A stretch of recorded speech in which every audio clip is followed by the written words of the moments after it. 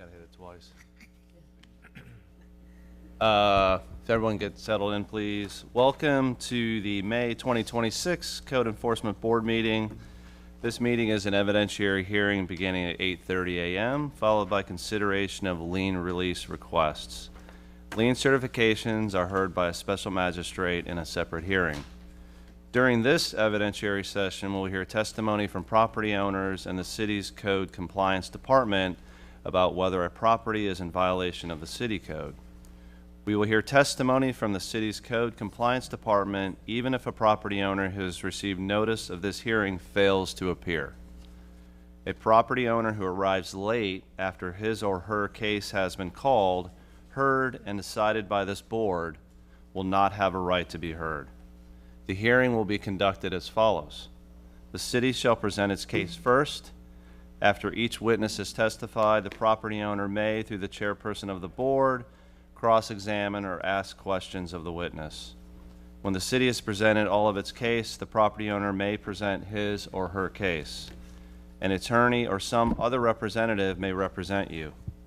You can present evidence in your defense either through witnesses or your own testimony. If you present photographs or written documents as evidence, they can be submitted to the board's recording secretary, which is down here, for the case file. The city will be able to cross-examine you and each of your witnesses. If you do hand in evidence, just know you're not getting it back, so just FYI. You have the right to remain silent, and your silence will not be held against you. You have the right to testify, and you have your testimony considered under the same standards as that of any other witnesses. The board may ask questions of the witnesses on both sides as the evidence is presented. This is not a criminal proceeding. Strict rules of evidence are not applied during the proceedings. After the board has heard all testimony from both sides, the board will entertain a motion and may enter a closed discussion at that time. During the closed discussion among the board, no additional testimony from the city or the property owner may be heard. Based upon the testimony and evidence presented, the board will decide whether or not a violation exists and whether the violation has been corrected. The board finds that there is a violation that has not been corrected. The board will order the property owner to correct the violation within a specific time period and a daily fine to accrue thereafter for failure to comply. Failure to correct the violation within the specified time will result in a fine for each day the property is not in compliance after that time period. After the board has made its decision, a copy of the board's finding and order will be mailed to the property owner of record. The correction of violations must occur before midnight of the deadline set for compliance. If the corrections are not made by the deadline, the fine will be imposed for each day any uncorrected violation continues after the deadline. If after your case is heard, you wish to appeal this decision, you have 30 days to petition the Circuit Court of Pinellas County. With that, if we can all stand for the Pledge of Allegiance.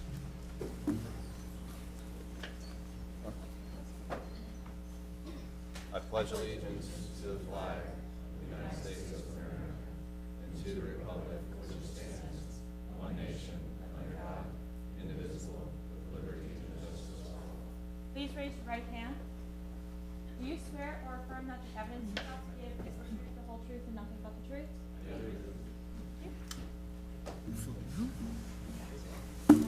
Roll call. Wilson. Here. Schneider. Hensler. Hanshaw. Williams. Hobbs. Here. Oseklis. Here. Waite. Here. Cintron. Here. That's roll. So before we start, just a couple of housekeeping items. I know, this is going to be a long day for some of you, but just in general, if we could turn our cell phones, put them on mute. So if you do have to take a call, try to be as least disruptive as possible and take your call in the hallway. Also, when you're up giving testimony, just the one thing we ask is just try to stick to the case, stick to the facts. We'll let you talk, but just be as concise as you can. And just know there's a Q&A session where we'll ask questions as well. So just those are a couple of things I want to lay out. Okay? So with that, we'll start. Item number 85, property owner Chris H. Calodo, investigator Jeff Perez.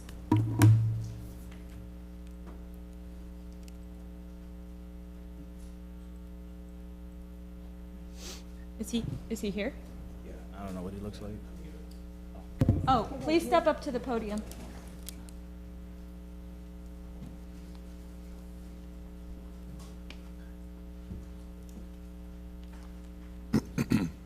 I am Jeff Perez, presenting for Brian Greenman, Code Investigator for the City of St. Petersburg.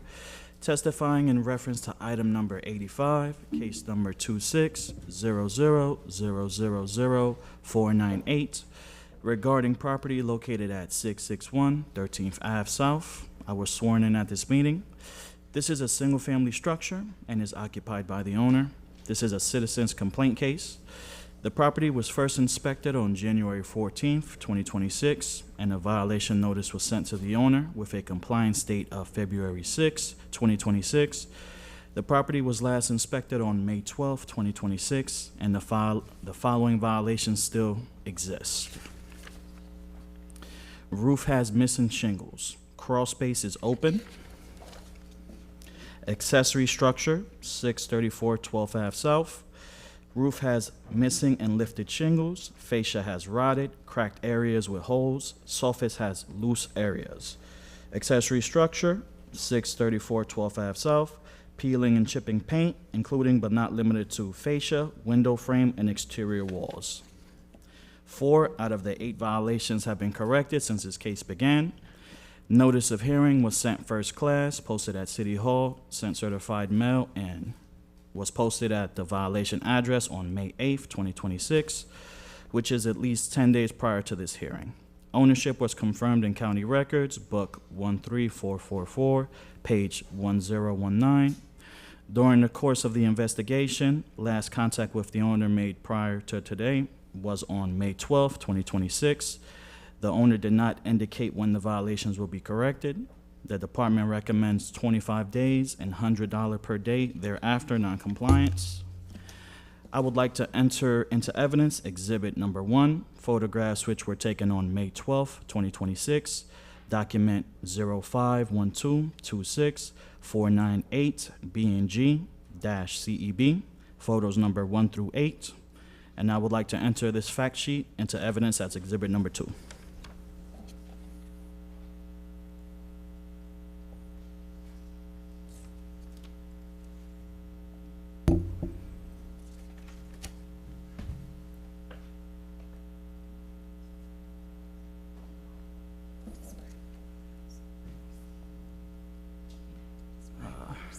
Let me see. Yeah, that photo there shows the issues on the roof, the soffits, right there as well. You see it right there on the right side, center of the picture. That's a picture of the property. Shows some of the lifted shingles there, missing shingles. Major issues right there you can see in the center of the picture, even though it's a little blurry. More issues on the roof there. And that's the open crawl space. That's a picture of the front of the property.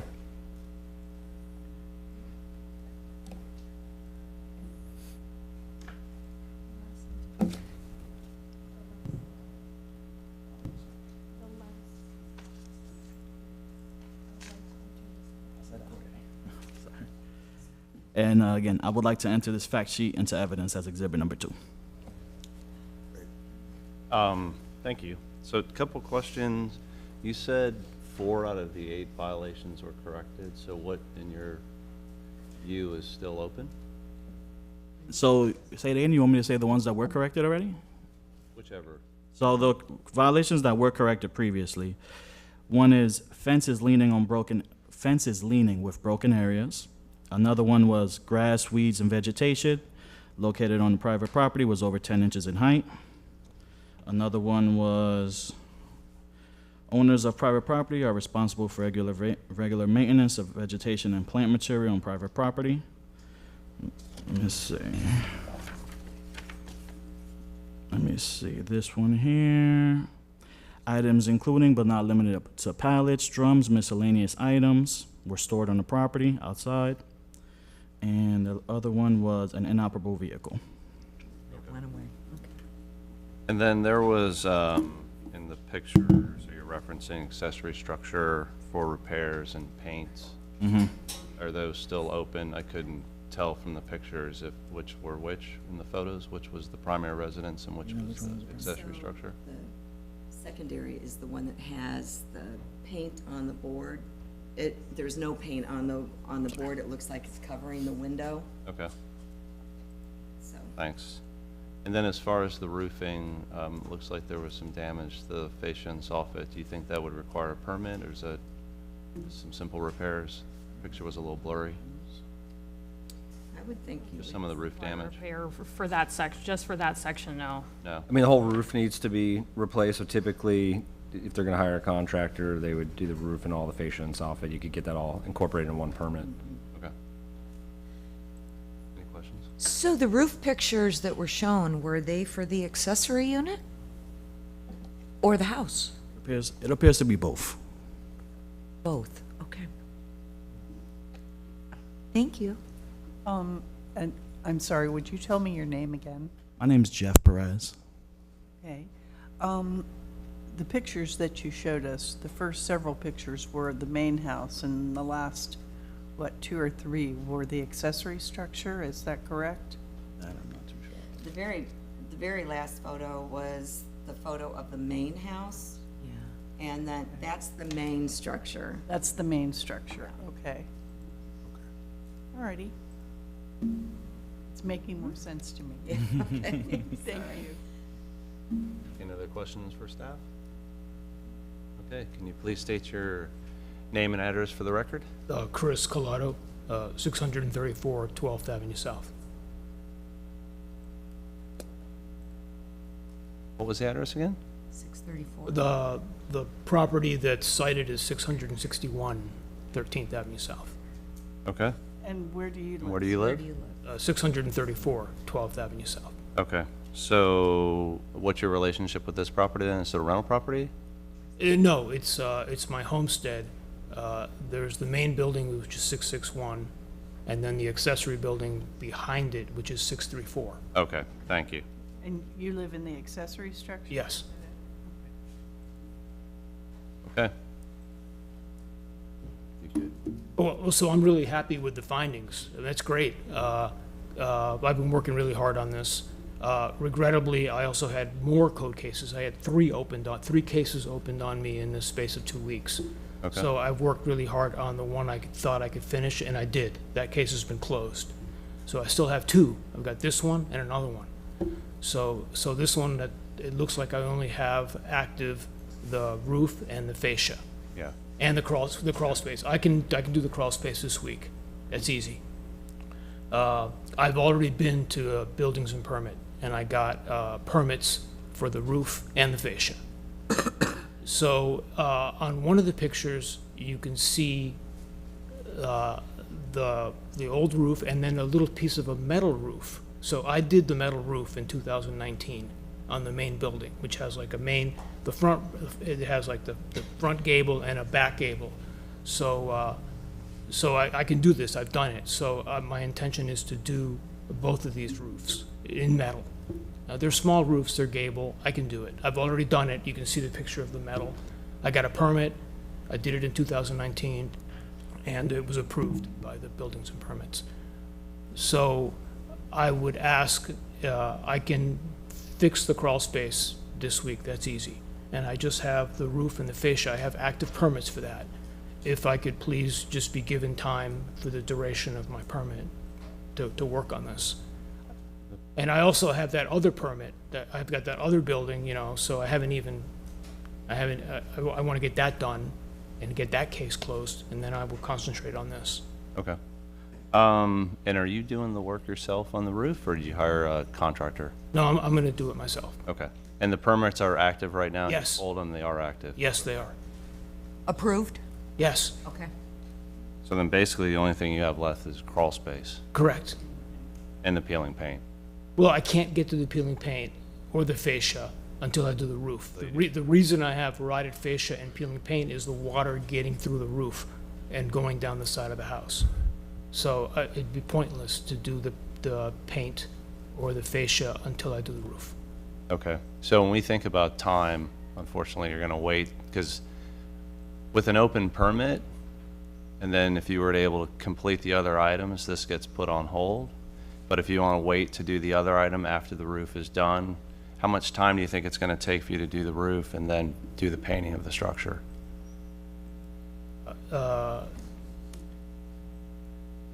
It'll take me a long time, but I mean, if I have to, I can just do a lousy paint job and just get that closed and then do it right when the roof is up? You're telling me that I have to do the paint to get that off? When we think about time, if you could get rid of the other items that are non-permit related, have that inspected, and those come out, assuming they turn out okay, then the case gets put on hold.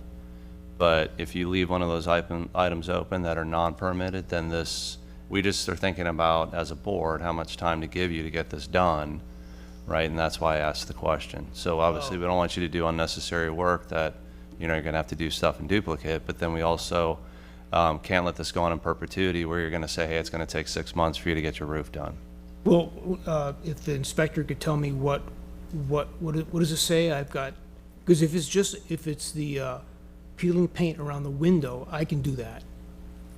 What else? I could do that, and, because I have permits for roof and fascia. So what's on there that's not covered by roof? So here for the primary structure, it says roof has missing shingles and the crawl space is open. Then for the accessory structure, it says roof has missing and lifted shingles, fascia has rotted, cracked areas with holes, the soffit has loose areas, and then also the peeling paint on the fascia, window frame, and exterior walls. So you need Well- to paint the structure that you're in. Pretty Yep. much, the whole thing. Pretty much the whole thing. So it's two violations left on each structure. Yeah. Chair, if I may, Sure. real quickly, so there may be a lot of confusion from viewing the photographs and things like that, because this is actually a property that spans 2 avenues. And so it was originally 2 primary structures at some point. They got combined. So it's not your typical scenario where when you're talking about an accessory structure, it's gonna be your standard, rear detached structure. So, we'd be happy to review the specifics of each property with the property owner. That way he understands exactly what needs to be done on each property, since it's a little hard to delineate or, just from saying accessory or main structure. But just wanted to throw that out there as to why there might be some difficulty in navigating this one. Okay, and are there active permits for the roof? I have the 2 active permits Okay. for both. So roof on the 661 13th Ave South and on the 634 12th Ave South. So both structures are covered. Good, thank you. Mr. Coluto, we're a little time sensitive on this because it's a citizen's complaint. That means you're annoying your neighbors with the state of your property. Given the kinds of violations that you've had, it sounds like you haven't been paying a whole lot of attention to the condition of your property. How much time, specifically in number of days, are you going to need to get the roof fixed? Oh, to do both roofs? The duration of the permit. I mean, I've got permits. No, sir, that's not what I'm asking you. How much time do you need to get it done? Do you need 60 days? Do you need 90 days? Oh, no, I need, 4 months. 4 months. Because I've got 2 roofs to do. And this has been since January already. I realize that you have been working on it, and we appreciate that. But have you considered hiring someone to do the roofs? I don't really want to, because I want to do a metal roof. Metal roof is, they charge you a lot more for a metal roof. Let me see if I Yep. can help you, because we're not giving you a hard time. What we're trying to do is be helpful. Okay. So the reason that we're being so specific is that we would like to respect your position that you don't want to have to paint twice. That makes total sense. The roof issue is going to go away because you pulled the permit in the right day. So you have a choice, and it's totally your choice. You can cure the other problem, which is the paint, and then take the time that you need to do the roof. But if you are choosing to wait until the roof is done to address the other issues, that's the problem. So all you have to do is tell us your preference. No, thank you for clarifying. That's what I thought, and then we went off somewhere else. I will cure the paint. I will get with the, I will, like 30 days. I need to get with the inspector for him to show me what areas. That right out there in the hallway, they Yep. will help you Yeah. with all that you need. Yeah. Perfect, thank you very much. I mean, if I could have more, that'd be better. If I could have 60 days, it'd be even better. And the neighbor complaint, my neighbors actually are, the complaint, he lives 2 blocks away. 2 blocks away. Sorry, that doesn't matter. It's Okay. immaterial, unfortunately. All right. Okay. So yeah, thank you for clarifying. I will cure the paint. I will do the crawl space. And then I've got my permits for the roof. And I will talk to the inspector as to what areas need to be for the curing of the paint. Can I read something? Great, thank you. All right, based upon the evidence presented in this case, I move that the board issue the following findings of fact and conclusions of law. The board finds that the violations of the St. Petersburg City Code, as stated by the code's investigator, have not been corrected. The board orders Chris H. Collado to correct the violation within 60 days or by 7/18/2026. If this order is not complied with, a fine of $100 per day shall be imposed. Second. Motion and a second. Any discussion? Okay, let's vote. Sutcliffe, Yes. Henshaw, Yes. Wilson, Yes. Hobbs, Yes. Cintron, Yes. Wade, Yes. Okay, sir, so with the board voted, you have 60 days to get the painting done. If for whatever reason you're not done within 60 days, you're going to get a notice to attend a special magistrate meeting, where you then have an opportunity to go in and have a discussion just like we had right now to potentially to ask for more time to get the work done. And you may or may not be granted that, given that time. Okay. So, good luck. All right, thank you. Thanks. Item number 104, property owner Alfonso Bernard Lewis, investigator Timothy Howard.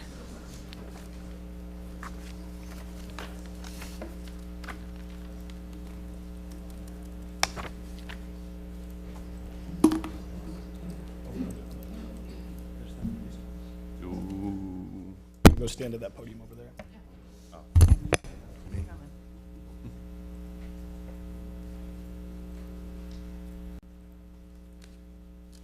I'm Timothy Howard, Building Demolition Coordinator for the City of St. Petersburg, testifying in reference to item number 104, case number 261984, regarding the property located at 1914 24th Street South.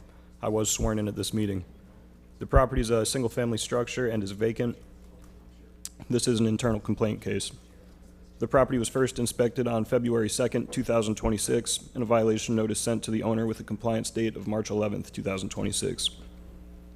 The property was last re-inspected on May 13th, 2026, and the following violation still exists. Per the city building official, the fire-damaged structure is unfit/unsafe for human habitation and use. Permits are required for repair. 0 out of 1 violations have been corrected since this case began. Notice of hearing was sent first-class mail, posted at City Hall, sent certified mail, and was posted at the violation address on May 8th, 2026, which is at least 10 days prior to this hearing. Ownership was confirmed in County Official Records Book 22702, page 0580. During the course of my investigation, my last contact with the owner prior to today was on May 19th, 2026, and the owner did not indicate when the violations would be corrected. The department recommends 5 days and $250 per day thereafter for noncompliance. Additional relevant facts regarding this case. As of May 15th, 2026, residential alterations permit number 2605001062 is in process. Unpermitted repair work was observed taking place and a stop work order was requested from the building department, which was issued on May 18th, 2026. I would like to enter into evidence as exhibit number 1, photographs which were taken on February 2nd and May 13th, 2026, document May 2026 CEB, and photo numbers 1 through 5. This is an elevation shot of the structure. This is some fire damage at the south side of the structure. Some further fire damage at the rear of the structure. Some of the unpermitted repair work, and further unpermitted repair work. I would like to enter this fact sheet into evidence as exhibit number 2, and this concludes my presentation. Thanks, Mr. Howard. So just assuming no one's living there, right? Correct, it's vacant.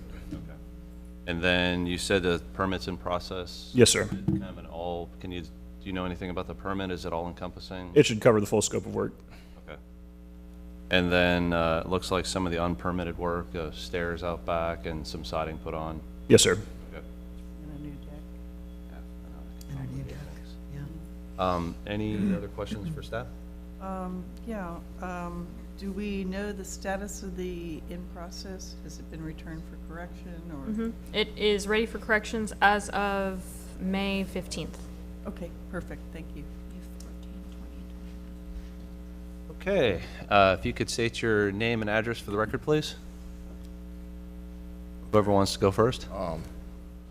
My name is Alfonso Lewis. I'm the owner, 1914 24th Street South, St. Petersburg, Florida, 33712. Okay. And then is the gentleman next to you going to speak? Okay. Gilberto Tamayo, and the contractor that made the application. And then we need your address for the record too, please. Your home address for the record. Okay. Can you state your home address for the record? Your address. My address. Yeah, your A- home address. A112 North Huber Avenue, Tampa, Florida, 33614. Okay. And so gave the vacant address. Where are you? Oh, yes, thank Mr. you. Lewis? Yeah, Mr. Lewis, where are you living right now? 711 40th Avenue South, St. Petersburg, Florida. Thank you. Thanks. So it looks like you have a permit in process. It's coming back for corrections, but it looks like you also did some unpermitted work, which may throw a wrench into your permit. But if you could tell us what's going on, and kind of what next steps look like in terms of when you think that permit's going to get approved? Yes. I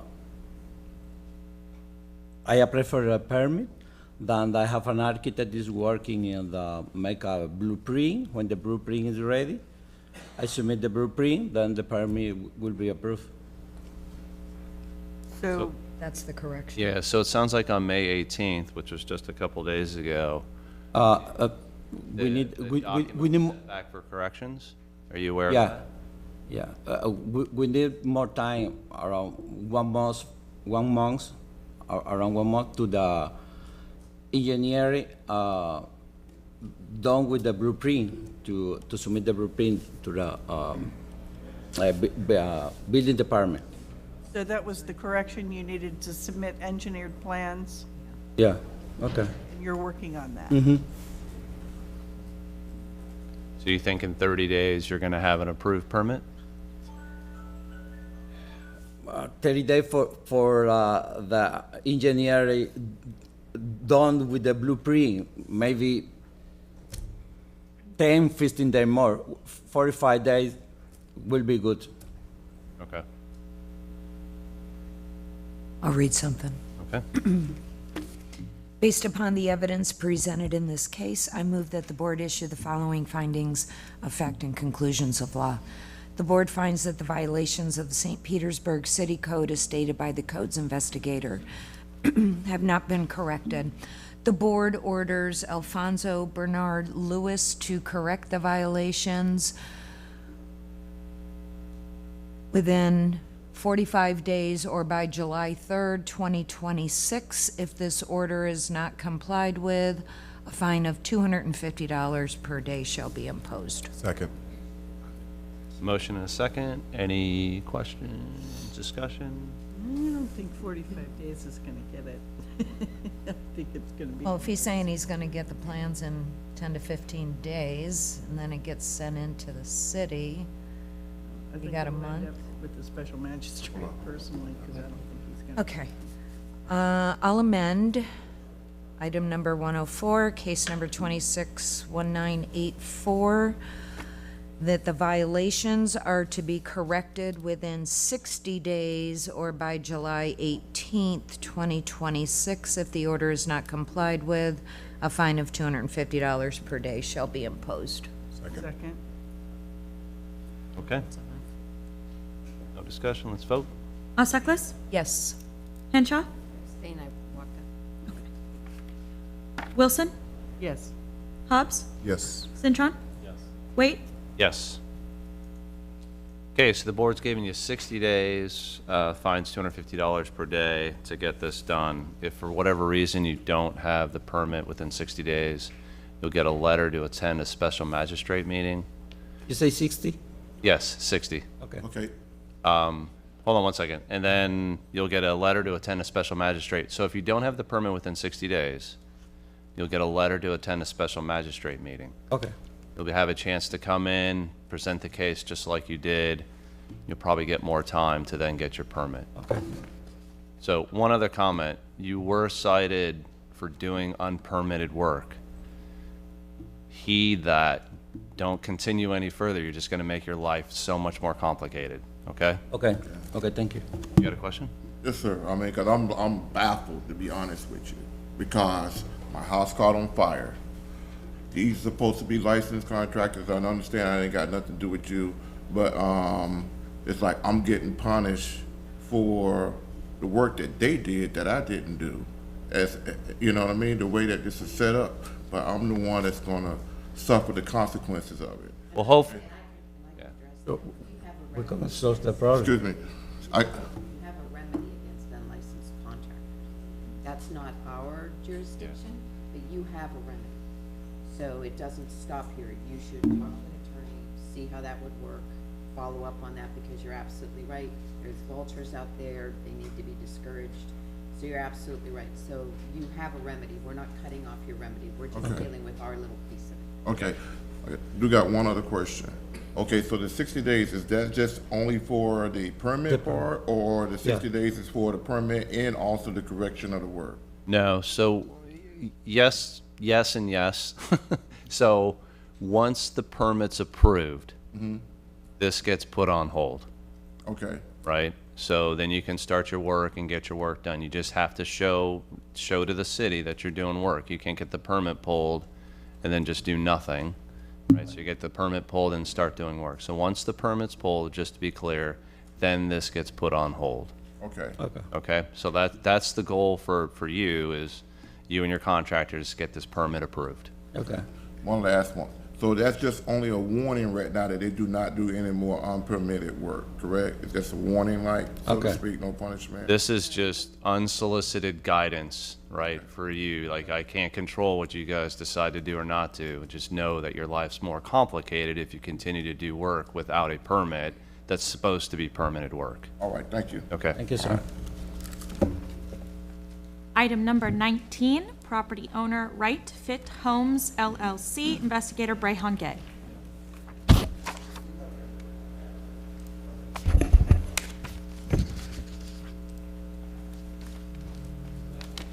Good morning, Board. I am Breon Gay, Codes Investigator for the City of St. Petersburg, testifying in reference to item number 19, case number 26-2344, regarding the property located at 3201 Fremont Terrace South. I was sworn in at the beginning of this meeting. This is a single-family structure, and it's vacant. This is a codes follow-up case. The property was first inspected on February 12th, 2026, and a violation notice was sent to the owner with a compliance date of March 9th, 2026.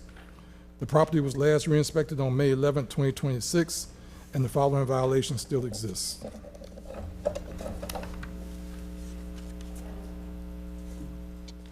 Portions of the siding are missing with cracks and holes throughout the property, mildew growth on the siding. Front exterior door frame is in disrepair, broken and cracked wood. Front exterior door has holes in it. Fascia and soffit are in disrepair, rotted wood, unpainted sections, and missing portions. The window frames are in disrepair and missing damaged framing. Window glass has holes and cracks throughout. Dead palm trees in the front yard. Palm trees and vegetation are not being maintained with dead fronds and sections. Chipping and peeling paint on the cement wall portions of the porch. Porch posts not in upright secure position. Unpainted porch posts. Chipping and peeling paint on porch overhang. And light fixture not secure on the porch area. Wires from utility pole are down at the rear of the property. Exterior drive vent not secure to the wall. Exterior conduit missing cover at rear property, and materials in rear yard uses ground cover not being properly maintained, and uneven and unmaintained portions of the concrete, bricks, turf, and dirt. Bare wood is at the rear of the structure. Junk outdoor storage throughout the property. Items include but not limited to house siding, wood posts, wood boards, cones, and bricks. Sewer cap is not installed on the sewer cleanouts.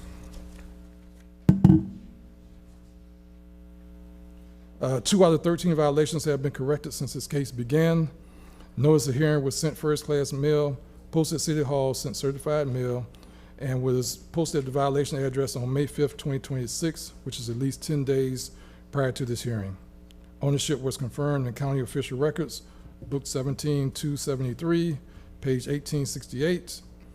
During the course of my investigation, my last contact with the owner prior to today was on February 20th, 2026, and the owner did not indicate when the violations would be corrected. The department recommends 25 days and $200 per day thereafter for noncompliance. There are no additional relevant facts regarding this case. I would like to enter into evidence as Exhibit 1, photographs which were taken on May 11, 2026, document 051126-344 BDG CEB, and photos number 1 through 8.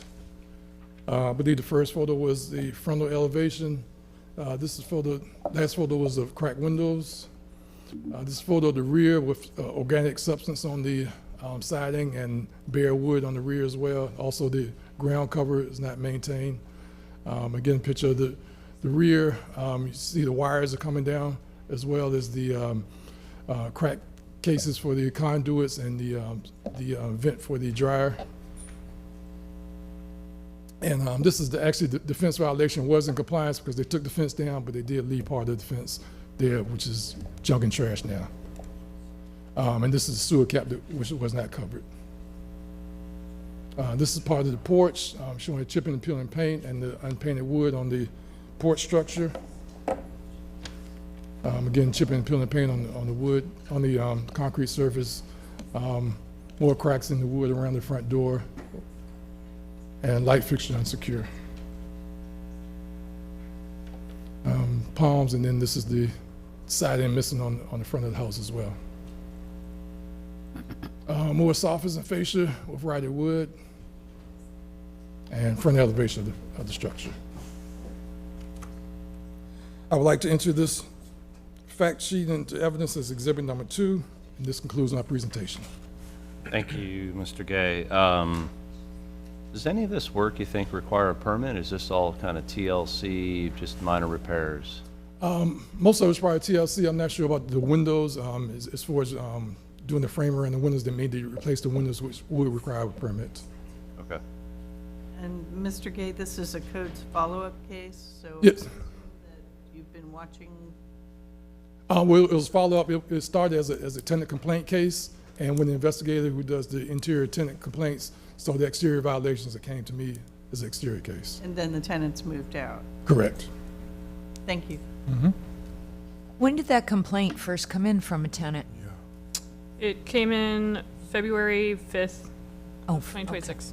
Of 26? Yep. Okay. Any other questions for staff? Okay. Can we please have your name and home address for the record, please? Yes, Jeanette Harper, 260 50th Street South, St. Petersburg, Florida, 33707. And your relationship to Right Fit Homes LLC? I help him manage the properties. Okay. Property manager. So, can you tell us what's going on with this property? It's been kind of, it looks like in this state since February 12th, couple things repaired. Yes, excuse my voice, it's just coming back. Okay.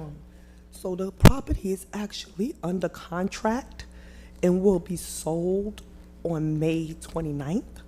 The issues that led up to the situation going on right now, number one, we had a tenant in before this tenant, and for whatever the reason, go back. I do affordable housing with transitional people, so sometimes when you see them, you don't want them in your neighborhood. So the person who was there before this person, the cops kept getting called saying they had drugs. Now, I don't know if you have access to those records, but they broke the house down like 2 times. where they smashed in the door, smashed in windows. When she moved in, the windows, everything was fixed. So I don't know how that back window got broken like that, but she began calling even though we were doing things to the house. Like when she moved in, we had fixed everything from when the cops broke in. I mean, it was on the news and everything. Like they destroyed everything in the front of the house and the side of the house. So it was all fixed. But then, I don't know, after she moved in, she did whatever with the window or whatever. But the outside stuff, I never addressed that. So that was not done.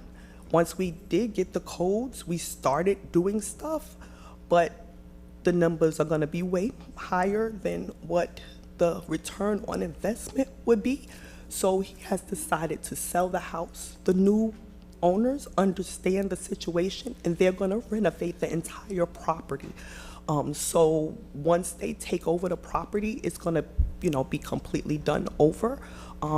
But they are aware, and we did start to do some of the stuff. While she was there, if you needed to, I guess I could show you some of the text messages if you need to see them, but No, that's okay. she wouldn't let us in the house. So I did call, I don't know if I spoke with him or who I spoke with, but I called and I explained it to them that we're trying to get into the house, but she's not letting us. But basically what you're saying right now, you're not going to do any work because this is going to close in about 10 days, right? Right. Okay, so can you just a question for the city, remind me when a house is under contract and sold, this transfers with it, right? Yes, so once the ownership updates, we would rewrite the case to the new owner and they'd be responsible. Okay, and does the time reset, or is Yes. it? Okay, They would get a brand new violation notice and then eventually be put back into the process. But they are given time. okay, thanks. I don't know if we need to hear any more, so, but I'll turn it over to my constituents. Any other questions? Did you say there's someone living in the property currently? Oh, I'll read. Okay. Based upon the evidence presented in this case, I move that the board issue the following findings of facts and conclusions of law. The board finds that the violations of the St. Petersburg City Code as stated by the code's investigator have not been corrected.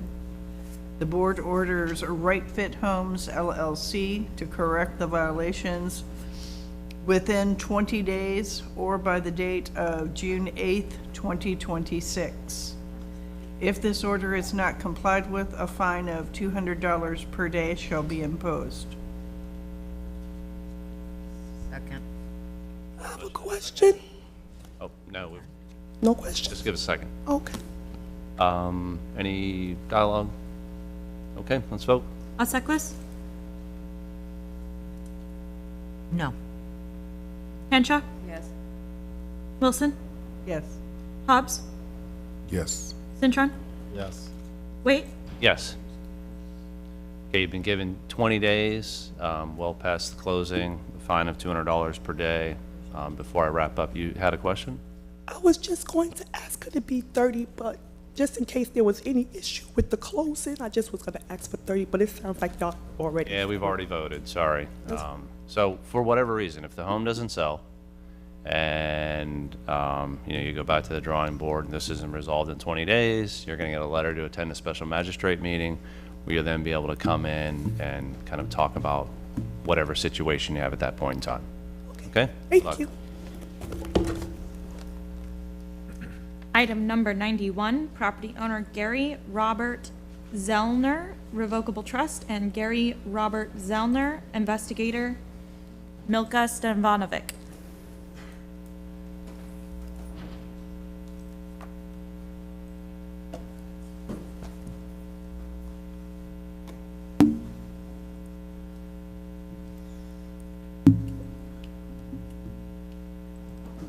Good morning, everyone. Income, right? I am Milka Stevanovic, code investigator for City of St. Petersburg, testifying for Brian Greenman in reference to the item 91, case 262282 regarding property located at 320 18th Avenue South. I was sworn at this meeting. This property is a single-family structure occupied by the owner. This is code-initiated case. The property was inspected on February 11, 2026, and violation notice sent to the owner with the compliance date of March 6, 2026. Property was last inspected on May 12, 2026, and the following violations still exist. Roof has lifted and has broken areas. Rafter tails are rotted. Exterior walls has gaps, broken, missing, and rotted areas. Window glass is missing and broken. Soffit has fallen down and it's hanging. Window frame is rotted. Secure board needs to be painted in a color of a main structure. Crawl space is not secured. 3 out of 10 violation has been corrected since this case began. Notice of hearing was sent first-class mail, posted at City Hall, sent certified mailed. It was posted at the violation address on May 8, 2026, which is at least 10 days prior to this hearing. Ownership was confirmed in a county office record book 18922, page 8472. During the course of my investigation, my last contact with the owner prior to the day was May 12, 2026, and the owner did not indicate when the violation would be corrected. This department recommends 25 days and 150 per day, therefore non-compliance, thereafter non-compliance. I would like to enter into evidence Exhibit 1 photographs, which were taken on May 12, 2026, document 051226282 BNG CEB, and photo number 1 through 8. As you can see, broken window with a rotted frame, unsecured crawl space, rotted fascia, rafters, missing exterior wall, missing pieces, roof in disrepair,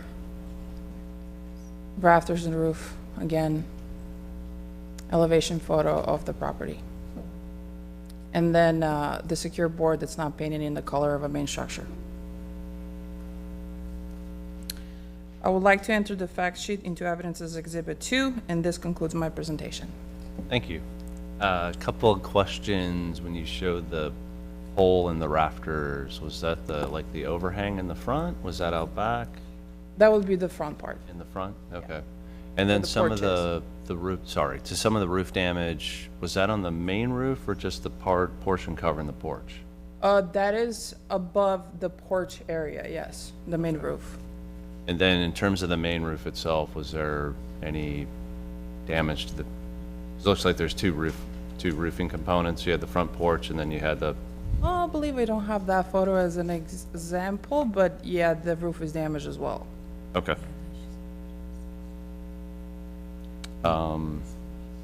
You said there was 3 out of 10 corrected? I can read those too.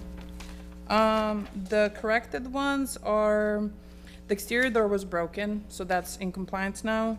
Accessory structure, which is carport / garage, is the support post has chipping and peeling paint. That's also corrected. And then on that same accessory structure post was rotted, and structure roof has broken areas, and that has been corrected as well. And I guess in terms of a permit, Nothing have been applied for. okay, but it looks like it would only be roofing, or do you think there's more? Yeah, I believe only roof. Oh, and the window permit will be acquired as well. And, yes, that would be all. Okay. Any other questions for staff?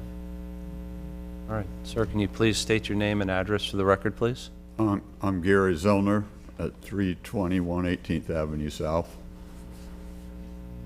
Great. And I have the shop right across the street from the house. Okay. I've been in and out of the house living there since 1970. But the storm wiped us right out, the shop. So now I'm trying to close it down because I'm getting too old. I can't start over again. But the house, I don't know where I stand on it completely, but this last weekend we got the wood cut off of the top of that porch. Most of the damage, I think, was on the porch because it messed up the tin roof on that. And it was just the porch roof, but anyway. And the house looks complete. I thought, well, I got to fix the house back up because I've been there since that many times. But I don't think I've ever had one of these against me. Maybe once or so, But like I said, I'm there and I can only do. But the shop was worse than the house, so that's where I was trying to get the shop in order so I can get out of that place. Well, I've been there since '65. I don't know anything else. So it's hard to wean yourself of your whole life, but it is. So how much But- time, how much time do you think you're gonna need to? But this last weekend, we did get, I don't know if they've been by when they were by last, but we didn't get, we got some of the stuff done on that front porch. We've got the limbs were touching the porch from the oak tree right ahead of it, so we got them are all in a pile out front. I haven't had them hauled off yet, and I don't know if the city does that. I don't think they do rubbish like tree limbs and stuff. I gotta call the sanitation department, find out on that. But it sounds like one of the biggest items is gonna be 2 items requiring a permit. And I think I did get them side windows, she said, that were broke. I think for now, I just put the one was broken, so I put a piece of plywood and painted it over it on that one, without deciding whether to put new windows in it or not windows. And what about your roof? The roof? Yeah. Yeah, the roof, I've had tin for that roof for over 3 years to redo that roof anyway, 'cause it was, but the boards, it had 1x3s on it. We put plywood on there now, on the roof to hold the tin before the tin goes on. It's just, things were getting away on me since the storm. It's a mess down there. So how much time do you need to get the roofing work and the rest of these violations taken care of? And I think I had 2 things here. I guess they both came at the same time, 2 like case numbers. But I think the one they cleared out though, didn't they, or something? I have one of them supposed to have been cleared out, but I don't know what was on each one. Hang on a second.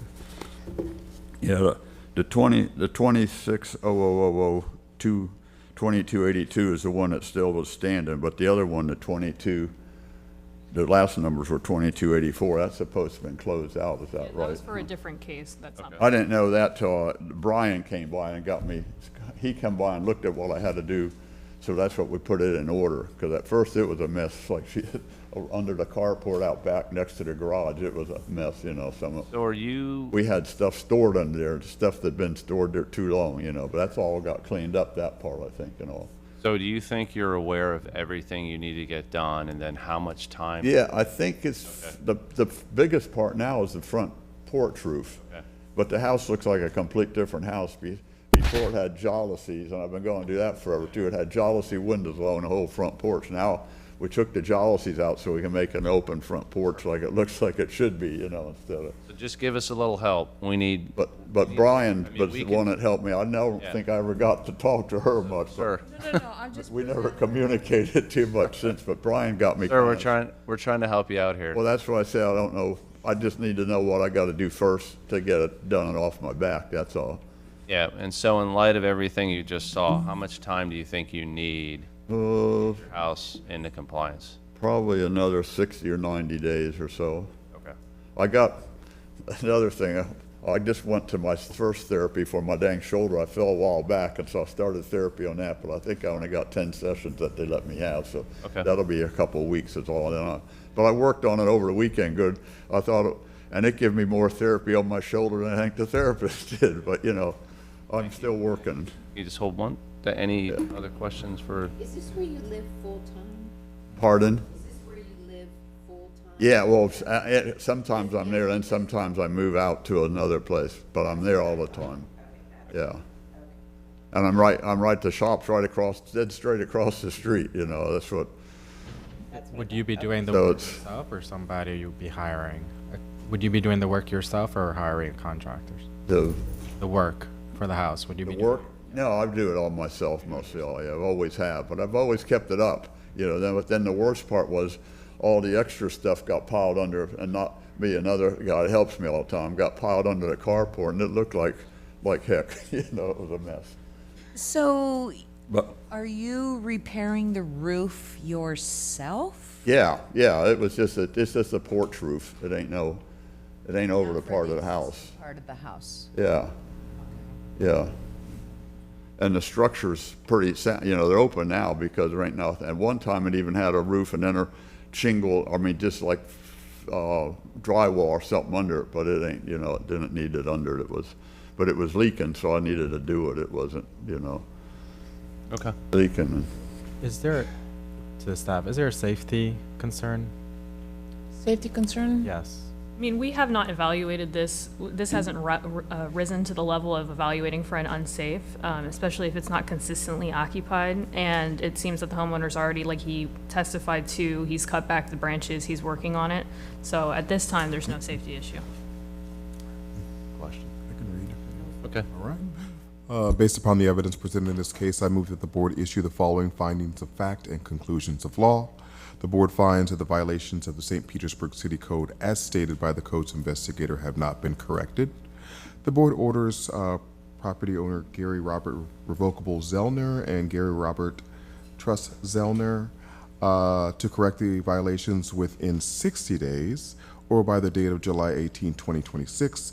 If this order is not complied with, a fine of $150 per day shall be imposed. Second. I had this one other thing. Hold I on, don't- sorry, sir, yeah, we can't take any more testimony. Just, we're in discussions right now. Any, Yep, I think, I mean, if it's owner occupied, it can go as low as 100 if you. yeah, I was gonna ask that question. But the other thing is, I don't think 60 days is long enough. Because he hasn't gotten yeah, there's gonna be a permit issue on that. He just doesn't know yet. I'll amend. Well, hang on, because that's just my opinion. I don't know what everybody else. Yeah, I personally thought probably needed more time than that, and the fine too. The board orders property owner Gary Robert Revocable Zellner and Gary Robert Truss Zellner to correct the violations within 90 days or by the date of August 17, 2026. If this order is not complied with, a fine of $100 per day shall be imposed. Okay. The only thing I didn't know what I. No, sir, we're still in discussion right now. We'll give you a chance I'm to done? any questions at the end. We'll come Okay, back. no, that's good. Okay, We're sorry. good. Second. We got a motion and a second. Any Let's other vote. discussion? Let's vote. Alseklis, Yes. Hanchak, Yes. Wilson, Yes. Hobbs, Yes. Cintron, Yes. Wait, Yes. All right, sir, you've been given 90 days. So if you're not done with the work in 90 days, you're going to get a letter to appear before a special magistrate. We'll have the same discussion. I would highly encourage you to get with the codes enforcement person so you really understand, Yeah. again, what needs to get done within the next 90 days. I think the board gave you an additional amount of time because you might need a permit to fix your roof. Okay. Right, or whether you do it yourself or pull a Checking that, GC, yeah, there's a good okay. chance you're going to need a Yeah. permit. Okay, did you have a final question for us? No. Oh, the only thing, do I call her? I call Brian. Which one am I with? You call Brian. Yep, You would need to get in touch with Mr. Greenman, yeah. with Brian. With Brian? Okay, that's why I wasn't sure, that's who I talked to last, but that's the one that kind of got me straightened out which way, what I had to do and do first, to get it. Owner, Mr. Greenman couldn't be here today, so she's just taking. No, that's fine, that's good. I just never met her before, so it's a good thing. No, Good luck. like I said, I've been there my whole life, don't know anything else, but don't get old, that's all I can tell you. Thank you. I'm good? Yep. Okay, thank you all. item number 79, property owner Lan Lee and Feng Tai, investigator Joseph Brenori. Good morning. I am Joseph Bernori, Codes Investigator for the City of St. Petersburg, testifying in reference to item number 79, case 263040, regarding the property located at 9318 First Street North. I was sworn in at this meeting. This property is a single-family structure and is occupied by tenants. This is a codes follow-up case. Property was first inspected on February 24th, 2026, and a violation notice sent to the owner with a compliance date of March 20th, 2026. Property was last re-inspected on May 13th, 2026, and the following violation still exists. Permits are required for work on flood zone properties, including but not limited to kitchen and bathroom renovations. 0 out of 1 violations have been corrected since this case began. Notice of hearing was sent first-class mail, posted at City Hall, sent certified mail, and was posted at the violation address on May 5th, 2026, which is at least 10 days prior to this hearing. Ownership was confirmed in County Official Records, Book 23294, page 2154. During the course of my investigation, my last contact with the contractor prior to today was May 11th, 2026. The contractor did not indicate when the violations would be corrected. The department recommends 25 days and $150 per day thereafter for noncompliance.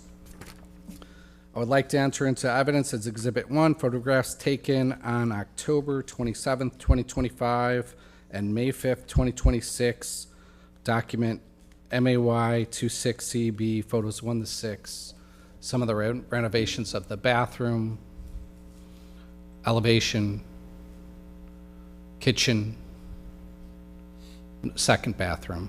And that's the listing on Zillow and the detail of the renovation. I'd like to enter this fact sheet into evidence as Exhibit 2. This concludes my presentation. Thank you. Do you know if there's a permit on file right now, after the fact permit, anything? No application. No application, nothing. Okay. Any other questions for staff? Okay. Sir, can you please state your name and home address for the record? Yes, Jason Rohr, 1925 26th Street South, appearing on behalf of the owners. I'm a building designer with Reed Engineering.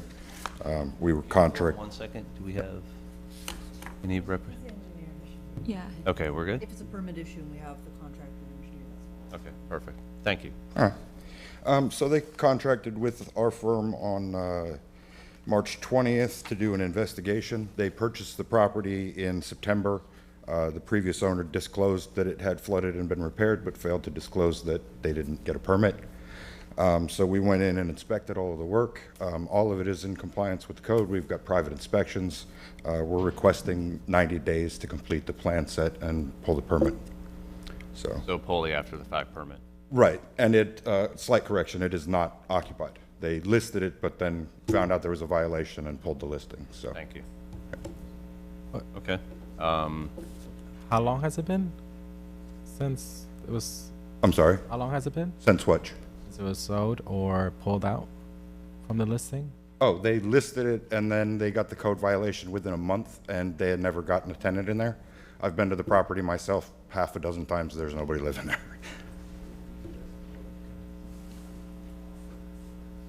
Utilities were activated on April 27th, and there's been cars in the driveway when I've inspected. This year? The cars belong to neighbors who are using it because it's been occupied for over a year. Okay. So confused. It's this year that it was pulled out? The utilities were just activated April 27th. We needed utilities to do a proper inspection of the work to make sure that everything was working as required. So it's, I've got a list here with the work that was done inside, mostly kitchen, bathroom cabinets, one shower pan, some laminate flooring, 2 feet of drywall, mostly all the way around. We've got the letter from the county indicating a $136,000 on the 49% rule, well over the costs estimated to do the work that was done.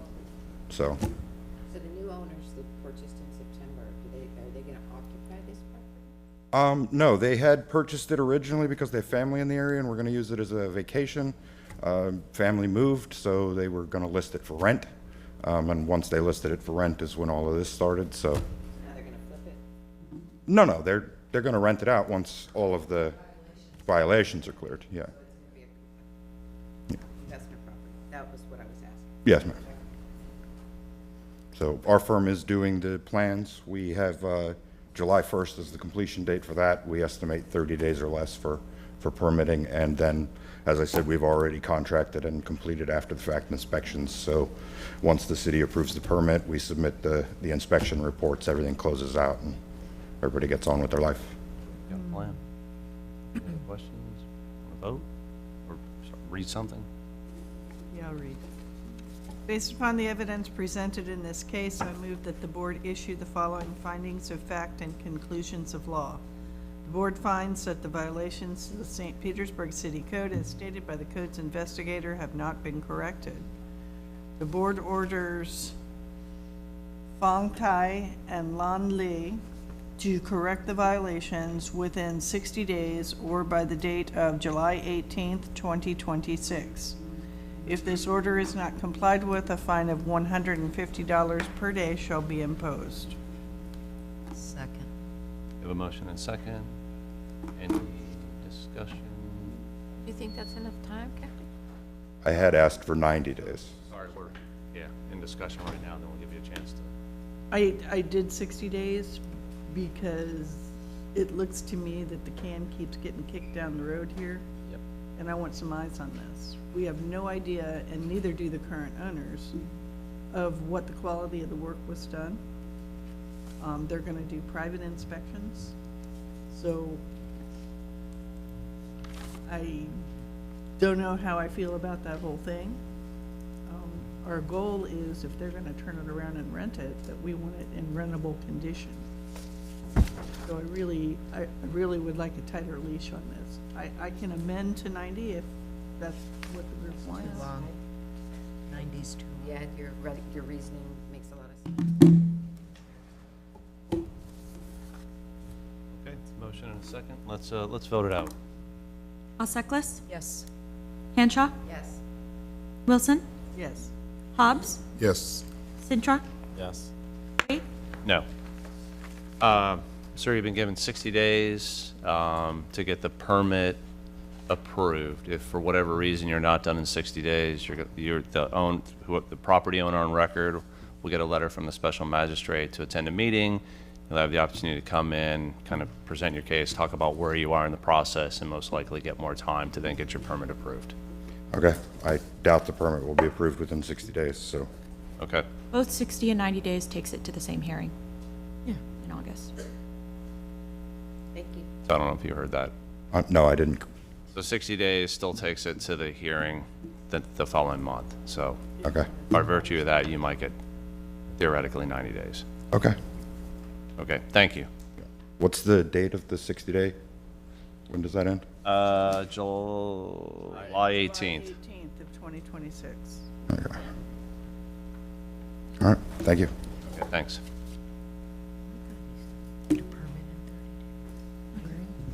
No, the compliance date. I'll take a look at that in a second. Item number 99, property owner Nandrani Dot and Nandrani Family Trust, investigator Ryan Henderson. Morning. Case number again? I'm Ryan Henderson, codes investigator for the city of St. Petersburg, testifying in reference to item number 99, case number 26-2498 regarding property located at 275 34th Street South. I was sworn in at this meeting. The property is a commercial structure and is occupied by tenants. This is a codes follow-up case. The property was first inspected on February 3rd, 2026, and a violation notice sent to the owner with the compliance date of March 12th, 2026. The property was last re-inspected on May 12th of 2026, and the following violation still exists. It's a permit violation, and there's two parts to it. The first one is a repair made to stair railings at pool area with installation of new wood railing and spindles over existing railings components, which remain in disrepair. A permit will be required for this repair or for the full replacement of the railing.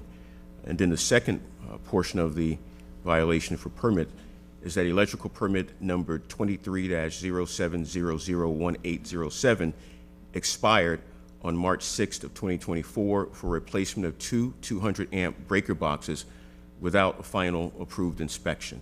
The last inspection was on February 14th of 2024, and it was disapproved. So we have one remaining violation for permitting with those two elements to it. One out of two violations have been corrected since this case began. Notice of hearing was sent first-class mail, posted at City Hall, sent certified mail, and was hand-delivered by me on May 8th of 2026. Ownership was confirmed in county official records, book 21869, page 0476. During the course of my investigation, my last contact with the property owner was on May 13th of 2026, and the owner did not indicate at that time when the violations would be corrected. The department recommends 25 days and $200 per day thereafter for non-compliance. Additional relevant facts. There are no additional relevant facts in this case.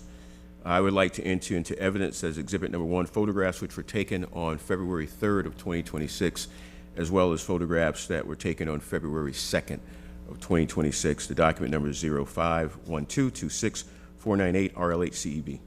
And so this is the elevation of the motel at 275 34th Street South, Inn on the Hill. Our second photograph. Excuse me. Sorry? Oh, I'm sorry. Yeah, that's fine. So the next photograph, this shows the 2 breaker boxes that were installed. They were replacements for previous breaker boxes. And so they were installed, there were inspections, but those inspections were never final, and now the permit has expired. This is the railings as, the condition of the railings as of the 12th of May. We're going to give you some different shots of it in the next few photographs. So this is what the railing, condition of the railings look like as of the 12th of May. And so they've been painted, so that's why we closed it. One of the complaint that was closed was about primarily the condition of the railings. So they were painted, and there was a piece of 2x4 that was on the inside of the railing that was removed. However, when we go to the next photographs, you can see that piece of 2x4 is no longer there, but our concern is that the railings have been altered, and even with the spindles, when we see that, it says to us that there's some construction that was done without a permit. And so, and they'll explain their part, but when we see that, that tells us that there was some work done without a permit, or that there was work done, and we have to check for permits, rather, right? And so, and then the next photograph, and that's another photograph that was taken on the initial inspection back in February, so it gives you a better view of the entire railings. That's all the photographs I have. That's it. Okay. Thank you, I'm sorry. Thanks, Mr. Henderson. So, just going back to the electrical permit, I just want to make sure I heard this right. Did you say when they came out and inspected, it was not approved? It was not approved, correct. Do we know why it wasn't approved? Yes, so the notes from the building inspector, there are 4 corrections. They have to separate the grounds and neutrals at the 200 amp. There's missing breaker ties. There's burnt wire on the breakers.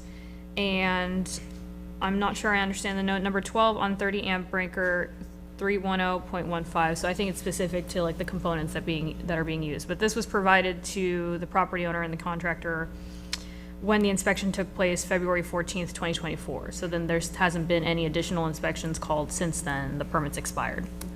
In 2024. In 2024, yes, ma'am. Oh, and this is I'm assuming this is occupied with tenants since it's a hotel? Correct. Okay. Any other questions for staff? Yeah. Is it not considered unsafe? Those 2 electrical panels that were not approved and tenants are living in there? So Fire hazard? this hasn't elevated to an unsafe issue. They have the permit, they've completed the work, they just need to make corrections to meet the building code.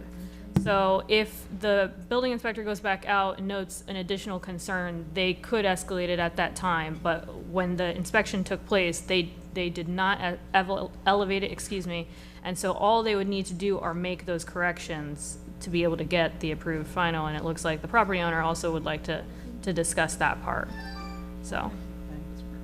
Problem with ground wire is Yeah, a safety issue. I know, that was the first thing that I've been across. And Mr. Henderson, in that last photograph where you showed a wide shot of the railing going down, and then there was like a mezzanine area up at the top with railing. At least we won't have to paint her. All of those rails, the spindles, all look rusted and broken. Were they cited for the condition of the mezzanine rail too? So it will, when we cite the violation, it encompasses everything. At least, okay. All of the railings. Correct. Throughout the entire. Railing throughout the entire structure. Okay, thank you. You're welcome. Just to confirm, the railing currently right now has the wood over it. What was that? I'm sorry? I couldn't. Does the railing right now have the wood over it? No, that little piece that was on the interior is no longer there, no. Oh, okay. But you So still we're- have the wood spindles and the metal spindles. Correct, yeah, and so we still have concerns. Yeah, That, but the you know, top's gone. that, well, not the very top, it's that piece that was on the side. wood. Yeah. That piece is gone. Okay. So the railing picture that is painted and looks great is not correct? We For have building concerns about it, codes? Correct. Correct, so right. they should have pulled a permit, and at that point, they would have been able to go through corrections with the building department to be able to Okay. use the correct materials and build it correctly. So right now, that's what the violation is for, they need to go pull a permit for the railing work. Okay, And we have we sent photos of the work, of the finished work to the building, to one of the deputy building officials, and they confirmed that that work requires a permit. Okay. Thank you both. Can you please, sir, can you please state your name and address for the record? Home address? My name is Kailash Deodat. I live at 1704 East 6th Street, Lehigh Acres, Florida, which is South Fort Myers. Property in question here is 275 34th Street South, Inn on the Hill Motel. One more second. So if this other person's going to testify, we need that person's name and address for the record. Kailash Deodat. No, that other person. Roy Fletcher, 5560 10th Street South, St. Petersburg, Florida. And your name one more time, sir? Roy Fletcher. Roy Fletcher. Okay. Roy Fletcher. Yeah. How are you both connected to He's the owner. I'm the owner. family trust? I'm the executor and administrator to the estate. Okay. First of all, let's address the electrical permit. Since the inspection was done in 2024, Mr. Henderson could tell you that we are owners that take care of our things right away. We don't wait for a week, 2 weeks, or whatever. That issue was taken care of right away. It was never re-inspected. You know, we called up for inspections and whatnot. For some reason, that got thrown under the mat, you know? So there was no safety issue or anything like that, burnt wires, that was all then, you know, corrected and whatnot. When they came, I think in 2024, they had seen a few burnt wires on the tips, and the electrical contractor took care of that right away. Okay, so what you're gonna need to do is call for a final inspection, but first you're gonna have to make the permit reactivated. We did, and as of yesterday, they had inspected, and we thought it would have been updated. We were checking on that. It still hasn't. So we're going down to the permitting department right after this to find out why it wasn't updated for today. Somebody's gonna have to come out and inspect it. They did. They did. Nick Zito, the inspector, electrical inspector, yeah. Roy is on the property full-time, so anytime we have knowledge of any issues, we take care of it right away. We call up the electrical contractor, or plumbing contractor, whatever it may be. If you check our records, you know, we shouldn't have any problems with permitting or violations or anything like that we haven't taken care of right away. Apply for a permit for the railings now? Now, let's address the railings. The railings, first of all, that wasn't a complaint or a cited issue that was going on. We were actually repairing those things, you know, because we see that, you know, it needed attention. Nobody had to tell us that it needed attention. Well, now you've been cited for it, so what? Yes, so we've been cited for it, and what they cited for was the work that was in progress. So those rails that are there, as you could see that if you pull up the pictures again, with the 2x4 on the back part of it, that 2x4 was put there so that we could set the top cap of the railing to the right heights. Okay? If I can just interject, we just need to kind of understand, so we all know it needs a permit. Well, So where do you stand with getting whatever is required to then get your permit pulled for the railings? So we this is the understand you're thing. Trying to address issues. Yeah, but this is the thing. Why are we thinking about a permit of something that's been there over 20 years ago? Because in the opinion You of, made modifications to the railing at a. No, we didn't. And it No. requires a permit. Let's take a look at the pictures again. We did look at the photos. and Okay, let's take a look at the pictures again. Page, Can we? pull up the photos again. And again, we send the subject matter experts, to the building department. The Right. deputy building official reviewed it, and they confirmed that that type of work requires a permit. Okay. So that's what we need to see then. Yeah, well, that's why I'm trying to paint the picture of exactly what's going on. If we could look at that picture again. yeah, we don't, You don't need to know that. yeah. The building department's already determined you need a permit. Okay, the spindles that you see there that are brand new, they're from Home Depot. The originals 20 years ago were from Home Depot. Yeah, None of that's not important. Okay, but there was nothing, yeah. You need to get a permit to do any further work. yes. You need a permit to look at the work that you've already done. It has nothing to do with where you got it or how you installed it. You need a permit. But there was nothing changed. That's what I'm saying. There was nothing changed in the design or anything like that. Determination has been made that you need a permit. Go get a permit. That's the only thing that's gonna get you out of this trouble. Okay, well, So just give us a time frame. Yep. We'll get you, and you can. well, 90 days. Yeah. So we could get 90 days. So that we could just obtain permits and get it all closed out right away. You know, like I said, I'm going down to permits right after this. All right. Okay, good. Any other questions? Want to read something in?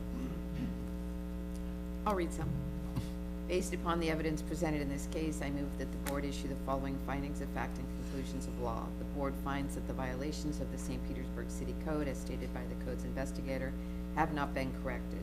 The board orders Nyan Durat trustee and Nyan Dutat Family Trust, I'm sorry for massacring your name, to correct the violation within 60 days or by 7/18/26. If this order is not complied with, a fine of $250 per day shall be imposed. Second. Motion and a second. Let's vote. Alseklis? Yes. Hanshaw? Yes. Wilson? Yes. Hobbs? Yes. Citron? Yes.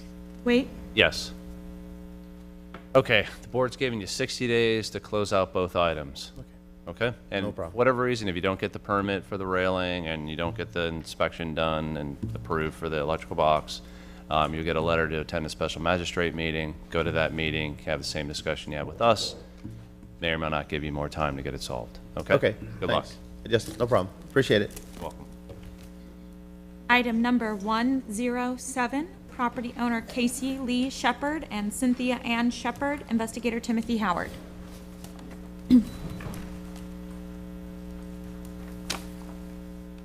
I'm Timothy Howard, Building Demolition Coordinator for the City of St. Petersburg, testifying in reference to item number 107, case number 261986, regarding property located at 626 Paris Avenue South.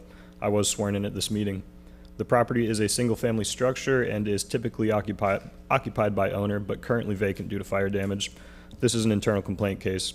The property was first inspected on January 27th, 2026, and a violation notice sent to the owner with a compliance date of March 11th, 2026. The property was last re-inspected on May 13th, 2026, and the following violation still exists. Per the city building official, the fire-damaged structure is unfit/unsafe for human habitation. Permits are required to repair or demolish. 0 out of 1 violations have been corrected since this case began. Notice of hearing was sent first-class mail, posted at City Hall, sent certified mail, and was posted at the violation address on May 8th, 2026, which is at least 10 days prior to this hearing. Ownership was confirmed in County Official Records, Book 22145, page 0898. During the course of my investigation, my last contact with the owner prior to today was on May 19th, 2026, and the owner did not indicate when the violations would be corrected. The department recommends 5 days and $250 per day thereafter for noncompliance. Additional relevant facts regarding this case: demolition permit number 2603000695 is in process as of March 11th, 2026. I would like to enter into evidence as exhibit number 1, photographs which were taken on May 13th, 2026, document May 2026 CEB, and photo numbers 1 through 4. This is an elevation shot of the property, the view facing south on Paris Avenue. You can see some of the fire damage there, the gable vent that was removed for firefighting efforts. A bit hard to see with the lighting, but the porch is black with smoke damage. And then some charring there at the rear of the structure and another gable vent removed for firefighting efforts. I would like to enter this fact sheet into evidence as exhibit number 2, and this concludes my presentation. Thanks, Mr. Howard. My ear's a little clogged. Can you repeat what the date was for the demo permit application? Yes, sir. It's in process as of March 11th, 2026.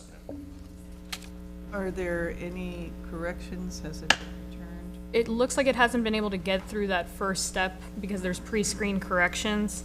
I can see that the tech permit that's trying to apply for it has responded to the city several times. So it might be useful for them to just go communicate directly with the building department because it's still not being routed. So there's still an issue holding it up. Okay. Any other questions for staff? Sir, can we please have your name and address for the record? My name is Casey Lee Shepherd. My address where we're currently living is 2713 30th Avenue North, St. Petersburg, Florida, 33713. So first of all, sorry about the fire. Thank you. If you could tell us a little bit about, I know it sounds like you got a demo permit applied for. It sounds like it's kind of stuck somewhere and maybe you need to show up in person to help push this through. Yes, sir. So your question to me would be, I have Parkinson's disease, and so I'm a little slow. Could you repeat what it is you want me to answer? Yeah, so we understand that you have the demo permit applied for. Are you working with a contractor right now? I assume that they're the ones that put the permit right in place. And so what we're hearing from the city is that it sounds like it's stuck and it would be helpful for someone to go down and try to move this through. I don't know if you're aware of that or not. Okay, I'm clear now. Yes, sir. To the board, what the situation was initially, that the contractor, which is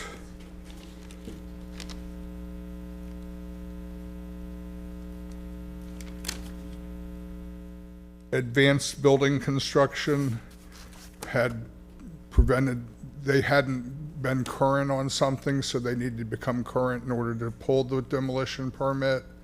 That took a better part of a month. Then after that, the utilities disconnection notification form that needs to be signed by the different utility companies. I took on the responsibility of handling that, and with my limited capacity, it took me a couple months to get everything on the same form.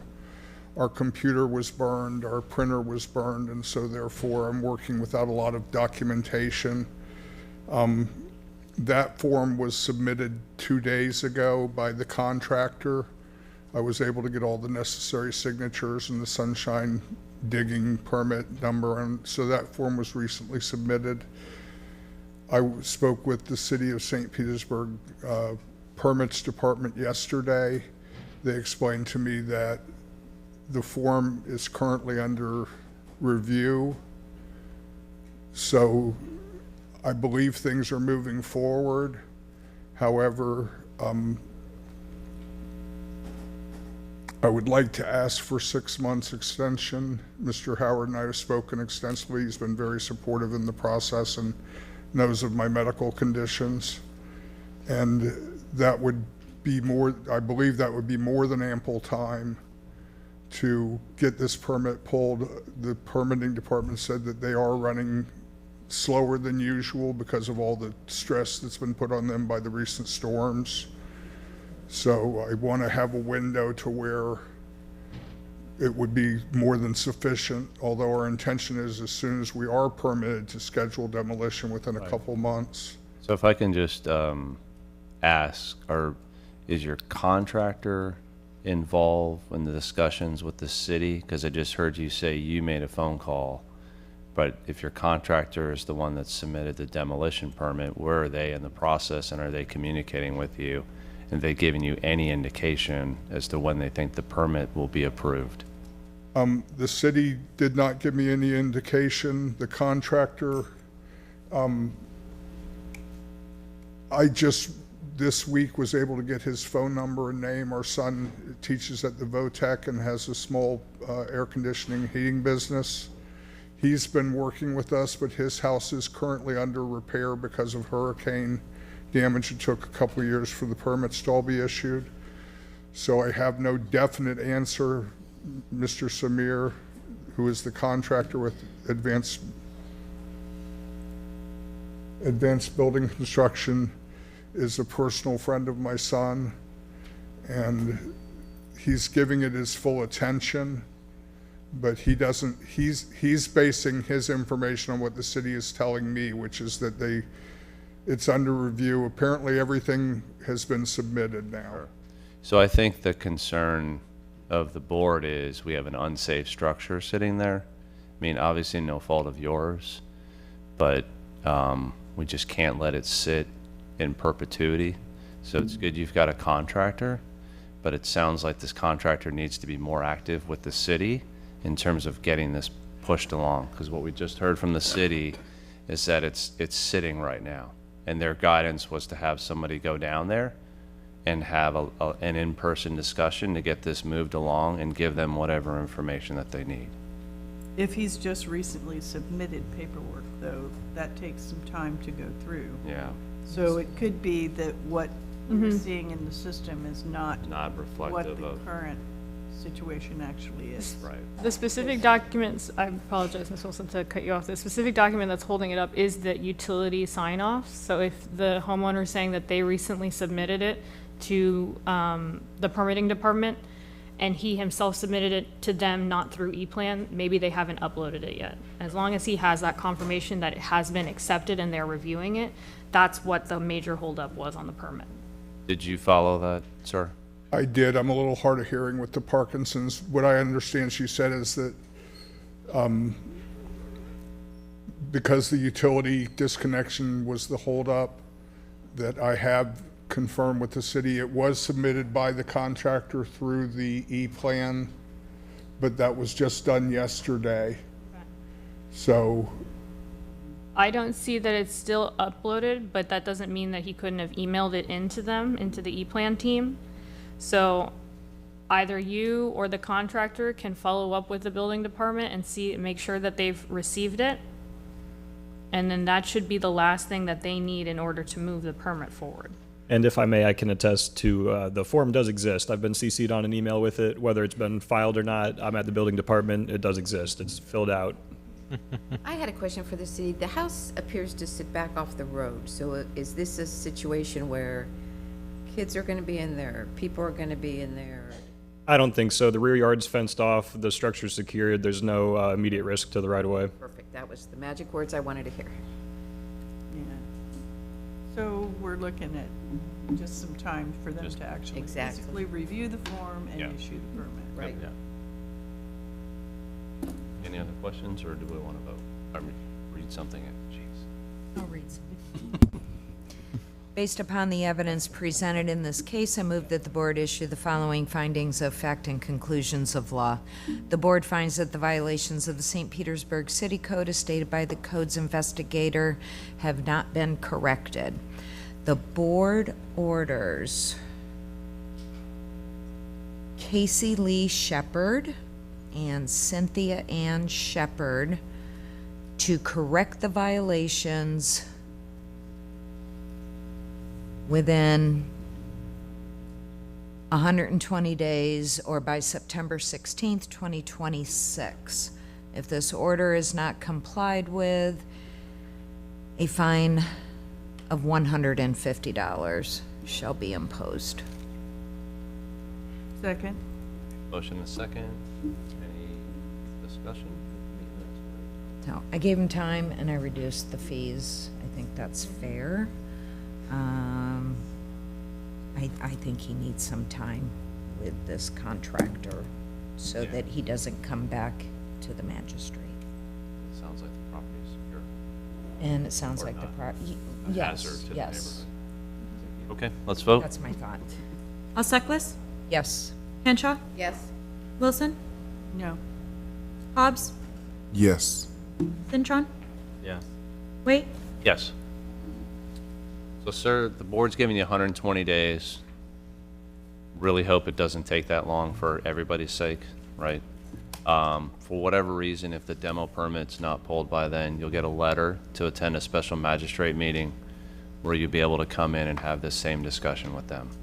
So, but it sounds like you're kind of at the finishing lines. Just, you know, I'd encourage, talk to your contractor, make sure that form gets uploaded, and just be vigilant around watching that website for whatever information, additional information is needed to get the permit approved.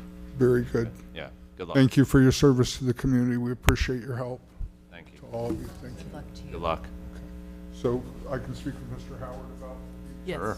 Yeah. Item 132, property owner Leandro Del Pino, investigators Zoraida Melendez.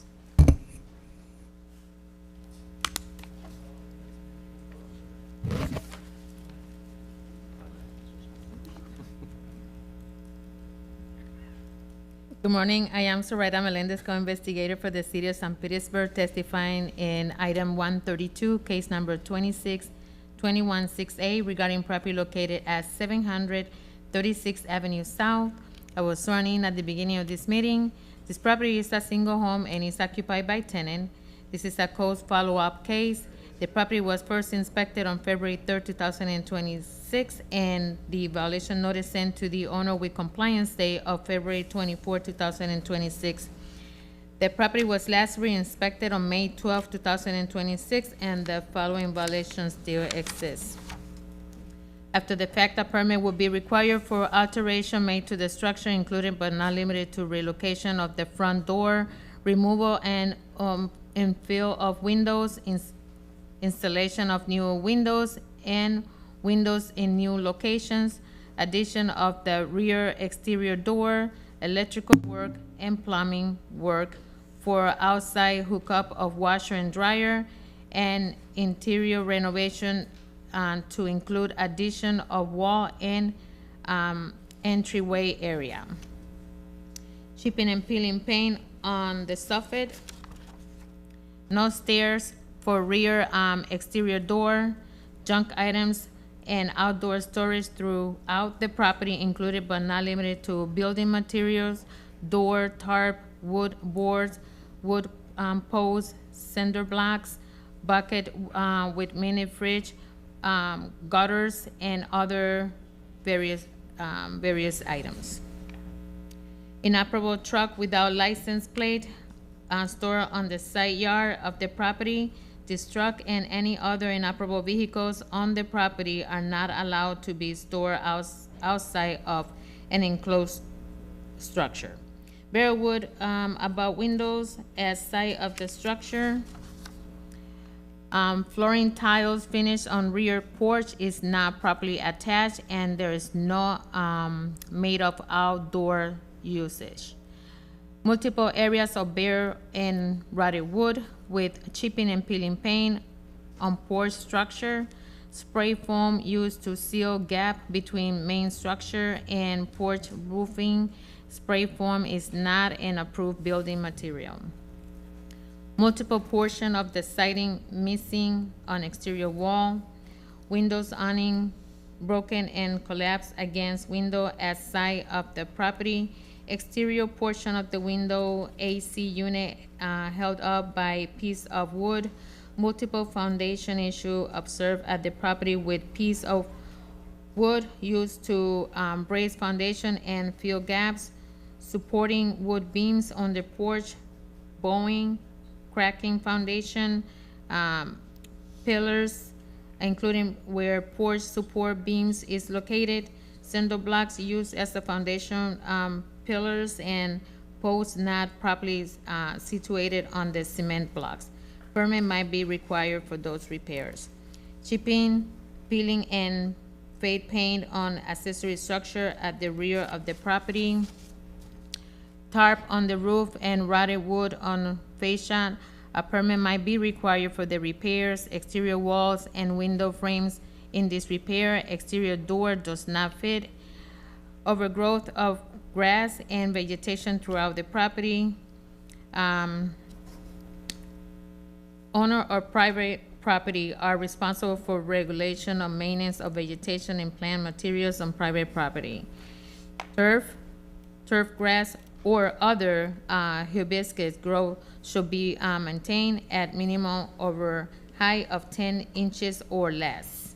Vegetation adjacent to the public sidewalk or public street should not encroach into the sidewalk or street surface. Portion of the surface screen missing or not secure. Multiple side walk panels cracked adjacent to the front yard parking pad. Railing at the back porch step are loose. Railing requires around back porch due to the height of the porch. 0 out of 0 out of 15 violations have been corrected since this case began. Notice was delivered by certified mail, posted at the address on May 7, 2026, which is at least 10 days prior to this hearing. Ownership was confirmed in the official county record book 18378, page 0950. I haven't had any contact with the owner since this case began. The department recommends 25 days and $150 per day thereafter not in compliance. And I would like to enter into evidence exhibit 1, photos which were taken May 13, 2026, and it's a CEB file, document 05-1326-16A, and I have photos 1 through 20. So that's on the side of the accessory structure, some of the lumber and other items that are stored outside. That's the accessory structure where the wood is bare wood and also missing paint. That's the overgrowth and junk on the side yard. That's also peeling paint, and you could see some of the wood siding missing, and that's on the accessory structure. And that picture is also another section where the wood, exterior wood is not treated and it needs paint. That's another area where there's more junk and the fence is in disrepair. That's the awning that is in disrepair. And on the soffit and fascia, there is peeling paint, and that area where you see that siding is an enclosed window. There's damaged siding. That's the open of the foundation. That's the vehicle that had the missing register tag. That's another picture with siding damage. That's another picture of the foundation not being enclosed or secure. That's the pillars that were they using blocks to store, and also that's the addition of the back porch. That's the door with the missing stair, and you could see that the foundation is being restained with cinder blocks. That's the addition that was made in the back that requires permit, and there's no railing around the porch. And you see the washer and dryer that is set in the back with plumbing. And that's the front elevation. And you could see peeling paint and bare wood, more peeling paint. And that's the a whole picture of the accessory structure in disrepair. And that's another close-up picture where we're missing the stairs. And that's the foundation. You see that 4x4 also holding that new addition of the back porch. And I would like to enter these fact sheets into Exhibit 2, and this will conclude my presentation. Okay, a lot there. So a few questions. So just starting with the accessory structure, it sounds like that was the whole structure out back? Yeah. Without a permit, so flooring, roofing, extension? No, the addition is on the main structure in the back. Oh, okay. That was done, yeah, that was done with no permit. Okay. And then, so you've got a lot of work done without a permit, we've got yard not maintained, you got the outside of the house needs work, and then some of the repairs that will require a permit, right? If I Correct. kind of categorize those four. Okay. Any questions for staff? I had a question. You said this was a tenant complaint. Is it occupied by a tenant as well? Yes. Oh, I thought it was a follow-up. Codes follow. This is Oh, codes follow. follow-up to the tenant complaint. So the tenant complaint is the next case we'll hear, and right now this is the exterior. I see. Gotcha. Thank you. We please get your name and address for the record? Leandro Del Pino, 10 Lemon Road, Farmingdale, New Jersey. Okay, and is the other person going to testify? Tanya Lissamore, 10 Lemon Road, Farmingdale, New Jersey. Okay. So, got a lot of things going on with this property right now that need to be addressed, both work done without a permit, work that needs to be done. So tell us what's going on. And you've got tenants in there. First of all, the extension that she's talking about, that's been there when I purchased the house in 2014. The house was pretty bad shape at the time.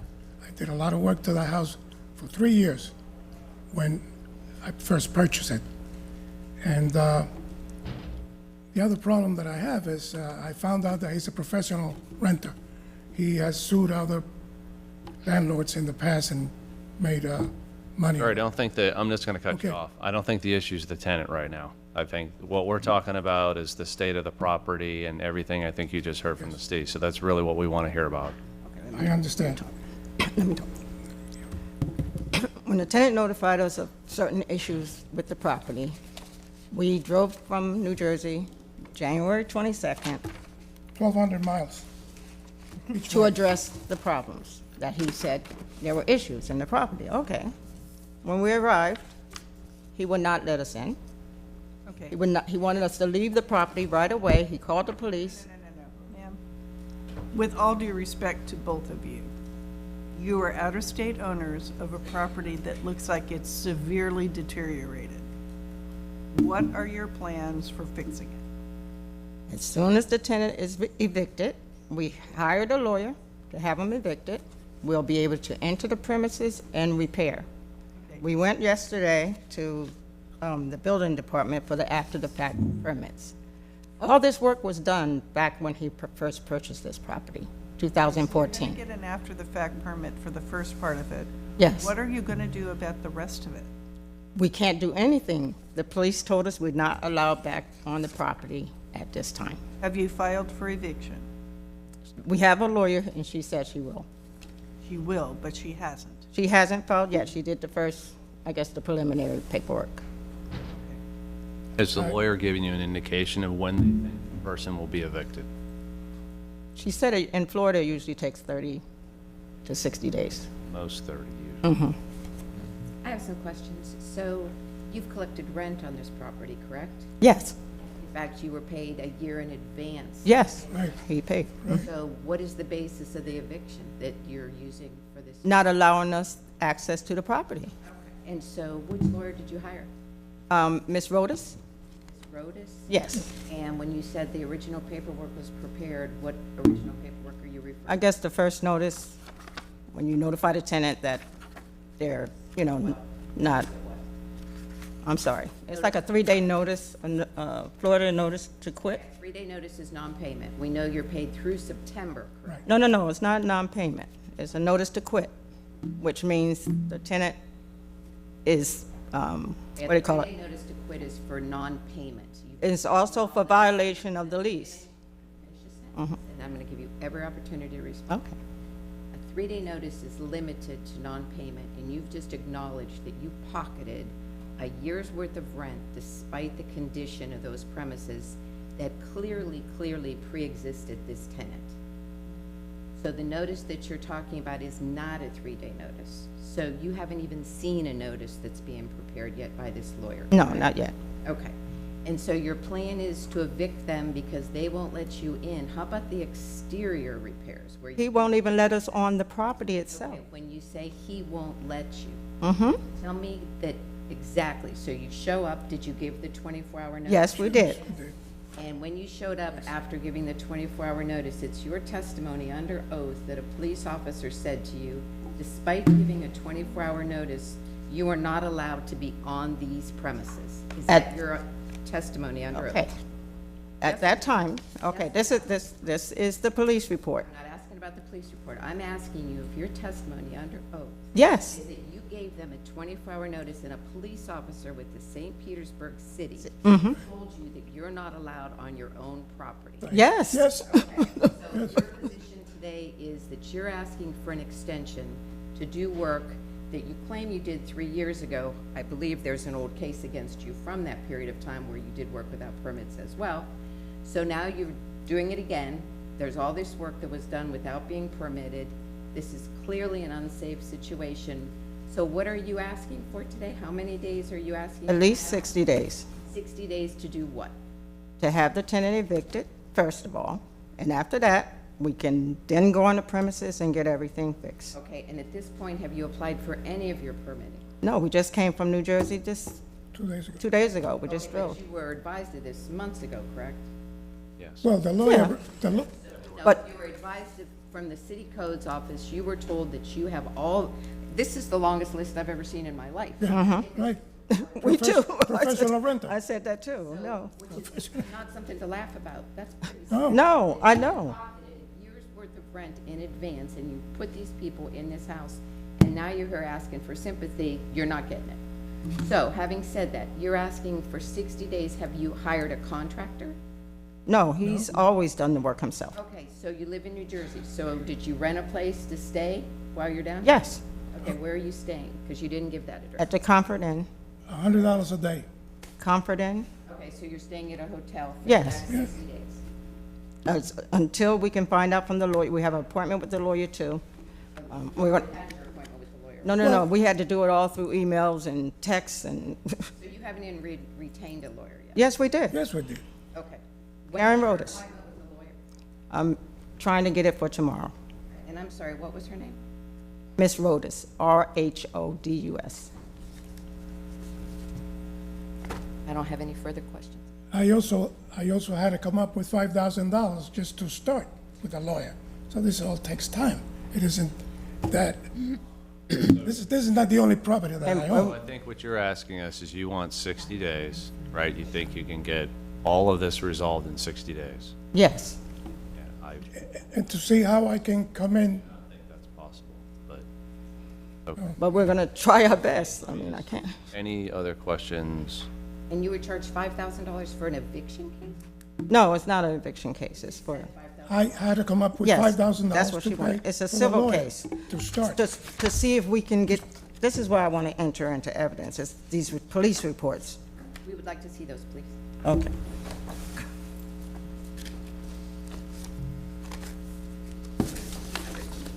Yes, I have it. Copies.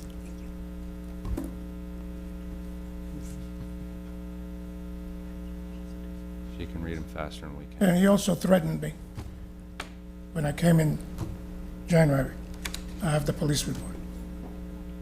Okay, the first report that I'm reading says 24-hour notice was given. Homeowner will be returning tomorrow. A determined by the police, no credible threats, just an argument between both parties. The homeowner will be returning tomorrow around 10:30 a.m. So you weren't barred from the property. Not that day, because he came back at 10, like we were told to do, The next day, the next day. and he still won't let me in. The police says it's a civil problem. I think there's two pieces going on here in terms of what we're trying to do to help you out, right? So first of all, she's trying to get some, help you with guidance as to terms of what your rights are with your own property. And the other thing we're trying to figure out is where you are in the process of coming into compliance with a plethora of code issues that you had. This is a monumental list that we haven't seen before. So you've done work without a permit that you're gonna have to do an after-the-fact permit. You've got work that requires a permit that you haven't even applied for, and then you just got just basic maintenance. So honestly, in 60 days, it's, You have basic maintenance that should have happened years ago. yeah, That has not been done on this property. right. Yeah. The back porch was there. Terrible shape. It's in, look, we understand where you are, where you live, we got the whole situation. We're just trying to give you our feedback that you've got a huge undertaking right now because of what you've done in terms of not maintaining your property and doing work without a permit. Just want to be clear on that. And you So- have the money to pay for it. I think Yeah. that's the part that's so frustrating for everybody. yeah. You stuck the money in your pocket and did nothing. So do we have any other? A low I don't rent, have any other questions. Okay. a low We're gonna- rent. No? Okay. Want to read something? No. Has to be somebody else. I'll read. Based upon the evidence presented in this case, I move that the board issue the following findings of fact and conclusions of law. The board finds that the violations of the St. Petersburg City Code as stated by the codes investigator have not been corrected. The board orders Leandro Del Pino to correct the violation within 60 days or by the date of July 18th, 2026. If this order is not complied with, a fine of $200 per day shall be imposed. Second.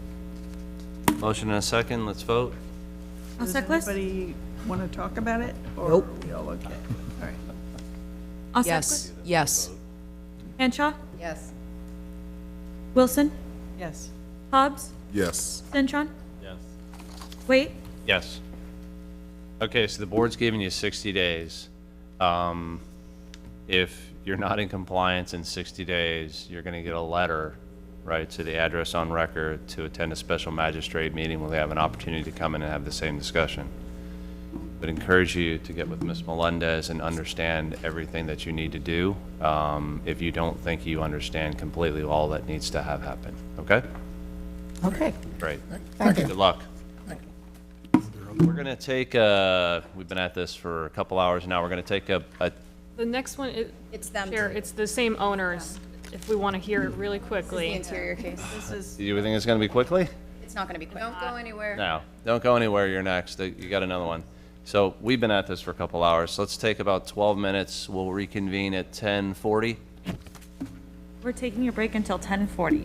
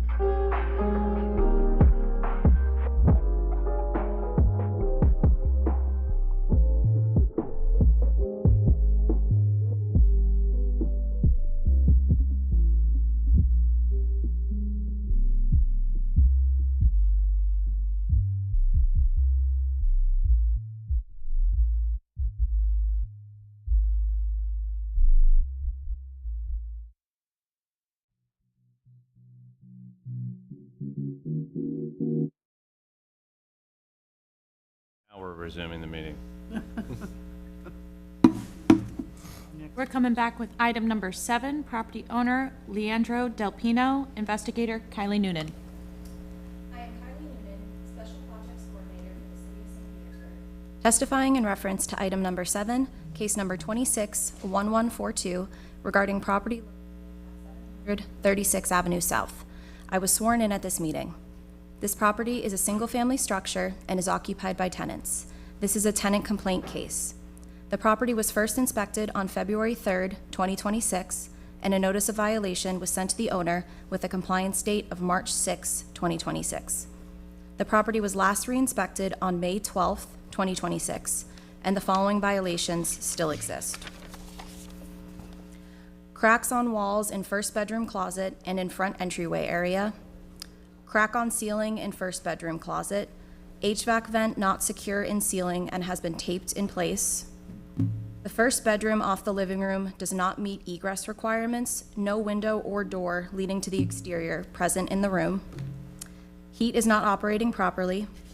Front and rear exterior doors are not properly sealed. Floors throughout the structure are uneven. Gap between wall and floor and entry area is filled with putty. Interior of bedroom door frame with chipped paint and bare wood. Evidence of water damage to bedroom door that leads into the kitchen. Entryway light switch inaccessible due to placement of door frame. Evidence of wood destroying organisms in the structure. Proof of treatment from a licensed pest control company will be required. Toilet is not secure to floor. Disrepair to caulking at the base of tub. Windows are missing window screens. And multiple windows do not open and close properly or are not properly sealed. 0 out of 11 violations have been corrected since this case began. Notice of hearing was sent first-class mail, posted at City Hall, sent certified mail, and was posted at the violation address on May 7th, 2026, which is at least 10 days prior to this hearing. Ownership was confirmed in county official records, book 18378, page 0950. During the course of my investigation, my last contact with the property manager prior to today was on March 16th, 2026. The property manager did not indicate when the violations would be corrected. The department recommends 10 days and $150 per day thereafter for noncompliance. I would like to enter into evidence as exhibit number 1, photographs which were taken on May 12th, 2026 and February 3rd, 2026. Document 05-1226-6142 RC-CEB and photo numbers 1 through 16. So this is an elevation shot of the front of the property. This is one of the door frames where we have some chipping, peeling paint, and bare wood. This is in the closet. We have some cracks in the ceiling and in the wall. This is the bedroom that does not have proper egress. There is no window, and one of those doors leads into the kitchen, the other leads into the living area. So there is not proper egress in this room. This is the toilet that is not secure. This is the tub with the improper caulking. This is the HVAC vent in the back bedroom that is taped to the ceiling. This is the thermostat with the heat not working properly. This is a crack in the wall. This is the light switch that is inaccessible. This is in the front entryway area, and this was part of the unpermitted work from the prior case. And this is also in the entryway area. The flooring's been filled in with putty in this gap, and there's also some termite frass and wings in this photo as well. This is a picture of the living room area. The floors are uneven throughout this area. This is one of the windows. This is part of the prior case as well regarding the permitting of this window. This was a recently installed window, but there's some termite frass in this window as well as no screen. There's a closer picture of the termite frass. This is a bedroom door with some water damage. This is the rear door that is not properly sealed. And I would like to enter this fact sheet into evidence as exhibit number 2, and this concludes my presentation. I don't have any questions, but any questions? Okay. Can you please state your name and home address for the record, please? Tanya Lismore, 10 Lemon Road, Farmingdale, New Jersey. Leandro Del Pino, 10 Lemon Road, Farmingdale, New Jersey. So I don't think we need to go through the rehash of, No. Don't let him. already Let had me it. in. So maybe just cut to the chase, and how much time do you think you need to get the The interior? same amount of time. Okay, so you're requesting amount of 60 time. days. Okay. Okay, any other questions? I'll read. Based upon the evidence presented in this case, I move that the board issue the following findings of fact and conclusions of law. The board finds that the violations of the St. Petersburg City Code as stated by the code's investigator have not been corrected. The board orders Leandro Del Pino to correct the violations within 60 days or by the date of July 19th, 2026. If this order is not complied with, a fine of $200 per day shall be imposed. Second. Motion and a second. Let's vote. Alseckless, Yes. Henshaw, Yes? Wilson, Yes. Hobbs, Yes. Sinchon, Yes. Wait, Yes. So the board's giving you 60 days, same as the other. Wish you the best of luck in getting the work done. Same as last time, if the work is not completed within 60 days, you'll get a letter to attend a special magistrate meeting where you'll come in and have the same discussion. Okay? Okay. All right, thank you. Yep. Thank you all. Good luck. item number 84, property owner Michael Ayers, investigator Milka Stefanovic.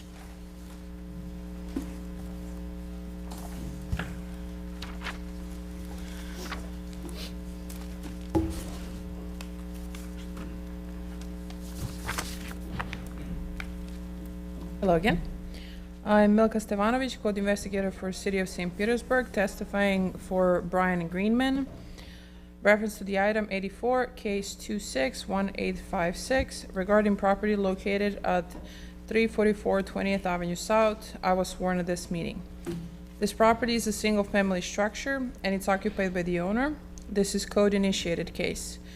The property was first inspected on February 5th, 2026, and violation notice sent to the owner with the compliance date of February 28, 2026. The property was last re-inspected on May 12th, 2026, and the following violations still exist. Roof at front of the property is in disrepair. Soffit is rotted and loose at the west side of the property. Accessory structure walls has chipping paint, rafter tails are rotted. Fence has missing areas and it's in leaning position. Grass, weeds, and/or vegetation located on private property and public right-of-way is over 10 inches in height. Items including but not limited to PVC pipes, wood, fencing, ladder containers, buckets, and miscellaneous items placed and/or stored on the property outside of the fully enclosed and permitted structure. I would like to enter into the evidence as Exhibit 1, photographs which were taken on May 12, 2026, document 0512268556 BNG-CEB, and photo number 1 through 7. So this is the leaning fence that's in disrepair. This is all of the items that were stored improperly. More of that, and also you can see the overgrowth over 10 inches. This is peeling and chipping paint with the rotted rafters on additional structure. The west side soffit that's hanging, and that's elevation photo. And also you can see the weeds. That is the roof in disrepair in the front of the property.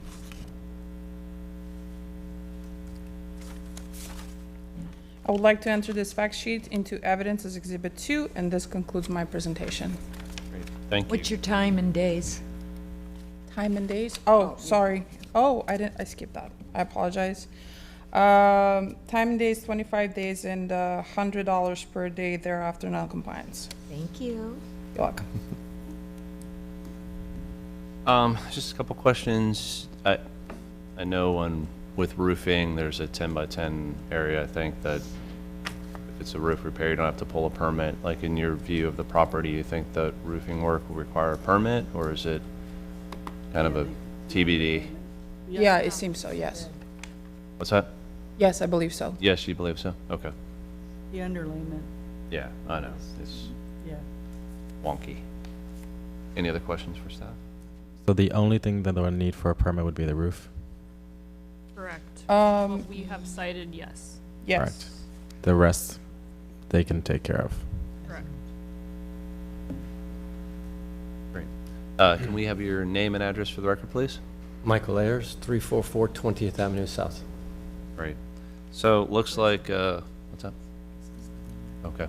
So it looks like got some work that needs to get done, roofing repairs. So if you could tell us what's going on, what your next steps are?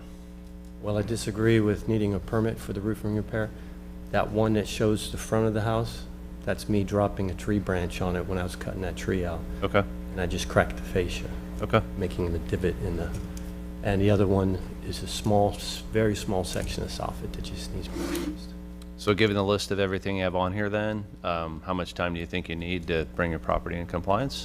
Well, as of those photographs, since that painting has all been, both those soffits, or both those gables, the south and the west-facing gables, has been sanded and prepped and ready to be painted. Okay. As of that photograph. Right. After that. And the vegetation is all in compliance. Okay. Has been for a while. The photograph that she submitted that shows the front, those are natural vines that go across the ground and are just up part of the fence. Okay. But as far as everything else, the overgrowth that was over the curb and all that has been cleaned up and completed. I need 60 days to complete it, and the last of it will be finished. Okay. Any other questions? I'll read. Okay. Based upon the evidence presented in this case, I move that the board issue the following findings of fact and conclusions of law. The board finds that the violations of the St. Petersburg City Code, as stated by the code's investigator, have not been corrected. The board orders Michael Ayers to correct the violations within 60 days or by the date of July 19th, 2026. If this order is not complied with, a fine of $100 per day shall be imposed. Second. Any discussion? Okay, let's vote. Alseclas? Yes. Henshaw? Yes. Wilson? Yes. Hobbs? Yes. Cintron? Yes. Wait. Yes. So the board's giving you 60 days to come in compliance. For whatever reason you're not, you'll get a letter to attend a special magistrate meeting where you can go in and have the same conversation with those people, that person. Okay? Great, thanks. Item 72, property owner Lisa Wilkerson. Investigator Jose Rodriguez.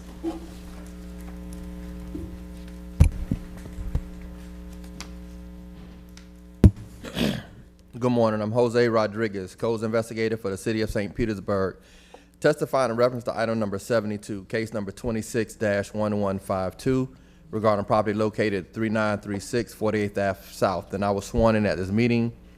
Property is a single-family structures occupied by owner.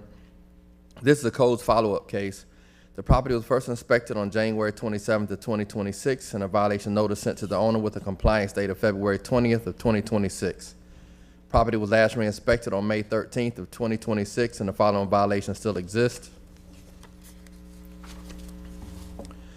Interior work observed without active permit on file. And please note that other interior exterior work that will be completed or may have been completed to remediate and bring the property back to pre-storm conditions or to upgrade the property may also require a permit. 0 out of 1 violations have been corrected since this case began. Notice of hearing was sent first-class mail, posted at City Hall, sent certified mail, delivered by certified mail, was posted at a violation address on May 4th of 2026, which was at least 10 days prior to this hearing. Ownership was confirmed in County Official Records, Book 23127 and page 1223. My last contact with the owner prior to today was on March 23rd of 2026, and the owner did not indicate when the violations would be corrected. The department recommends 25 days and $150 per day thereafter for non-compliance.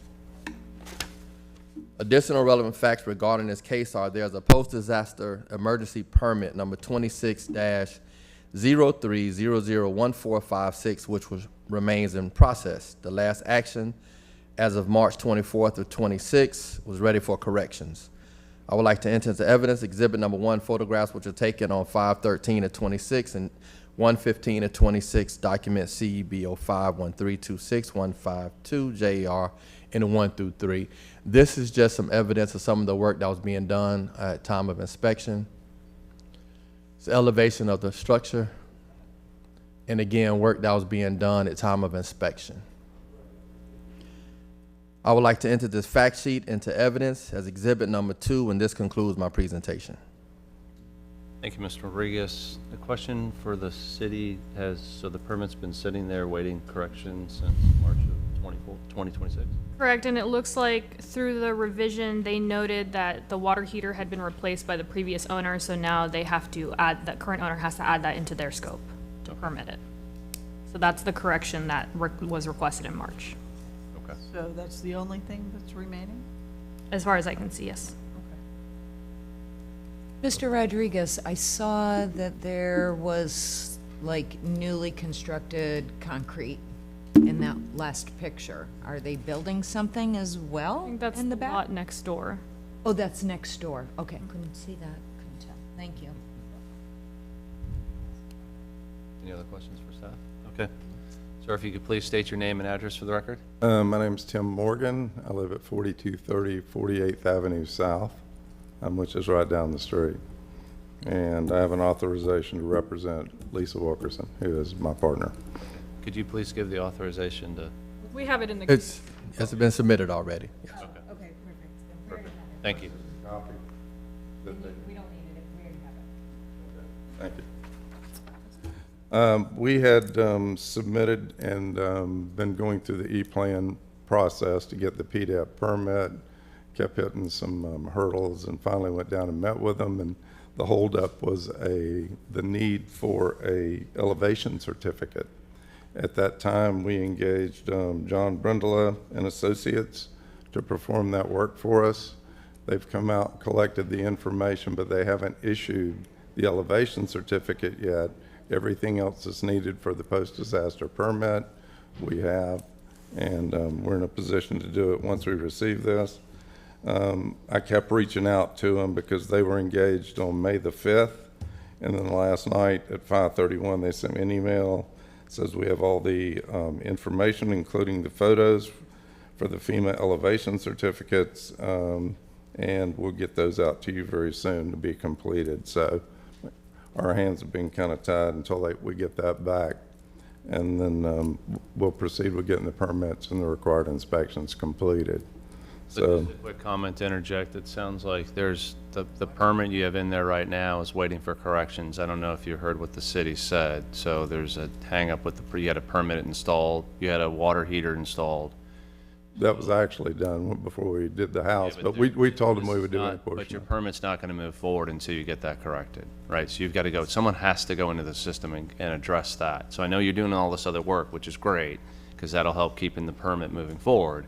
But you do have this one issue you haven't addressed yet, and it's been sitting there since March of 2026. So just FYI, it's a minor issue. Say that to me again? You have to add the water heater to the permit. Oh, okay. No, okay. So, well, the building department would know that as well, correct? It's actually That's what's holding up your permit, Yeah. according to. Okay, very good. Yeah, spelled out in their corrections back to you. It's just someone. and I think the relative elevation of the water heater, and it had to do with, I guess, the outside AC had to do with the elevation certificates. All that'll be addressed at the same time. But as soon as we get this, we can move forward if we have the time to do it. So how much time do you think you need until you get your permit approved? I was going to request 90 days, but 60 I'm sure would be adequate. Okay. Any other questions? Okay, someone want to read something? Oh, yeah, go ahead. Based upon the evidence presented in this case, I move that the board issue the following findings of fact and conclusions of law. The board finds that the violations of the St. Petersburg City Code, as stated by the code's investigator, have not been corrected. the board orders Lisa Wilkerson to correct the violations within 60 days or by the date of July 19th, 2026. If this order is not complied with, a fine of $150 per day shall be imposed. Second? Just a question about, is this homesteaded, do we ask? Negative, it's not homestead. Okay. Oh, but you said it was owner occupied? It's based upon the utility account. Yes, ma'am. Okay. If there's no questions, we can vote. Osaklis, Yes. Wilson, Yes. Hobbs, Yes. Cintron, Yes. Wait, Yes. So the board's giving you 60 days. Thank you very much. Welcome. Good luck. Item 108, property owner Ronald Charles Vogt and family, Vogt Family Revocable Living Trust. Investigator Timothy Howard. 108. Trustee trust. 12. I'm Timothy Howard, Building Demolition Coordinator for the City of St. Petersburg, testifying in reference to item number 108, case number 261982, regarding the property located at 746 and 1/2 Jackson Street North. I was sworn in at this meeting. The property is a single-family structure and is vacant. This is an internal complaint case. The property was first inspected on February 2nd, 2026, and a violation notice sent to the owner with a compliance date of March 11th, 2026. The property was last re-inspected on May 13th, 2026, and the following violation still exists. Per the city building official, the fire-damaged structure is unfit/unsafe for human habitation and use. Permits are required to repair or demolish. 0 out of 1 violations have been corrected since this case began. Notice of hearing was sent first-class mail, posted at City Hall, sent certified mail, and was posted at the violation address on May 8th, 2026, which is at least 10 days prior to this hearing. Ownership was confirmed in County Official Records Book 23246, page 0880. During the course of my investigation, I have not had any contact with the owner. The department recommends 5 days and $250 per day thereafter for noncompliance. I would like to enter into evidence as Exhibit Number 1, photographs which were taken on February 2nd, 2026 and May 13th, 2026, document May 2026 CEB, and photo numbers 1 through 6. Here is a photo of some of the interior fire damage. Another photo of the fire damage at the structure. This is the outside of the structure. You can see the fire department on scene fighting the fire. This is an elevation shot of the property from Jackson Street North. Please note this is not the fire damaged structure. It is a separate structure at the rear. And a view from the alley behind the property. So this is the fire damaged structure here. And this is a more recent photo from the 13th of this month. You can see some of that smoke damage above the doorway. I would like to enter this fact sheet into evidence as Exhibit Number 2, and this concludes my presentation. Thank you, Mr. Howard. So is this, so you said this is single-family residence, right? Yeah, so the property appraiser has it classified as single-family, more than one structure per parcel. Okay. So it's like an apartment that sits over a garage, is that what we're kind of looking It at? looks like 2 different structures, 1 living unit in the front, and then it looks like based off of previous business tax charges, there are 2 units that, in the back. So the fire damage structure is that one, right? The 2-story? Correct. I believe the 2-story one is the one that had 2 units, and it's listed as the half address in our system. Okay. This is a pretty common arrangement for those older neighborhoods. They've converted the garage and added the upstairs. We've got the same. Yeah. And then you did say it's vacant, right? Correct. The half address is, yes. Okay. Okay, is the front house occupied? I believe it has active utilities currently. Okay. And the rear does not. The fire happened February 2nd? That's correct, February 2nd. Do we know if there's any permit being pulled for demo or work? No permits in process. Okay. In your view, is it secured enough that no one can get in and? Yes, it is secured. themselves? All right, great. Okay, sir, can we please have your name and address for the record? Ronald Vogt, 746 Jackson Street North. So do you live in the structure in the front then? I live in the front. Okay. So, sorry about the fire. If you can kind of tell us what you're going to do with the structure in the back that was fire damaged? Yeah, I'm gonna put it back together. Okay. Yeah. And so have you started that process yet? I'm trying to find a engineer that will come in and look at it and write, I guess you guys a letter that says it's structurally sound. Have you talked to engineers? Nobody's showed up yet. I got a guy that's supposed to come next Wednesday, but we'll see what happens. So your plan is not to demolish the property or plan? Oh, no, it's not that bad. It's basically just drywall on the first floor. So. Second floor is intact. A little bit of smoke got in. Smoke wouldn't have gotten in if they hadn't chopped holes in the wall.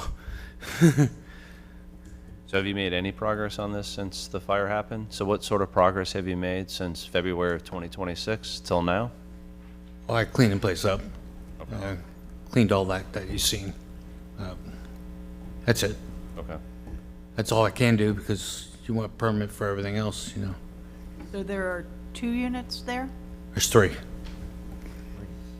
3 units in that one structure? Yeah, 2 in the top and 1 in the bottom. All right. And then there's 4 garages also on the bottom. Are the others vacant or are those, do you have tenants? Well, they're all vacant. They pulled the power and the water and gas. So, Were you able to make a claim? I mean, it was fully rented. I mean, Were you able to make an insurance claim? I don't have insurance. I see.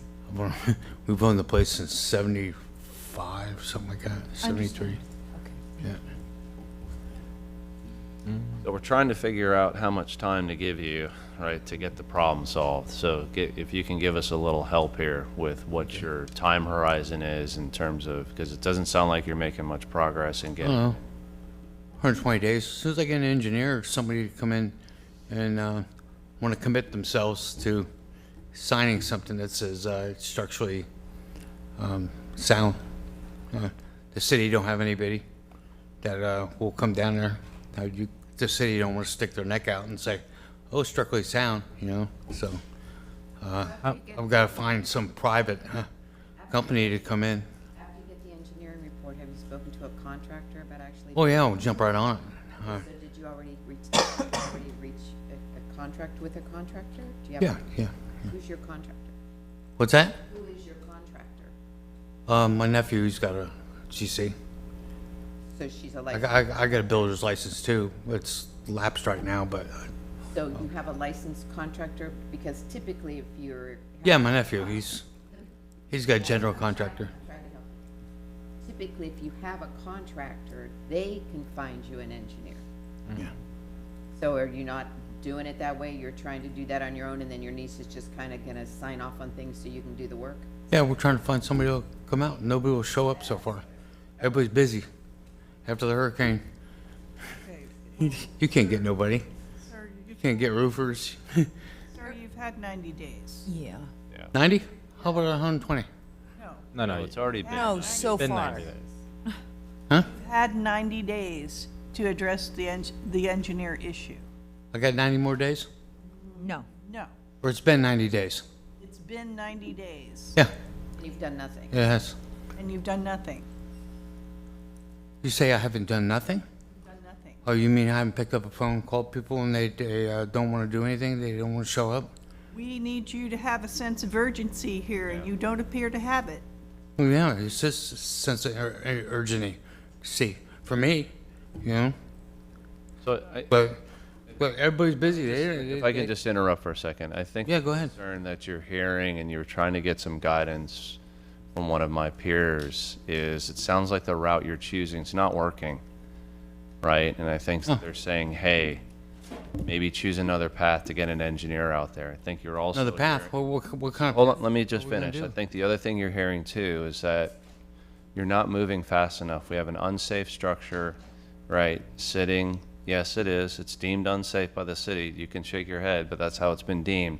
So we're trying to help you, right, come up with the time required to get this moving. But it just, to us, it doesn't sound like. That'd be great if you want to send the city out there and have somebody stick their neck out from the city, but you guys don't have that system anymore. It doesn't work that way, sir. Let's go ahead and do it. Sure it does. It's No. Okay, I'm So gonna, we're Used to. gonna- I'm gonna go ahead I and think read. we've heard enough. We're going to go ahead and vote. Based upon the Actually, evidence presented in this case, I move that the board issue the following findings of fact and conclusions of law. The board finds that the violations of the St. Petersburg City Code as stated by the code's investigator have not been corrected. The board orders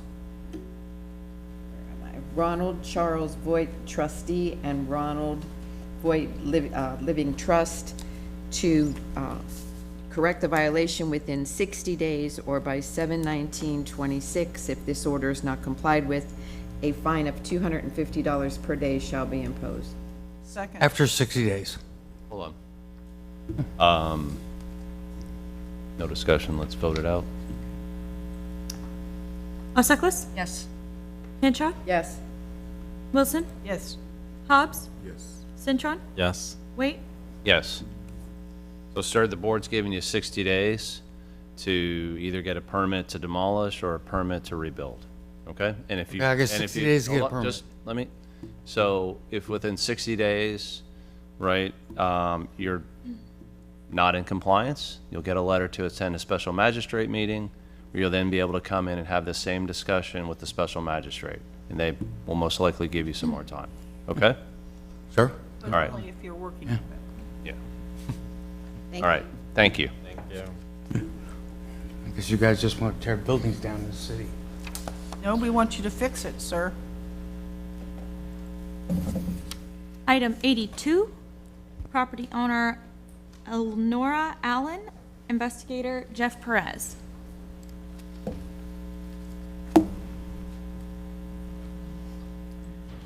I am Jeff Perez, presenting for Brian Greenman, Code Investigator for the City of St. Petersburg, testifying in reference to item number 82, case number 25-000-26615, regarding property located at 800 Paris Ave South. I was sworn in at this meeting. The property is a single-family structure and is occupied by the owner. This is a codes follow-up case. The property was first inspected on October 23rd, 2025, and a violation notice was sent to the owner with a compliance date of November 10th, 2025. The property was last re-inspected on May 12th, 2026, and the following violations still exist.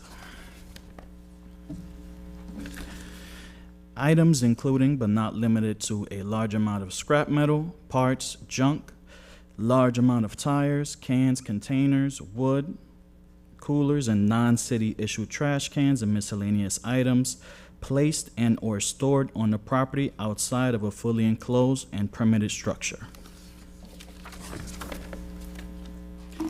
0 out of 1 of the violations have been corrected since this case has began. Notice of hearing was sent first-class mail, posted at City Hall, sent certified mail, and posted at the violation address on May 8th, 2026, which is at least 10 days prior to this hearing. Ownership was confirmed in county official records, Book 21894, page 0028. During the course of this investigation, no contact has been made with the owner. The department recommends 25 days and $100 per day thereafter noncompliance. I would like to enter into evidence as Exhibit 1, photographs which were taken on May 12, 2026, documents 0512266615, BNG-CEB, photo numbers 1 through 3. In this photo here, you can see some of the outside items stored, some of the accumulations. Right here, you see the bulk of it. That's the elevation shot of the property. You can see on the right side is where all the violations exist. I would like to enter this fact sheet into evidence as Exhibit number 2. Thank you. Quick question. So this was issued on October 3rd, 2025, right? Yeah, that's the first inspection. So they've had several extensions? Is that what's going on? Yeah, so different items did pop up there. So I have a list here of different dates. We also attempted first with a different enforcement mechanism. We were issuing civil citations to the owner, and so that's where the first few months of the case went. And after we maxed out on civil citations, that's when we decided to choose another enforcement mechanism and bring the case before you all. Okay. Has there been, like, debris moved on and off the property, or does it always kind of look this way the entire time? Different items throughout the period of time. So it'll be different things. Things will get removed and then they'll get replaced with other items. Okay. Any other questions for staff? Can you please state your name and address for the record? First off, good morning. Yeah, my name is Emmanuel Brooks. I'm here for my great aunt Eleanor Allen. The property is 800 Paris Avenue South. Your address. We need your address, please. 628. Damn. That's good. It's okay. Just deep breath. I'm doing 4604 49th Street North, apartment 21. St. Pete. Yeah, St. Petersburg, Florida. We have a phone. Suzanne? Great. Yeah. I just, No, she's 88, so I got the video, I got the paperwork for her, so she can stay home. I brought her last month on the 20th, so it kind of, I came early with her, and it kind of got a little tired, so I figured I can take the steps to come here without her, but I have the paperwork and everything. He's her nephew. Yeah. Because I'm the one put the stuff there. She never put none of the stuff there.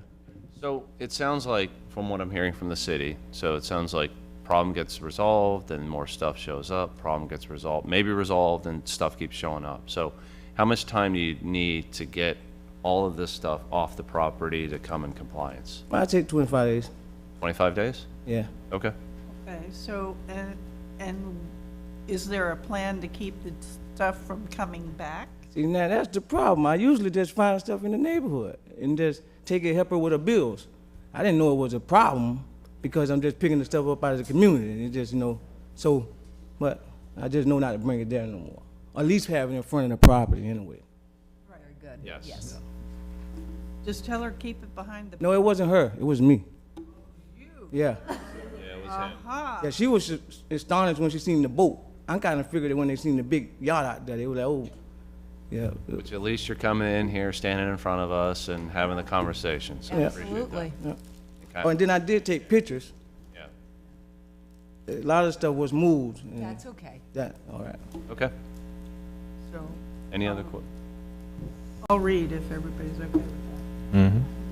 Based upon the evidence presented in this case, I move that the board issue the following findings of fact and conclusions of law.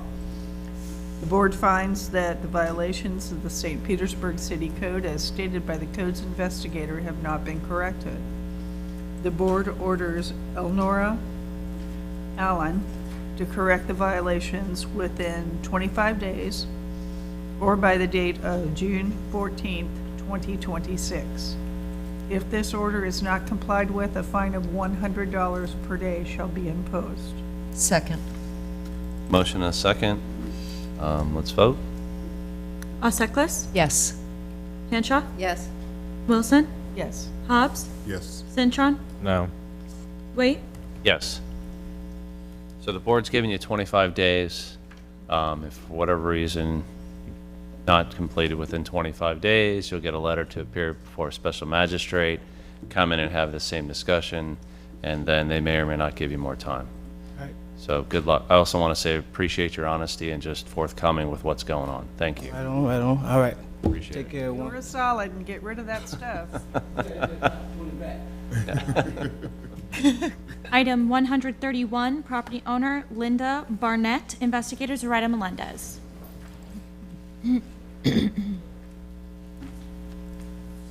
Good morning. I am Zoraida Melendez, co-investigator for the City of St. Petersburg, testifying in reference to item 131, case number 262271 regarding property located at 726 36th Avenue South. I was sworn in at the beginning of this meeting. The property is a single home and is occupied by owner. This is a co-initiated case. The property was first inspected on February 11, 2026, in violations notice sent to the owner with compliance day of March 10, 2026. The property was last re-inspected on May 7, 2026, and the following violations still exist. There is an inoperable vehicle store in the property driveway and also in the right-of-way, alley, and the backyard. Junk and vehicle parts are stored throughout the backyard. It is prohibited to work on vehicles in a residential area unless it's approved by zoning department. 0 out of 3 violations have been corrected since this case began. Notice of hearing was sent first-class mail, posted at City Hall, sent certified mail, and it was posted at the violation address on May 7, 2026, which is at least 10 days prior to this hearing. Ownership was confirmed in the official county record, book 13597, page 2050. During the course of this investigation, I haven't had any contact with the property owner. The department recommends 25 days and $100 per day thereafter not in compliance. Additional relevant facts in regard to this case, since the notice was sent out, any work that was being performed in the front of the house has stopped. I have not seen any. And I would like to enter into evidence Exhibit 1, photos which were taken on 5/7/2026, document 057267271 CM, photos 1 through 5. So that's one of the vehicles that was being worked on. And that's the front elevation, and that vehicle on the driveway is also inoperable. That's the alley in the back where there's a lot of vehicles stored. You see that trailer with vehicle parts. And that's the backyard where you see other vehicles, parts, and other accessory miscellaneous parts. And it's a little bit dark, but if you could zoom in, you could see more inoperable vehicles back there and vehicle parts.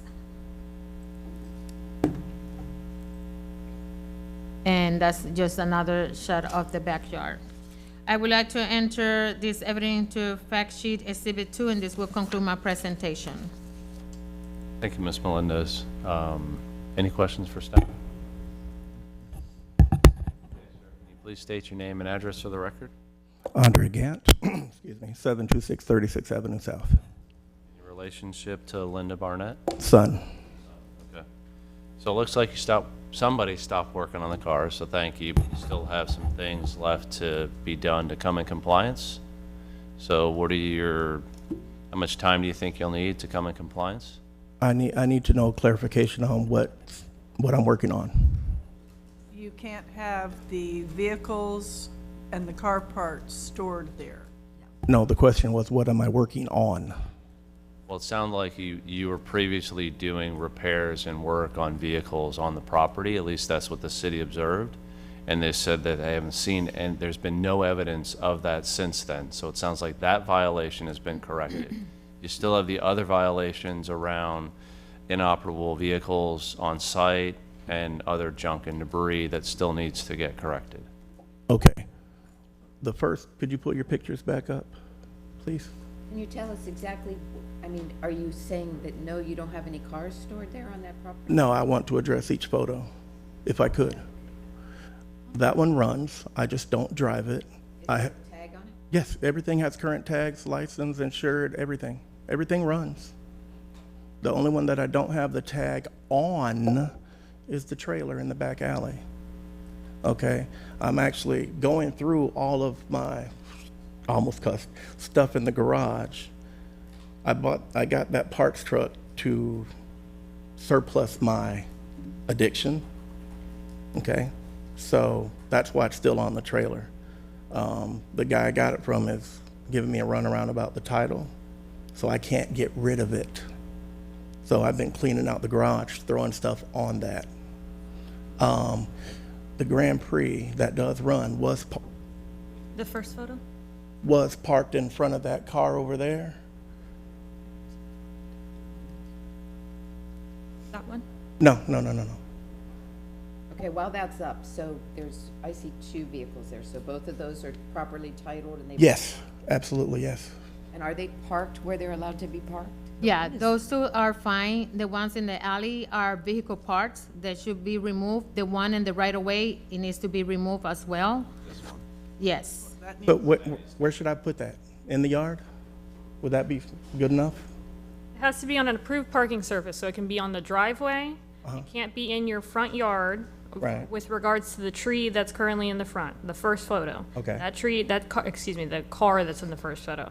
The car can be on the street if it's properly tagged and it's an operable vehicle, or it can be on your driveway. It can't be in the grass. Okay, so I'll move it somewhere else, because the last time I had a truck parked right there, it got hit. So that's why I did that. It was usually parked like that vehicle over there, but that truck got hit, so I don't like parking on the street anymore. But that car right there does run, and it was parked in front of that one over there. It was blocking the sidewalk. So it sounds like you need to figure out where's the best place you want to park your vehicles. I think you've been given some options, right? Yeah. So Now, if you could go to the next, I'm sorry. No, go ahead. Go to the next photo, not that one. Not that one, we already addressed that.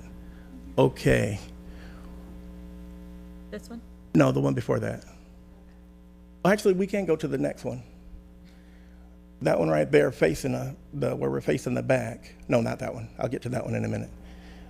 Straight in, that one right there. Okay, if you look to the right, there's that stainless steel structure right there. Yeah, right there. That is my buddy's work table for doing the fiberglass work to that Suburban. Yeah, see. That's the only reason I don't drive it. See, that's the part of it that looked like it was going on. You can't be doing that kind of work in your backyard in a residential neighborhood. Okay. So may I? Doing that. When I started this case, it's because the car on the right-of-way was being worked for 3 days on the road. I tried to talk to the gentleman, but he declined. So, and then when I look in the back, there was more stuff and more.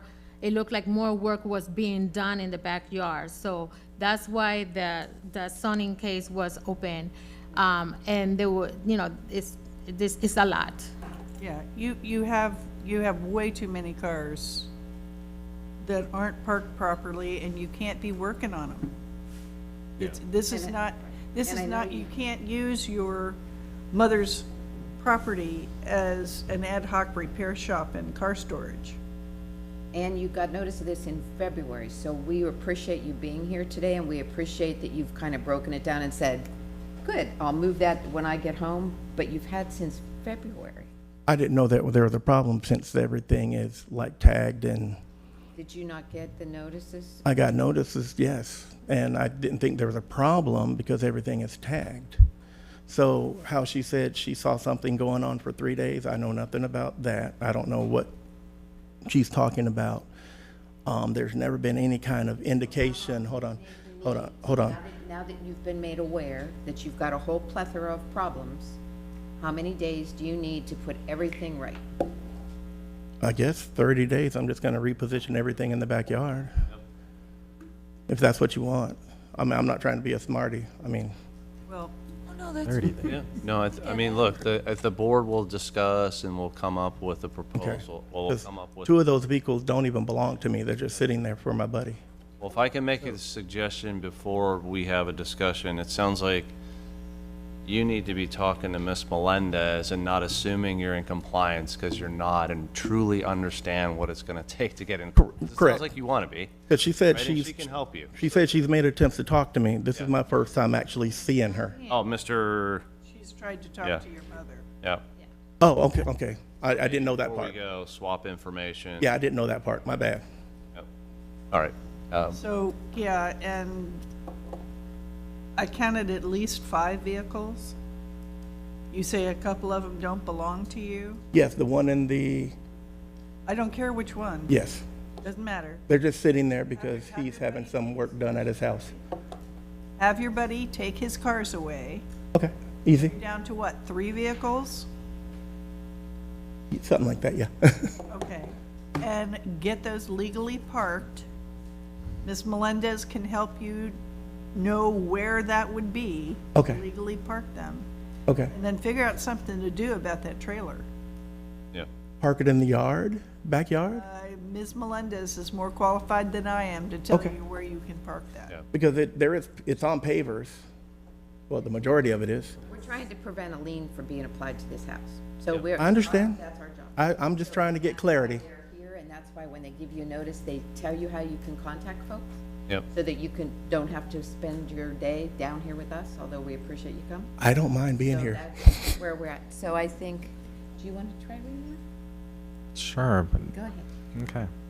Before you leave, see Ms. Melendez out in the hall and swap information so Yeah. you Yeah, but can 30 be in days. contact. Absolutely. Okay? The 30 days is, okay. Based upon the evidence presented in this case, I move that the board issue the following findings of fact and conclusions of law. The board finds that the violations of the St. Petersburg City Code as stated by the code's investigator have not been corrected. The board orders Linda Barnett to correct the violations within 20 days or by June 9, 2026. If this order is not complied with, a fine of $100 per day shall be imposed. Second. Motion and a second.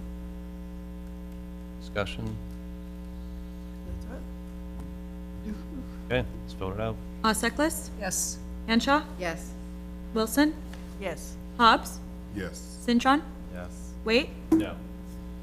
Okay, the board's giving you 20 days to get everything fixed. It sounds like you're a willing participant and cooperative in this, and so I think the guidance from the board is swap information when you leave, and hopefully you can get this resolved. For whatever reason, if you don't get it resolved within the 20 days, you're going to get a letter to attend a special magistrate meeting, which make sure you attend, then you'll be able to have the same discussion with that individual. Hopefully they give you more time. Okay. Okay, great. Good luck. item number 50, property owner Corey A. Roberts and Diane F. Bryant, investigator Glenn Haight.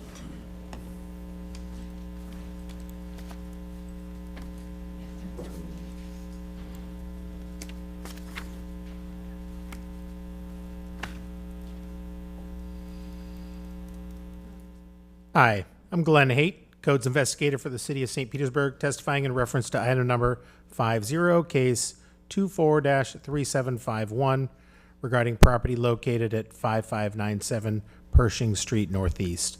I was sworn in at the start of this meeting. This property is a single-family structure and is occupied by the owner. This is a codes follow-up case. The property was first inspected on March 12th, 2024, and a violation notice sent to the owner with a compliance date of April 7th, 2024. The property was last re-inspected on May 6th, 2026, and the following violations still exist.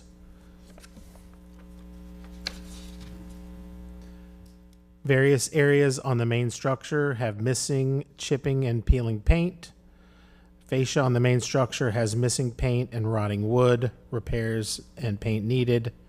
Wood privacy fence is in disrepair with detached and missing pieces. And there's a large amount of brush in the rear yard, so junk on the property. 0 out of 4 of the violations have been corrected since this case began. Notice of hearing was sent first-class mail, posted at City Hall, and sent certified mail, and was posted at the violation address on May 1st, 2026, which is at least 10 days prior to this hearing. Ownership was confirmed in county official records, book 18284, page 0597. During the course of my investigation, my last contact with the owner prior to today was on May 1st, 2026, and the owner did not indicate when the violations would be corrected. The department recommends 25 days and $100 per day thereafter for noncompliance. I would like to enter into evidence as Exhibit 1 photographs which were taken on May 6, 2026, documents CEB May 26, photos number 1 through 4. So the first is just an elevation of the house. There's some of the debris and junk on property. You can see that the underside of the soffit is bare wood there. The fascia and some chipped paint on the front of the building there. There's more of the fascia that's unpainted, not untreated. And this concludes my presentation. Thank you. So this was cited back in March of 2024? So this was a process. This was previously brought between the code before the Codes Enforcement Board had liens on it and was taken out of the hearing process and has to be brought back in. So this has been through the board before and was taken out in error and now is being brought back in. Ah, okay. For the exact same things? Yes. Yes. Mr. Haight, were those refrigerators secured in any way? So the doors, they were not open, but no, they were not secured. Okay. In the vehicle in the back? I did not get a good look at that vehicle. I'll have to go back and take more at that, but that was... Okay. See, we're tougher than the codes investigators. It's those pictures they send us. Send you out. Any other questions for staff? Okay. Can we please have your name and address for the record? Corey Roberts, 5597 Pershing Street Northeast. And sir, if you're going to testify, can we get your name and address for the My record? name is Jason Bryant. I live at 7242 14th Street North, St. Petersburg. So, Ms. Roberts, how long is it going to take you to get this done? If I can speak and answer that question. So the vehicle that you're referencing was flooded in the hurricane. We pushed it behind the fence just to get it off of the street for the purposes of inspection. The fence was also taken out in the hurricane. The refrigerator was a temporary refrigerator because all the appliances had gotten ruined in the flood during the hurricane. Her house was flooded roughly about 2 feet of water. Since then, there's been a contractor who's come in and redone the interior of the house. That refrigerator is no longer in use. My brother and I are currently trying to figure out a way to get rid of the car, the refrigerator, and the debris on the outside of the house.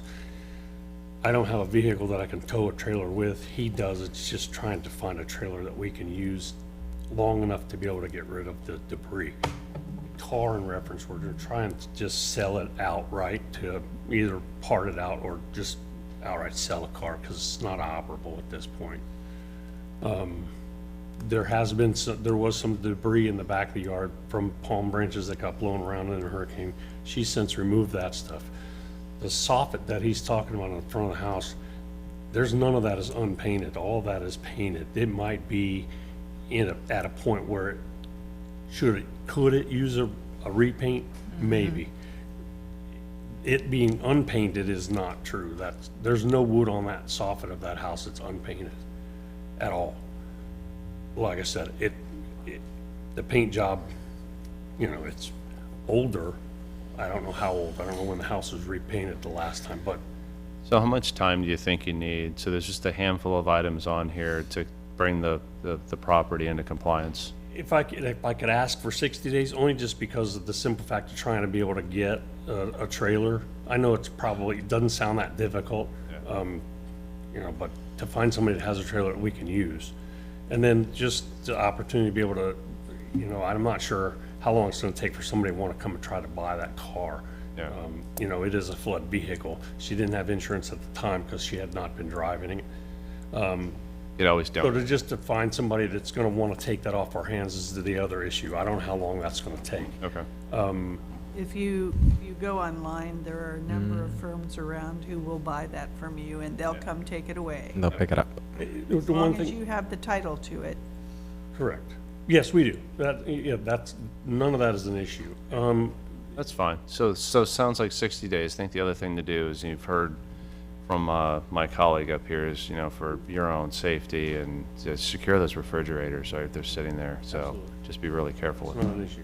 Either take the doors off, which would be my recommendation. Yeah. Take the doors off, or put chains around them so nobody can open the doors. The problem is that a child could crawl in, and if the door shuts, they'll suffocate. Right. We'll just get rid of the refrigerator altogether. There's plenty of the scrap guys in the neighborhood, and honestly, I thought somebody would have already taken it by now, but Yeah. I think just because it's not close enough to the road, they won't take it. I don't know if that's an issue with the scrap people just picking stuff up off the road, but we can get rid of that, not a problem. So I think we're good, but I'm gonna just pause right now and see if my colleagues have any more questions for you. I know you said that you're looking for someone who has a trailer. Have you thought about just renting your own trailer?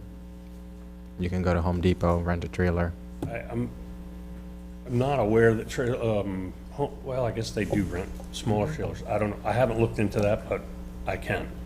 And U-Haul. My brother and I we're more than willing to try to help. My sister's not very forthcoming with information at times, and so a lot of this just got pushed on us recently. Now, we are in the process of trying to sell the house as well, so a lot of this is going to have to get taken care of for that. I know that, I'm sorry, I missed your name, Glenn. You had mentioned something about prior to there being a lien put on the house. Is that true or not? Yeah, this house had gone through the process, and there are liens on the house. But I can talk to y'all after the meeting and talk about the lien release process if you get all the violations corrected. Yeah, because that's really going to be a big hangup with selling the house. We'll never get anybody to sign up on buying that. Mr. Hay can take you through the process as to how you can go about looking into getting those reduced or released. Right, that would be So I great. think, just want to check, are we, any more, are we good? Okay, someone want to read? I can read. Okay. All right. Based upon the evidence presented in this case, I move that the board issue the following findings of fact and conclusions of law. The board finds that the violations of the St. Petersburg City Code, as stated by the code's investigator, has not been corrected. The board orders property owners Corey Robertson and Diane F. Bryant Estate to correct the violations within 60 days or by the date of July 19, 2026. If this order is not complied with, a fine of $100 per day shall be imposed. Second. Motion and a second. Let's vote. Aseklis? Yes. Henshaw? Yes. Wilson? Yes. Hobbs? Yes. Cintron? Yes. Wait. Yes. So the board's giving you 60 days. For whatever reason, it's not all corrected by 60 days. You'll get a letter in the mail to attend a special magistrate meeting. Make sure you show up to that meeting, have the same discussion at the special magistrate meeting. They may or may not give you more time. Okay? Thank you. Good. So before you leave, meet Mr. Haight out in the hallway. Yeah, we're going to. Exchange information, and Mr. Haight, if possible, you may want to put one of the brothers' addresses on the notices that go out. That way he knows what's happening. Thank you. Perfect. Thank you very much. Thanks. Item number 101, property owner Jason Amir, investigator Timothy Howard.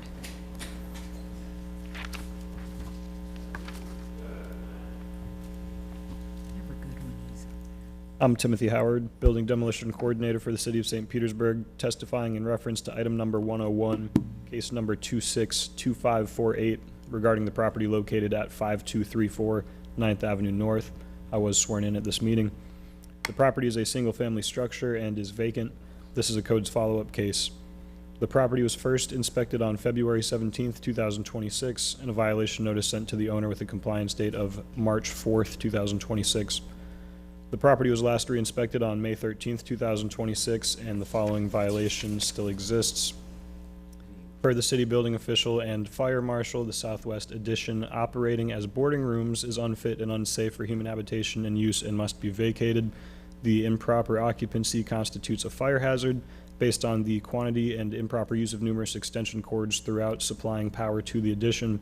Permits are required for the addition or the removal of the addition. 0 out of 1 violations have been corrected since this case began. Notice of hearing was sent first-class mail, posted at City Hall, sent certified mail, and was posted at the violation address on May 8th, 2026, which is at least 10 days prior to this hearing. Ownership was confirmed in County Official Records Book 23409, page 0740. During the course of my investigation, my last contact with the owner prior to today was on May 11th, 2026, and the owner did not indicate when the violation would be corrected. The department recommends 5 days and $250 per day thereafter for noncompliance. Additional relevant facts regarding this case: the structure is now vacant and is no longer being utilized for boarding rooms. The fire hazard has been corrected. The only remaining issue is the unpermitted addition. I would like to enter into evidence as Exhibit Number 1, photographs which were taken on May 13th, 2026, document May 2026 CEB, and photo numbers 1 through 4. Some of you may recognize these photos. This property has been before the board before, and is back now because the ownership has changed. This is an elevation shot of the front of the structure. This is the rear of the structure. The area you see to the left that has been boarded up is the unpermitted addition. Another angle of that unpermitted addition. And one more, these photos taken from the alley behind the property. I would like to enter this fact sheet into evidence as Exhibit Number 2, and this concludes my presentation. Thank you, Mr. Howard. I think you just said that the property changed ownership? That's correct. Okay. When did that happen? I believe that was sometime in February. And did they enclose the garage? Is that what happened? The city secured if you're referring to the boards, that was a city securing measures. Was that a garage, do you think, or No, that's the unpermitted addition. they actually built that on? Yes, so that for additional context, they built this addition. The prior owner was allowing people to stay here. They are almost like rooming and boarding. There was a fire that was posted unsafe. I remember this. Yes, this is a previous case that came before you all. And then there were 2 more fires within a close time period. And that right around that time is when it actually changed ownership. So they did vacate the structure. It's now, the city had to take securing measures because it was left vacant and unsecured. And now we're here still because that addition is still unpermitted. Okay. I understand now. Thank you. And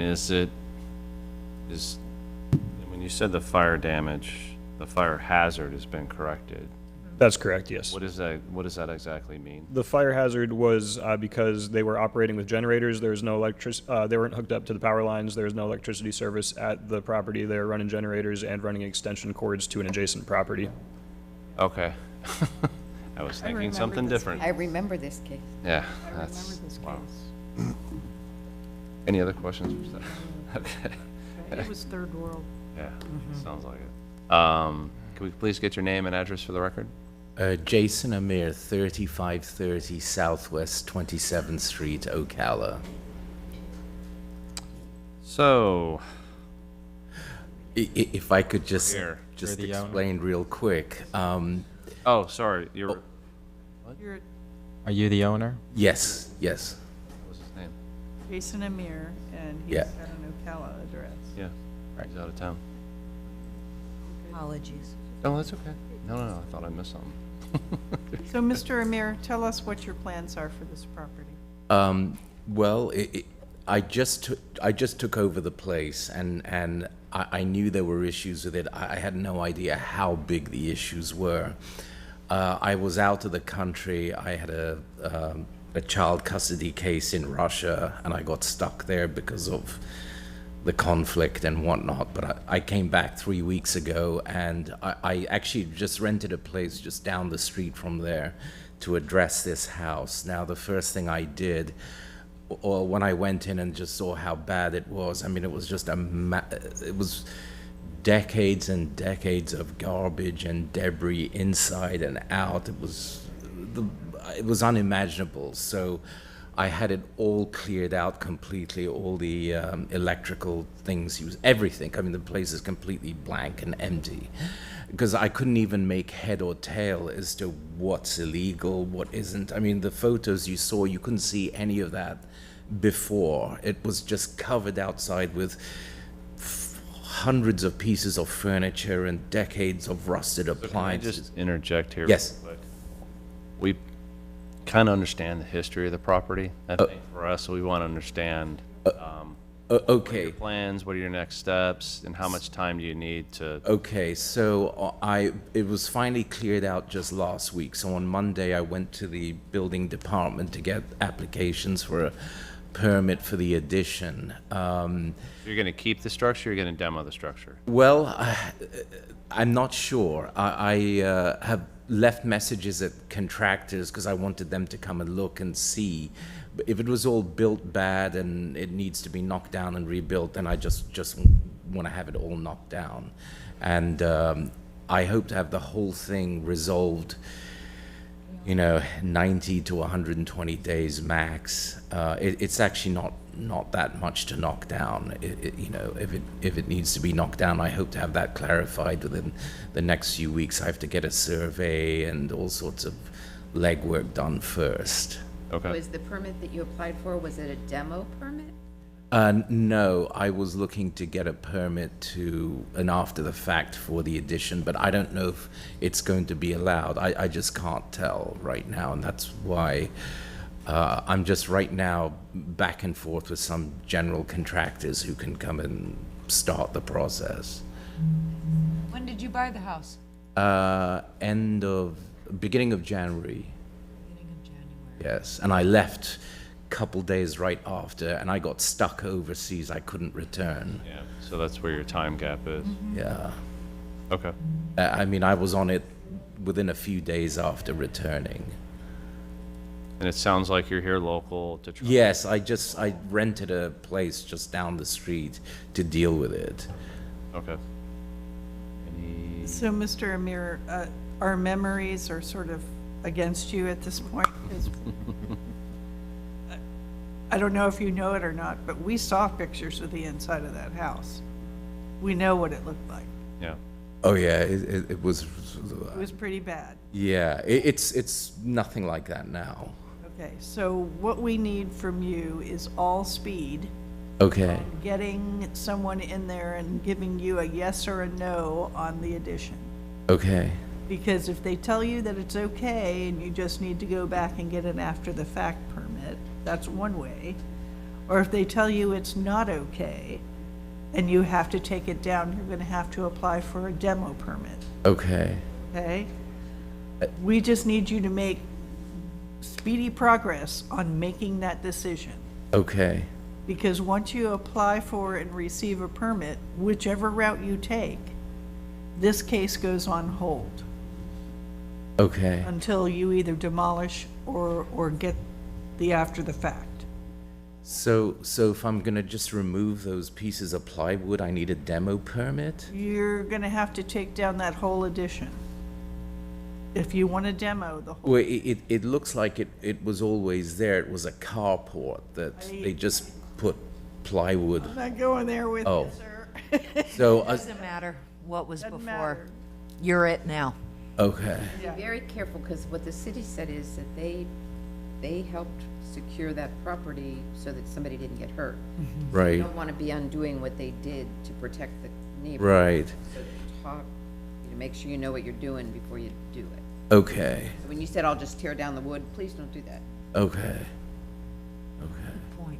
We just need you to make a decision. So you need to get experts in to help you make that decision. Right. Right. So please do that speedily, Yes. quickly, Absolutely. very fast. Who wants to read? I'll read something. Okay. He's got to give him time and then not time. Based upon the evidence presented in this case, I move that the board issue the following findings of fact and conclusions of law. The board finds that the violations of the St. Petersburg City Code, as stated by the code's investigator, have not been corrected. The board orders Jason Amir to correct the violations within 60 days or by July 19th, 2026. If this order is not complied with, a fine of $200 per day shall be imposed. Second. Motion and a second. Any discussion? Fine. Right. Yeah, I think he can find something, and I just lowered it by 50, but it's still at a good, to keep Okay. it going. Let's vote. Alseklis, Yes. Henshaw, Yes. Wilson, Yes. Hobbs, Yes. Cintron, Yes. Wait, No. Okay. Motion pass. So the board's giving you 60 days. If for whatever reason you don't have a permit, right, to either an after-the-fact permit or a demo permit or another permit that you might consider getting, you'll get a letter from the special magistrate to attend a meeting. Make sure you go to that meeting, and then you can go in and basically have the same conversation, discussion that you are with us, with hopefully a lot more progress than saying 60 days has a lot. Well, 90 days will have elapsed. So good luck. All right, thank you. Thank you. Thanks for being here present too to take care of it. Thank you. item 136, property owner Janice L. Pepitone and Pepitone Trust. Investigators are Melendez. Good morning. I am Soraya Melendez, co-investigator for the city of St. Petersburg, testifying in reference to item 136, case number 261690, regarding property located at 3812 Manatee Drive Southeast. We're sworn in at the beginning of this meeting. This property is a single home and is occupied by owner. This is a co-initiated case. The property was first inspected on this February 5th, 2026, and violation notice sent to the owner with compliance date on March 10, 2026. This property was last re-inspected on May 7, 2026, and the following violations still exist. Peeling paint was observed on the exterior wall in various areas. Fascia is in disrepair. The metal garage door is rusted and has missing paint. 0 out of 3 violations have been corrected since this case began. Notice of hearing was sent first-class mail, posted at City Hall, sent certified mail, and it was posted at the violation address on May 8, 2026, which is at least 10 days prior to this hearing. Ownership was confirmed in the County Official Record Book 12306 and page 1215. During the course of this investigation, and having had any contact with the owner, the department recommends 25 days and $100 per day thereafter not in compliance. I would like to enter into evidence Exhibit 1, photos which were taken on May 7, 2026, document 050726 and 690ZM. This is the front elevation of the property. And you could see the peeling paint and also the fascia in disrepair and the garage door in disrepair. I would like to enter this fact sheet into evidence Exhibit 2, and this will conclude my presentation. Thanks, Ms. Melendez. Any questions for staff? Okay, can we please get your name and address for the record? My name is Robin McClellan. I'm representing my grandma, Janice Pepitone, and I have a power of attorney here as well. Address is 3812 Manatee Drive, Southeast, St. Pete, Florida. And what is your address? The same. Oh, the same, okay. And do we have that on record, the POA? check. If she's granddaughter. Do we need a copy of the power of attorney? No, not for a grandmother. Okay, great. So it looks like the property needs a little TLC, so Yes. just tell us what's going on. We just recently moved in to help her out. We've only been there about a month and a half now. Okay. She was going through a lot of fraud with a person who used to live in her home. We had to have him evicted, and right now we're trying to get her finances back in order. And my husband just started work on Monday. So we have quotes for the repair of the fascia and the paint and everything. We just not have been able to execute it financially yet. So we're looking for maybe a 60 or 90-day extension to get those funds together. Okay, but have you chosen a contractor yet, or are you? We have not. We've been looking at a couple people, and we were trying to see how much it would cost to do it ourselves as well. Okay. And do you think, like, are you close to making a decision on? Yes, how we are probably going to be deciding on whether we're going to do it or someone else is going to do it here either Friday or Monday. My husband is away for work right now, so. Perfect. Any questions? All right, someone want to read? I'll read. Based upon the evidence presented in this case, I move that the board issue the following findings of fact and conclusions of law. The board finds that the violations of the St. Petersburg City Code as stated by the code's investigator have not been corrected. The board orders Janice L. Pepitone and Pepitone Trust to correct the violation within 90 days or by 8/18/26. If this order is not complied with, a fine of $100 per day shall be imposed. Second. Second. Motion a second. Let's vote. Osaklis? Yes. Henshaw? Yes. Wilson? Yes. Hobbs? Yes. Cintron? Yes. Wait. Yes. So the board's giving you 90 days. I think you heard the spiel. If it's not corrected within 90 days, you'll get a letter of beer for a special magistrate. Will you be able to go in, have the same discussion? Oh, yeah, we'll So good definitely luck. have it corrected by then. Thank you for you. helping your grandma. Yep. Good on you for, making the lifestyle change. All right, am I free to go? Yep, you're free to go. Item 140, property owner Marina Walk Retail LLC, investigator Milka Stevanovic. Hello again. I am Milka Stevanovic, code investigator for City of St. Petersburg, testifying for Zone 20 investigator in reference to the item 140, case 25-24413 regarding property located at 4601 34th Street South. I was sworn in this meeting. The property is a commercial structure occupied by a tenant. This is internal complaint case. The property was first inspected on September 17, 2025, and a violation notice sent to the owner with a compliance date of October 10th, 2025. The property was last re-inspected on May 12, 2026, and the following violations still exist. Temporary connection into reclaimed water service from 4651 34th Street South is prohibited. A new reclaimed water service must be approved and established at 4601 34th Street South.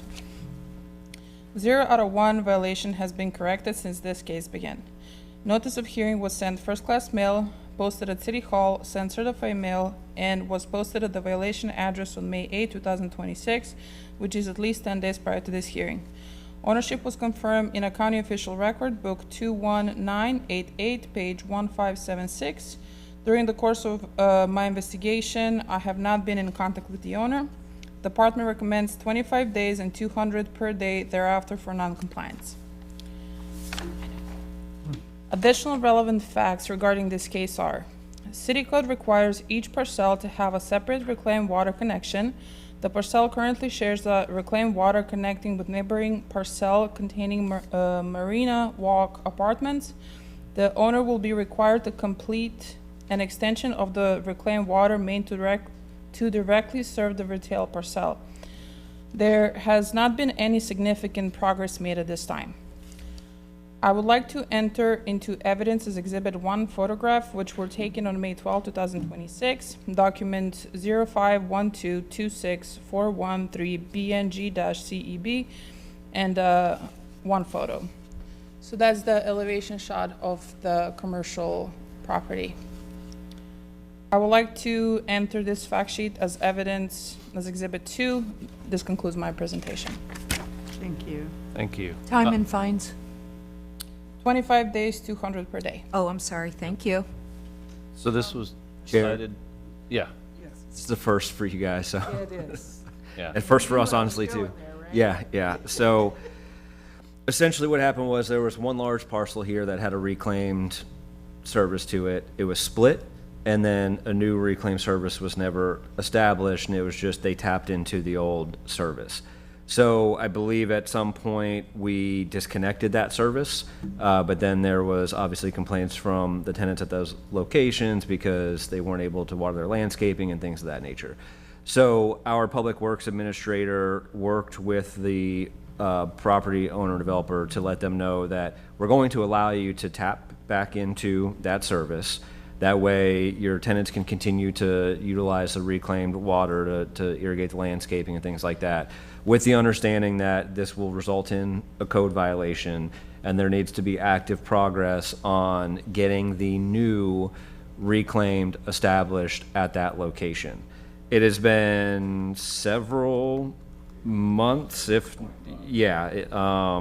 since that occurred, and it's my understanding that there is another project going on within this location where they are now moving forward with establishing a new reclaim service there, but have failed to do anything with this parcel.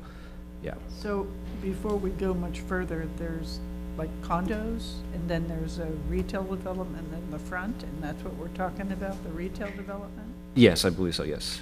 I'd have to refresh my memory, Somewhere but else on the parcel, there's a third development? there's another development that's getting ready to occur in the same area where there's a new reclaim service that's going to be established there. Under the same owner? I believe it's the same ownership developing, yeah.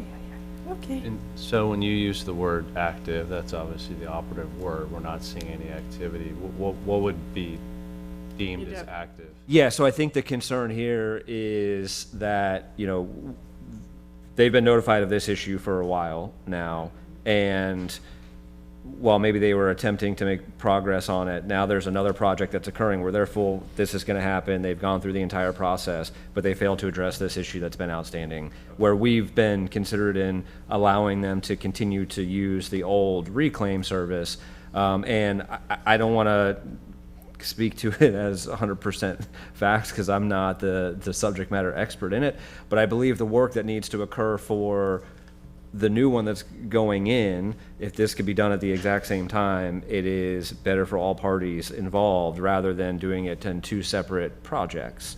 So it's just the fact that there's been, there was an understanding that this needed to happen, that we were going to allow them to continue to tap into and use it, knowing that we need to have a resolution in the near future. Sounds reasonable. They gave them a grace period.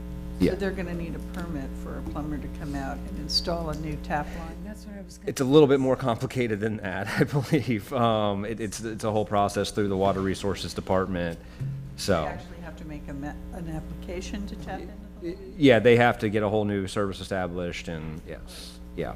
So presumably, though, the retail development has water service on its own? Yes, they would have their own water, yes. Potable water, yes. Right. Yeah. So they would need to go through that part of it to get their... For reclaimed, yes. Which is already at full capacity. Well, yeah. But that's for them to figure out. Yeah. Okay.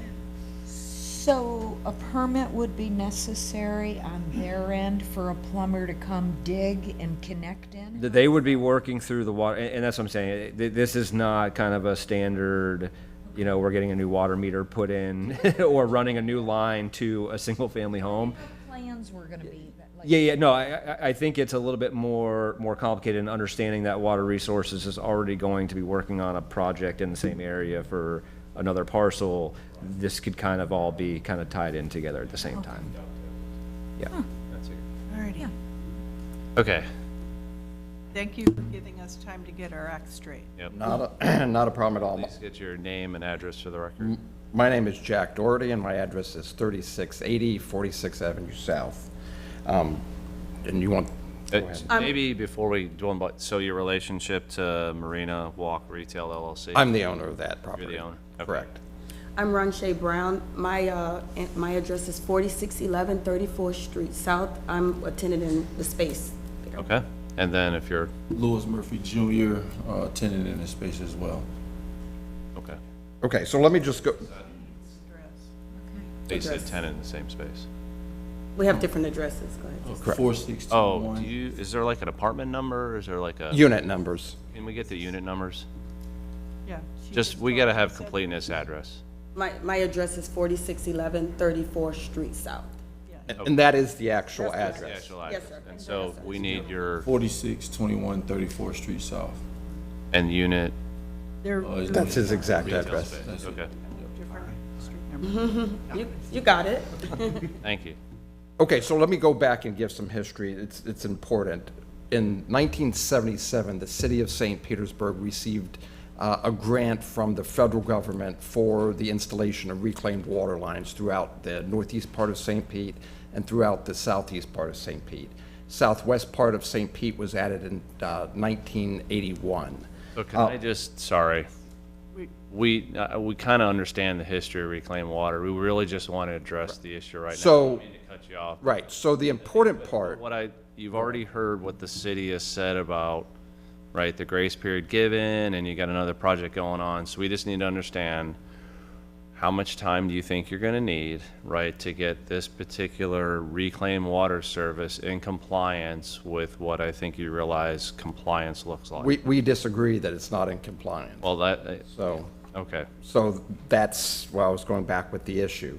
We believe that the property should be grandfathered in under the original. And there's a process to follow for you to. Well, but that's what, now we've been called to this meeting here, so we haven't been given any other process or anything else to go through. This is the meeting that we've been called. You've known about this since But we're not the September. body to give you grandfathering. We're not the body to basically say yay or nay. When was your development built? So the Marina Walk apartments were built in 2021, and this was built in 2022. Okay, so let's take grandfathering off the table. That has nothing to do with what we do here. What the city is telling you is, number one, you're not grandfathered. And they're telling you that, yes, you must comply with current rules and regulations. You've had 6 months to do so, and you've not done it. Right, we would disagree with the fact that we're not grandfathered. That's, Yeah, that's, That's not- unfortunately, sir, that's your problem yeah. at this point. The city has found that you were in violation. They've given you steps to comply, and you haven't done it. Right, well, the price to comply is gonna put them out of business. So let me tell you what the price to comply is $82,063.68 plus the sprinkler work will amount to about $90,000. That makes this particular tenant pay $34,618. This particular tenant, $20,790. That's going to put them out of business. I mean, that's the business owner's decision to pass that cost on to his. It's a triple net lease. That's not the city's responsibility. It's a If triple net that's what you lease. choose to do as a At least business the tenant owner. pays for everything. Pardon? I'm sorry, say it again. That's your responsibility, sir. If you choose to pass it on to your tenants, that's your choice. So here's, It's unfortunate for your tenants, and It sure is, it's completely unfortunate you'll for the tenants. probably lose them. If you're gonna pump Cam like that for a mistake that you should have corrected at development, well, that's your decision. yep. And now you have another project being developed? They're different owners. They're all different owners, ownership. You're not the owner of that? Correct. So I think what you have to decide, right, is how you want to move forward. You can disconnect the line. Look, we're not gonna, we can get into it, but you as a business person, you obviously have looked at this, right, through the lens of what it would cost to get it connected. There's other lenses you need to look this through, so. Yeah, I just what don't want we- to put them out of business. Right, so what we need to hear from you is, how much time do you think you're gonna need, right, to either come in compliance or go down some other path? But this can't just stay connected to reclaim water in perpetuity. And I just wanted to add something. You have done a remarkable job in the Skyway Marina District. Yeah. Thank you. You have done your research, you have built beautiful properties, you have totally changed the landscape of that area, and you know how to do things. So when you say, oh, I'm limited, I've seen you think outside the box for the last 10 years. Don't say anything. So what we're trying to do is say, we respect you as a business person, we appreciate what you've done. We just need a period of time so y'all can sit down at a table and say, okay, this is how we can make it work. We're not business people for you. We're not working for you. We are saying, tell us how much time you need so that you, as a professional business, successful person, can sit down with your folks and say, okay, this is what we're gonna do going forward. We just wanted a time frame suggestion from you, that's all. But I'm trying not to put them out of business. No, I hear you, but that's not for purposes of today. Today, we're just saying, help us help you. Yep. Give us a time frame, and then y'all can sit down and figure out the man on the moon if you want to. But just give us a time frame for today, so we can let y'all go back to your business. Let me Time frame. Let me say this. I've been trying to. Time frame. But I'm just guessing at a number. Okay, then we'll come up with it on our own. I would rather you give us a suggestion, but we can do it on our own. Okay, how about 12 months? Okay, that's what we're gonna start with. Okay, so we can go ahead and discuss it. Thank you. I'm assuming no further discussion. Just want to read? At you what guys have more point, questions? at what point will the city just say, we're done waiting and cut them off? Because that's what the next step. Sounds like the next step. Yeah, I mean, we're going through this process because, you know, I don't want to speak on behalf of the Water Resources Department, but I mean, that's occurred once.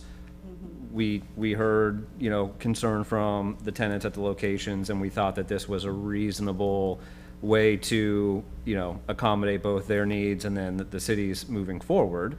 So if we get to a point where however much time you provide, fines are accruing, liens being placed against the property, there's still no action, I believe they have the authority at any time to go in and cut off the service if they'd like to. But, you know, we're attempting to use this approach to try to gain compliance rather than just saying, you know, too bad, we're just gonna cut it off. You know, so, and again, I understand the position that the owner is in, but to try to insinuate that because this cost is incurring now, rather than when he initially developed the property, that's going to automatically be passed off to the tenants and kind of put that on the city, I disagree with that. So, you know, we're trying to be reasonable just to get this resolved without just cutting off the access. Say something. It's been 8 months, so no activity, right? Going back to fourth quarter. And the reclaimed water is just really specifically for the lands? For the landscape. Landscaping? Yeah, it's not potable water. It's so- not potable water, so, That's why I said thinking Their flowers outside are the box. There's other things you can do. You can Thinking read outside landscape, the you can do box different is- things. That's what I was be trying done to with get at. Exactly. yeah. All right. I mean, can I say a couple more things? There are a few. Or- I was going to say, what we're doing, the decision that we're making that adds no value whatsoever is we're checking off boxes, but we're putting tenants out of business. And that's exactly what we're going to be doing. And for the last year, can I? No, I can't talk. May I say something? No, No, no. You're at the mercy You- of him, and I'm sorry. You are putting them out of business, not us. You know you have to comply. You know you do. No, I don't know that. I don't know that. I don't. There's a, no, I guess I'm not.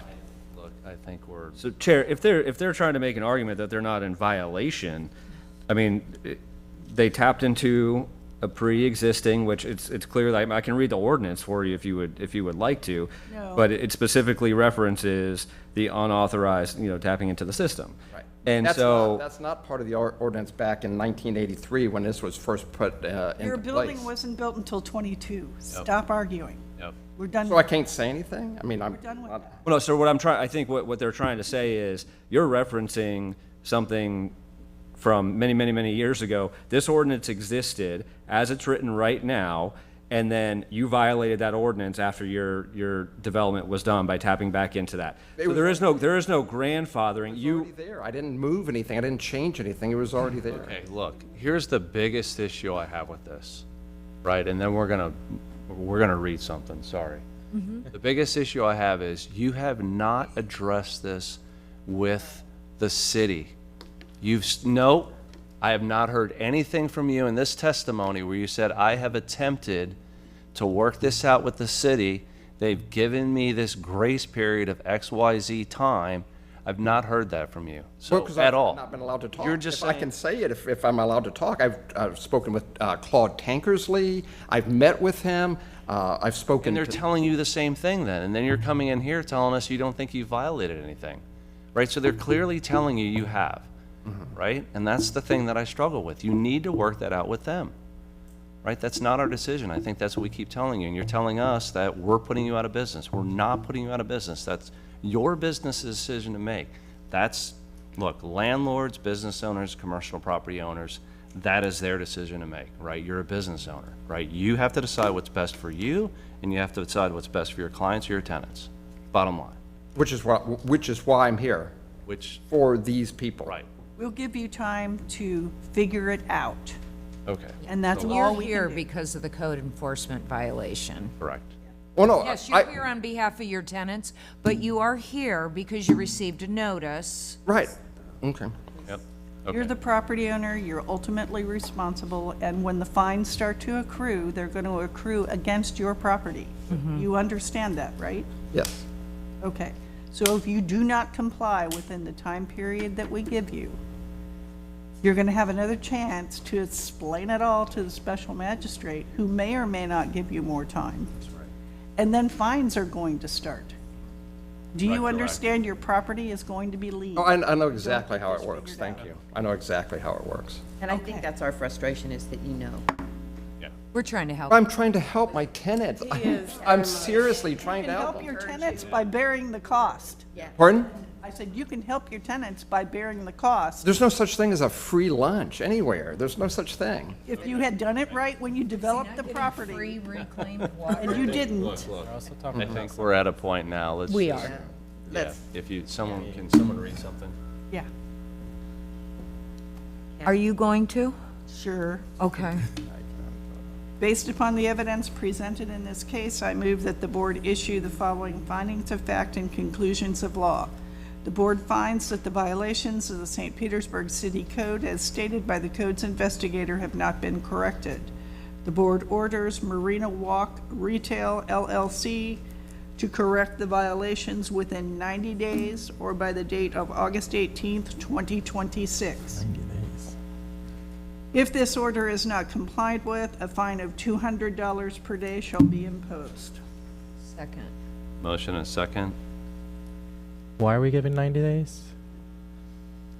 It's very simple. She's being very, If you don't, very generous. if you don't want to cover the cost, Being but if they generous. don't want to cover the cost, all they have to do is turn off the water. I think it's too much. I don't understand why we're giving them 90 days. I think, Kathy, and I'm not trying to speak for you, but I think you are trying to be kind to the tenants. I think you heard that it was the tenants that are going to suffer the consequences of that, and I Thank think you. it's very kind. So I'm okay with the 90 Thank you. days. Let's vote it out. Yeah, I was See gonna how we say, end up. sounds like we're gonna vote it out. Okay. Alseklis, No. Wilson, Yes. Hobbs, No. Cintron, No. Wait,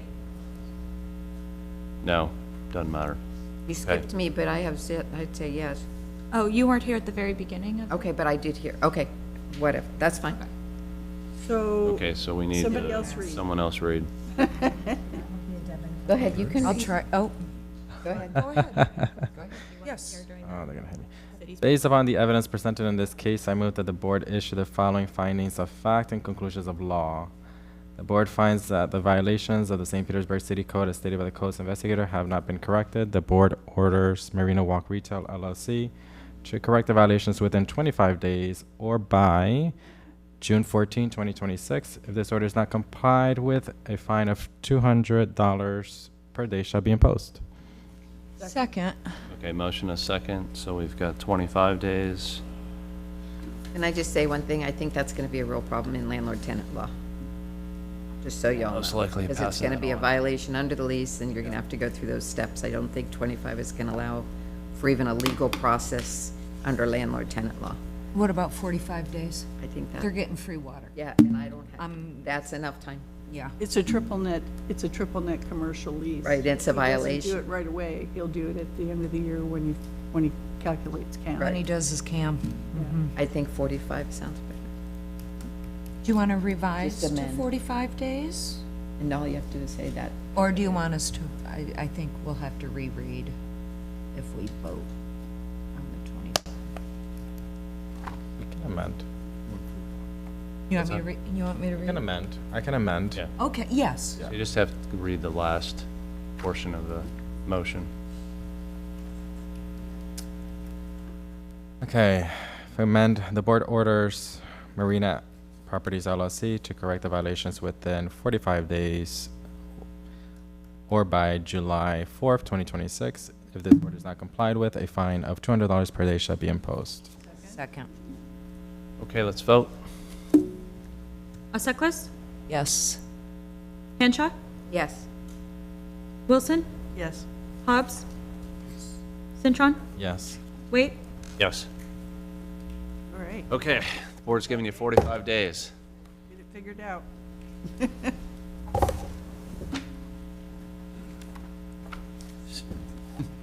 Yeah, so Chair, In the history of dirt.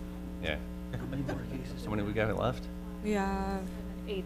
we've got 8 cases left. I'd love to say that we could breeze through that, but that's not the way things have been going today. No, I know. So, Take some. and we still have lien release actions as Lunch well. is here. Lunch is here. I mean, we could, I'm fine, and if the board's fine with it, we could do a very quick, just 30 minutes, be back at 1. That way we can keep moving along and not impact the citizens that much, so. Okay, so, 8 more apologize. What's that? cases. 8 more cases? I have to look at I mean, that, you're looking at it probably closer to 2 hours on something like. Yep, so we apologize, but it's 12:30, we've been at this since 8:30. We're gonna take just 30 minutes for lunch. So we're gonna stop the meeting now, and we'll resurrect at 1 PM. We're taking a break for lunch. I know.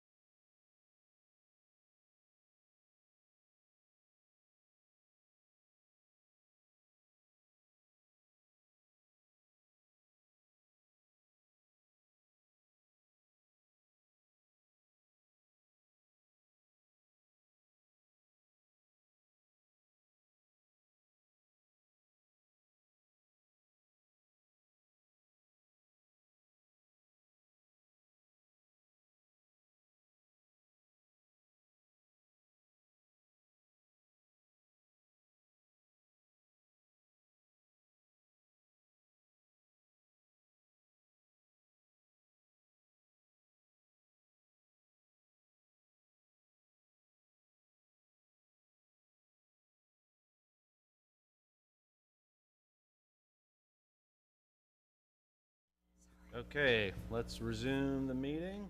Want to hit that again? Should we do roll call again? Yes, please. Okay. Seckless. Here. Henshaw. Here. Wait. Here. Wilson. Here. Hobbs. Here. Cintron. Here. Okay, everybody's here. We're starting with item number 65, property owner Nelson C. Steiner, 2003 Trust, investigator Jean Madu. Did we check to see if it was Yes. Is everybody present? Were they sworn in this morning? No? If you could please stand if you haven't been sworn in and raise your right hand. Do you swear or affirm that the evidence you're about to give is the truth, the whole truth, and nothing but the truth? Thank you. Good afternoon. I am Jean Madu, Codes Investigator for the City of St. Petersburg, testifying in reference to item number 65, case number 25-28577, regarding property located at 2296 Coffee Pot Boulevard Northeast. I was sworn in at this meeting. This property is a single-family structure and is occupied by the owner. This is a citizen complaint case. The property was first inspected on December 31st, 2025, and a violation notice sent to the owner, together with an extension with a compliance date of February 6th, 2026. The property was last re-inspected on May 13th, 2026, and the following violations still exist. Playset installed in front yard is encroaching into the setback, and entry gate and fencing installed at property without certificate of appropriateness. The request was previously denied by CPPC, and the fencing, there was concrete columns and wrought iron around the pool, has been altered.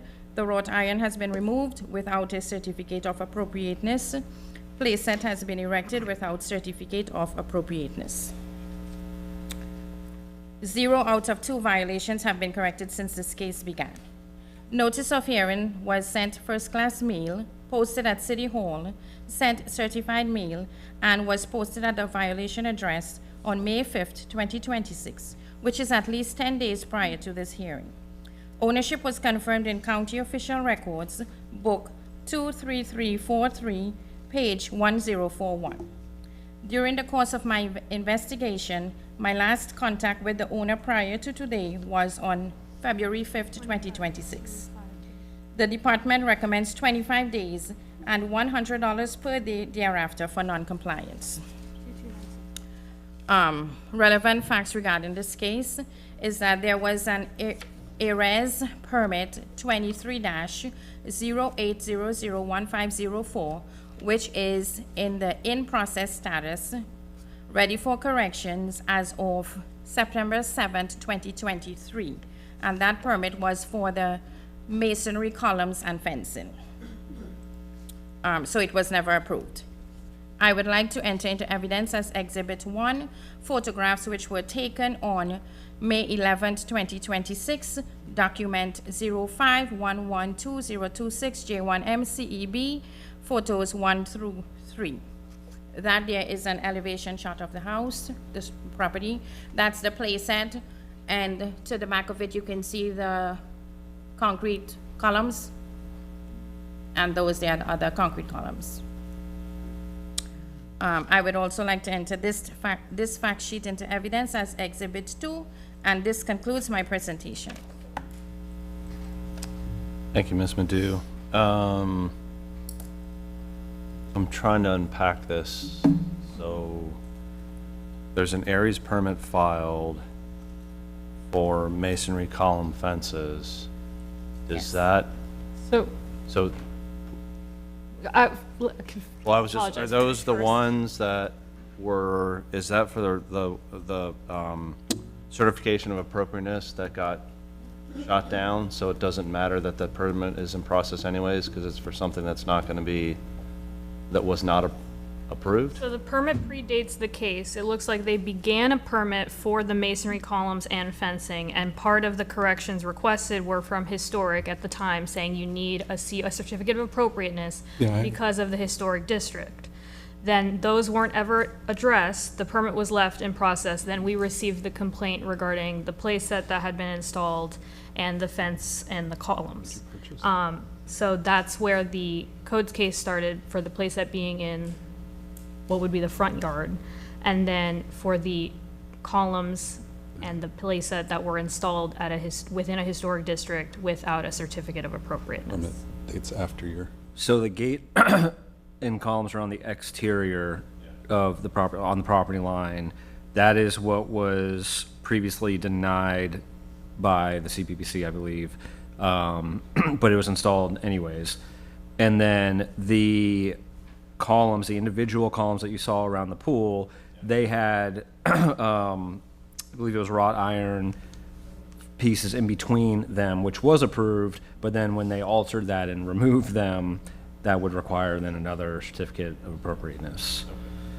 And then the place. And then the play set is just, it's in the front yard. Play sets aren't permitted in the front yard. And then historic preservation has determined that that would also require a certificate of appropriateness for it even to be installed at the property. Okay. The play set's inside the wall? Inside the fence, but in the front yard. Correct. No.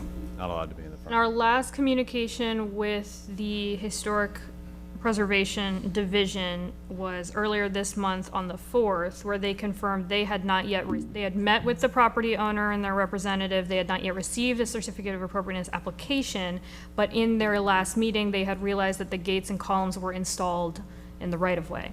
So there is another added layer there that they will have to address. So you got right-of-way and certificate of appropriateness. Yes. And I have a question. The playground is kind of a concern to me. That, is it specifically identified in the rules that you can't have a playground there, or is it a height thing or a location? What is it specifically? Play equipment is not permitted within the, the front yard. No, and I understand the front yard, but I thought I heard you say, but for them to move it, they would still have to jump through some hoops. So I know that they met with zoning, and zoning explained that there are 3 different areas where the playset could be. One that would require a variance, one that would require just a design variance only, and then one section that would not require anything, but I think the playset had to be modified to a smaller size. So. Because I know that there's a significant fair housing issue that can arise if you identify a playground having a different height requirement or a different location requirement or whatever, that can get into fair housing violation territory. So that's why I wanted to make sure they weren't saying you can't have a playground, they're just saying you have to put it in the right place, like any other, like anything else you would want to put. Right. So it's not limited to just playground. Right. Okay, and the other question I have is, I'm a little confused on the time frame. So this started in 23, but this is a 25 case? The case started when a complaint came in from a neighbor December 11th of 2025, but when Ms. Madhu was doing her research, she had noted that there was a previous fence permit or the masonry permit that had been applied for in 2023 that predates the case. So it looks like they had started the permitting process, got denied by the CPPC, and then the permit was just left in process since then. Okay, thank you very much. Any other questions for staff? Okay. Sir, can we have your name and address for the record, please? Sure. My name is Craig Taraski, attorney with Johnson Pope, 360 Central, Suite 500, St. Petersburg, representing the respondent and property owner. I'm just pulling up just for timing. I need, can we please get your name and address? Nelson Steiner, 2296 Coffee Pot Boulevard, St. Pete. Okay, thank you. Yeah, so the perimeter of the property does not have columns or fence. It's just the entry. It's 2 columns and a gate. That was done by the prior owner. And correct, there was a permit pulled for it. It was flagged for needing a COA, never received a COA. That's sitting open. Yep. To resolve that violation, those columns in that gate are going to be removed. In fact, we got a confirmation from the contractor while we were sitting here that he was supposed to be out there today to do it. I was hoping to get that done so we could report that. So that's in process, and that will be done in short notice.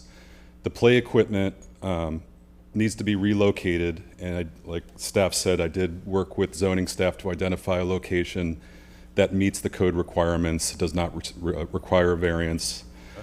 A little concerned about why it requires a COA from historic, but we added it to the application, the COA application for the play equipment and for the modification of the pool fence was submitted last week. So that's in process and tracking towards the July 14th CPPC. So to cut it short, I know we're just asking for 90 days to get through that COA process to get that approved, because everything else flows from the COA. The pole, the wrought iron pieces for the pool fence and columns, that will be replaced, consistent with the prior approval. That received a COA approval, I think, in 2020. So those will be put in, but it makes no sense to do that now. That's custom ironwork. The end of it needs to be adjusted to accommodate the play equipment, so that there's enough room on that side. And so once those are moved and the new columns installed along the side of the pool, that the wrought iron pieces will be put back in consistent with the prior COA and the new COA if approved. And what about the right-of-way issue? Those are the columns and gate, and hopefully as we speak, they're gone.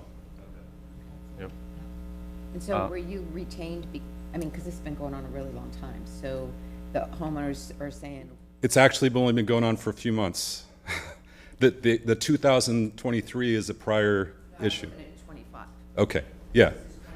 So it's more than a few months. I was engaged, I think, end of February, and I've been working with staff, and I've been keeping Inspector Jean informed and copied on all my correspondence with Historic Pres and with zoning, and those correspondence as late as, I think, Tuesday this week, yesterday.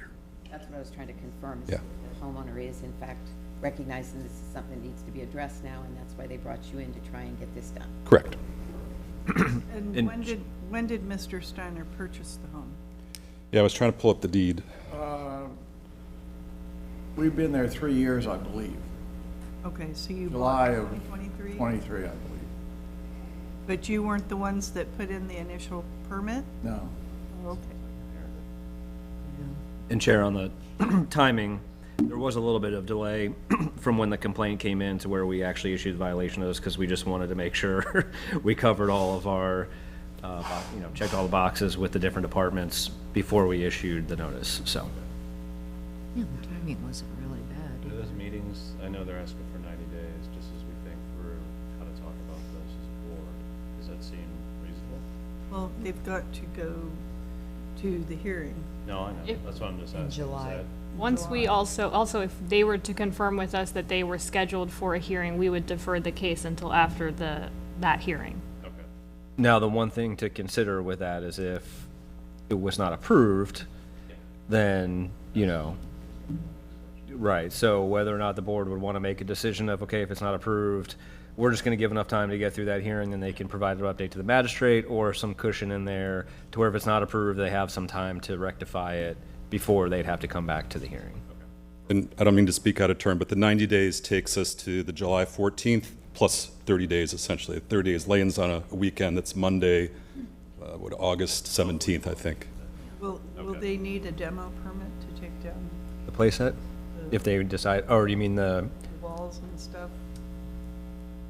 I think if it's just two columns and a gate, I mean, it's a minor and it's in the right of way. We just want to think that removed, so. Because that's the other thing that I was concerned about, is if they have to turn around and then apply for a demo permit or to rebuild it. Okay.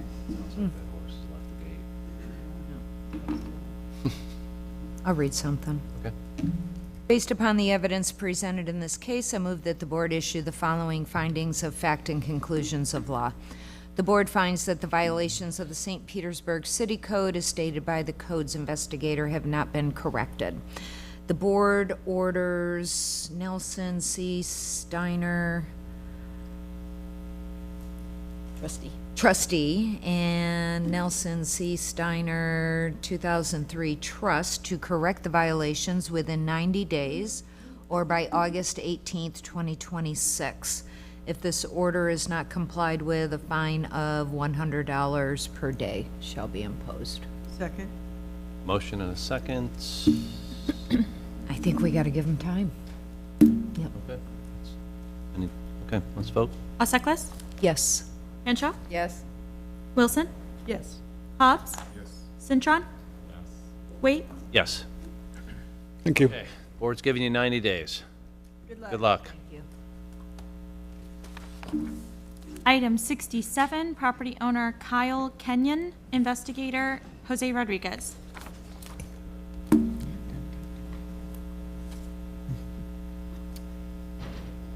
we skip 88? Some of these have been crossed off, but you know, it's kind of light. Oh, okay. Yeah, I'm having, It might be easier to see now that it changed views. Yeah. Okay, thanks. okay, we're on. 67? 67. Okay. Good afternoon. I am Jose Rodriguez, codes investigator for the city of St. Petersburg, testifying in reference to item number 67, case number 26-2309 regarding property located at 515 40th Avenue South, and I was sworn in at this meeting. Property is a multifamily structure and occupied by tenants. This is a codes follow-up case. Property was first inspected on February 12th of 2026. Violation notice sent to the owner with a compliance date of March 12th of 2026. Property was last re-inspected on May 13th of 2026, and the following violation still exists. Work observed without active permit on file, and observed removal and enclosure of front room on structure. 0 out of 1 violations have been corrected since this case began. Notice of hearing was sent first-class mail, posted at City Hall, sent certified mail, and was posted at violation address on May 4th of 2026, which is at least 10 days prior to this hearing. Ownership was confirmed in County Official Records, Book 23037, page 0993. During the course of my investigation, I have not had any contact with the owner. The department recommends 25 days and $150 per day thereafter for non-compliance. There are no additional relevant facts regarding this case, and I would like to enter into evidence exhibit number 1, photographs which are taken on 5/13 of 26, 1/20 of 26, and 2/2 of 26, 1 through 6, and document CB051326-309 JAR. This first photograph is just of some of the items that, some siding that was installed on the structure. That is how the structure looks today. It's elevation of the structure. Another elevation shot of the structure. That is a picture of some of the damage that was observed during inspection that has been repaired without a permit. That's just some of the items that was evidence of work being done on the structure. Again, that's the enclosure of the front room and more items that were observed during the inspection. And I would like to enter this fact sheet into evidence exhibit number 2, and this concludes my presentation. Thank you, Mr. Rodriguez. Yes, sir. Has there been a permit pull, or is there? No permits to date. I checked again today, so the last permit was even pulled, I think it was a roof permit in 2019. This looks like it was a garage at one point in time that's been walled in. I believe it was a front room. I'd see why it can have the appearance of a garage, but I believe it was actually a room. It appears to be that it was a room that was just enclosed, or just a section of the structure that was enclosed without a permit. Okay. Any other questions for staff? Okay. State your name and address. Yeah. Record. Name is Kyle Kenyon, and address where I live is 4136 Beach Drive, Southeast, St. Pete, Florida. And yeah, it's I think it would be helpful if if there was like pictures prior to it, but it's where that area where it looks like it was enclosed. There's like it was almost just like a little shed. Like it was always enclosed, but there was like a shed right there, and I thought it was ugly looking, so I just got rid of that shed. But he maybe not saw it prior to that, but it had always been enclosed ever since I got it. It was just like they must have wanted a little shed there, and then like added it to the front of the house, or so. I don't know if I could get more pictures. But you've done some siding work. Yeah, I did do that siding, yep, yep. There's been no permits pulled or anything? Correct, yep. Yeah, I did not do any permits for that siding. It had siding on it, it was just, I didn't like it was white, I painted it blue, I didn't like the way it looked, so then I went back white again and did like the white and black color combo. But I think you're being told you needed to have pulled permits. Yeah, yep. Now you're in the process of having to do some after-the-fact permit pulling. Have you Correct. done anything about that yet? Talk. No, I didn't know. I got like, when I got this letter, it was like a blanket of like, basically just, it was very vague, like there was, you did this, you did that, and it didn't like specify, so I didn't know really what exactly I had to get a permit for. Okay, so knowing what you've heard now, kind of what's your next steps and how much time do you think you're gonna need? I'm gonna have to You doing get, the work yourself, or did you get to hire a contractor? yeah, I did a lot of that myself, actually, yeah.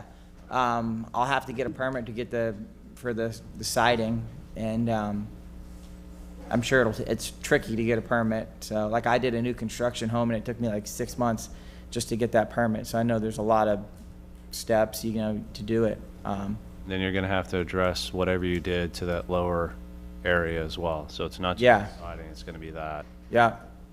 Yeah, it's like I said, that whole thing was always covered up like it was in the picture of white, but there was like a little shed right there, maybe like 2 foot by 8 foot. That was almost like they just added that part onto the house, and I got rid of that. Okay. Did you do any interior work? No, Did you flood at all? I couldn't hear, what was it? Did you flood at all? I didn't own it during the flood. I bought it like probably like a year after the flood. Okay. Do you own any other properties in Pinellas? I do, yeah. How many other properties do you own? Maybe 5 or 6 probably. And they're all tenant filled? Yeah, most of them are, except the one I live in, yeah. So just know it's probably gonna be a little extra scrutiny because you are in a flood zone, right? Yeah. Going for that after-the-fact permit. So what are your plans? I mean, you can either go to the city and try to file an after-the-fact yourself, or you're gonna hire a GC to do it for you. I guess I'll just go down there and try to do it, or Try to figure it out. or maybe I'll find someone that does like a siding specialist company and just see if I could just hire him to do it, you know? Okay. How long have you been a property owner? That property is like a year or so, but I've been a property owner for a long time. I have a question for the city. The siding that was put up, does it require a permit? It looks like it was just a small section that he replaced.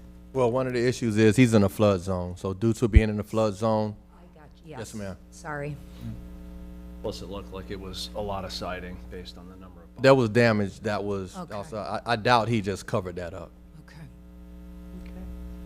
And Chair, when the property was sold, I believe there was, I'm just looking at some photographs. Looks like there was maybe like a 2-foot drywall cut. So if the property's been renovated, obviously that's gonna have to be addressed as well on the interior, because even those minor repairs within the flood zone would require a permit. So making sure everything gets all wrapped into one would be. Okay. So you're not gonna wanna reach out to a siding contractor is what they're saying? You're gonna Got it, all right. to handle inside and outside, and you. Got it. Because you don't live there, you're gonna have to have somebody with a license. To do the permit, got it, okay. I can read some. Based upon the evidence presented in this case, I move that the board issue the following findings of fact and conclusions of law. The board finds that the violations of the St. Petersburg City Code as stated by the code's investigator have not been corrected. The board orders Kyle Kenyon to correct the violation within 90 days or by 8/18/26. If this order is not complied with, a fine of $150 per day shall be imposed. Second. Motion is second. Any discussion? All right, let's vote it out. Alseklis, Yes. Hancha, Yes. Wilson, Yes. Hobbs, Yes. Cintron, No. Wait, Yes. Okay, you've been given 90 days. If for whatever reason, right, you haven't come in full compliance with codes, permits put this, first of all, if you do get the permits and it's all encompassing, it'll put this case on hold. Got it. Let's just say it's not. You'll get a letter to appear before a special magistrate where you can go in and have this conversation with the special magistrate, and they may or may not give you more time. Got it, understand. So the other thing I'd recommend, keep Mr. Rodriguez in the loop as to what's going on. Don't Yep. ignore that letter. Yeah. He's a good guy, and he can Yep. help you out, okay? Yep, I understand. All right. Thanks. Thank you. Thanks. item 129, property owner 966 Lakeview LLC, investigator Katrina Miller.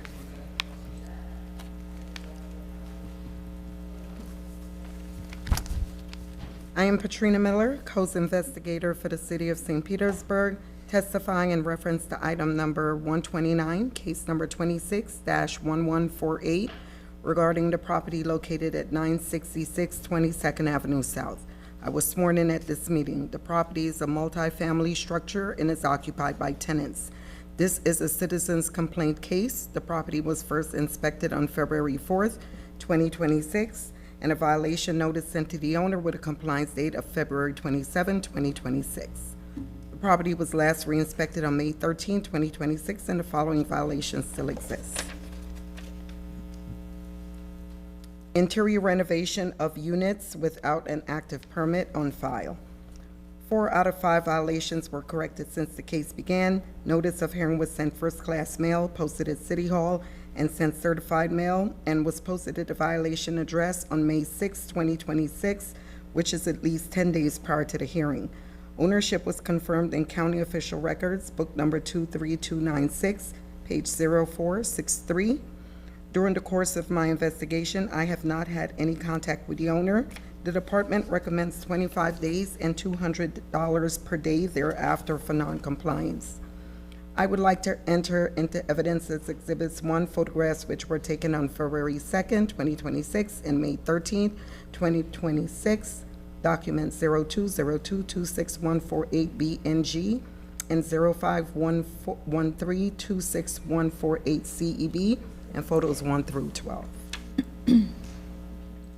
So this is a bedroom that has been renovated, drywall installation. We see here some items that were removed from the home, looks like bathtubs. Another room that has been renovated, we see some plumbing installation behind the closet wall there. Just working process. And this is a listing of the newly renovated unit, one of the newly renovated units. And this is a description stating that it has been, the units are renovated.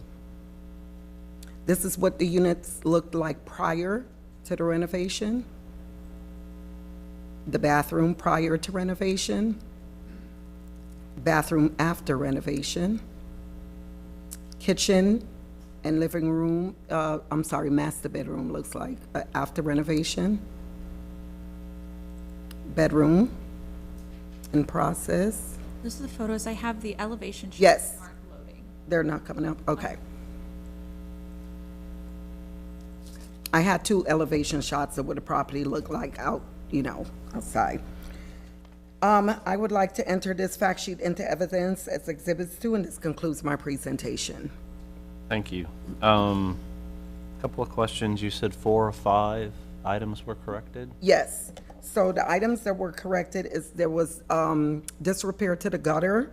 The fence had disrepaired, the soffit had disrepaired, and the window screens were missing. So that has all been, thank you, that has all been addressed. And this is the elevation shot of the property. Okay. Mm-hmm. How many units are there, Ms. Miller? Do you know? Don't remember. I can check the business tax. And so we're, Is there in a big place or a small place? There's, maybe more than 10, I would say. I believe there is 10. 10, yeah. Yeah, Well- I know the corner and I just can't visualize this property. There's the corner, then there's a vacant lot next to it. And it's on the south side of 22nd. So have the interiors been renovated without a permit on all the units or just on one unit? No, not on one unit, a few units. More than one, for sure, yes. And is there anything in the system with an after-the-fact permit? Not that we can see. The last thing I see is a 2025 roof permit. Interesting. Any other questions for staff? Okay, sir, can we please get your name and address for the record? Yeah, David Kopik. Address is 1720 Nick Nuccio Parkway, Tampa, Florida. And then your relationship to 966 Lakeview LLC? One of the asset managers. Okay. So, it's like you've done a lot of work. Interiors look great, but all done without a permit. Yeah, my business partner handles a lot of the renovation side of it. He was just waiting on the contractor to pull the permit. So. After the fact permits? Yeah, he was, I guess the contractor just, I didn't know about it until recently, because our office staff has been in communication with the city, I guess. Yeah. This happens to us sometimes where they send the wrong person to this hearing. Yep. I suspect they sent the wrong person to this hearing. No, my business partner does the renovation side of it, but his daughter had a graduation today for her. I know the answers to our questions, and they're very important questions. Yeah. So Okay. we're kind of in a disadvantage here. Yeah. Well, So what we're hearing is that there was a contractor that did all this work, contractor did the work, yeah. and they were a licensed contractor, Yeah. and you know that how? Just, from, I should think. yeah. Yep, so because typically licensed contractors, good licensed contractors know not to do work without permits. Yeah. Okay. And you don't have any knowledge about that at all? No. Do you know from your own personal knowledge if there is a general contractor working on this now? Recently, no, not because the units that were available to work on, there's tenants living in the other units right Not now. to work on, but to get the permitting issue resolved? Yeah, that's what he's doing right now. He's in Who's he? the contractor, Okay, so you do have a licensed contractor working on the permit? working on the permit. Yeah. What's the name of the contractor? His name is Levant. I don't know. I don't work with him. That's We're not trying to give you a hard time. Yeah. Totally threw you Trying under to help, understand where we are. So, how many units did you renovate? So far, I believe there's 4 or 5 that are renovated. And then, do you have any in progress right now that you're renovating? No, we were just waiting. Okay. So you wait until the leases expire, and then when the apartment's empty, you go in and renovate? Is that what you're doing? Yeah. Okay, so from this point forward, anything you renovate in the future, make sure you pull a permit before you go in and renovate. Yeah. Because you've got a lot of after-the-fact permits you're gonna have to pull on each one of those units. Right, because we don't know what was done in each unit, and the city's not gonna try to figure that out. Yeah. An after-the-fact permit is not fun. Yeah. It requires special stuff, more expensive, you need an engineer, it isn't something you can just go, whoops. So, it's serious. Is there a tenant in this unit that's been? 5 of them. In Are they what, all- a so the fully ones you renovated renovated, unit? Are they all occupied? There's probably only 2 that have a tenant in them. Okay. So somebody's living in them with work done without a permit, and he's collecting rent? Yeah. Okay. Because they'll want a certificate of occupancy, right, as part of the permitting process, which you didn't do either, and you've got people in those units, and you didn't pull a permit, so hence adding to the conundrum you face. So is the contractor that's on site working, was that the same one that renovated all these 5 units? Okay, well, that's good for you. But he didn't pull a permit. You know But he that, didn't or pull a you per, guess? yeah, but didn't pull a Oh, I permit. know that. Okay, any other questions? Nope. I'll read something. Yep. Based upon the evidence presented in this case, I move that the board issue the following findings of fact and conclusions of law. The board finds that the violations of the St. Petersburg City Code as stated by the code's investigator have not been corrected. The board orders 966 Lakeview LLC to correct the violations within 45 days or by July 4th, 2026. If this order is not complied with, a fine of $200 per day shall be imposed. Second. Motion and a second. Any discussion? I think it should be 45 days is, 250. I think, aspirational. They have tenants in there and they're collecting rent. They need to get their stuff going. This has been open since February. That's where I'm looking at it for my time frame that I gave. But on the other hand, I suspect pretty strongly that who they're using as a contractor is not licensed. Maybe he needs to show up at the And magistrate. I think that they're gonna play merry hell trying to get a contractor to touch it at this point. And I agree with you 100%, and I'm okay with the 45 days, but I think it should be 250. I think 250 would be the motivator versus days, number of days. Would you be more comfortable with that? At 45 days? Yeah, I'm Yeah, fine with okay, so I will amend item number 129, case 26-1148, for the time frame for the violation to be corrected within 45 days or by July 4, 2026. If the order is not complied with, a fine of $250 per day shall be imposed. Second. Motion and a second. Let's vote this out. Okay. Alseklis? Yes. Henshaw? Yes. Wilson? Yes. Hobbs? Yes. Cintron? Yes. Wait? Yes. Okay, you've been given 45 days, fine of $250 per day. So if you are not in compliant within 45 days, you're gonna get a letter to appear before a special magistrate. We will come in and have this conversation. I think the message that you need to go back and tell your other principals, this is a pretty serious, right, 45 days and $250 per day. This is a pretty serious situation, right? And I think you need to articulate to them, so really light a fire in getting this done. You've got tenants in there in units that you've modified without a permit. You didn't get a certificate of occupancy, and you got 3 more, and then more work down the road. So you guys really got to come in compliance, okay? Sounds good. All right. Thank you for coming Thank you. in. Feel bad when they send those people. I know. That was, that's just, I know. Item number 36, property owner 4362 Investments LLC, investigator Carl Gordon.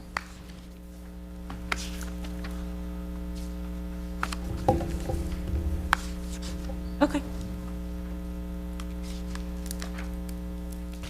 Good afternoon. I'm Carl Gordon, Codes Investigator for the City of St. Petersburg, testifying in reference to item number 36, case number 25-21784 regarding property located at 1899 Montana Avenue Northeast. I was sworn in at this meeting.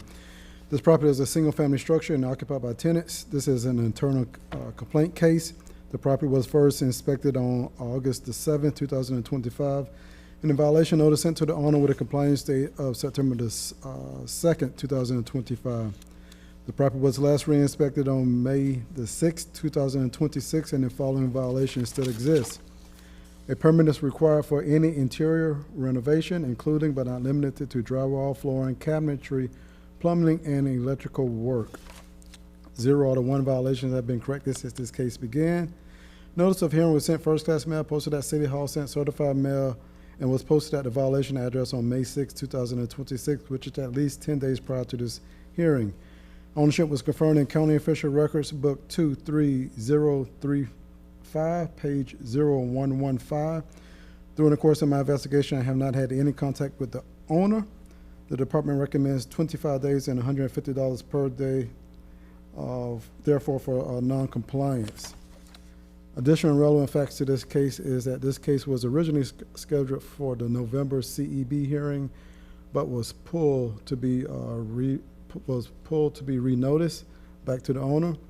And on April the 8th, 2026, corrections was resubmitted for plan review. And on April the 13th, 2026, corrections were sent back out to the, back to the contractor to be made. I would like to enter into evidence as exhibit number 1, photographs which were taken on May the 6th, 2026, document CEB, May 20th, 2026, and photo number 1 through 15. This is a photo of how the structure used to look. Also how it used to look in the living room. Another photo of how it was before. Another before photo. Another before. Another room where you could see restroom. Sorry, there we go. Restroom where remodeling was starting. And this here shows you how the structure looks now, and also showing the being put on Zillow. This is how it look now, the after photos. That's another after photo. After photo. Another after photo. Another after photo. Another after photo. That's how the exterior used to look. That's showing you the description on Zillow, showing how is the new remodel, new windows, new cabinets, all new stuff at the property. And that's currently how it looks on the outside now. I would like to enter this fact sheet into evidence as exhibit number 2, and this concludes my presentation. Thanks, Mr. Gordon. So the Zillow listing, is that for sale or for rent? Right now is a tenant is in the property right now at this Tenants in the property? Yes. And then, I think you said the revisions to the permit were sent back on April 13th, 2026? Yes, sir. Okay. Any other questions for staff? Okay. Can we please get your name and address for the record? Hi, yes, my name is Ingrid Roldan. The address of the property is 1899 Montana Avenue, Northeast, St. Petersburg, Florida, 33703. Do you need my address where I live? Yeah, we need your home address. Okay. Yeah. My home address is 1766 Maryland. 1 second, because I don't want to give you incorrect.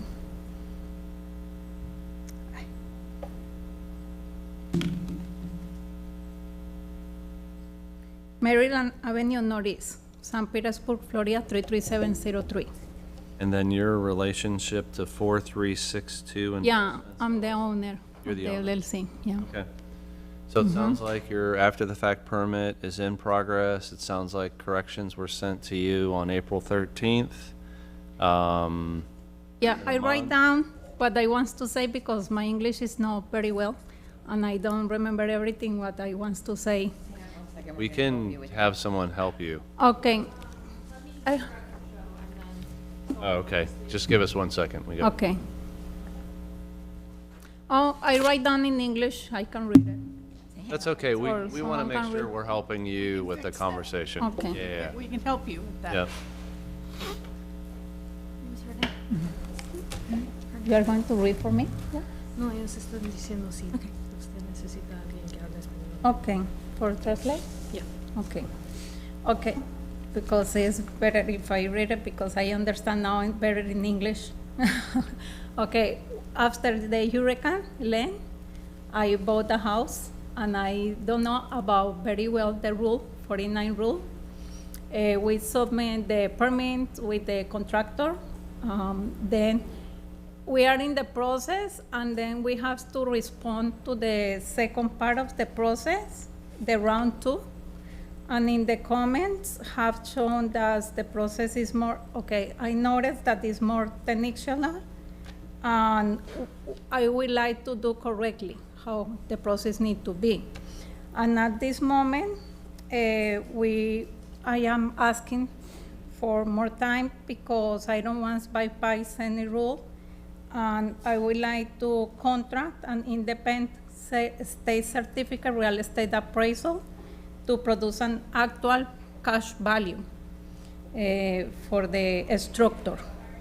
In that way, we can have a reconsideration with the RCD, which is the part of the process with the Pinellas County property appraisal. I already hired the appraisal, and as soon as we get the result, the new result, we can back again with the information and try to figure out the numbers to continue with the process. So it sounds like, 1% situation. Yeah, so from what I'm reading and gathering, it looks like that she's referring to the 49% rule, and she needs a new private appraisal to help with her estimates, and she said she's contracted an appraiser. Okay. So now that appraisal is scheduled for the next few weeks, and then she can submit that to the building department. okay, Bake that into the timeline. I give to the appraisal the address, and he check, and he say the value can be more than we have on the okay. letter. It almost always is. Yeah. And then as far as the work done with that after-the-fact permit being processed, is this kind of the last piece? So has all of that been approved in terms of the work that's Have to direct us back. right? Just trying to understand where we are in the process. Chicken and egg thing here. Same time, come on, girl. Maybe if you could help, just so she knows the question we just asked. Están preguntando si con las revisiones de los permisos, si esto es el último parte, si es significado a ustedes si esto es el último parte para necesitan para So you need to know if it's hacer el permiso. the full. Okay, I hope that's the last part. That's Yo okay. espero que sea la última parte porque ya Okay. quiero salir como de esto, o sea. Okay. Pero como no conozco el camino, mientras Entiendo, lo sí. estoy haciendo es que Ellos me voy están dando chequeando cuenta. también. So she's saying she hopes that it's the last part, but her understanding of the process is limited, so Okay. she's waiting on that part. Maybe Mr. Wall can shed some light on that for us. Okay, so So outside of the 49% issue, there's one other correction that looks like it's required in here related to the garage conversion. It does make a lot of sense to me because it seems to indicate that it was converted in '04. The floor was supposed to be raised up to the level of the interior of the house. It passed inspections, but then it's not there. And if you looked at the photographs, it's not like a significant step down. It's a very small. So depending on whether or not they'll be able to easily we need chunky flooring. raise the flooring up or not, that could be the only additional hiccup that may exist. Yeah, they need another layer of flooring. Yeah. Sí, escuché que él dijo en el garaje, pero yo ahorita como que no puedo recordar muy bien. Su contractor necesita chequear eso. Okay. Antes tenía el permiso, pero eso ahora está buscando el permiso otra vez. So I'm explaining that she knows that she could understand that there is a part that's, where the floor is lower. She can't immediately recall that, but I've advised her to have her contractor check on that part. Okay. And who knows? It sounds like it passed inspection before, so hopefully. But that's why I think that they're recognizing that it shouldn't have. Yeah. In that it needs to be updated. And again, that's a smaller, it's only about 3 or 4 inches, it looks like in the picture. Usually it's a bigger step down. Yeah, so, whether or not that they'll just be able to finish out, bring that up to the same level and, So it sounds like she is maybe there and maybe not there. yeah. 3 or 4 inches isn't even a full step. No, it's very minimal. Okay. So what sort of time frame So are we what's, thinking? yeah. Long time. Hedge for. Any other questions? Okay. Someone want to read? Okay. Based upon the evidence presented in this case, I move that the board issue the following findings of fact and conclusions of law. The board finds that the violations of the St. Petersburg City Code as stated by the code's investigator have not been corrected. The board orders 4362 Investments LLC to correct the violations within 60 days or by the date of July 19th, 2026. If this order is not complied with, a fine of $150 per day shall be imposed. Second. Motion and a second. Any discussion? We know it's not gonna be 60, right? We're Well, all yeah, I good was with just that. gonna It say, might be. but It might Not be. who knows? You just never know. I'm sorry, what? 60 or 90, either way. But yeah, let's vote. We'll vote it out. Yeah. Okay. Alseklis, Yes. Henshaw, Wilson. Wilson, Yes. Hobbs, Yes.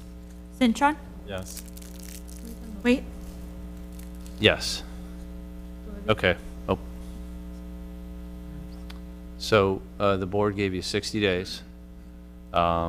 If, for whatever reason, your, permit's not approved, within the 60 days, you'll get a letter to attend a special magistrate meeting, which then definitely attend.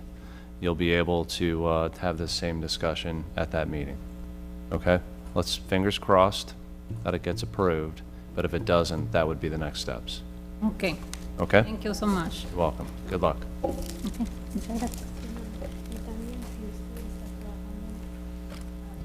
item number 75, property owner Julian Kobenka, investigator Joseph Bernori.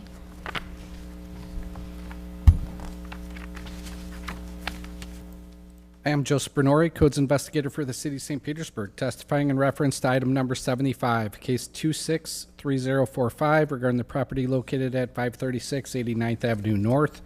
I was sworn in at the start of this meeting. This property is a single-family structure and is vacant. It's a codes-initiated case. Property was first inspected on February 24th, 2026, and a violation notice sent to the owner with a compliance date of March 20th, 2026. Property was last re-inspected on May 13th, 2026, and the following violation still exists. Permits are required for installation of new front stairs and support column. 0 out of 1 violations have been corrected since the case began. Notice of hearing was sent first-class mail, posted at City Hall, sent certified mail, and was posted at the violation address on May 1st, 2026, which is at least 10 days prior to this hearing. Ownership was confirmed in county official records, book 23248, page 0015. During the course of my investigation, I have not had any contact with the owner. The owner did not indicate when the violations would be corrected. The department recommends 25 days and $150 per day thereafter for noncompliance. I would like to enter into evidence as exhibit number 1, photographs taken on February 12th and May 1st, 2026, document MAY26CB, photos 1 to 3. Here's an elevation, current elevation shot. Current elevation. And then on the day of the first inspection, a little side view just to show the installation of the supports and that new stoop that was poured. I'd like to enter this concrete, or this fact sheet into evidence as exhibit number 2. This concludes my presentation. Thank you for that. Yes, sir. By the way. It's kind of how my day's going. But, speaking of concrete, so those were the new concrete stairs with the new post. New stoop, Or- yeah. Okay. They have And some other there's nothing on renovations record- happening. I'm They sorry. have some other renovations happening in another case too that they've been working on an ARES permit, but this wouldn't be included in the scope of that. So That was my question. There we 'cause go. I know this Just answer flooded, so there's an interior one as well, correct? Yes. Yeah, that's what I figured. Okay, but you said this was not part of that. Right. And none of this required a permit? The other repairs, there are several repairs that would require a permit, plus they inherited a case that existed that required other permits for I installation. meant the rebuilding of the porch did not require. Requires a permit, yes, it does. Requires a permit. It does require. Yes. New post, new- This is a permit case. All right, I got it. See, we're all having that problem. Yep. It's contagious. The other day. Yeah. Can we please get your name and record? That's what I get. That's called karma. Can we please get your name and address for the record? Suhail Kaban, 3825 First Street Northeast. So it looks like you put in some stairs and a new support without a permit? Yes, because the stairs were not steady. Yeah. We were afraid that, somebody would get hurt, so So you need to get a permit for those. he did it. Yes, but we've been, we need some more time because we've been going through all these contractors. Some will take our money, some will say, I'm gonna come, take a look, they never do. Then he needed to get a an architect. Yeah. So he did that. We keep going back and forth to the city. He sent every paperwork and everything again yesterday. And they told him now he has to wait to see about the homeowner's permit that he's trying to get. So it sounds like you've got some permit work going, or after the fact permit work in progress on the interior of the home. Is that right? I guess there was I think work what- on the inside and the columns. outside? There was some columns that Yes, inside and outside? And so do you have one contractor that's doing everything? No, or 'cause- piecemealing? after the contractor took his money, he decided to go get a permit to do it himself, like a homeowner's permit. And we're like still going back and forth with that. And is this somewhere that you plan to live? Yes. So you do realize you need a permit for the stairs and the column you put in, the post you put in? Okay. Okay. So what we're trying to help you out with is giving you time to get that permit for the stairs and the column. We also know you've got other things going on in the background, and maybe you can integrate this.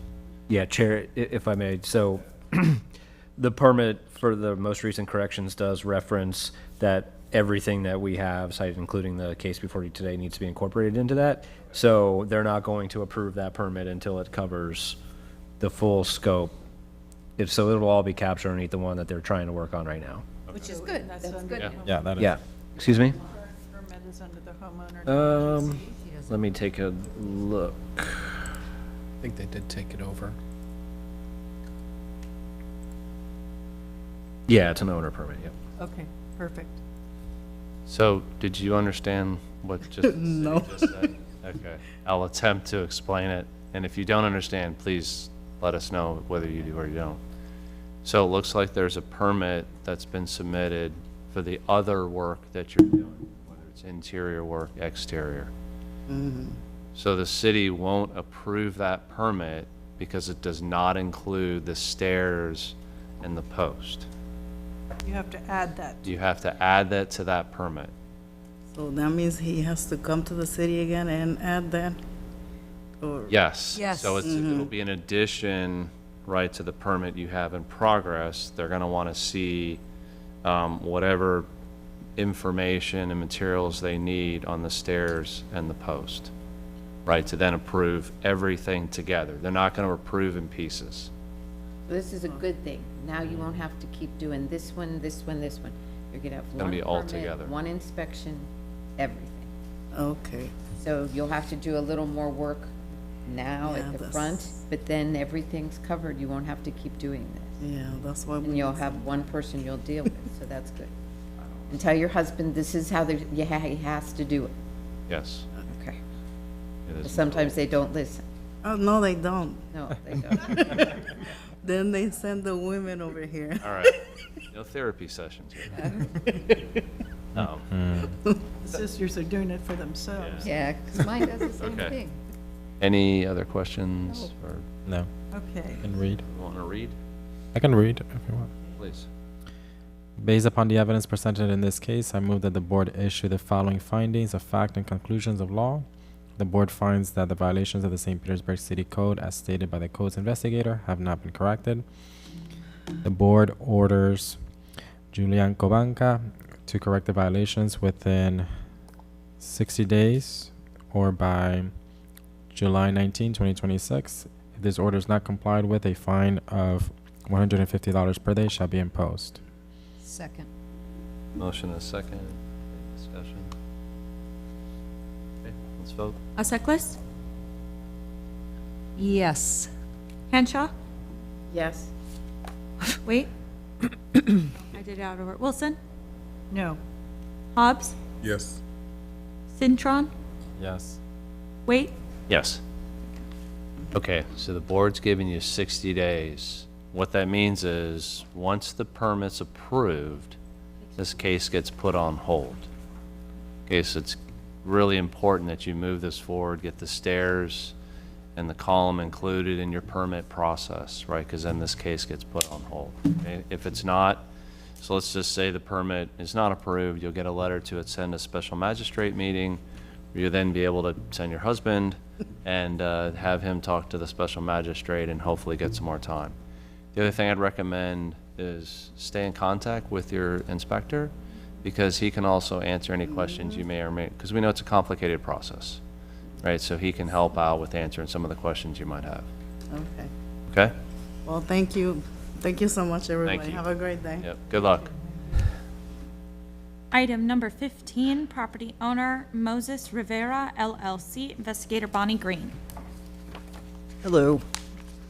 I'm Bonnie Green, Codes Investigator for the City of St. Petersburg, testifying in reference to item 15, case number 26-863, regarding property located at 730 Lindale Street North. I was sworn in at the start of this meeting. The property is a single-family structure and is vacant. This is an internal complaint case. The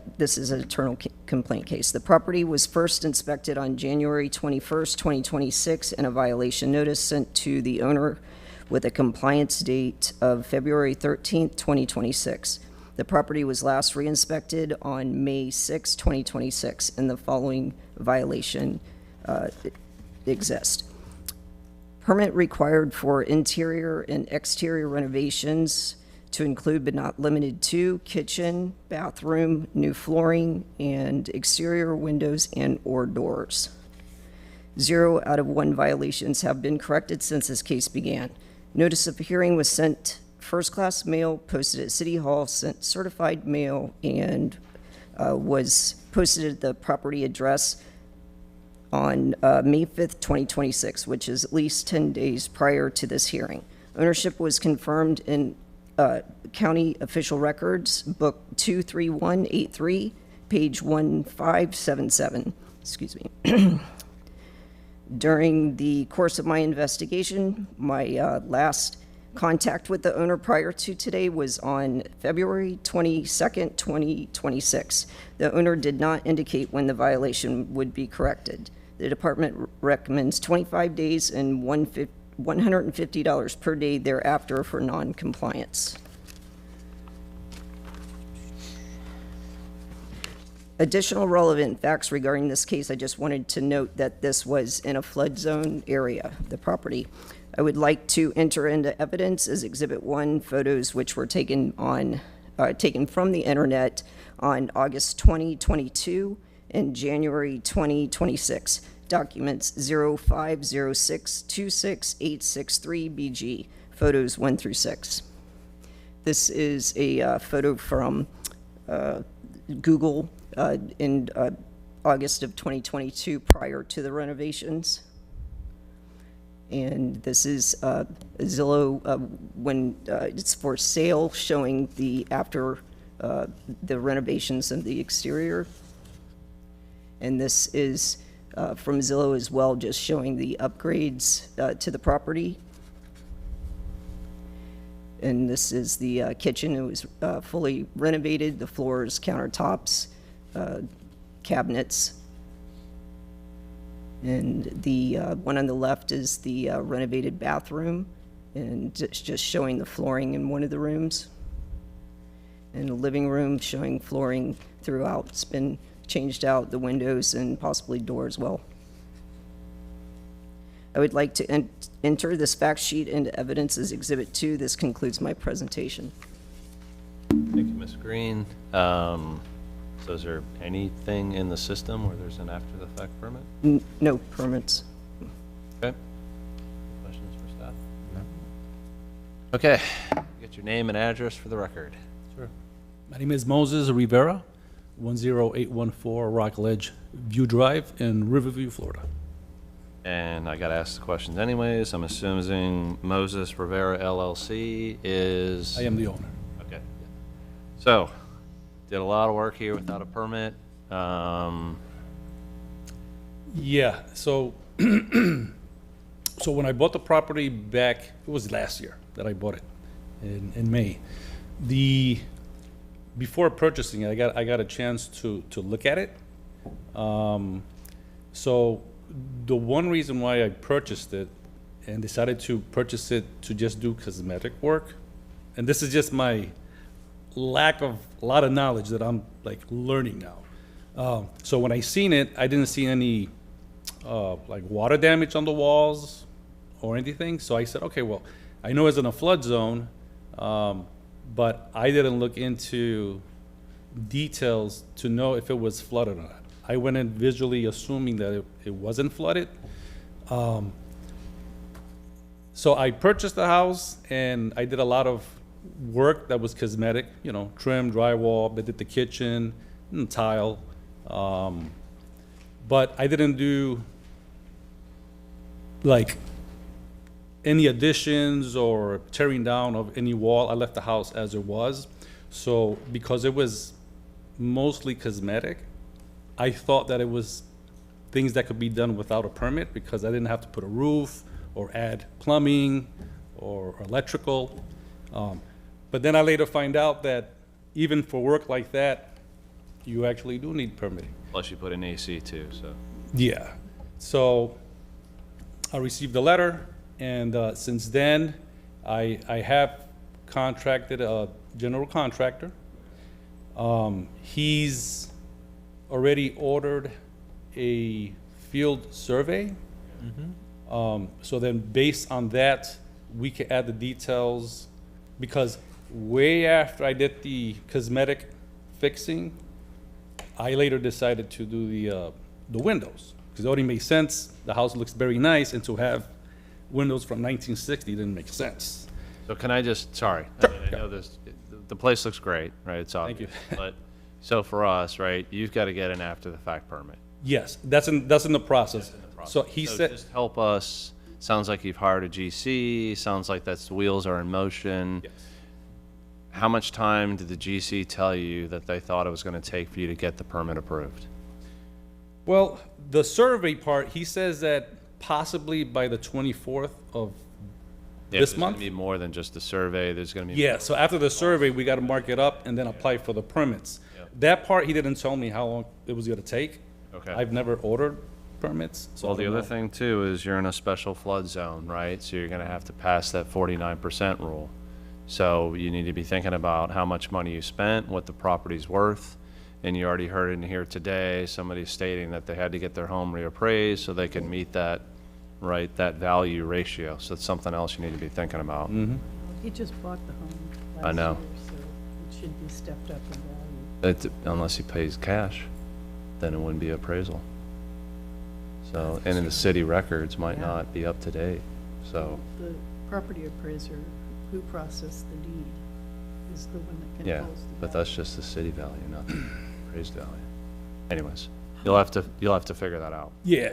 So I guess for your question about the permitting. Yeah.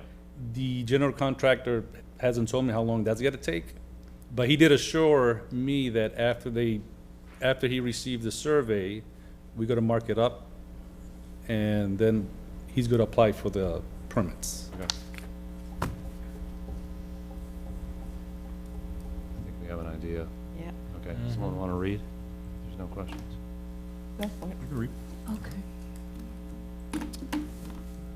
Based upon the evidence in this, presented in this case, I move that the board issue the following findings of fact and conclusions of law. The board finds that the violations of the St. Petersburg City Code, as stated by the code's investigator, have not been corrected. The board orders Moses Riviera LLC to correct the violations within 90 days or by August 18, 2026. If this order is not complied with, a fine of $150 a day shall be imposed. Second. A motion, a second. Discussion, okay, let's vote. Alseclas? Yes. Henshaw? Yes. Wilson? Yes. Hobbs? Yes. Cintron? Yes. Wait. Yes. Okay, the board's giving you 90 days. You got a lot of work in front of you, so I would get with that contractor and. All right. Well, guys, appreciate For it. whatever reason, if you don't get your after-the-fact permit, right, and this is still outstanding, you're gonna get a letter, right, to appear before a special magistrate. Make sure you attend that meeting, and then just update them on where you are in the progress, okay? Sounds like a plan. All right, good luck. Thank you. So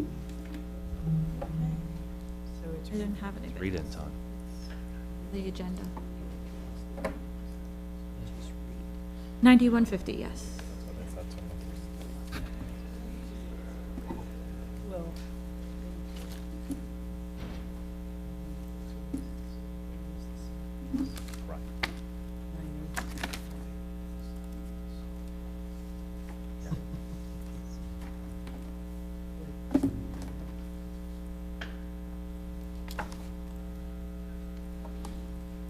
Just let me know whenever it's ready to pull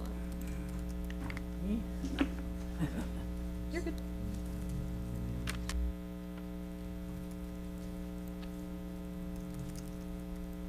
we have to finish a little bit of the bureaucratic process here. We're going to do a read-in, and once that's complete, we will start the lien release hearings. I'm sure that you two gentlemen are here for that. It's going to be about 15 minutes or so before we get started. Okay?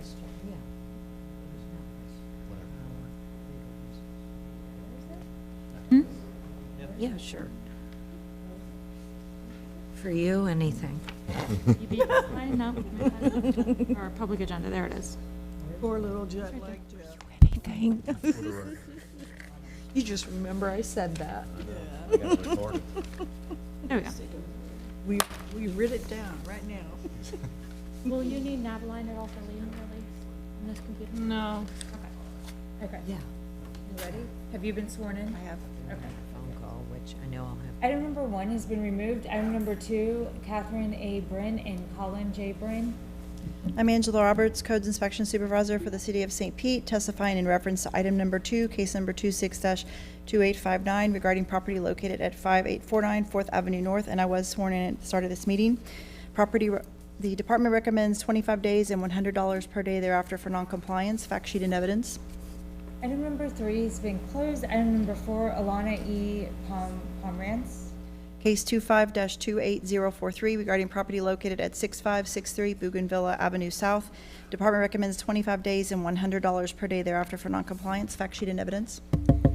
Item number 5 has been removed. Item number 6 has been closed. Item number 8 has been removed. Item number 9 has been removed. Item number 10 and item number 11 have been removed. Item number 12, Sable Palms Owner LLC. Case 26-2526, regarding property located at 2026 4th Street South. Department recommends 10 days and $250 per day thereafter for noncompliance. Fact sheet and evidence. Item number 13, Cien Valls and Cynthia B. Timba Lopez. Case 26-2056, regarding property located at 1424 9th Avenue North. Department recommends 25 days and $100 per day thereafter for noncompliance. Fact sheet and evidence. Item number 14, Edge Property Group LLC. Case 25-8718, regarding property located at 763 76th Avenue North. Department recommends 25 days and $150 per day thereafter for noncompliance. Fact sheet and evidence. Item number 16 has been closed. Item number 17, Carol A. Bonaire. Case 26-3194, regarding property located at 2470 Queensboro Avenue South. Department recommends 25 days and $100 per day thereafter for noncompliance. Fact sheet and evidence. Item number 18, Julia T. Cherry Trust. Case 26-3350, regarding property located at 1427 22nd Street South. Department recommends 25 days and $200 per day thereafter for noncompliance. Fact sheet and evidence. Item number 20, Wayne DePew. Case 26-1817, regarding property located at 7100 Onyx Drive North. Department recommends 25 days and $100 per day thereafter for noncompliance. Fact sheet and evidence. Item number 21's been closed. Item number 22 has been removed. Item number 23, HBA2 Borrower 2021 LLC. Case 25-11191, regarding property located at 201 85th Avenue North. Department recommends 25 days and $150 per day thereafter for noncompliance. Fact sheet and evidence. Item number 24 has been closed. Item number 25 and item number 26 have been removed. Item number 27, item number 28, item number 29 have been removed. Item number 30 has been closed. Item number 31 and item number 32 have been removed. Item number 33, Constructor LMG LLC. Case 26-1707, regarding property located at 1827 Montana Avenue Northeast. Department recommends 25 days and $150 per day thereafter for noncompliance. Fact sheet and evidence. Item number 34, Ken Devlin. Case 26-2453 regarding property located at 3819 Queensboro Avenue South. Department recommends 25 days and $150 per day thereafter for noncompliance. Fact sheet and evidence. Number 35, Valentina Osti.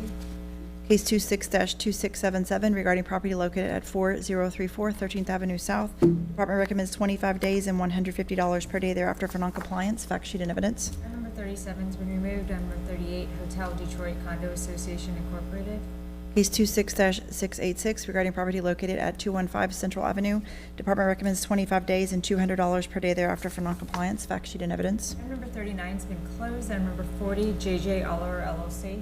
Case 25-27907 regarding property located at 3493 Tyrone Boulevard North. Department recommends 25 days and $200 per day thereafter for noncompliance. Fact sheet and evidence. Item number 41, Newsom Tyrone Gardens property. Case 26-940 regarding property located at 1050 58th Street North. Department recommends 25 days and $200 per day thereafter for noncompliance. Fact sheet and evidence. Item number 42's been removed. Item number 43, Daniel J. and Olivia V. Garrich. Case 23-21986 regarding property located at 6700 Tanglewood Drive Northeast.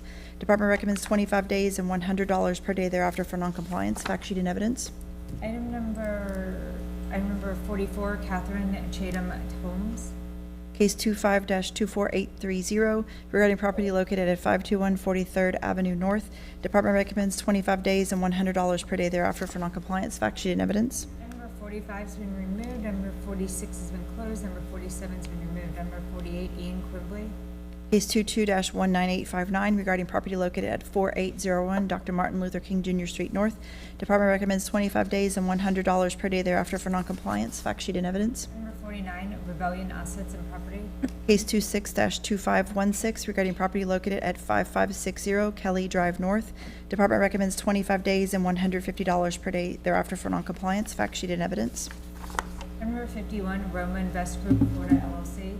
Case 25-29303 regarding property located at 1817 Oregon Avenue Northeast. Department recommends 25 days and $150 per day thereafter for noncompliance. Fact sheet and evidence. Item number 52, Alexander E. Reiswich. Case 25-21573 regarding property located at 208 48th Avenue North. Department recommends 25 days and $100 per day thereafter for noncompliance. Fact sheet and evidence. Item number 53, Laura Segura. Case 25-4549 regarding property located at 3600 Oak Street Northeast.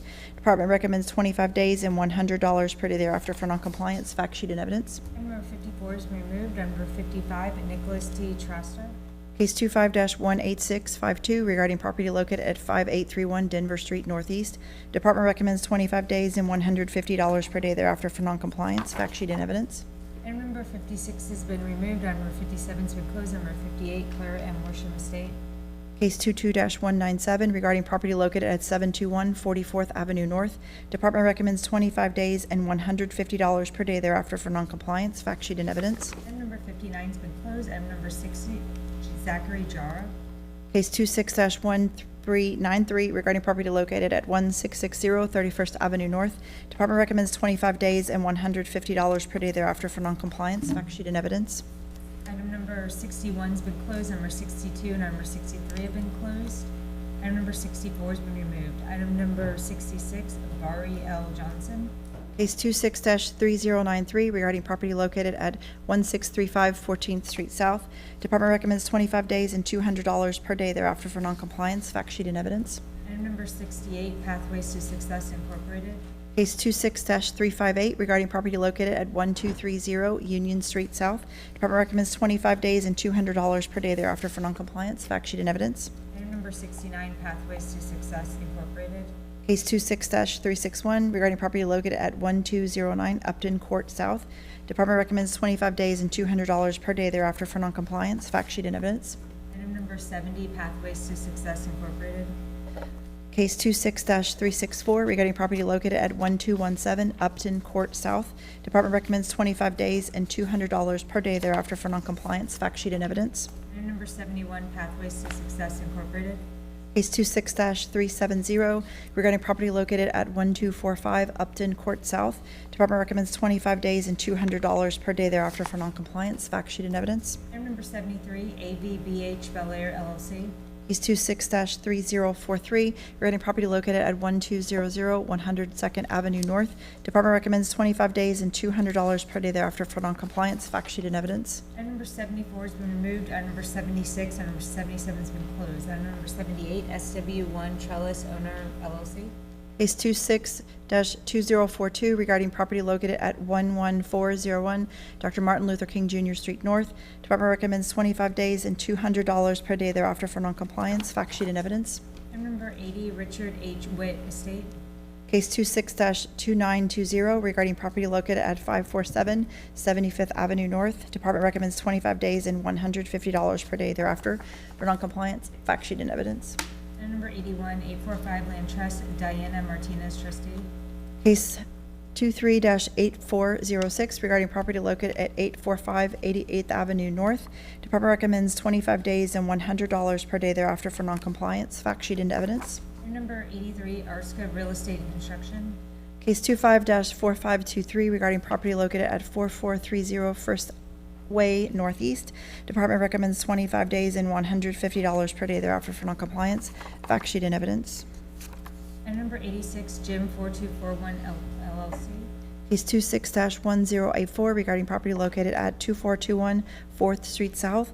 Department recommends 25 days and $200 per day thereafter for noncompliance. Fact sheet and evidence. Item number 87, Masonic Lodge 105 Joshua Lodge. Case 26-2139, regarding property located at 855 13th Avenue South. Department recommends 25 days and $200 per day thereafter for noncompliance. Fact sheet and evidence.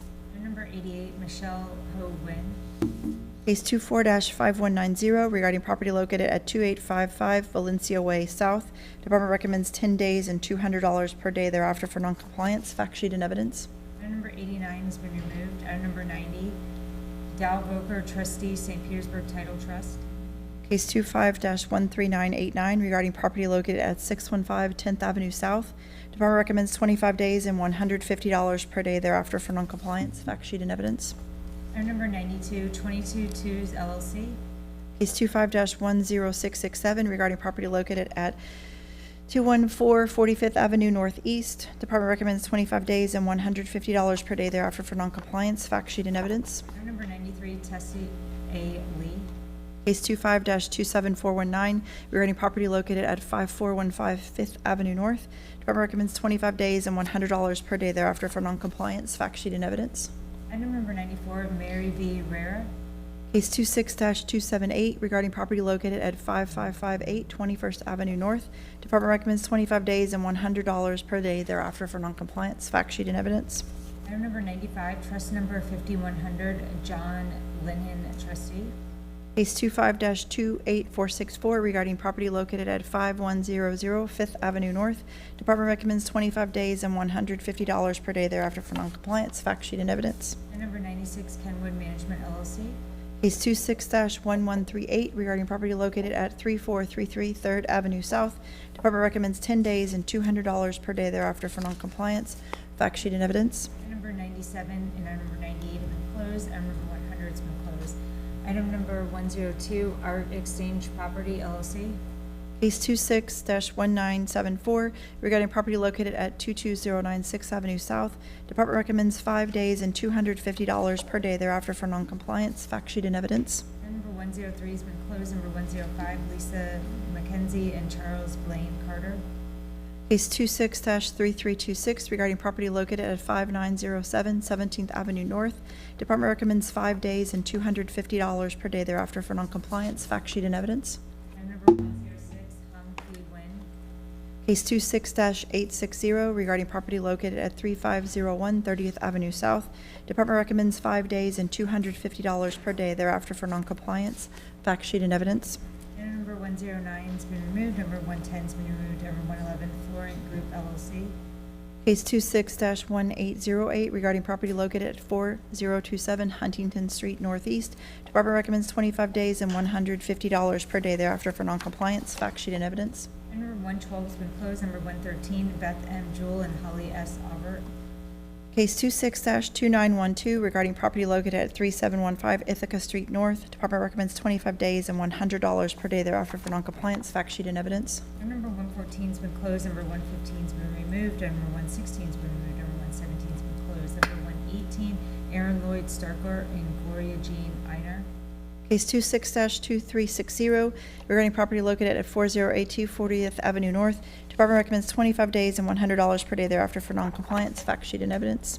Item number 119's been removed, number 120's been closed, number 121, Don W. Wins, trustee. Case 26-1801, regarding property located at 3725 28th Avenue North.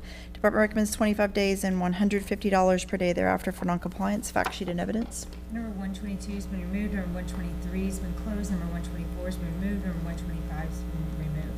Number 126, Night Site Ventures Incorporated. Case 26-572, regarding property located at 2650 18th Avenue South. Department recommends 25 days and $150 per day thereafter for noncompliance. Fact sheet and evidence. Number 127's been closed, number 128, 2210 20th Ave South Property LLC. Case 26-1228, regarding property located at 2210 20th Avenue South. Department recommends 25 days and $150 per day thereafter for noncompliance. Fact sheet and evidence. Item number 130, Mukesh Shah and Suhinder Shah. Case 25-23598, regarding property located at 5664 32nd Avenue North. Department recommends 25 days and $150 per day thereafter for noncompliance. Fact sheet and evidence. Item number 133, GSE Properties of Seminole. Case 25-12383, regarding property located at 2501 Kingston Street South. Department recommends 25 days and $150 per day thereafter for noncompliance. Fact sheet and evidence. Item number 134, Maka Rezo LLC. Case 26-2735, regarding property located at 3813 Manatee Drive Southeast. Department recommends 25 days and $150 per day thereafter for noncompliance. Fact sheet and evidence. Item number 135's been closed, number 137's been closed, number 138, Daniel Tom. Case 26-2590, regarding property located at 802 34th Avenue South. Department recommends 25 days and $150 per day thereafter for noncompliance. Fact sheet and evidence. Item number 139, 3825 Manatee Drive Southeast Trust, Robert Woods, trustee. Case 26-1695, regarding property located at 3825 Manatee Drive Southeast. Department recommends 25 days and $150 per day thereafter for noncompliance. Fact sheet and evidence. Was that the last one? Okay.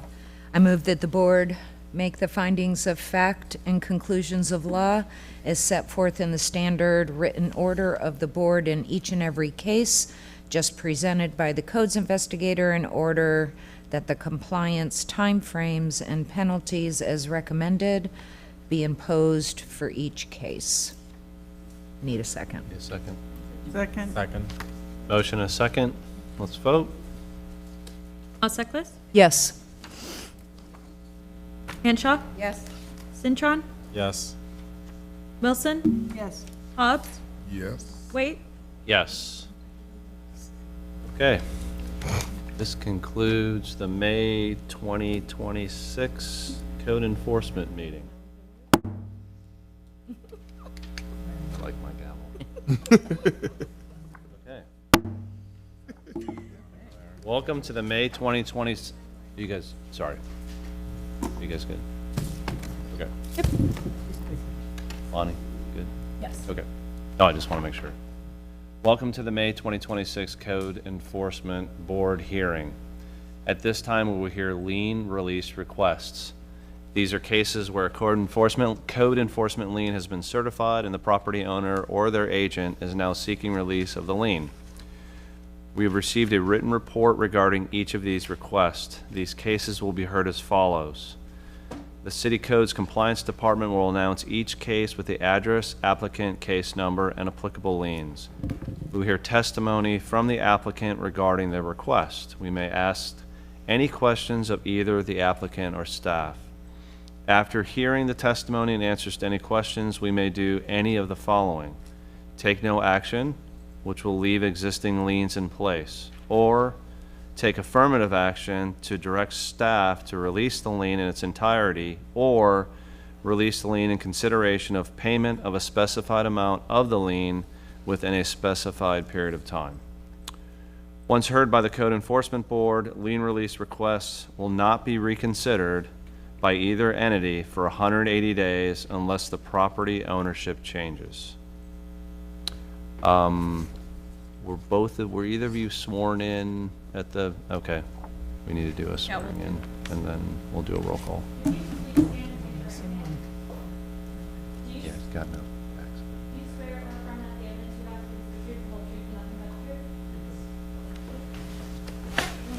Roll call? So which one first? Do a roll call? Yeah. Wilson? Here. Schneider? Hensler? Hanshaw? Here. Cintron? Here. Aseklis? Here. Williams? Hobbs? Here. Wait. Here. Is someone here for 701 17th Ave South? You are. Okay. Here we go. All right, ready? So first we have LR1. Sir, if you want to go to that podium over there.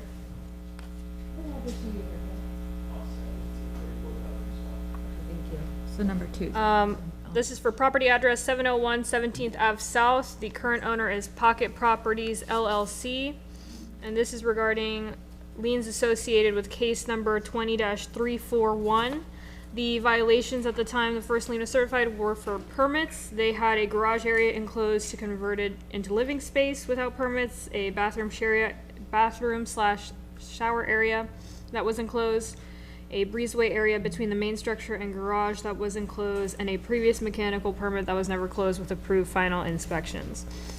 The total lien certified is $89,100.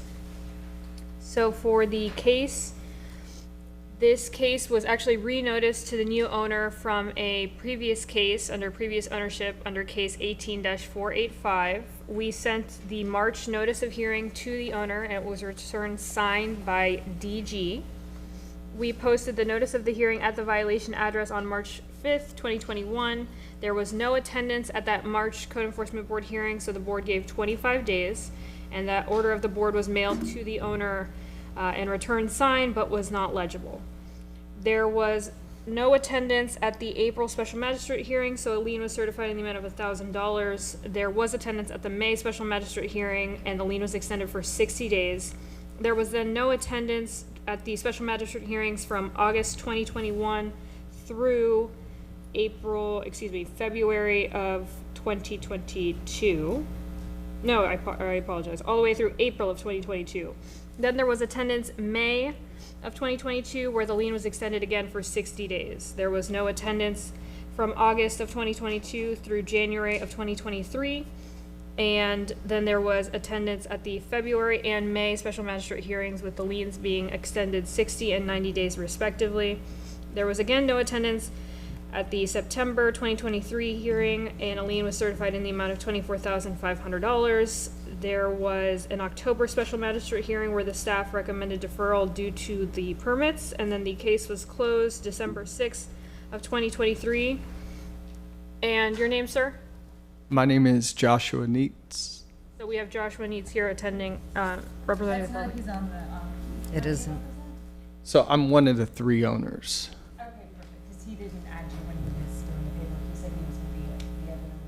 Yeah, he's the investor part. So you're one of the partners. I'm one of the 3, yes. Yeah. Joshua Neitz, 1130 8th Street North, St. Pete. Yes. Before you, just a couple questions before we. So it looks like I know I'm probably stating the obvious here, but it looks like property was purchased and all of this Yeah, they did. permitted work was prior to the new ownership, right? Correct. And so then they were noticed in June of 2022 from that previous case. Yeah, When they, it all just carries over, yes. right? So there's, So they took on the previous owner's code violations. okay. Great. Can we get your name and address for the record, please? Yeah, not great, but yeah, sorry for making y'all come, but Josh Neitz, 1130 8th Street North, St. Pete. Okay. And you're one of the partners. Yes, I'm one of the 3, correct. So Josh, a lot of liens here, got 12 other property, or 12 other properties. So what, Yeah, so, I mean, I'll be as quick as possible. I know you guys want to get out of here. You shouldn't be doing this. So, real quick, in 2010, got into real estate when I got done with my profession. Over in Tampa, I lived. Moved over here in 2016. Me and a good friend decided to get into real estate investing. So we picked up the third partner who was the investor. Me and my then good buddy were basically the muscle. I was the real estate agent, come up with the game plan, and then for the first 5 properties, my agreement was I was going to be the property manager until we had enough bankroll kind of to hire a property manager. My partner, his part was the property management, the renovation part and everything dealing with that. So fast forward, we did a good job. We accumulated some properties, haven't touched a penny of it. Kept rolling into more properties because it's going to be our retirement plan. And then unfortunately, things started to happen and it wasn't my responsibility. Mine was, again, the acquiring our property. Sometimes we had 1031 exchange, things like that, selling them, all that stuff. So long story short, we get to 2020, I think it was, and his part of the thing was, obviously we never had any issues. We get people great homes, new flooring, cabinets, countertops, paint. Like the city has said, with Section 8 housing, said how they wished everyone did run a thing like us, and that's kudos to our property manager and stuff. But in 2020, I guess these things started coming up that I didn't know about. The meetings, he didn't come to some and just basically disappeared out of everything, all of his responsibilities and stuff. I mean, that is part my fault. I am part ownership of this company, and I mean, at the end of the day, you're as strong as your weakest link. But I mean, I truly did not know about all these missed hearings. Then in 2023, I did find out about this. And I was the one who started attending the meetings in February of 2023. The first one, in our original intention to this property, backtrack to, is we purchased it. We were told when we purchased it, the seller paid the liens. And I got a paper here showing that it was paid for in October from the previous one, and it was supposed to go away. Our intention with the property was just to leave the garage. It was semi-finished, just leave it as storage, renovate the house a little bit, and then go on and rent it. We didn't care about the garage conversion part that they had started. He never got around to doing the renovation of the house even, and it just sat there for too long. So then it brought us to 2023. I found out about the meetings in February-ish. I don't remember exactly when, end of January, February. Attended the first one, and by then it made sense, appreciation, everything, to go ahead with the happen. So the 926 one, I think, was just an honest mistake on the clerical part, to have that one wiped off since the permit was in process. And I have a thing from the county website just showing all the permits that were pulled in June of 2023, AC, electric, mechanical, everything on that one. And then we finished it up in December, had the place converted, and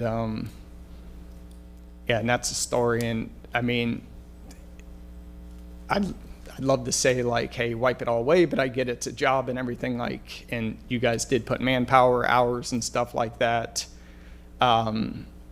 It's cost me personally, I'm gonna walk away with 3 properties out of the thing. We split the partnership, or we're almost done with it because of all this, because of, it's just bad, lost a friendship in it. A lot of money's been lost too, on top of just what you're seeing here. It's been a lot of other stuff. So it's been a lot on this on top of that. We started this as 30-year-olds with a handshake and a deal. I've learned that you don't do business that way. Got to come up with a better thing than that. Is this the one you're walking away with? Is this one? No, we're actually having to sell this to take care of some other issues. Yeah. Some other obligations. Yeah. So yeah, this was supposed to be our retirement. I mean, I'm not upset. Still walking away with 3 properties. Yeah. But it's been 15 years of work to not have more for everything we've done, and I haven't taken anything out still of the company and paying proper or income taxes stuff on. So it's been a lot, and yeah. So as far as the fine, I kind of broke it down. I had some breakdowns here. I hope you guys hope it's fair, but the $89,100 was the fine. In April, there was a hearing for another property that we purchased. We pulled the permit, changed out 4 windows, and just the contractor never closed it out. And unfortunately, my one partner never came to those meetings. It was a simple, have them come out and close it out, and end up being a $37,400 fine that we got hit on last month. And then I'm also asking that the November, or the 9/26 one for the $24,500, that one wasn't supposed to be on there because since we had the permit in place, they said we didn't have to be there at that one because we were going through with our getting it done. So that comes out to $27,200. Not that I'm jumping up and down, but I mean, if we could split that at $13,600, 50% of that. So what are you proposing, just so it's clear to us? And Yeah, yeah. constituents might have questions, but just what do you think? What are you proposing? $13,600. Okay. Do you still own 12 other properties as of today? No, so I've pulled apart my 3. You pulled out of the partnership on these 12 properties, all but 3? Yeah, that's why you do paperwork and you have partnerships and No, I mean, I get that. yeah. Can you explain to me where you said title company no longer in business, attempts being made to get 20,000? Was there 20,000 put in escrow when this property was purchased? So there was money put in escrow.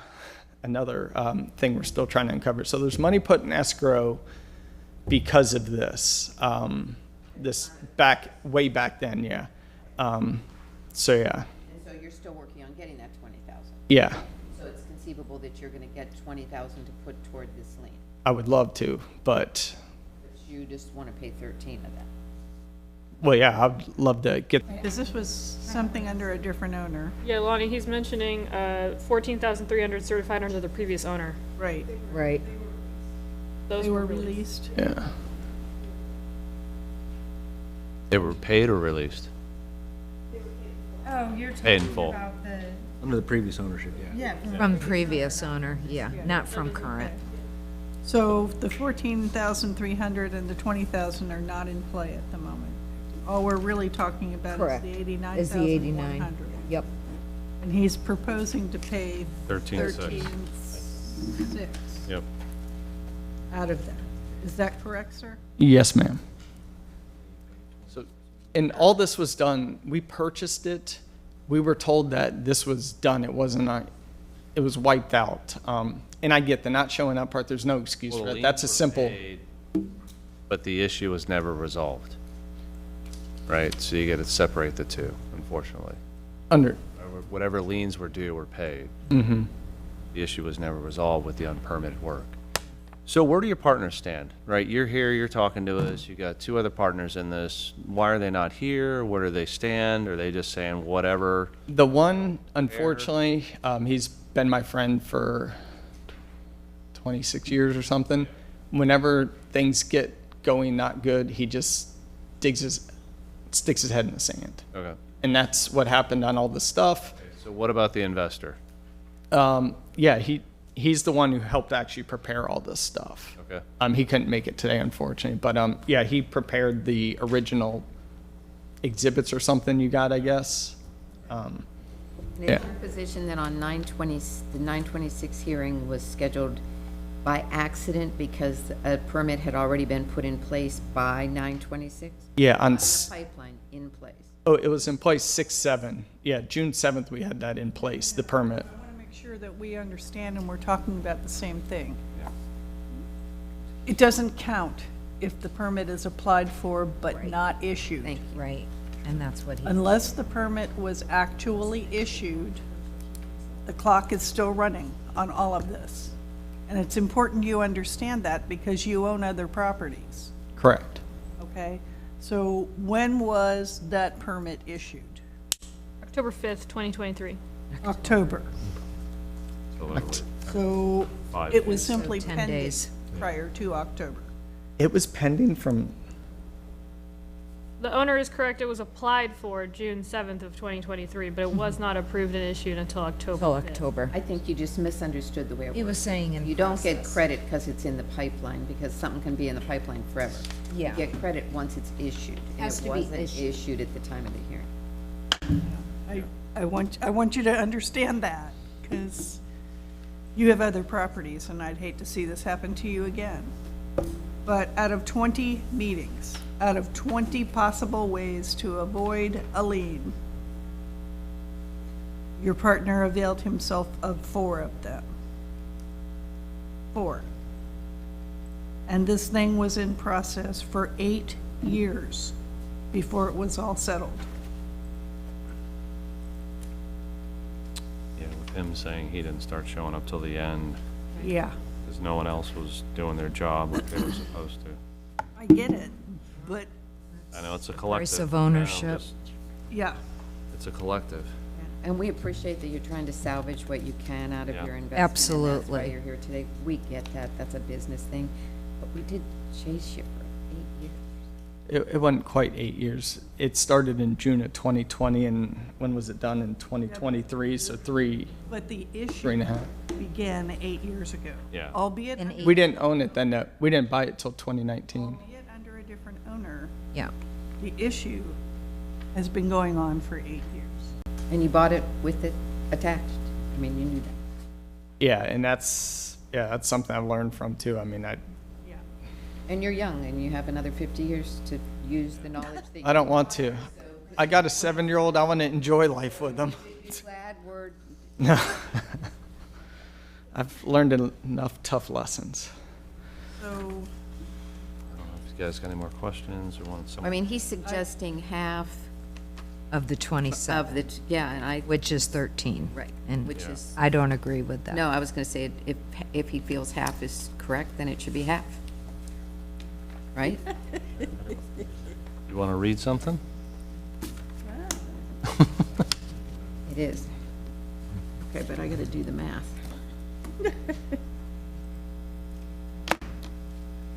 $45,050. Well, yeah, what's 20, No, 40. 24,500 4,000. times 2? More than that. 24. That might be a little too Five. strong. 50. Carry the 1, 5, 9, 49 grand, I'd, which is almost half of this. yeah, Half is like 44,500. yeah. Yeah, and what I was looking at was the initial lien and the last lien. That's what I was looking at. you want me to read something? Yeah. Please. I move that in this matter, the liens be released in consideration of a payment of $44,500 within 90 days. 44,500. Second. Got a motion and a second? So I'm open to discussion. Yeah. I don't know. This is your generous day today. Yeah, I know. My only thought was, if there was a miscommunication in the September 26, 2023, because like 5 days later, the permit was approved, do you take that off to 24.5? What's left, just do half of that. That's where my math was, but.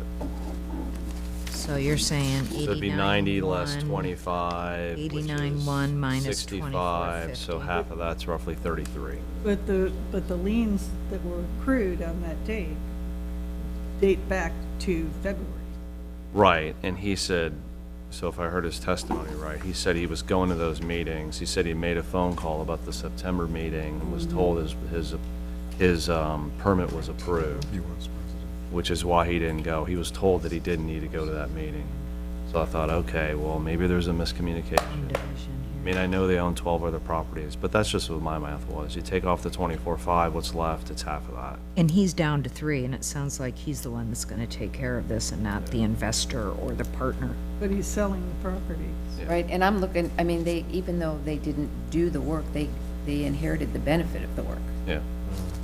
So So when we do, well, maybe as a proposal, right, I threw out 33, we got, the number on the table right now is 44.5 when we vote it, and if it goes through, then it goes through. Okay, Okay. fair. Okay, let's vote. Oseklis, Yes. Hanshaw, No. Cintron, Yes. Hobbs, No. Wilson, Yes. Wait, No. does not pass. Oh, is it All a right. tie? Try again. Was it a tie? Yes. Does someone We want need to a read? new motion. I think we're very close. I think it's a little strong. I think so. I would say Yeah. something try closer to, again. Okay. please. 30. I move that in this matter, the liens be released in consideration of a payment of $32,300 within 90 days. Second. Motion and second. Let's vote. So that was the original amount less the 24.5 Yep. divided in half. Divided in half. Oseklis, Yes. Hanshaw, Yes. Cintron, Yes. Hobbs, Yes. Wilson, Yes. Wait, Yes. 33, 32, 2,300, and then you said 90 90 days, right? Okay, sir, so the board has approved, that you pay $32,300 in 90 days. So if you accept that, you can take I never thought I'd say thank you for that number, but I mean, I do appreciate it. I love the city. I contribute a lot to it, help with the youth facilities, stuff like that. So I do appreciate it, and I think you've learned a lesson. Don't give up.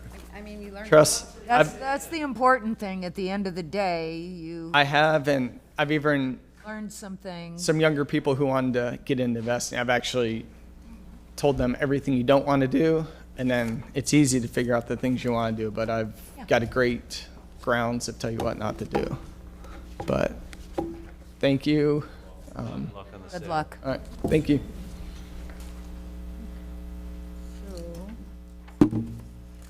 Next, we have LR2. Ma'am, are you here for LR2? Yes. Okay. I don't You'll need to be sworn in. Needs to be sworn. Oh, yep. Two is back in.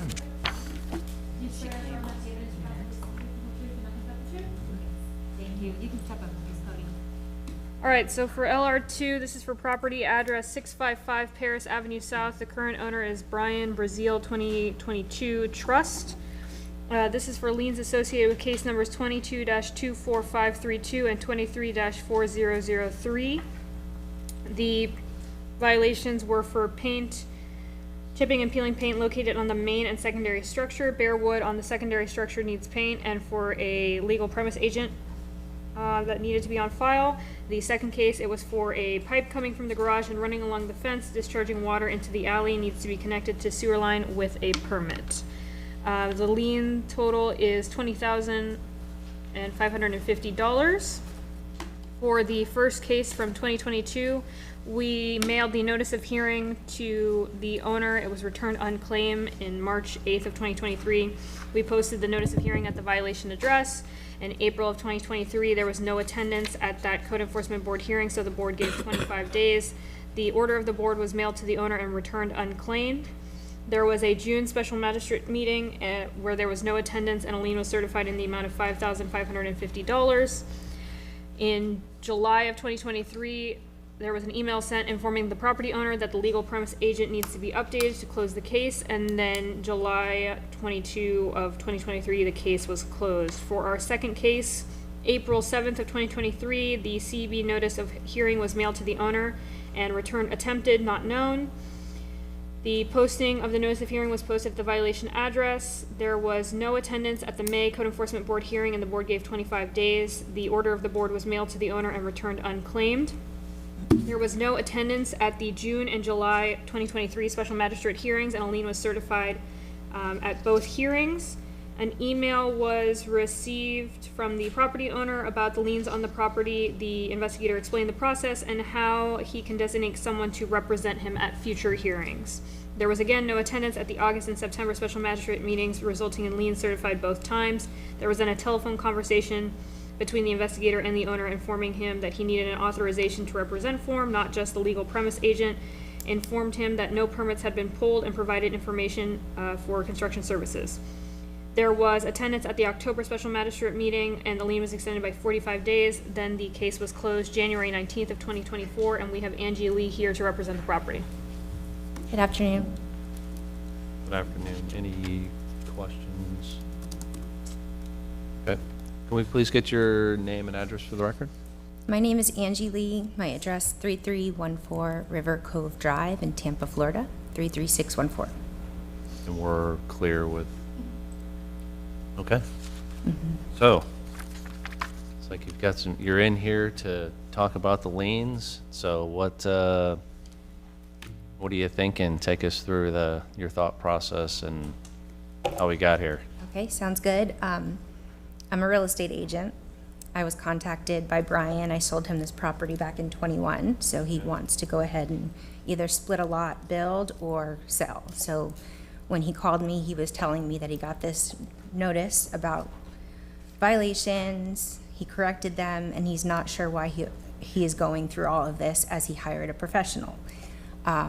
So it looks like there was a lot of back and forth between the mail. He is saying that he didn't get notified until late in 23, late in the year.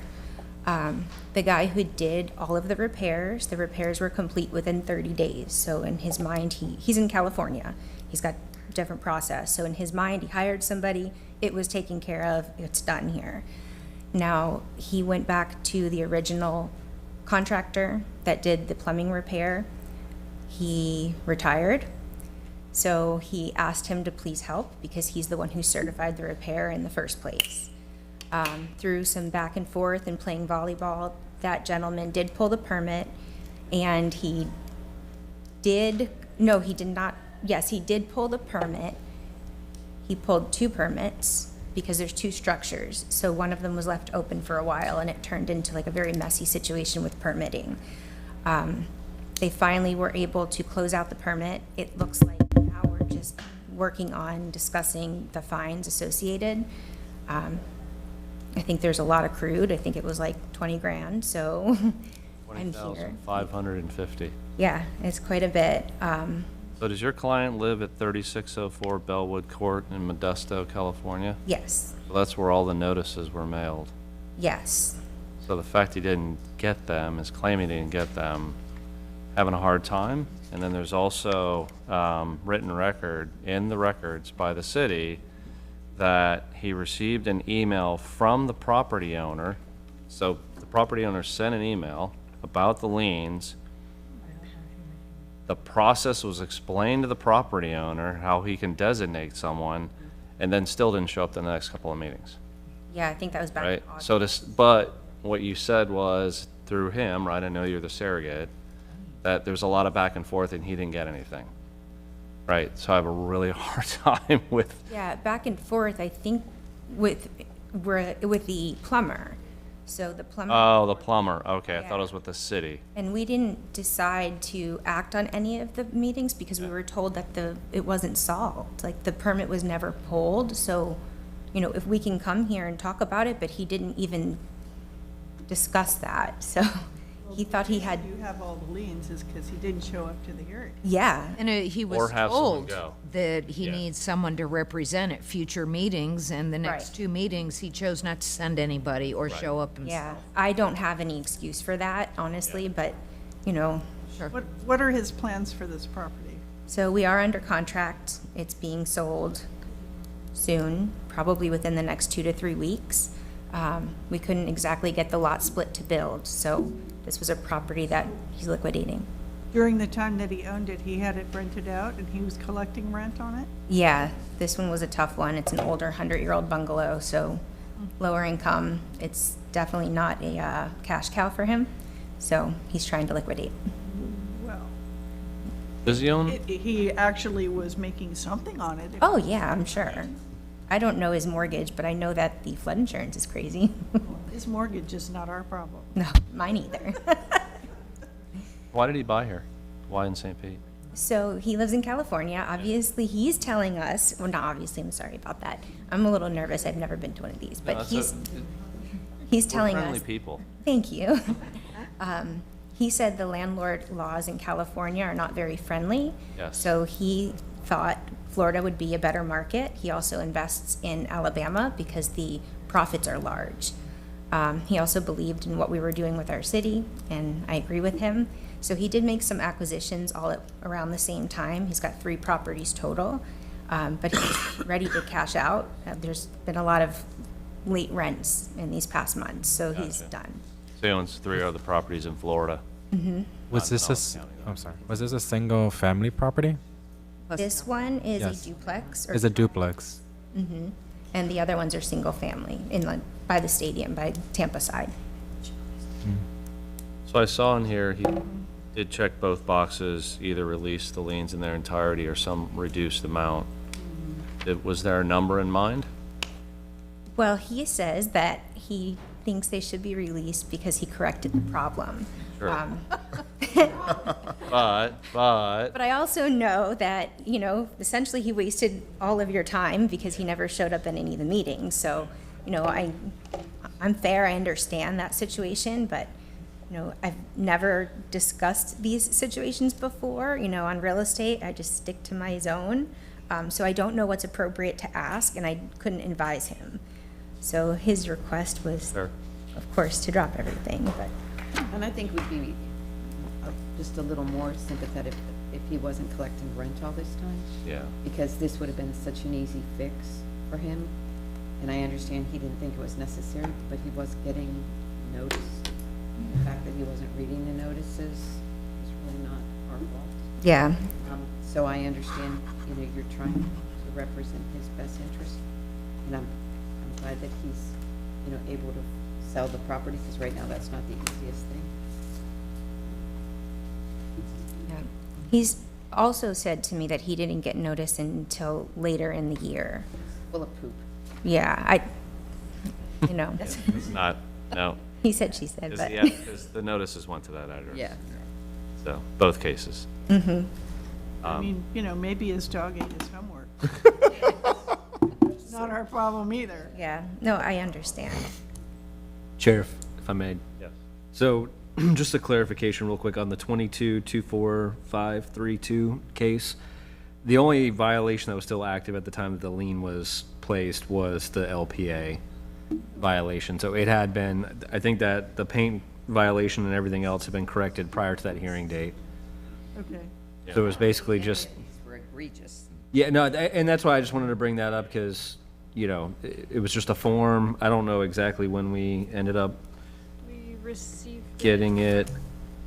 But the violation, the property maintenance issues had been corrected, so that was just a paperwork issue at that point in time. So if the board wanted to take that into consideration. I'll read something and we can pick it apart. Yes, please, thank you.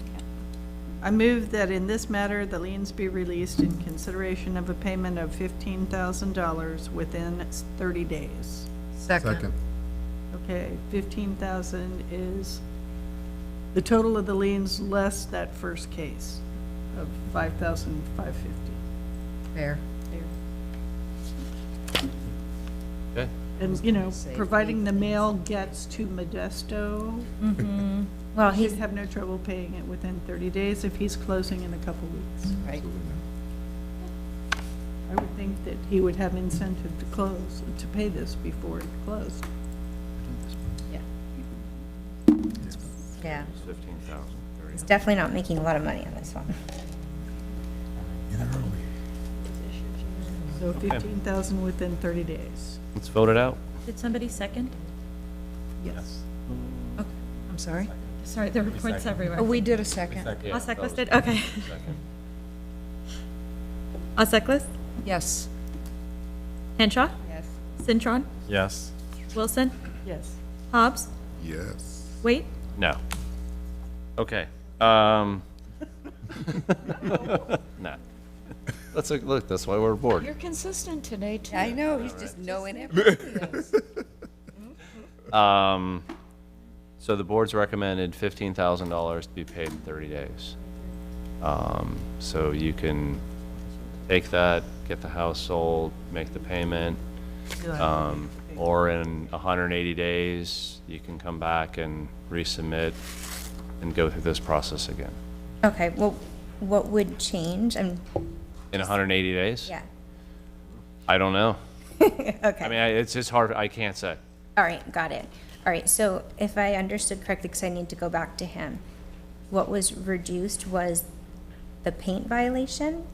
Yeah, so what was decided by the board, if you need help with an explanation, is the first case where the liens were certified for $5,550. That was not considered in the total. Okay. We and that we was just removed that. Yeah. Got you.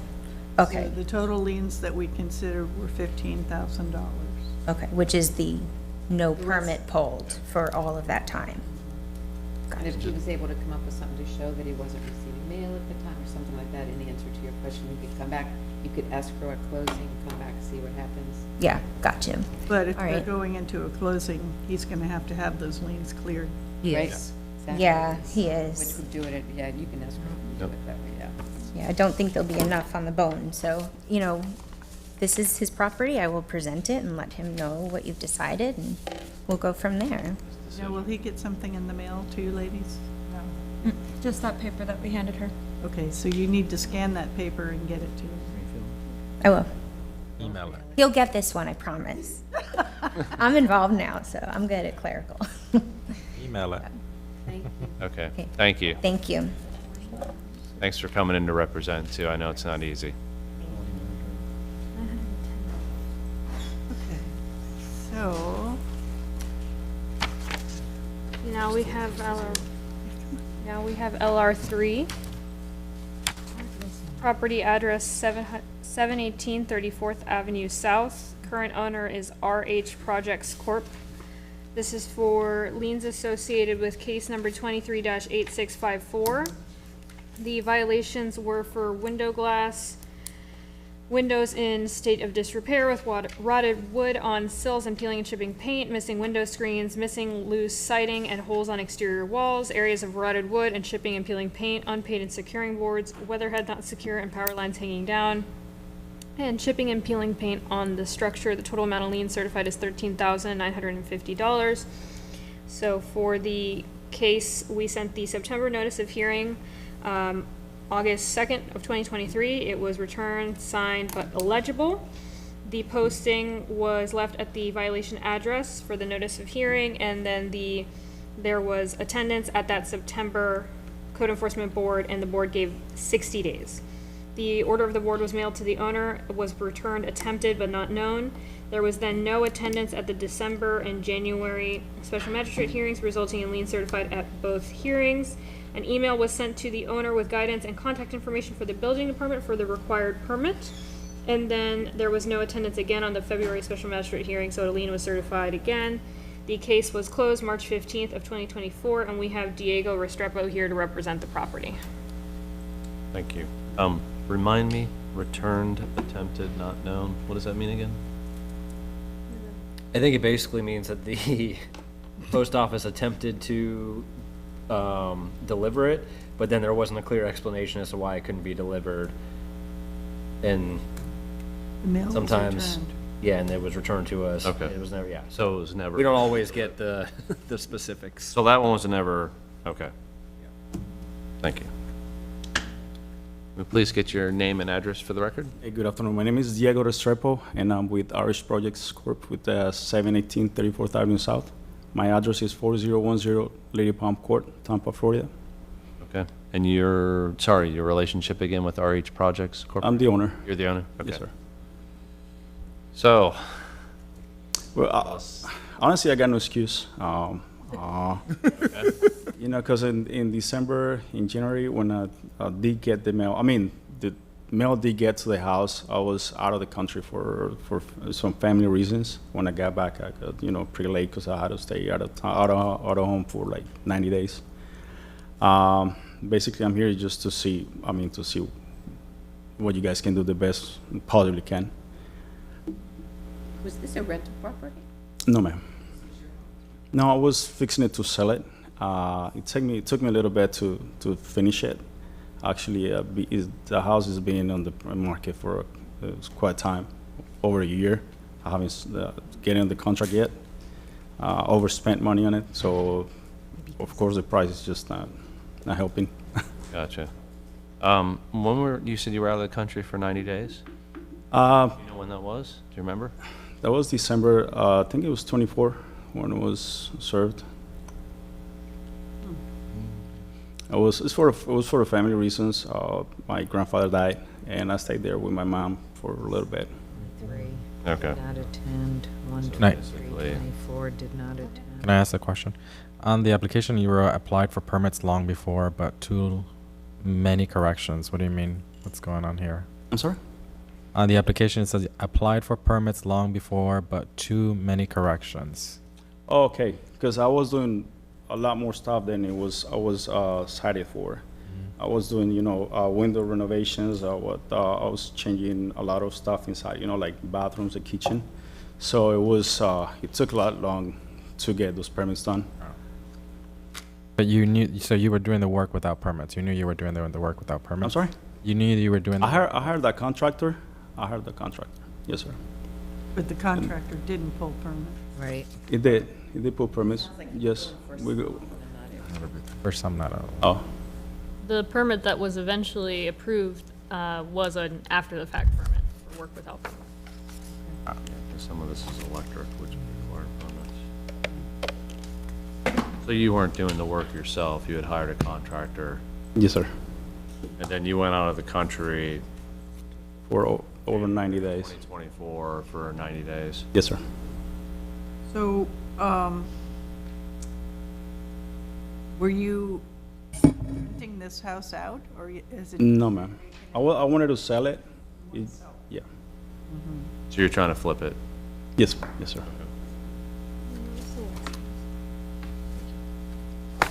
When were you aware of having to attend these meetings?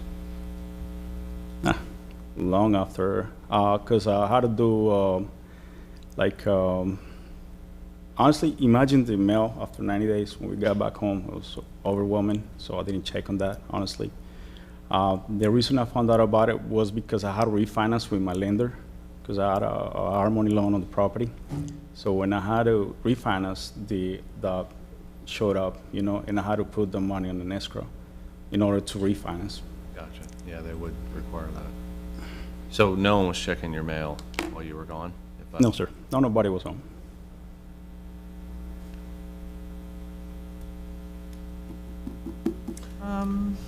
So just to confirm, Beatrice, so there was a permit that was. Yeah, so there was a permit applied for February 2nd of 2024. It was issued February 26th of 2024. It looks like it eventually switched over to a private provider in August of that same year, but they did mark the permit as an after-the-fact for work without permit. Okay. So the permit was issued when, Ms. Zafra? February 26th of 2024. So he was liened then for $5,250 on February 27th, the day after the permit was approved. So, because we had the conditions cited, so then, let me check when they actually started calling for inspections, because they might not have started work. Okay.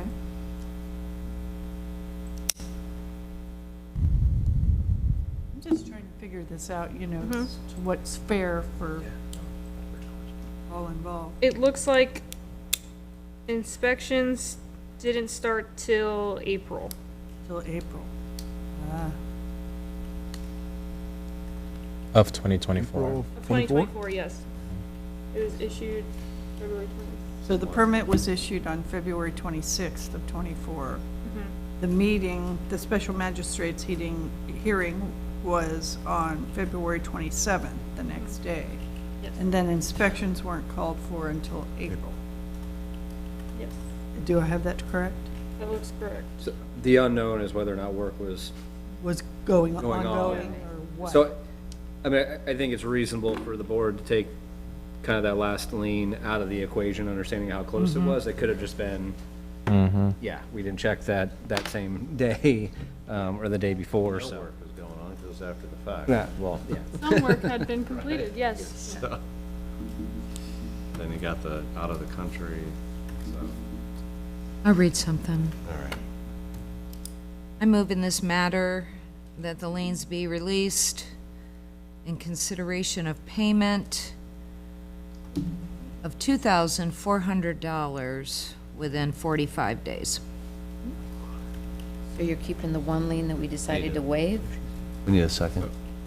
Anybody second yet? Oh, I'm sorry. Okay, got a second.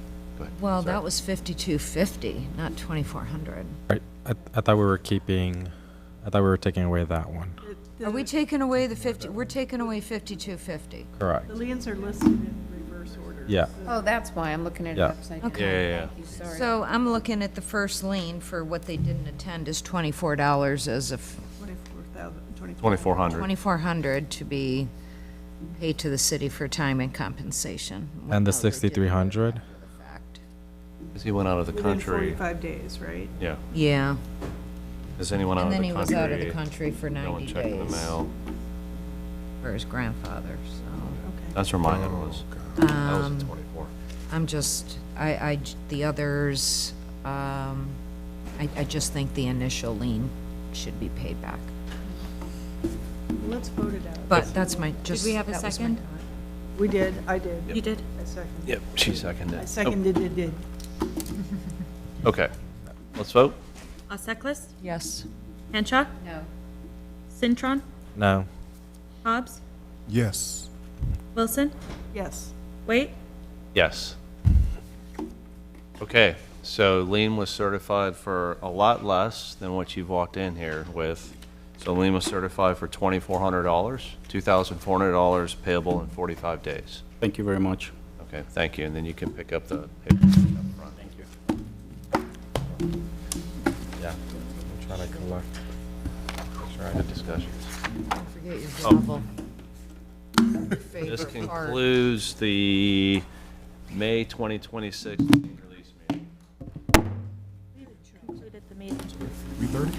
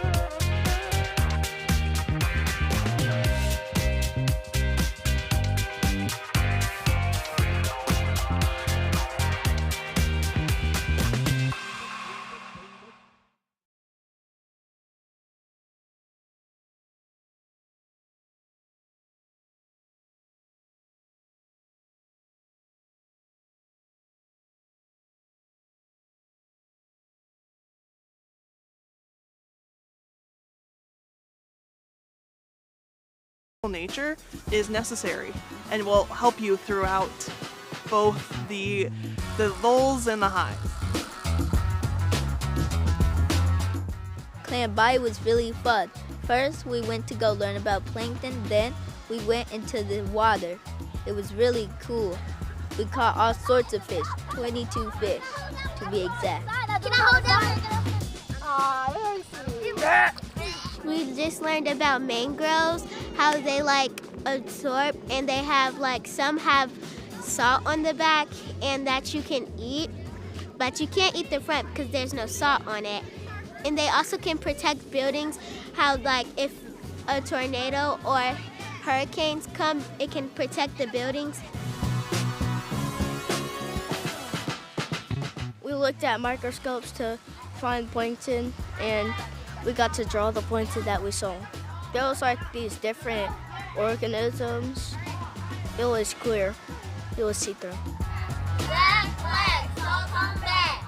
I would tell them it's a whole bunch of fishing, a whole bunch of water. I would tell you there's people that will help you. You get to learn a lot of stuff. That's what I would really tell them.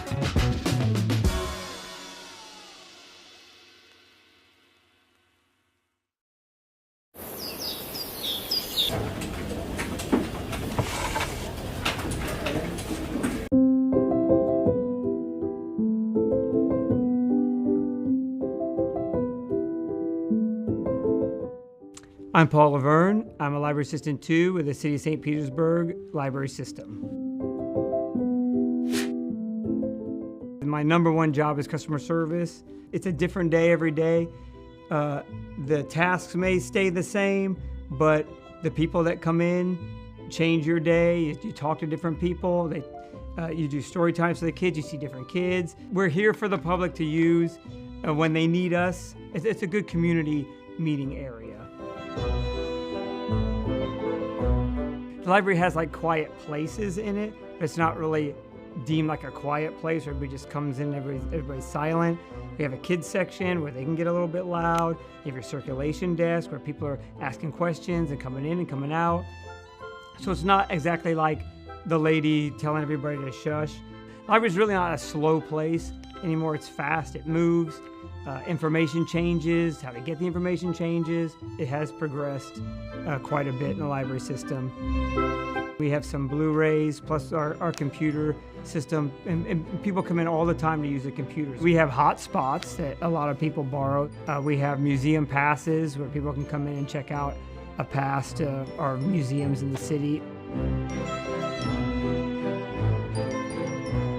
We do story times in every location, so we're in every community. These kids, when they can be introduced to reading and we can make it fun and enjoyable, that they won't stop reading also. I get kids that are now adults and they come in the library and they say, oh yeah, I remember you did story time for me when I was like 6 years old. So I mean, that kind of thing makes me feel good that I could impact somebody in a positive way. That's what is really cool. It feels really good. So many things I've been able to do that I don't know if I could have done those if I wasn't working for the library system for the city. It's been a very fast 36 years. It's been great. I've loved every minute of it. It's been fantastic.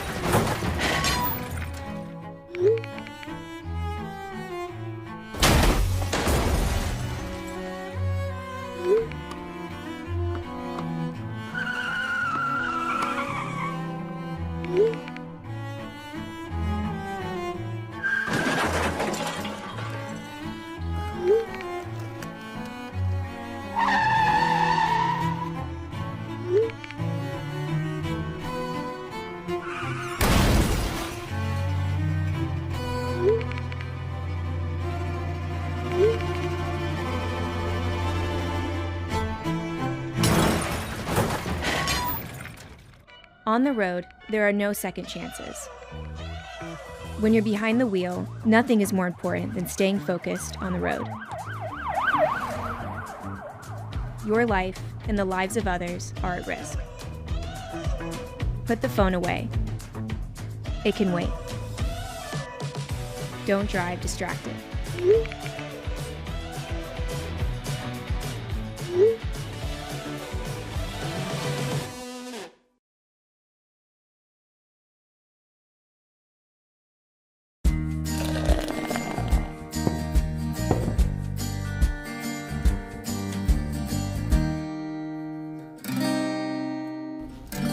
So if you live in St. Petersburg, right, most Sure. people know that the world's first commercial airline flight was here. True. Right, from St. Petersburg to Tampa.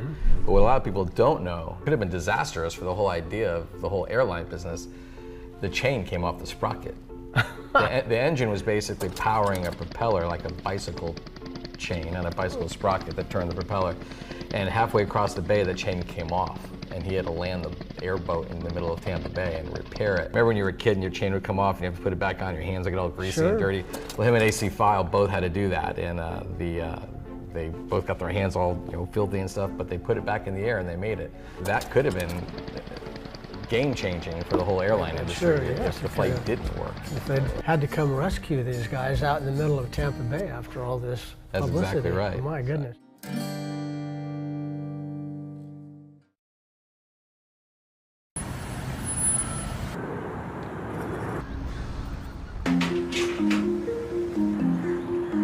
My name is Adrian. I've been with the City of St. Pete for about 3 years.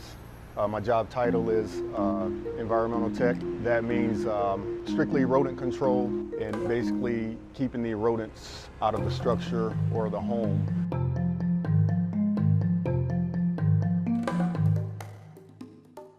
Basically, the service that we provide is a free service to the residents. Kind of go through an interview process with the customer, what they've been dealing with, how long, how often.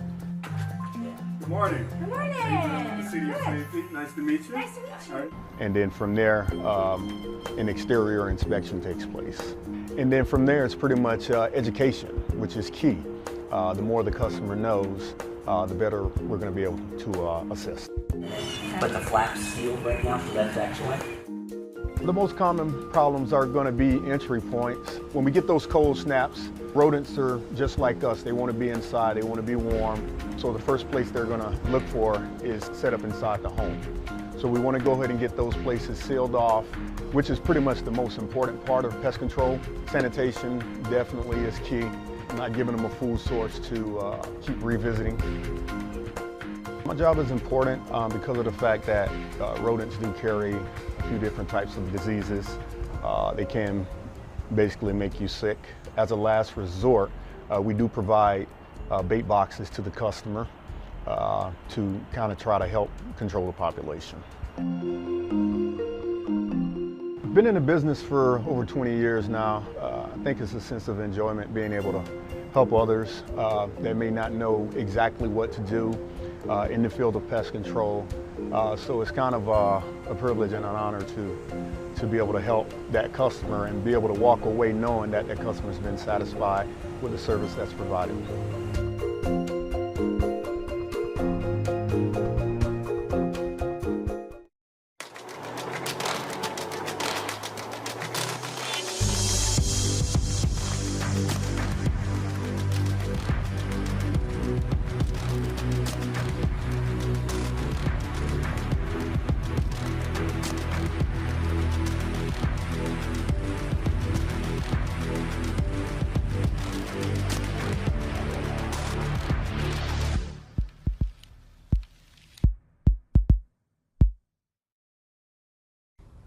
Hey St. Pete, and welcome to the definitive guide for how to be the best resident you can be. A little tip from our good neighbor guide. Let's talk about something stinky. Sewers. Not just sewers as a whole, but specifically what we put down our drains. The city works hard to keep things smooth.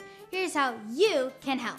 Remember, every drain in every building citywide all goes through our sewer system. So, when it comes to the bathroom, the only thing that goes down our drain is, well, number 1 and number 2, toilet paper is A-OK too, but not flushable wipes. They might flush down your drain, but they do not break down in the sewer system. And depending on where the clog exists, the expenses might be on you to fix. Use dental floss, any kinds of wipes, baby diapers, adult diapers, and Peppa Pig toys also do not belong down the drain. Also, don't forget, the sink in the kitchen can be the worst offender for a city sewer system. Never, ever put fats, oils, or grease down the kitchen sink. This includes butter, frying oils, and other cooking fats. Once these items go into the sewer system, they congeal and contribute to sewer blockage. Guys, there's a word for this. It's called fatbergs. You know, like icebergs. Except these won't sink the Titanic.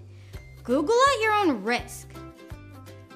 Collect grease in a container once cooled and dispose in the trash, not down the drain.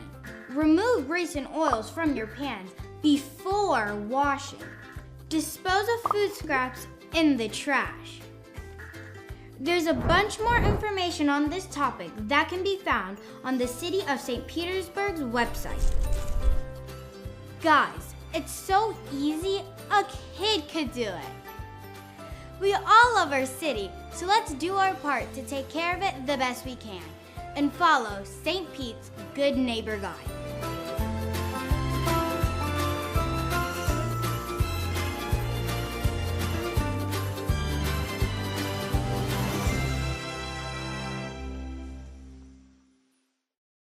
Hey St. Pete, I'm Amber Bolding, your Emergency Management Manager, here to explain the difference between floodplains, FEMA flood zones, and evacuation zones.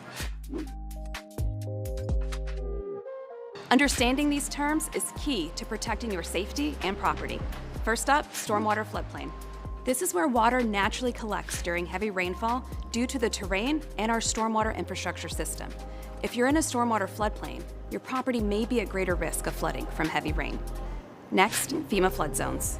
FEMA identifies these areas based on flood risk from storm surge or proximity to water. This affects flood insurance requirements and building regulations. Finally, evacuation zones. Set by Pinellas County, these zones indicate areas at risk from dangerous storm surge during hurricanes or tropical storms. An evacuation order means you must leave. This is about protecting lives from potentially deadly storm surge. Pro tip, being in a non-evacuation zone doesn't mean you're in a non-flood zone or outside the stormwater floodplain. Heavy rainfall can still cause freshwater flooding. In St. Pete, you need to know your zones. Visit stpete.org/hurricane and use the Prepare St. Pete map. Just enter any address or click a location on the map to see its stormwater floodplain, FEMA flood zone, and evacuation zone. Understanding these differences helps protect you, your family, and your property. Stay informed by following us at St. Pete FL before, during, and after storms. Stay safe, St. Pete.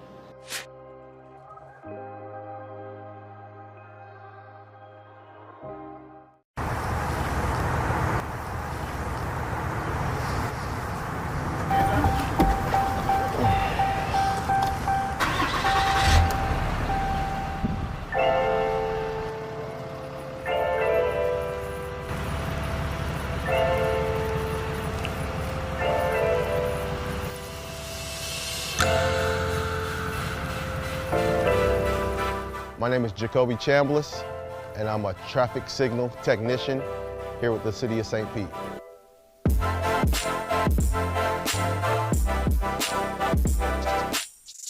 We maintain our traffic signals here. We have the signal heads, we got the cabinets, we have the controllers, we got the conflict monitors. So we just make sure that everything stays operational and safe. This is a very important job. We make sure that people get to work on time. We make sure you get there safely. That's one of the most important things, is just being safe. Without traffic signals, life would be chaos for us. We come in, we get our orders from our manager. We check our trucks and make sure we have everything we need for today. Our orders can be anywhere from maintaining a cabinet where we go out and clean it out and just make sure all the timing and everything's up to par. From there, it could be calls we get in from citizens saying, hey, you got lights out, and we'll take care of different things. That you got poles that get hit, it's always something different. It's a highly hazardous job. You're dealing with electricity, high voltage you're dealing with, the weather. It's a rough job to be out there. You got traffic coming by you, all types of speed.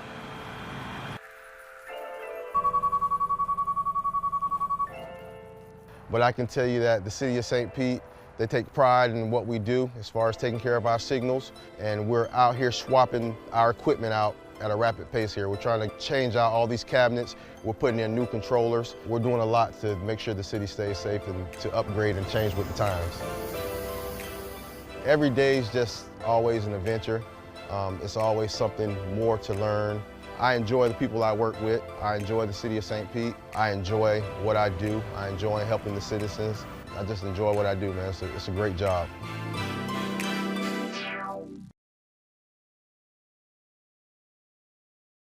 Dear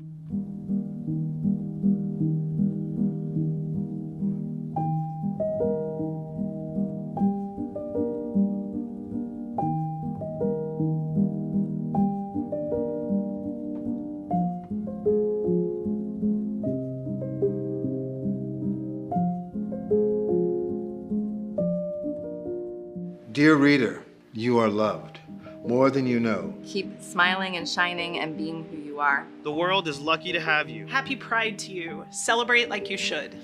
Life would be dull without you in it. Keep shining bright. Sunshine face. You are so loved. Do not let anyone ever tell you different. St. Pete loves you. We need you. We appreciate you. Thank you for being you. You are beautiful just as you are, and you make our city more beautiful because you are a part of it. You make the world more colorful. You make the world brighter. Never give up. You are loved for exactly Who you are. I promise. The world needs you in it.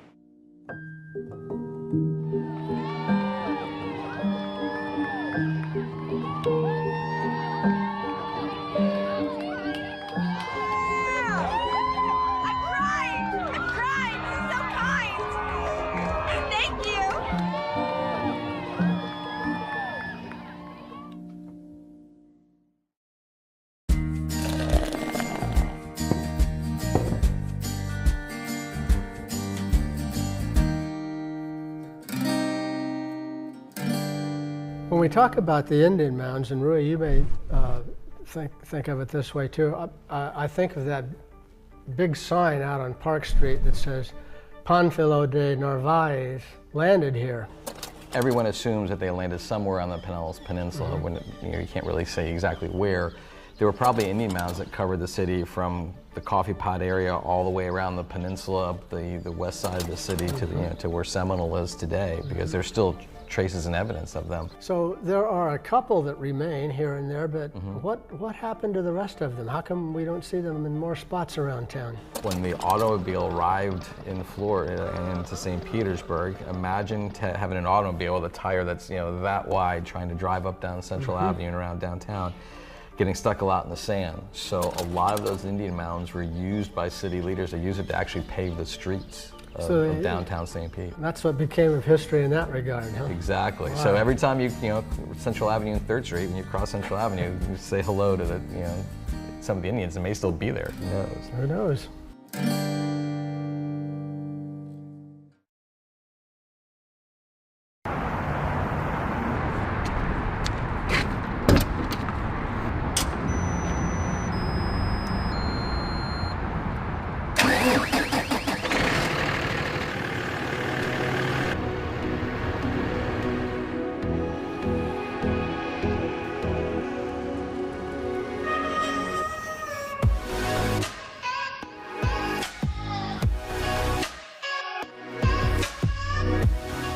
My name is DeWitt Miller. I work for the city of St. Pete. I'm equipment operator too, operate street sweepers for the city. I'm a second generation street sweeper operator. My dad did it. I like it, I'm by myself. It's no rush, get a certain area done. The object is to get the area clean. Like you gotta go and say, oh, you gotta get the area done in one day. That's not how we operate. The object is to get it clean and do the best that you can. Street sweeping is very important, I think, because without street sweeping, you would have all the pollutants build up in the curb line and the gutters, and then it would make the streets flood. Pollutants, what I mean by that, you got sand build up, leaves, trash along the gutter lines. My job is to keep it clean, pick it up.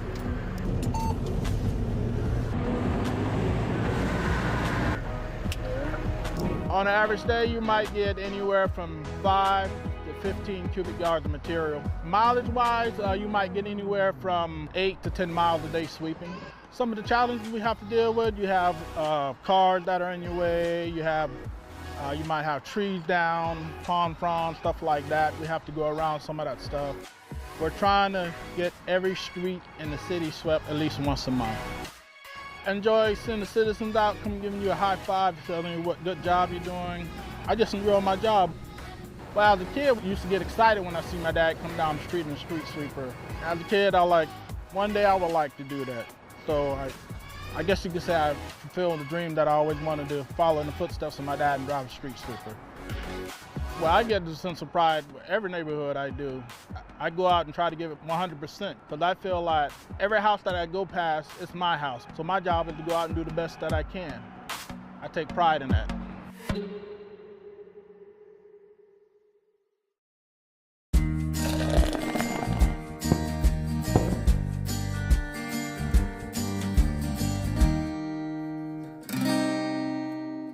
A lot of these baseball fans that go to the Rays games, and we see these, unbelievable great players come through St. Petersburg and play, but it's not the first time. And a lot of people don't realize that all these legends that they hear about, these Hall of Famers, would just walk the streets of downtown St. Petersburg. Absolutely.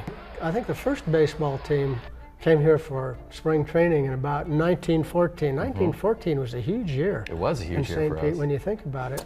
So it was the St. Louis Browns, and they played here for a couple of years, but they presaged those Roaring 20s, and part of the Roaring 20s was the coming of the New York Yankees. And they had all the big names. They had Babe Ruths, they had Lou Gehrig. They played here and they partied here at the Gangplank, probably. I'm sure. Babe Ruth and Lou Gehrig stayed at the Florenton Hotel, which is still downtown. And the Yankees played here until I think it was 1961.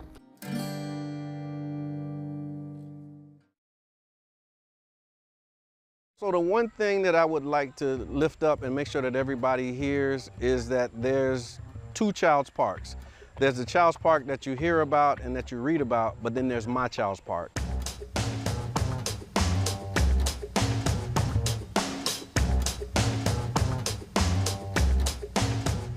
The parameters of Child's Park include 34th Street South to 49th Street, and then 18th Avenue to 5th Avenue South. And that's the Child's Park neighborhood, but the greater Child's Park area actually covers about 3 neighborhoods. It goes to about 1st Avenue to around 30th Avenue South.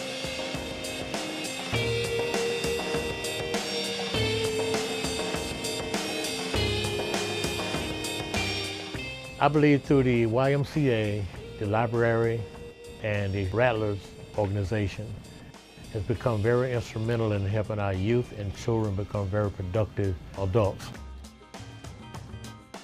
The Rattler program is a GAP program that's designed to engage the community, to build family and community and crime prevention by keeping the kids engaged in youth activities.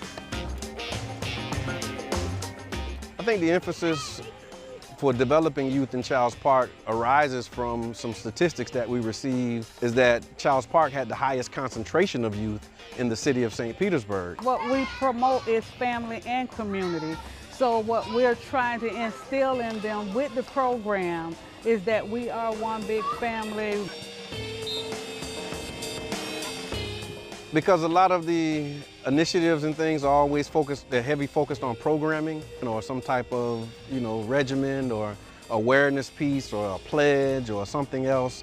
And we felt that it was important to just allow them to have a space to just come and have fun. We're solely manned by volunteers, and we let them know that too. So we want them to come back and be volunteers, so the torch is just passed on, so we all learning from one another.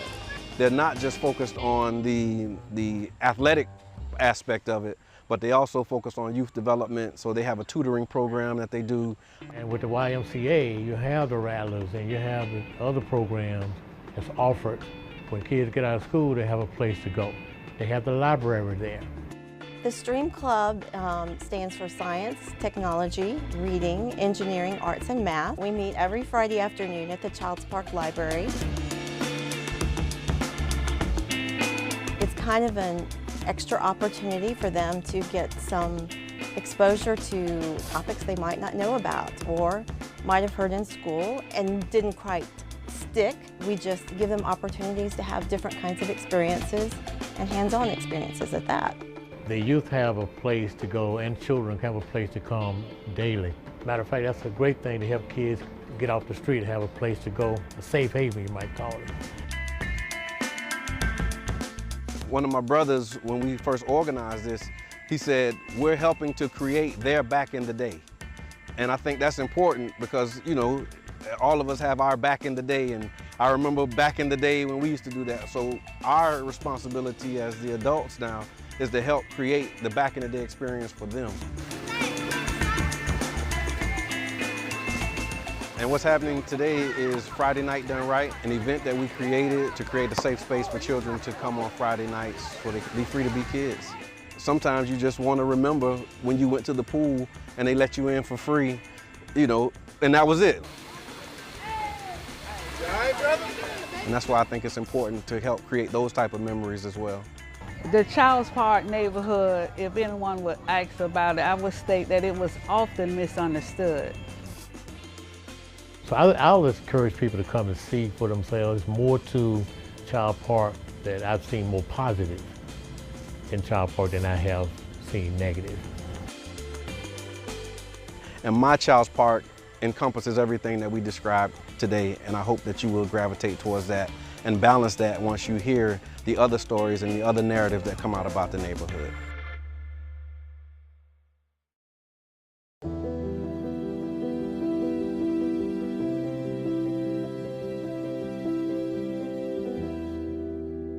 I think a lot of people don't realize how long we've been together and how long I have been working within the studio. Like, just because they don't see me all the time doesn't mean that I haven't been integral to the studio and that you haven't been integral to my life. Like, you've been my mentor here since 2008, and I love this space. And this is my home. And as a filmmaker, because I am a filmmaker, we always have this thing called our passion project. Like, this is the film that I have to make before I die. I'll spend all my money to make it. Like, it's one of those types of things. And I sat back one day and I started thinking, do I have that project as a filmmaker? And that project for me was the studio. I knew I wanted it with all my being and fiber and love to lead this organization, to pour back into this organization that poured into me.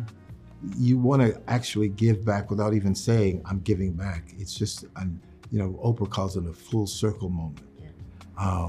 And I just knew, and the Board of Trustees knew, that you would be a good steward of this assignment. But also, you are still going to be a guiding light for me. You're still going to be a mentor. It's just a natural progression, and that you were around all these years to take over. You know, the nuance of this place is simply, well, I've distilled it to the answer is always yes. Always yes. Because that affirms we're gonna do this.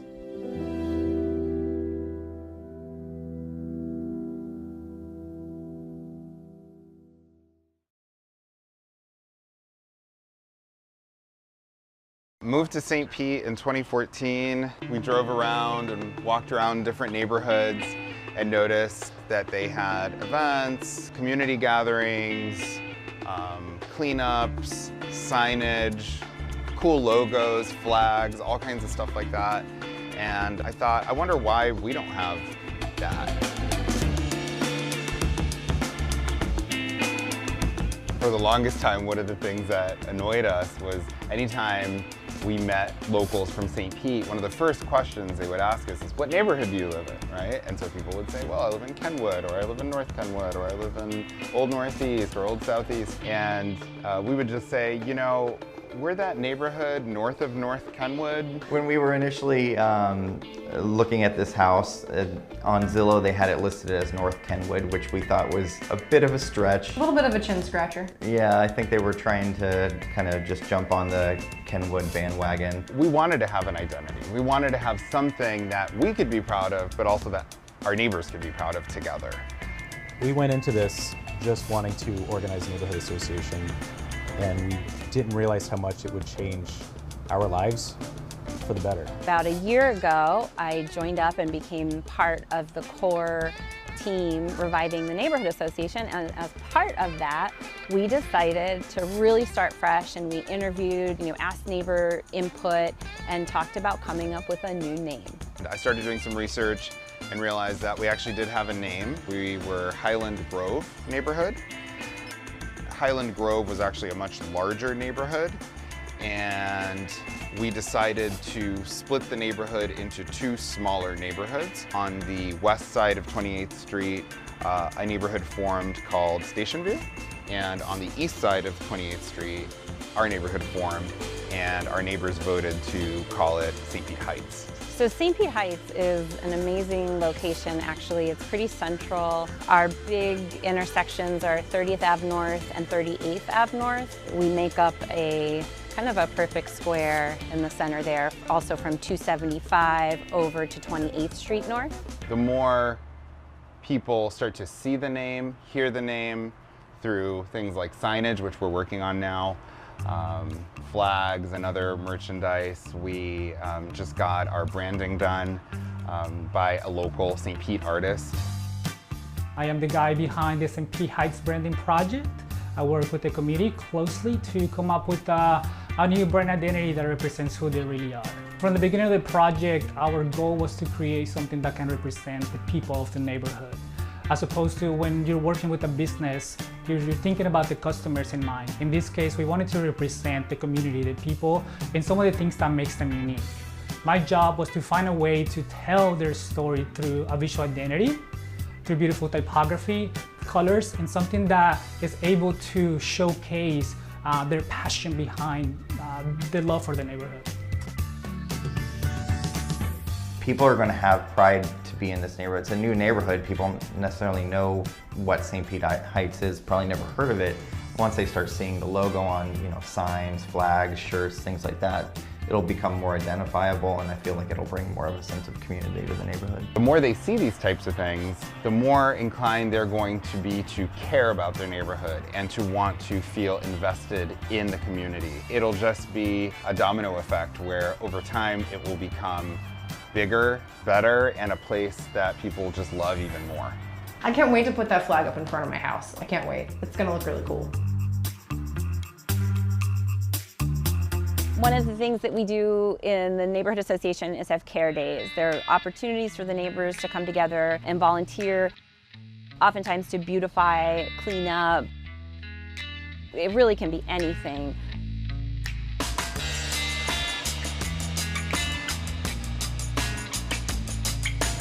But the most recent one we did was a Drains to Bay project, where we put the signs that say Drains to Bay on the storm drains. We did every one in St. Pete Heights. We had a day where we put signs that say Drains to the Bay on all of our storm drains, so people know that any water that go into the storm drains will wind up in the bay. So they're more careful about that. When we do these care days, we're walking around the streets. Like, how often do you just walk around the streets of your neighborhood doing something like cleaning up? Or people notice that. Neighbors notice that and want to know, like, what are you guys doing? And then we get to talk about the Neighborhood Association. We even had one guy join in. I would say it's very worth it. We've met so many incredible people in our neighborhood that we didn't even know lived just doors down from us. Had it not been for the Neighborhood Association, had it not been for this initiative that we had, none of that would have been possible. And to me, those human connections are really what it's all about. Hi, I'm Andre Allen, stormwater foreperson for the City of St. Pete. I'm here to talk about sandbags. First important thing you need to know about sandbags, we have them year-round. We distribute sandbags every second Saturday of the month. You can get sandbags at our complex, 1744 9th Avenue North. The best way to use the sandbags is to get some visqueen or a heavy plastic tarp and lay it down like in an L shape from the ground up against your door garage and stack your sandbags just like you're stacking bricks right in front of your doors. If you didn't have no flooding in your area and no flood water touching your sandbags, you should store them in a safe area just in case another storm comes through. If flood waters touch your sandbags, we recommend you take it to Pinellas County Dump. For more information, you can follow us on social media at St. Pete FL.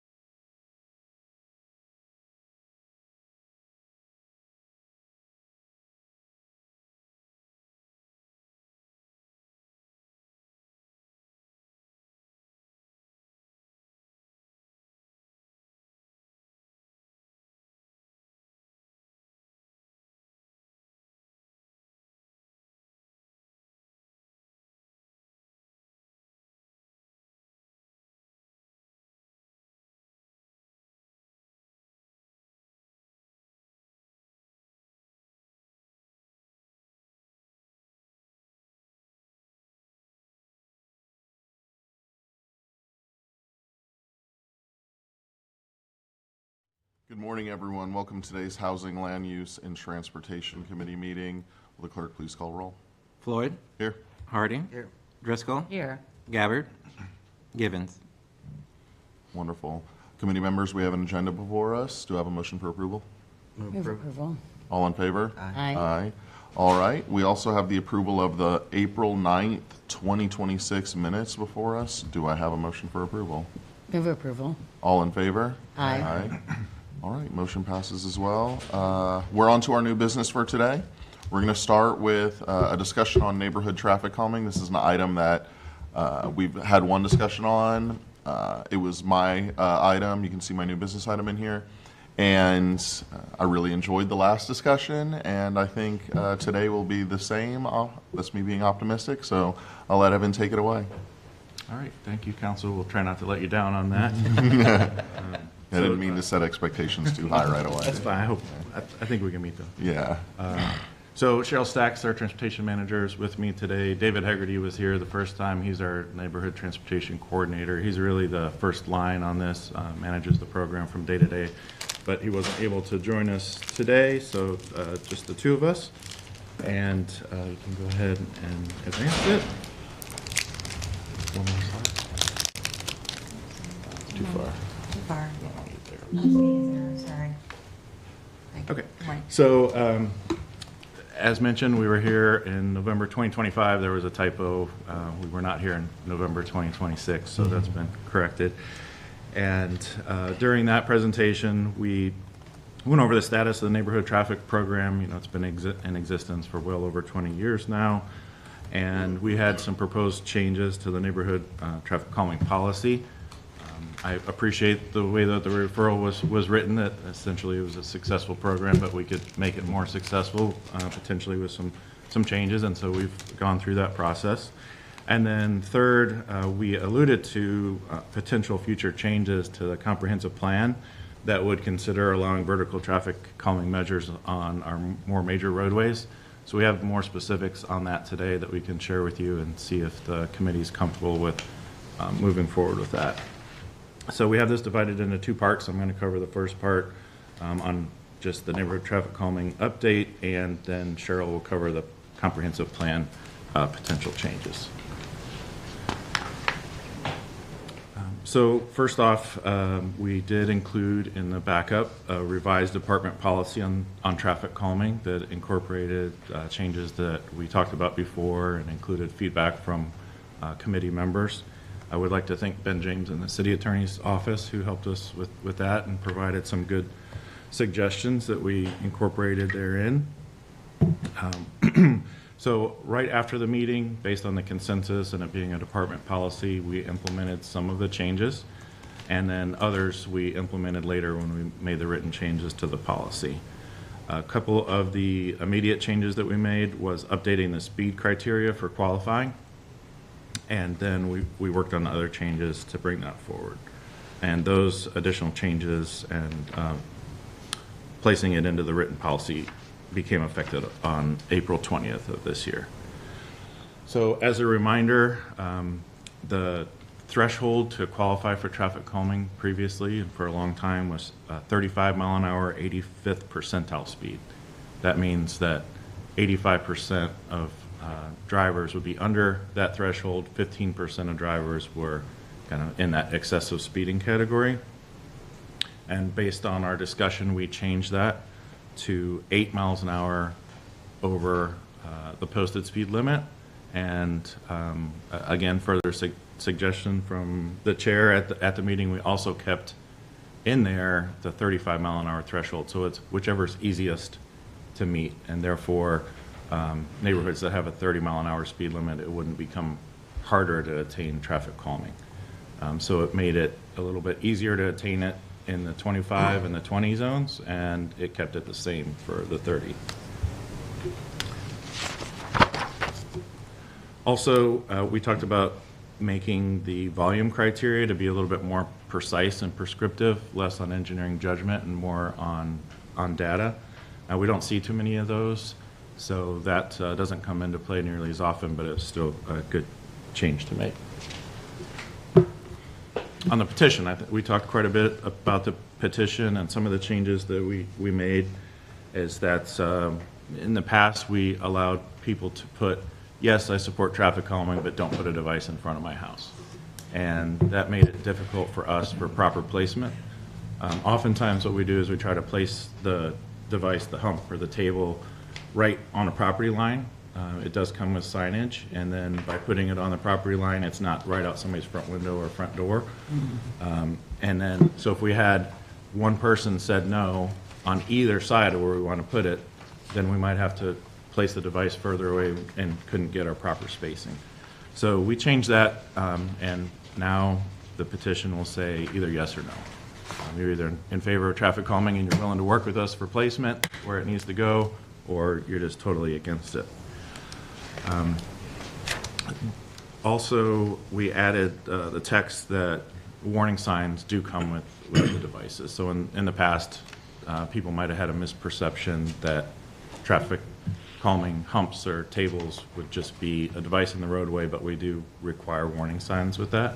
So the petition is a little bit more forthcoming on exactly what to expect. Also, we changed and solidified removal of traffic calming devices. It takes a lot of time, effort, public money to go through the installation process. So we wanted to make sure that we set some pretty strict standards for removal. And I can tell you that once the devices go in, usually we do not get requests for removal. So what kind of changes have we seen since November? We have almost 6 months under our belt since then. We've had typically, as I just alluded to, we haven't had any cut-through traffic requests. But we have had, since that time, 44 speeding-related requests come in. So you can kind of get a sense of the volume that we typically have, which is quite high. And maybe of most interest would be how have the changes manifested in the results of how we respond to those requests. And here you can see that we've said yes to 16 requests out of 44, that it met the speed criteria, which allow us to go to the next petition phase. And if we would have been under the old requirements, we would have only been able to say yes to 11. So we've been able to say yes to 5 additional requests in the last 5 to 6 months. So about 1 per month. And that gives us a modest increase, which is what we talked about, what we expected. That's come to fruition. And so it's not causing a large burden. But we did propose, and so far in the budget that we've advanced to council and council received positively at the workshop, we did increase our budget by $50,000 for traffic calming, and that should cover the increase that we're seeing. And I'll turn part 2 over to Cheryl. Thanks, Evan. As we mentioned in November, the city's comprehensive plan has language that limits the use of vertical traffic calming devices and only allows them on local and neighborhood collector streets. The Florida Department of Transportation has initiated an effort to allow them on roads with a higher classification, especially using them for raised crosswalks, and they've developed a modified developmental standard to do that.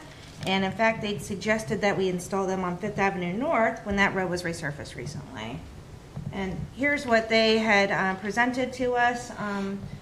2 raised crosswalks just west of the driveway for St. Anthony's. And due to the restrictions in the comprehensive plan, they ultimately kept the crosswalk at street level and enhanced them only with taking the rapid flashing beacons.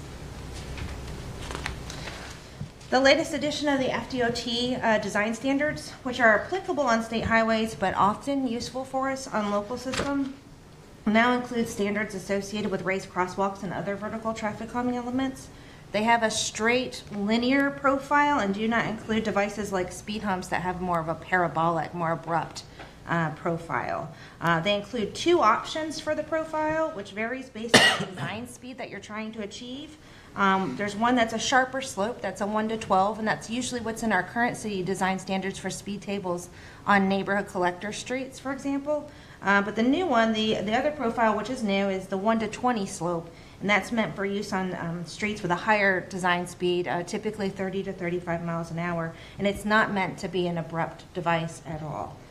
The length of the table can vary, but it should be greater than or equal to the axle spacing of your design vehicle so that you don't damage the undercarriage of those vehicles. And so this helps us make sure that we won't cause damage to like our fire trucks, for example, and longer, or PSTA buses. And finally, the FDOT guidance provides that the speed tables or raised crosswalks should be installed at an average of about 500 feet apart to achieve speeds of about 35 miles an hour. So this is what the FDOT, the illustration in the FDOT design manual, you'll see the table includes both profiles. On the left side, the little table on the left, it notes 1 to 12 and 1 to 20, and the design speeds that are typically encouraged and correspond with those options. And then you'll see some dimensioning associated with the length of the table. It's typically a total of 12 feet, and then when it's used as a raised crosswalk, the markings for the crosswalk would cover about 10 feet of that 12-foot table. One example that we've looked to and encouraged some of our most critical stakeholders to review would be this installation of raised crosswalks in Orlando. This is on Orange Blossom Trail just south of Camping World Stadium. The FDOT installed 6 raised crosswalks as a part of a corridor improvement project. The spacing between the raised crosswalks varies, but is between 350 and 1,000 feet. And some of that variability is associated with the need to provide the crosswalks in meaningful locations tied to transit and those kinds of things. So in this instance here, they're looking at providing raised crosswalks where they needed crosswalks, not necessarily trying to achieve a certain consistent speed across the entire corridor. So that's why you see a pretty good variability between 350 and 1,000 feet apart. The posted speed limit here is 30 miles an hour. So this, thinking about which streets may be most appropriate for these treatments, if we were to allow the FDOT design criteria, we figure that the streets highlighted in yellow and orange on the map here would represent those streets. These are streets that through the Complete Streets Implementation Plan were identified as ones where we would be working toward design speeds that are either 30 or 35 miles an hour. They include several state roads like 4th Street and 5th Avenue North. They include county roads like 49th Street and 38th Avenue North, and several city streets such as 22nd Avenue North, 37th Street, and 9th Avenue North. As noted in November, we felt it would be appropriate to put a framework around the use of the vertical traffic calming devices to make sure that they're applied in appropriate locations and with due care. We'd recommend following the FDOT design standards on all roads in the city, which would have us limit the use of these devices to roads with speed limits of 40 miles an hour or less, or design speeds of 35 miles an hour or less. We'd use dimensions from our critical stakeholders, like our fire rescue and PSTA, and the development of our standards. Since our November meeting, we've actively engaged with some critical stakeholders to obtain their feedback and learn more about their vehicle specifics and any concerns that they may have about the potential change.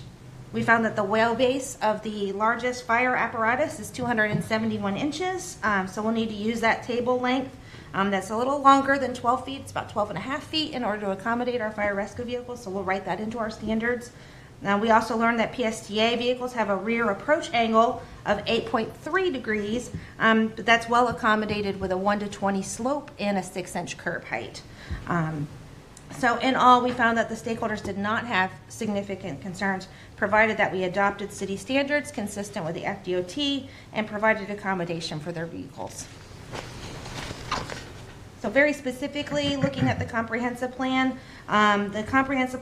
with traffic calming, we look to advance a text amendment that would change language within 2 sections of the transportation element. They are the sections associated with the transportation system safety and the section associated with neighborhood preservation. It's the language in the neighborhood preservation section that includes the current limitation on vertical traffic calming, and it was included at a time when the city's traffic calming program was essentially new. Now that it's matured, we'd recommend that this language is removed. Other language associated with neighborhood traffic calming would remain, and that allows us to continue to administer the program as currently provided under the updated policy as Evan described, which also includes the volume criteria, which was kind of one of the concerns with putting it in neighborhood preservation, was a concern for cut-through traffic. But now we've seen that we don't get those types of requests, and we did put in very specific criteria to address that. So we feel like it's reasonable for us to go ahead and pull it out of that section at this point in time.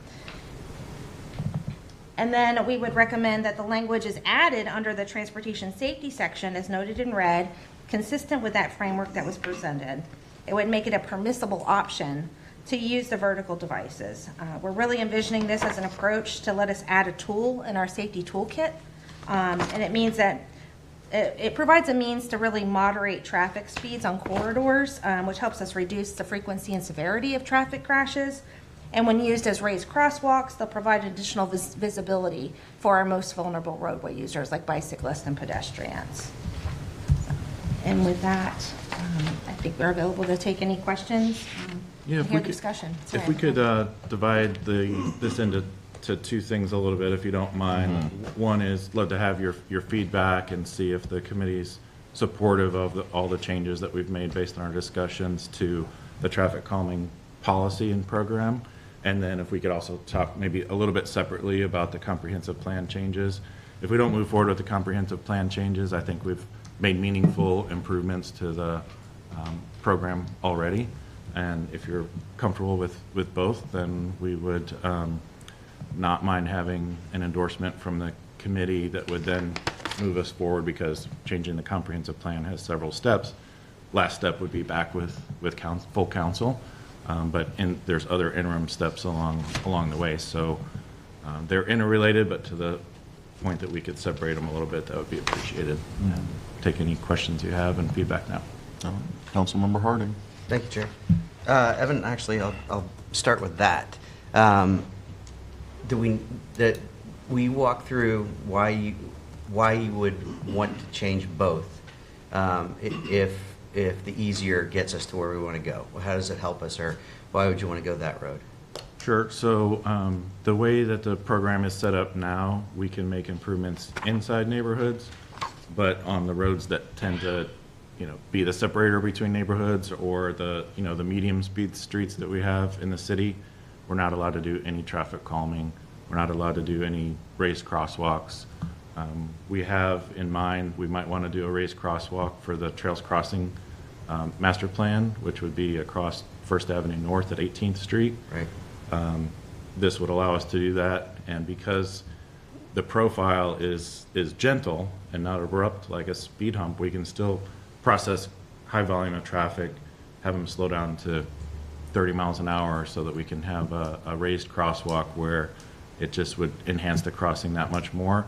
We'd be able to say yes in the future, instead of having the parking lots across Fifth Avenue for the hospital employees to have to get across Fifth Avenue, and the speeds are higher. We could provide safer accommodation there. So I don't think we'd have a huge proliferation if we changed the comprehensive plan, but it would give us more tools to be able to make changes. For example, on Pinellas Point Drive in South St. Petersburg, we're not allowed to do any vertical traffic calming, and we have constant requests about speeding, because there's a very long stretch with no stop signs, no traffic signals, and we can't put in stop signs for traffic calming. So this would allow us something there. So we have a good program, but we have limitations to only inside neighborhoods and on very slow speed streets already. So it would just, if we make the comprehensive plan change, it would help us be able to make changes citywide where appropriate. So just to be clear, you're in support of changing both? Yes. Okay. You have my support as well. And thank you very much. You both made that very comprehensive yet digestible. Very much appreciate the effort and the willingness to backwards engineer that into common speak. Just to clarify, this is not just about pedestrian crosswalks. This is about traffic itself. So you're also addressing car-on-car crashes, things like that. Yeah. Yeah, I mean, the comprehensive plan right now allows for some horizontal traffic calming on these streets, but with our constrained rights of way, it really isn't a practical option for us because then we're into lane repurposing or other things which have been made more difficult with new state legislation as well. So our usual tools that we do have available to us are very, very, very difficult. So this one would add one more tool, but we would definitely want to be judicious about it and be careful and use it for the purpose of, again, moderating speeds and making it contextually appropriate for the roadways that they're on. And I would note, too, the FDOT standards don't allow this on roads like 45 miles an hour and above, so we would follow that guidance, too. So it keeps speeds appropriate for the land use context is what we're trying to achieve here. Okay. Thank you for that. Thank you. Great. Go ahead. Thank you, and thank you for all of this. It's really good work. And I want to ask about cut-through traffic. And although we're not seeing that concern raised now, does this take that out completely?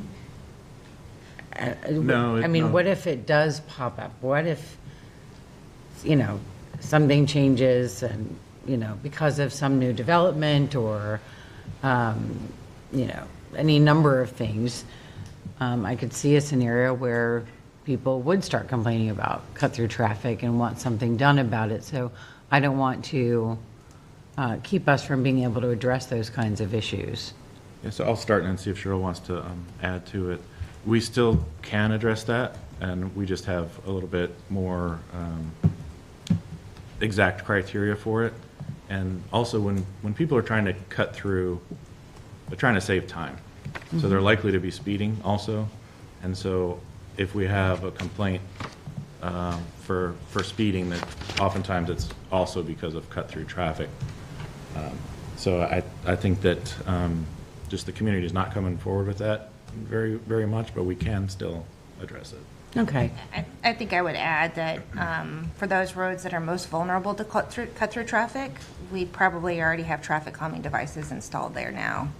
There are a lot of these roads that over the years had some concerns, and now those speeding and the traffic calming is already there to kind of help address that. So there could potentially be some new ones, but then to Evan's point, now we have very specific criteria to help work toward addressing that too. Mm-hmm. And then on slide 16, the OBT, the Orange Blossom Trail, I'm just laughing because I lived in Orlando for a long time. As soon as you said OBT, I was like, she's been. I was like, oh man, I did it.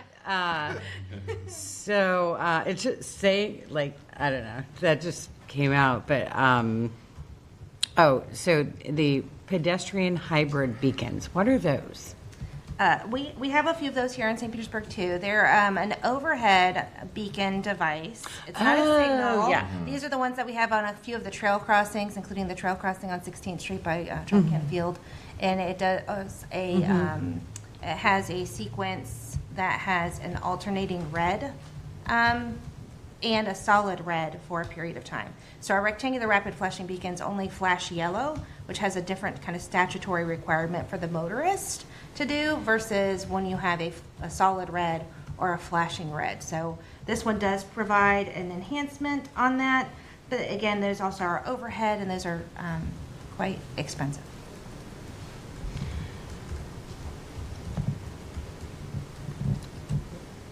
What if you're in a car and you're stopped at one of those and it's solid? Yes. Then that makes sense. What's the flashing red? So the flashing red is kind of meant to emulate what's available at railroad signals, and typically the requirement for the motorist is to stop, double check that it's clear, and if it's clear, then the motorist can proceed through the crosswalk. But there is a requirement to stop first, hence the red indication. Double check, make sure it's clear, and then you can proceed. On the red ball that's steady, you have to stay there the whole time Right. it's red. So solid red is like a traffic stoplight. Correct. Flashing red is like a stop sign. Yes. Is that the best way to remember? Yes, yes, indeed. Hopefully I've been doing it right. I'm like, it's flashing. Can I go? Yeah. Chances So- are, if you're in error, it means that you just stopped longer than you needed to stop, which is a better safety approach. Indeed. But I look around and I feel like the other cars are kind of wondering the same thing. So, yeah, thanks for clarifying that. All right, thank you. Yeah, there's explainers on some of them, aren't there? But I know exactly what you're talking about. My father-in-law is from England, and he came to visit, and he was driving, and he said he got to one of those, and he said, oh my God, if a red light means stop, and a flashing red light means you better stop right now. That was what he thought in his mind, yeah. So I had a good laugh over that with him. Yeah. Councilmember Givens? Thank you, Chair, and thank you so much, Evan and Cheryl. Evan, you kind of alluded to something that I wanted to address a little bit more in depth, and that is the reason why we need traffic calming measures. Speeding. Why do people speed? And I think it's probably due to congestion. A lot of times you're trying to get from one intersection to the next intersection because you've already been sitting in traffic for so long and you're just trying to make it from point A to point Z. So can we talk a little bit about how this comprehensive plan can address tools like AI, utilizing those measures to help figure out, you know, the timing of traffic signals and figuring out how we can communicate between our city signal system and also law enforcement to identify those folks who are speeding so that we don't have to spend money on implementing things like raised crosswalks and whatnot. I'm just wondering how we can utilize those smart tools that we have at our disposal. Sure. So I think a lot of what you're talking, excuse me, a lot of what you're talking about is the future, but also it's now, because we have the grant with FDOT to implement smart signals in West St. Pete. We are taking some efforts to try to expand that with being able to upgrade the controllers that are in the signal boxes to allow for that. And I believe that in the not too distant future, we're going to see more and more AI in traffic signals that aren't necessarily on a pre-programmed schedule, but adapt to real traffic, and that will help traffic flow better, but it'll also help with the safety. So we're definitely working in that direction, and I know that some people get frustrated when they're in traffic and they try to make up time, but other people just have a bad habit of driving way too fast. I agree. I know I think the city of Pittsburgh, they have the Surtac AI system, and it helped them to reduce travel times by about 25% and wait times by about 40%. So I'd be curious to see what other cities similar to St. Petersburg in size are doing to help with their traffic congestion issues, and also smart traffic calming measures that we can try to utilize here now rather than later. I understand what we're doing in West St. Pete, but I figured if we're going to talk about the plan now, let's make sure the plan addresses in the long term and in the future, like you said, the citywide approach to how we can implement such measures across town. The other thing that I want to talk about, in addition to the scope of the plan, was just rolling it out, communicating how this plan is going to help, because in neighborhood association meetings, just out in the city, I always hear all the time, we've got issues with traffic. I certainly think there's some great strategies that we can utilize, including social media, workshops, town halls, those sort of educational campaigns to communicate, again, what you all are doing behind the scenes, because I think it's great work. I just think it can be communicated a little bit better than what we do. And maybe we utilize St. Pete Police to help with that. I don't know, but there's, I think, some work that needs to be done in making sure the city knows what work is being done here behind the scenes to help with these issues that we're dealing with on the road. Yeah, thank you for that. We certainly spend a lot of time out in the associations. We can look for new ways to reach out, and since we're going through some changes now, it gives us that opportunity to share more information, since it's a topic of the moment. Thank you, Evan. Thank you, Chair. Thank you. I'll touch on something you mentioned, Councilmember Givens. But to get clarity first, the comprehensive plan allows for us to do the smart signal stuff already, so there's not changes necessarily required for us to continue to do that work. And then I'm glad to hear about Pittsburgh. That's interesting. I'll look into that example. But when it comes to traffic congestion, there's like a common example when you're learning like algorithmic education that I've done in the past, and it's that humans are quite efficient already on their own. Obviously, traffic signals can be changed, but if we implemented like a fully automated system, the main limitation to lowering traffic congestion is the size of space you need to travel per person if you're in a vehicle. Because cars take up a lot of space, and that's why like mass transit is like the ultimate traffic congestion reducer, is because the amount of space per person to travel is a lot lower, and we run into like physical barriers. So it only has so much limits, or it only has so much that it can do for us if we like optimize the roadway, which we absolutely should do. But if we really want to knock out traffic congestion, it's mass transit. Nothing works better than that. Thank you for the presentation. I'll break it down into the two things that we had presented. So first, the changes, all of that looks good. It's simple enough. I'm glad to see the reasonable increase in qualifying roadways. I think the thing that I get the most comments on previously was neighborhoods that just missed being able to qualify. Now a lot of them are going to qualify. Of course, there will be a new category of people who just miss, but I think it's a little more justifiable nowadays to say, hey, like on your lower speed road, we made it easier for you to qualify and you were able to, and if people are exceeding that, it's even, or if people are not meeting that threshold on your road, it's still a safer roadway than would have been otherwise. And so anyway, the first part all looks good. The second part also all looks good, although I have one question, I guess, and it's sort of the relation of the two, the comprehensive plan changes and the speed hump request process. And that is, you know, when you and I have talked about this, it's always been about where we know there are problems, or where we've not been able to do it, like Fifth Avenue North. And you mentioned, was it Pinellas Point Drive? Mm-hmm. That one, as soon as you said that, I'm like, oh yeah, that's so true.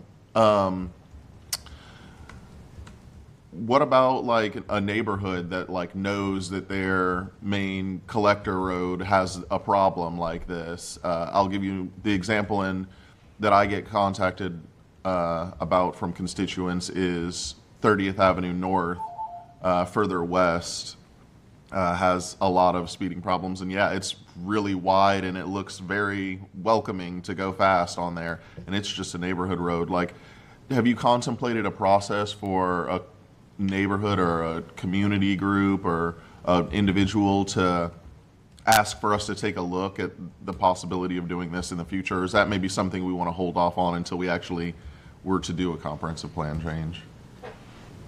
Well, if it's one of the roads that we're not allowed to do it on, we'd have to wait for the comprehensive plan. Yeah, of course, yeah. But that's a good thing to explore a little bit. Mm-hmm. And I think this is specifically where Ben and kind of legal helped us out with the policy, because I would say for Pinellas Point Drive, we'd go through the petition process. Yeah. Now for other roads, maybe like Fifth Avenue North, we would talk to St. Anthony's, but we don't need a petition. No, it's not residential. And so one of the things that Ben made sure of is that the city has the ability to make these decisions outside the petition process if we believe it's in the public's best interest. So it would just depend. I think we would see more outside the petition process, like Trails Crossing Master Plan. Of course, We're going to come to council and see if you all support what we are looking forward to doing. If that's there, we would do that without the petition. So, but you do still imagine like the petition process existing for this as well?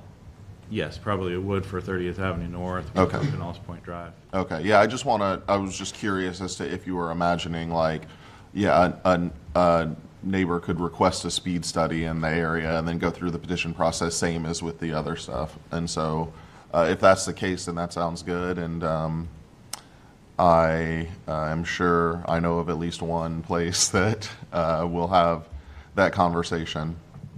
But yeah, I also appreciate that there will be places that we identify, especially like you mentioned, the places that you listed are not necessarily in neighborhoods, but they're important places where we would feel strongly that it's necessary. Okay. Other than that, I don't want to sidetrack us, so I'm going to sort of muse this and get your feedback very quickly.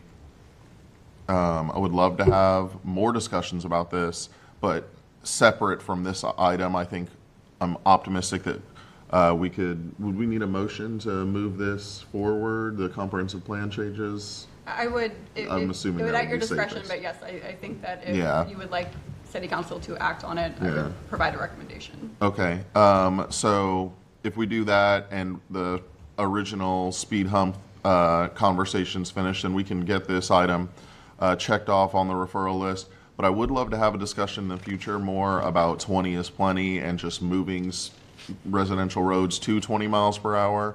But I will do that in a separate item after you and I have had a discussion, is what I would say. But yeah, I mean, if anyone wants to make a motion that recommends we move forward the comprehensive plan changes through the required process, I know it doesn't go straight to council, but I would entertain that. So moved. All right.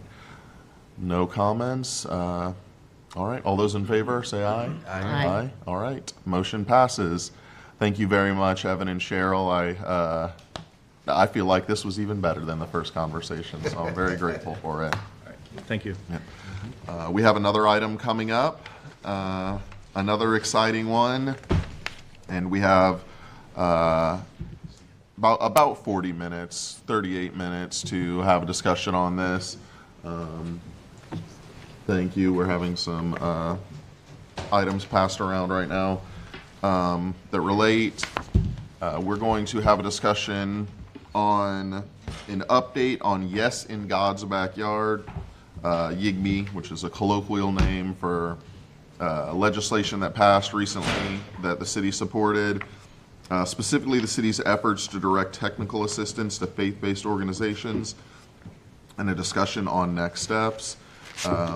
And we have the dream team in front of us of a whole different group of departments, really. So we have George Smith, Mark Van Loo, and David, whose last name is just leaving me right now. Even though he's the person that I know best right over here.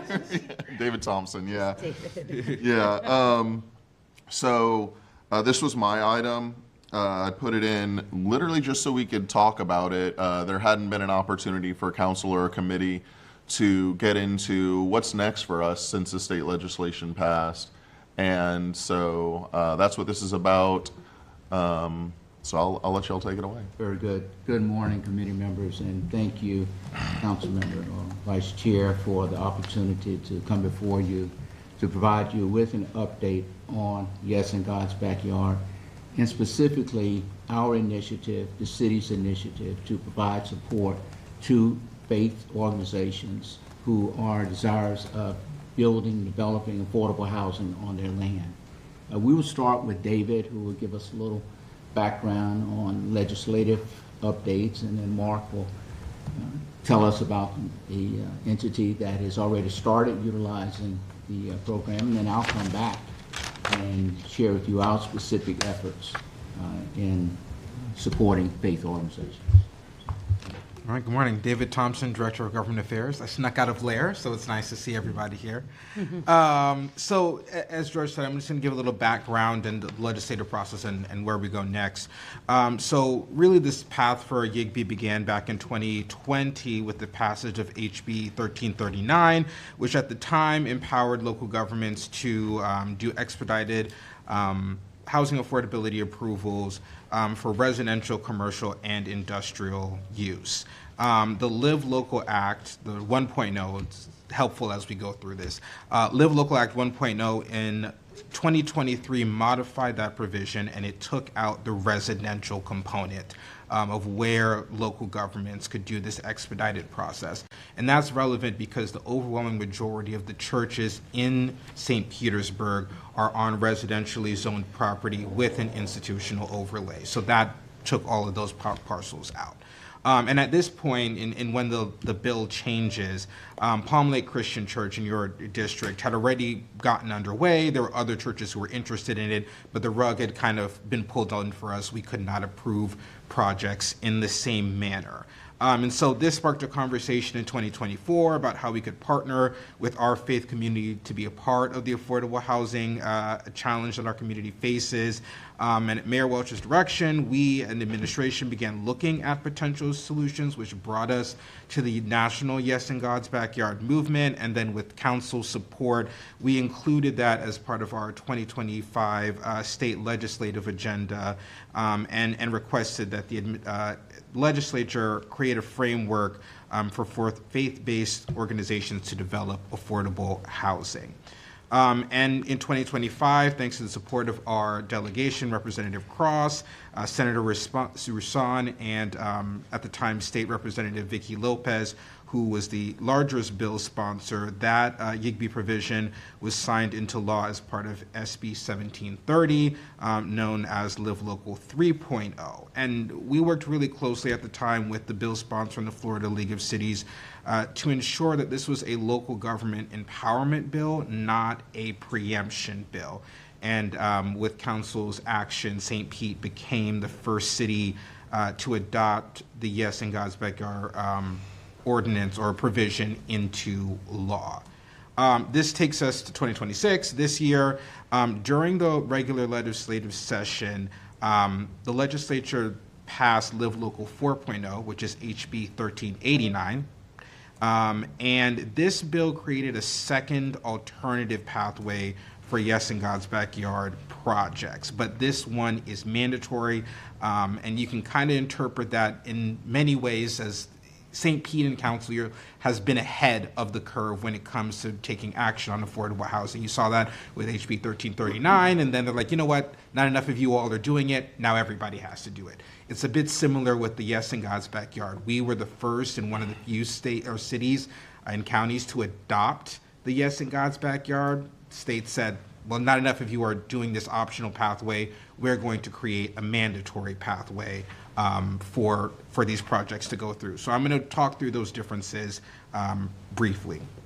Under the Live Local 3.0 YIGB, and both of these still exist, so there's two pathways, but it's relevant just for you all to know the differences. Under the Live Local 3.0 version, this eligibility as a religious institution needed to own the land, and it had to contain a house of worship or be a contiguous parcel. Under the new provision, the religious institution has to own the land for at least 10 years. The property itself must be greater than 3 acres, and the house of worship must stay active through the duration of the development. Mark can talk about why that might be a complicating factor, but that's kind of a separate piece of that. And then for housing types, really any type of housing is allowed under the 2023, the Live Local 3.0 that you all as council adopted, whether it be single family, townhomes, multifamily, and they can be for rental or for ownership, which is something we know that you all of council have prioritized. Under the new mandatory pathway, it really is limited to multifamily and mixed use.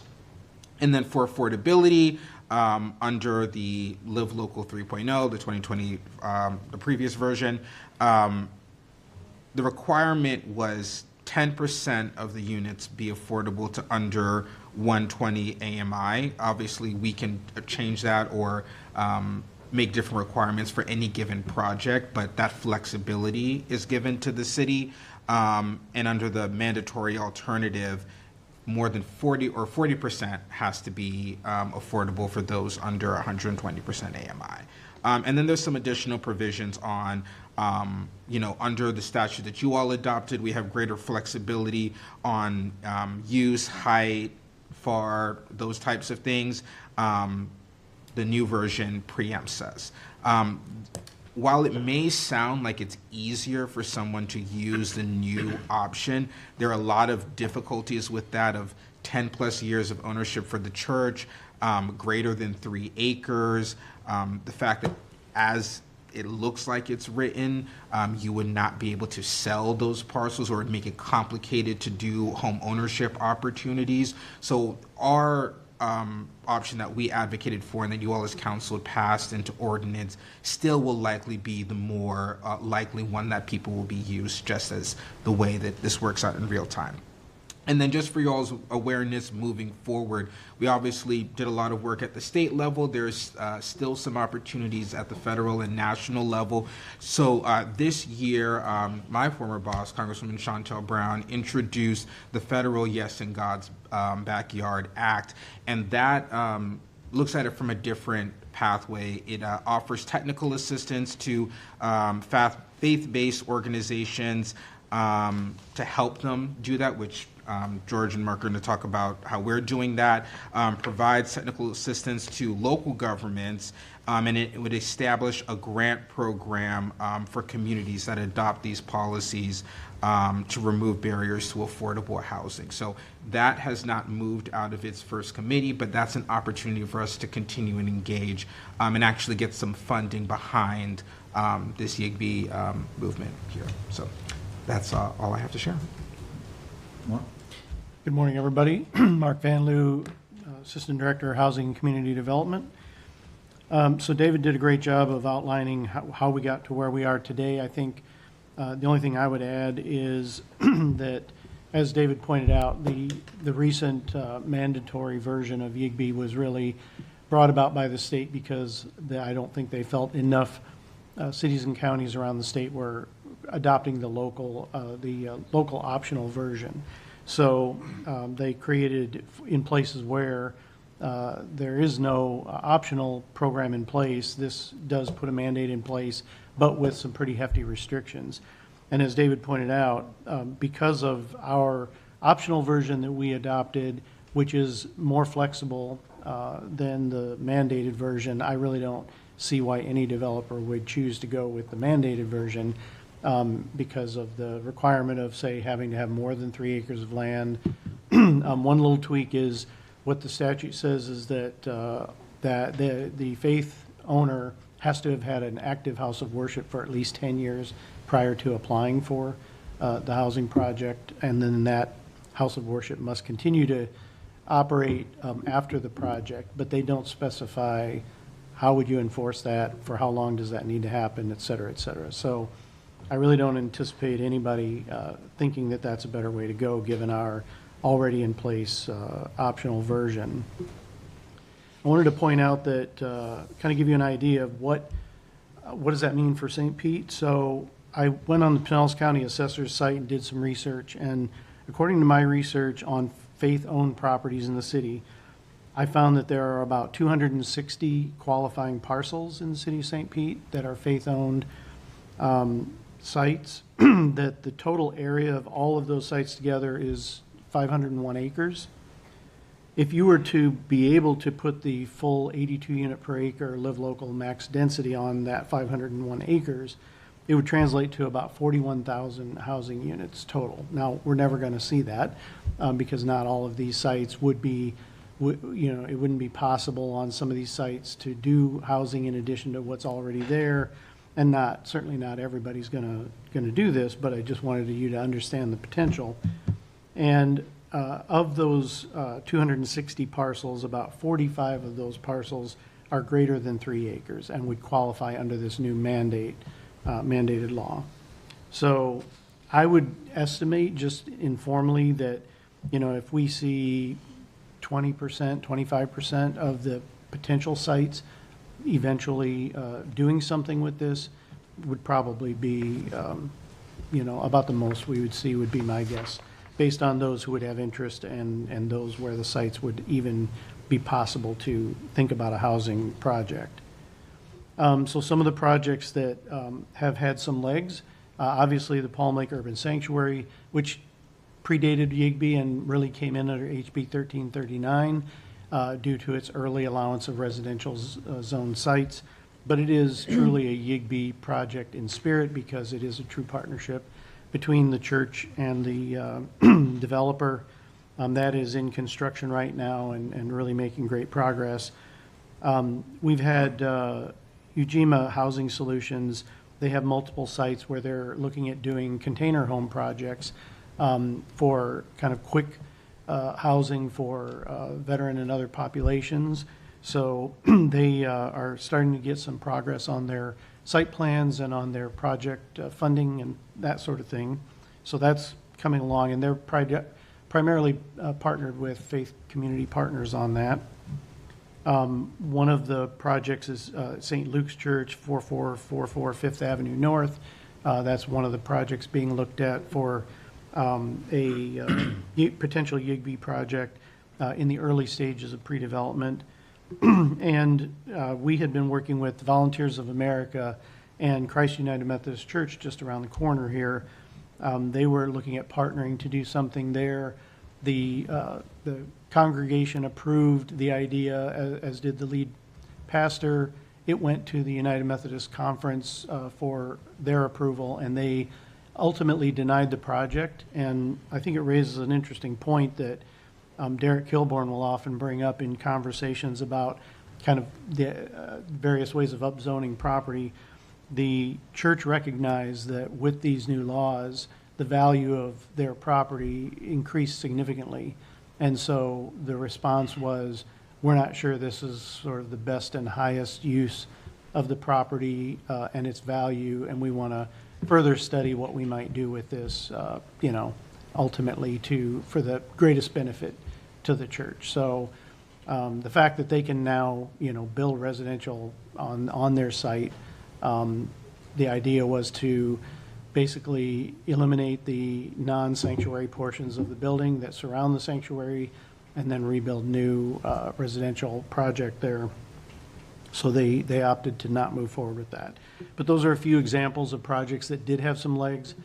We have many more inquiries. I get calls or emails probably at least once or twice a week these days from mostly from developers and real estate brokers who are wanting to understand more or have looked at potential sites or had initial conversations with a faith partner and wanting to talk about how they might move that project forward and understand how it all works.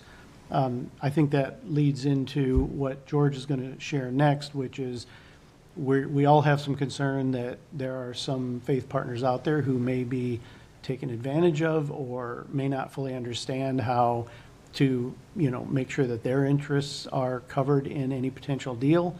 And so I think it's important that the city look for ways to provide support and training and counsel to potential faith partners looking at utilizing this law and working with a developer to do something like this. So with that, I'll turn it over to George on the next step. Good. Thank you again. George Smith, Chief Impact Officer. As Mark just indicated, the city did recognize that this is a great opportunity to develop additional affordable housing in the city, but we also felt that we wanted to provide some additional support to those organizations that development of affordable housing may not necessarily be their primary line of business, which is the faith community. So we issued a request for proposal in March of this year to solicit proposals from organizations that could provide consulting services to the faith community, those organizations that were interested in developing affordable housing. We received 7 proposals back. An evaluation committee made a recommendation that the Florida Housing Coalition be selected to provide these consulting services. We finalized our agreement and finally executed it this past Monday. That is one reason why I wasn't able to get you all any additional documents in advance, because of the fact that we just got the final agreement done on Monday. and that agreement is for $50,000. That's one reason why we did not have to bring it before you to be considered. Florida Housing Coalition is a 40-year-old organization that has provided training to organizations as well as governmental entities in the affordable housing arena. So they are one of the premier organizations in the state that does this type of work. So I think we're very fortunate that we have an organization of this caliber, if you will, that will support us in these efforts. Two of their partners that will work with them is Enterprise Community Partners, which is a national leader in affordable housing development and technical assistance, as well as Pinellas County Urban League will support them with their outreach and engagement efforts in the city. We will have our program launch within the next 2 weeks. And what I mean by that is that we will have an opportunity to meet with Florida Housing Coalition as well as all of their partners and our staff to begin talking about what are our next first steps. As a part of the city's team will be Reverend Kenny Irby, who will, in a sense, be the program lead on this initiative because of his relationship in the faith community. So what the Housing Coalition is proposing to do is provide services into 4 tracks, if you will. Phase 1 will be an information session where we will have a workshop, in a sense, with the faith community to provide initially, it probably will not be an all-day workshop initially, but where we will provide information to the faith community, again, those that feel that they have the capacity to develop affordable housing, where we will explain the YIGBI legislation. We'll talk about this agreement that we have with Florida Housing. We'll look at the various training phases that will be involved in our relationship with them. They will provide basic intro into fundamentals of faith-based housing development and provide an explanation of the technical assistance opportunities that will be made available to them. Next, we will have a full-day workshop. It will be a faith-based development workshop that we will be able to then provide additional information to those organizations that are interested in moving forward. Talk about affordable housing fundamentals, to develop models of faith-based properties such as ground lease, joint ventures, and nonprofit partnerships. Organizational readiness. Is the organization up to speed where they need to be to entertain and consider a venture of this magnitude?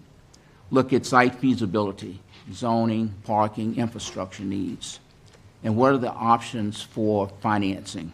Low-income housing tax credit, local and state funds, philanthropic sources, as well as other mixed income models. Then we'll talk about the partnerships necessary to carry out a venture such as this, the neighborhood engagement that is necessary, that the churches have to make sure that the neighbors are in line with what they're proposing. All the congregations that decide to move forward be invited to participate in the next phase. Phase 2 is a partnership readiness, which is an 8-session webinar series of training and technical assistance, which will be designed to prepare the organizations to engage in development of affordable housing. Organizations that complete this phase will then be able to apply for the next phase of training and support. Phase 3, which will be the development pathway, is where the organizations move from determining whether they are viable to pursue this and to talk about specific projects. That is at that level where the organizations will be able to contact Mark and his team to talk about specific projects. As you can see, there's a progression to make sure that the organizations have the capacity to move forward. And it's because, again, this is a major undertaking. Once they go through that process of the training, meeting with our city staff to look at the various resources that are available to them, then the entities can proceed to Phase 4, which is providing additional technical assistance. This is where you're at the point now of project execution. So, in essence, we have an agreement with an organization that is very experienced in doing this work. Within the next 2 weeks, we'll be meeting to set out a plan for execution. Our first informational session will take place within 90 days. The major faith-based development workshop will occur once we have had an opportunity to meet, so that date has not yet been determined. I'm available, we are all available to answer any questions that you may have. Committee members, we have about 15 minutes. Councilmember Driscoll. Thank you, and thanks to all of you for giving your input based on your expertise. I really appreciate that. David, this question might be for you.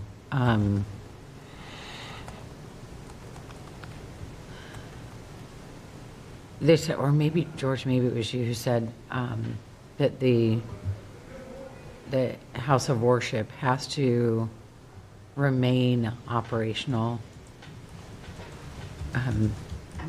Yeah, that's part of the new mandatory version of YIGBY, yes. What if the church has already closed? So it's still a church property, but it isn't operating. We have an example of that. Yes. Like from the past, not under YIGBY, but the place where the Bayou Court Apartments sit right now used to be a church, but that church was shut down and abandoned long before a shovel went in the ground. What do you do then? I think your question is going to be the same question that developers and churches have. The statute is not clear on that, and as Mark said, how would you compel, in the case, even if it was open and they wanted to close and build a smaller or move into a different space, how would you compel a house of worship to be operational, and then what happens to development on the property if for some reason it has to close?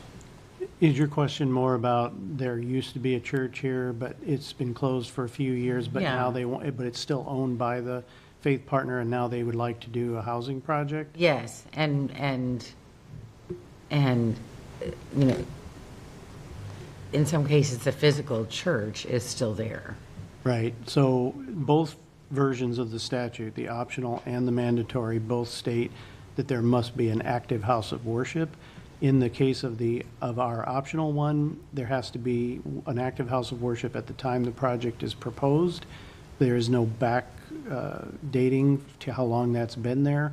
The state's mandatory version says there must be an active house of worship that has been operating on the site for at least 10 years prior to applying for the house. Okay. I think their goal there might be to avoid, you know, you can start a church under any kind of, you know. Oh, yeah. So somebody, a shrewd developer, could potentially form a religious. Yeah, the 10-year thing buy a makes property sense. and say, okay, you know, we're having yeah. service. There's only 3 people here. Yeah, the 10-year minimum. I was just thinking of a church where there's still a church, but it has not been operating. So this stuff only applies to properties with churches that are active. As the statutes are currently written, that is. Okay, and others will go the way the guys did with Bayou Court and do it that way. Okay, got it.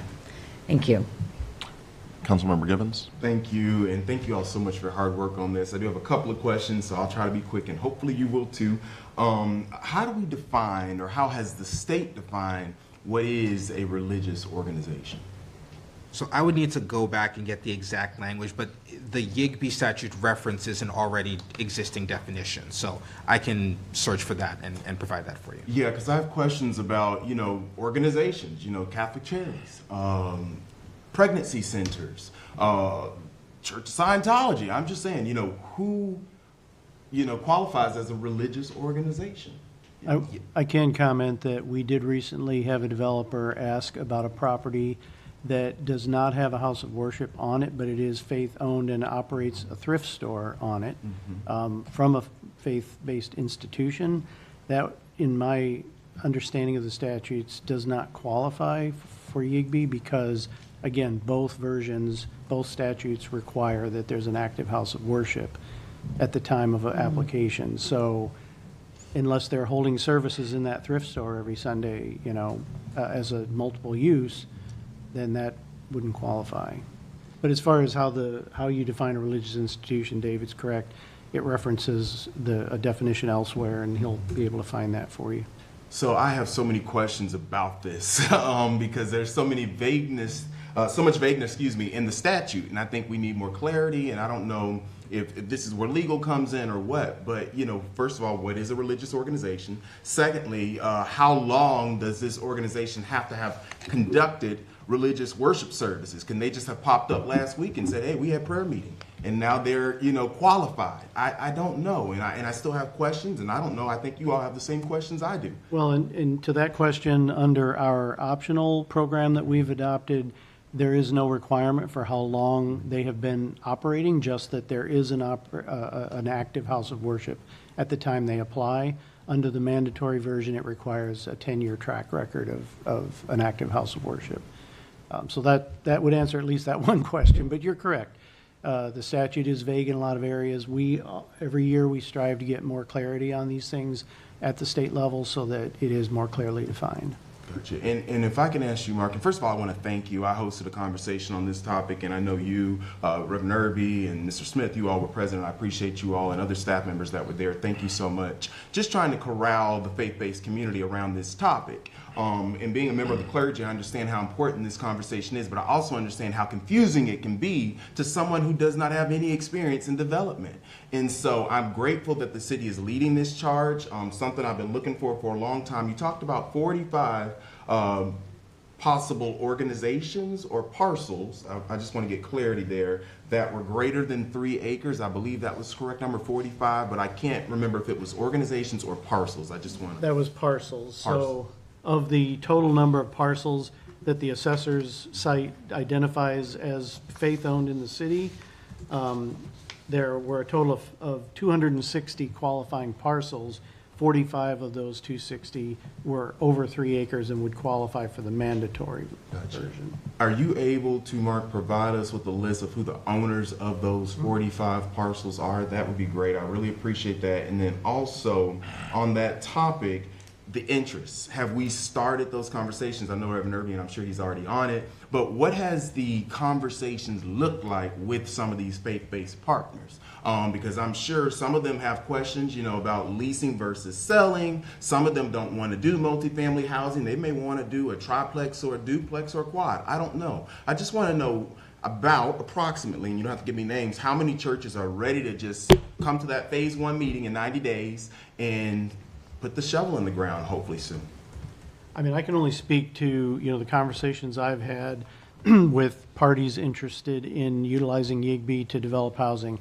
And as I mentioned, virtually all of my conversations begin with either a developer or a real estate broker. It's rarely, I'm not sure if I've ever had the faith partner initiate the conversation so far. I think that's just a sign that this training is needed. Faith partners who many probably haven't even heard that this is out there yet or understand what it means potentially for them. And then they certainly don't likely have experience in housing development and so on. So, the hunters are already out there, and I don't mean to paint them in a bad light. There's a lot of good developers looking to use this to do great things in the community and partner in a responsible way with the faith community to live out their mission, if you will, if they have that opportunity. But it's important that the faith community be educated and trained, hopefully prior to entering into an agreement.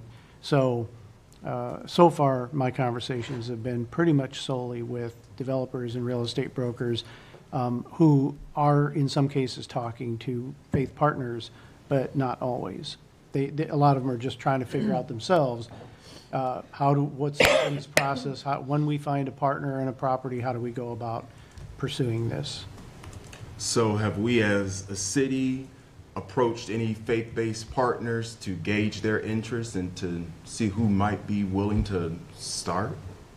I have not approached them. They have approached me, as well as Reverend Irby. And I think that is what prompted us to expedite moving forward with this training, because that, again, is not their primary line of work. And we wanted to make sure that, and I'm not an expert in housing development of this magnitude, of course, but we want to make sure that we were able to bring the subject matter experts to them to get those questions answered. And I think we've landed in a pretty good place to be able to help them out. So yes, we have not reached out because we wanted to make sure that we had things lined up timely.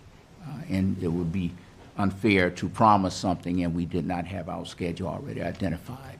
So we're in a better place now to start those conversations and have additional marketing and outreach. And again, that's because of Reverend Irby's many years in the ministry will add a lot of value to that effort. I just want to close by, again, thanking you all and offering my support. I already have at least a dozen churches that are ready to start working. Now, are they able? I don't know. That's where you all as the experts, especially you, Mark, will come and play to help educate them, because I don't think it's too soon to start educating, too soon to start that conversation and just laying the foundation, YIGBY 101, are you prepared, are you ready? A lot of folks don't understand the intricacies of denominations, going through the Methodist Church, the AME Church, having to go before the boards and, getting the Catholic diocese, approval. Like, that is a complicated process. And the longer we wait, then the longer the process is drawn out. So I just want to make sure, again, if we can start conversations, just conversations, and educating them on this is going to take some time. Let's be realistic. Kind of setting a realistic parameter here, I think it'll be beneficial to all of us, because as you said, they're ready, but we just want to make sure they understand all the work that's required. So thank you so much, Chair. And Chair, if I may, just want the definition that the statute references: religious institution means any church, synagogue, or established physical place for worship at which nonprofit religious services and activities are regularly conducted and carried on. So that is the term. And talking with the bill sponsor, this is something she thought about a lot. I don't know if everybody knows, one of the largest private landowners in the state of Florida is the Mormon Church. And that's not a critique of them, but the intention was not to create huge 100-acre swaths of land that was owned by one church. That contiguous parcel and house of worship is very intentional language to make sure that this is truly a cohesive faith community. And I'm glad you brought that up. The Church of Jesus Christ of Latter-day Saints, they own multiple parcels of land across this city. Yeah. And I think, again, they may be a church that we haven't considered approaching. And I want us to make sure we're having conversations with all religious partners. So thank you so much, Chair. Councilmember Harding, you have anything? I'm good. I appreciate the work. Thank you very much. Okay. I'll wrap us up quickly. I have two things I want to mention. I guess this might be a little ahead of ourselves, but have y'all envisioned what the process would look like for, say, if a church makes an agreement with the developer, is working on an agreement with the developer, they're going to have to talk to your department, right, Mark, before we do anything? So concerns around exploitation, maybe bad deals for a religious institution, you'll have eyes on it pretty quickly, I'm assuming. Yeah, we wouldn't have any control over a developer and a faith partner. Of course. Entering into some kind of an agreement outside of the city. However, any project that's proposed, would have to be submitted to the city for site plan approval and ultimately for permitting. So obviously the project, we would first have to approve it as a qualified YIGBY project under all the things you heard here. And then once that's the case, really both versions, our local optional version and the mandatory version, what it really does is says, if you qualify for the basic criteria as a YIGBY site, then your project falls under Live Local Act. And in the case of the mandatory version, it says that they would have to dedicate 40% of the units at 120 AMI or below, and they would get the benefits under Live Local Act on density, height, et cetera. Under our version, they can utilize both the Live Local Act or our Chapter 17.5 pathway.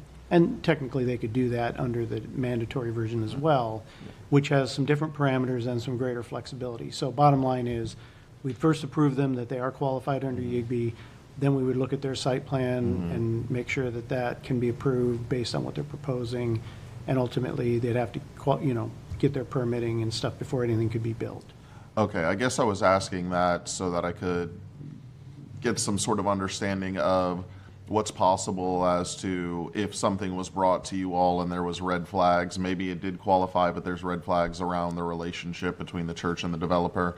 I'm not sure that we have to hash that out today, but I'm assuming you would keep it in mind, and there'd be something there that could at least let you advise organizations as to what standards are, what a standard kind of agreement looks like, is what I would say, just so that there's like some sort of backing. But we don't have to get into it. We're out of time today. The last thing I'll say is you mentioned it. You looked at all these parcels that could potentially qualify. You could give us the names of the landowners and whatnot. And so I just want to encourage y'all to actively reach out to them as this process goes on, like the education process goes on. Especially those larger landowners, actively reach out to them and tell them this is what we have going on. And then, any possible way you can send a letter or something to all of the landowners that this impacts, to do that, because we know who this is impacting, and so there's no reason for us to not directly reach out to them. So that's what I wanted to encourage. That is a part of our strategy moving forward. Now we have an agreement with our consultant. We're able now to actively market to every property owner within the parameters of the city of St. Petersburg to notify them of our plan. Perfect. Wonderful. Thank you all so much. I'm glad we're able to have this conversation. I'm not sure what it looks like going forward is what I'll say right now. But I think that based off of the language in the new business item, I'll go back and look at it, decide if maybe we can keep it, and so that after this contract's been executed, we can have another conversation about how it's gone. If it's appropriate, I'll do that. If not, then we can put in a new item later on. But I'm really grateful for it, and I look forward to having conversations in the future about this topic as well. Thank you. All right. Vice Chair Foot, if I may quickly, so 1389, which would be the new mandatory provision of YIGB, which is part of Local 4.0, it is not become law yet. I don't know, Mr. Thompson. I should have said that. Yeah, so there is a slim possibility that may not go forward and become law. You probably know more about your ear to the ground about what's going on with that. There's been no motion on it since mid-March, has not been transmitted to the governor. But just as a heads up, that will not affect the optional provision that the city has already put into its code. Wonderful. Thank you for that clarification. Anything else for the good of the order? All right, we'll call today's Housing, Land Use, and Transportation Committee adjourned. Thank you all. Thank you, Chair. We have adjourned TV. Thank you.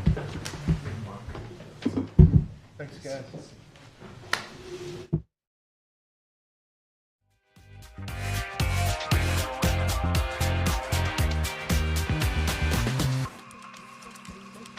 Move it, body, move it, baby. Move it, body.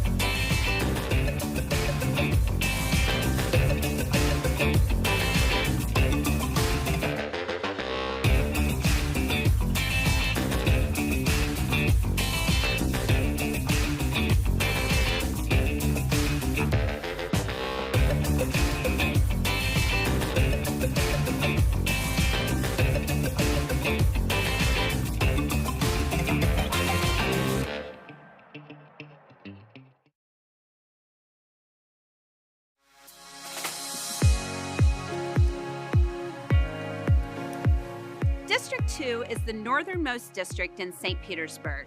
It's bound by Tampa Bay to the north and east, 28th Street to the west, and as far south as Tennessee Avenue Northeast. I'm Councilmember Brandy Gabbard, your representative for District 2. Today, we are at Power Design Inc., the city's largest private employer and a majority women-led business that has continuously been ranked one of Tampa Bay's best places to work. District 2 is the gateway to St. Petersburg for many coming from Tampa and North Pinellas.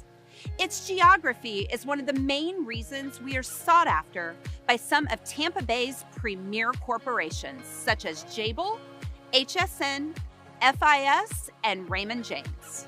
People may come for the jobs, but they stay for everything else we have to offer.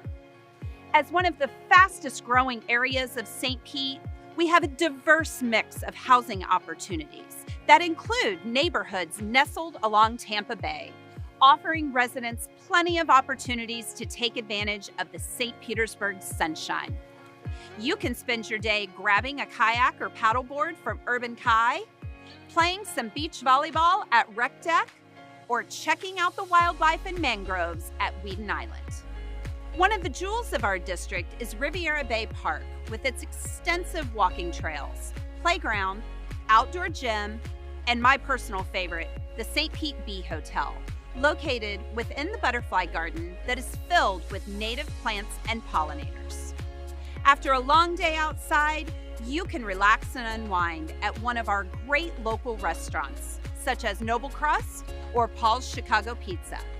And if you want something a little more exciting, come take a swing at the new Top Golf, located in Carillon, offering fun for the entire family.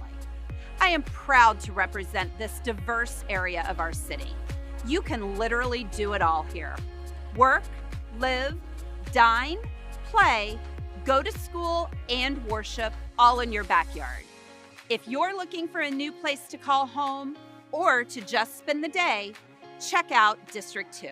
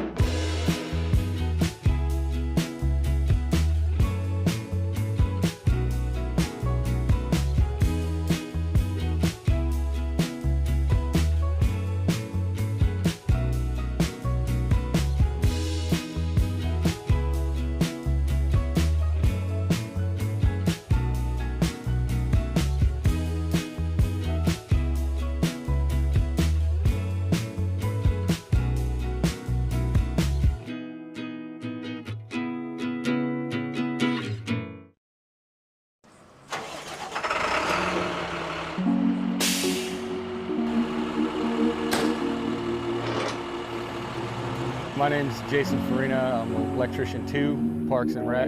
I run the bucket truck, the big bucket. So I basically take care of anything that's over 15 feet in the air, sports lighting, tennis courts, basketball courts, the decorative lighting, stuff like that.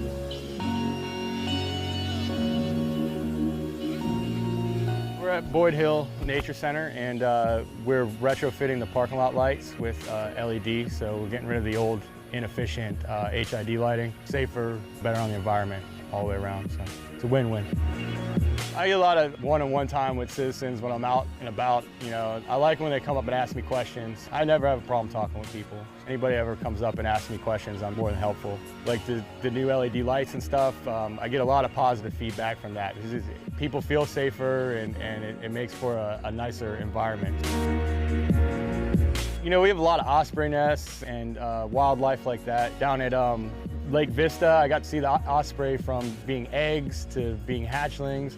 I watched the mom and dad teach them how to fly. It was pretty cool. Once you get up over 30 feet or so, it's like everything is quiet. You get to focus on me and my work without having to worry about what's going on down below. It's like a whole different world, you know?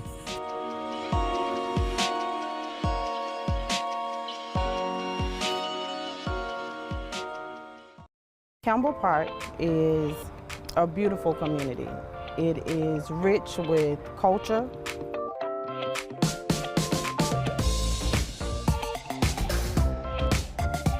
All right, Campbell Park is located right across the street from Tropicana Field, where the Tampa Bay Rays play. Right across the highway, you got an overpass right here that you can walk over.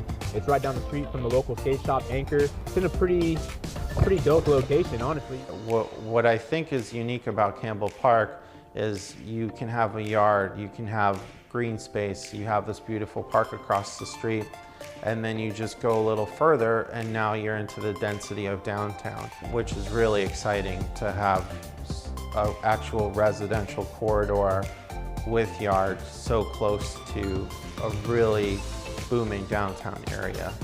We are one of the more accessible communities when it comes to traveling, as far as going downtown, interstate travel, any of our shopping centers. This is the perfect place to be when it comes to all of those things. You can skate anywhere in St. Pete just using the trail, and you can just hop off the trail, walk across the Trop, and then hop right over the highway and you're here, and you can just shred. It's a dope park. I love taking my dog for walks into the skate park. I love going there and seeing all the energy of everyone using the skate park. The skate park has brought an environment for diversity, and so our children are able to attend the skate park and have a safe place to skate without being on our roadways.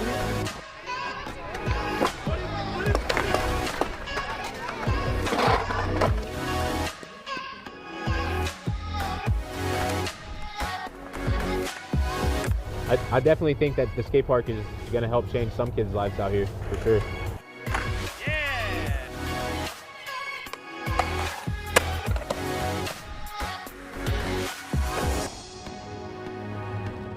I live right across the street, so I just come right across the street, come skate, you know, blow off some steam, have some fun.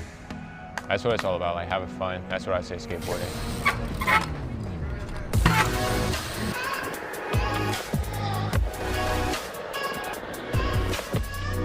Back in the day, growing up skateboarding, skateboarders and BMX bikers never got along. To see BMX bikers and skateboarders getting along so well together in a skate park is really transformative, because if BMXers and skateboarders can be in harmony, then everyone can be in harmony together.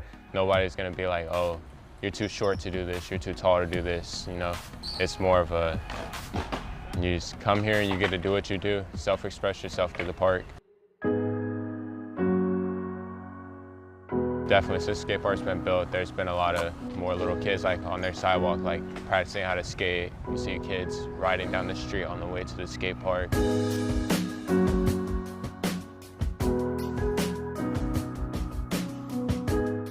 Since I've lived here, like a lot of the areas have been cleaning up, you know, moving towards a more positive direction. Everyone has kind of come together and worked hand in hand in improving things for everybody. Something where you create positive activity throughout the day has such a spillover effect on pushing out crime, which has been amazing. All walks of life can come here. Like, skateboarding is one of those things that's just like, it doesn't care what color you are or how much money you have. Like, if you have some wheels, a board, and some shoes, like, you're part of the crew, you know, like, you can shred. Everybody's welcome.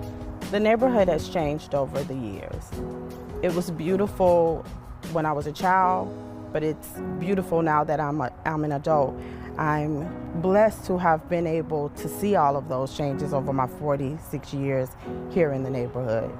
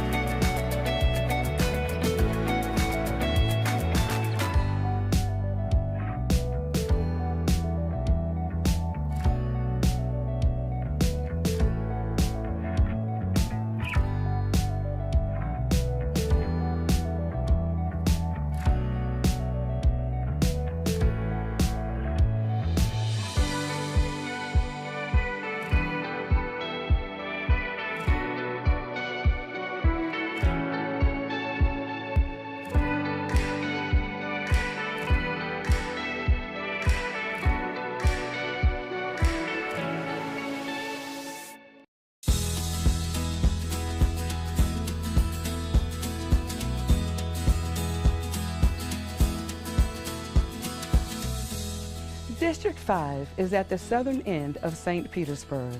It's bordered by Tampa Bay to the south, Bogosiega Bay to the west, 4th Street South to the east, and as far north as 18th Avenue South. I'm Deborah Figgs Sanders, your council member for District 5, an immensely diverse district that is home to many of our city's treasures. To get in touch with nature, you can visit Maximo Park or Boyd Hill Nature Preserve to enjoy waterfront access, nature trails, all with family-friendly activities. Then there's Lake Vista's popular walking trail, playgrounds, and a dog park that encourages you to participate in a city initiative known as Healthy St. Pete. Also, education and academic excellence is important for our city. And in District 5, you will find 3 of Pinellas County Schools' finest in Bay Point Elementary, Bay Point Middle, and Lakewood High School. Not to mention the mighty Tritons of Eckerd College, a liberal arts waterfront campus which sits on the Gulf Peninsula of Florida's west coast. District 5 is a diverse makeup of cultures, communities, and socioeconomics that can be seen throughout our neighborhoods. Lake McGorry Shores offers a sense of community, or the pink streets in the Pinellas Point neighborhood that are a unique feature not seen anywhere else in the city. Our growing economy, friendly residents, and beautiful coastline showcases our best about living in St. Petersburg.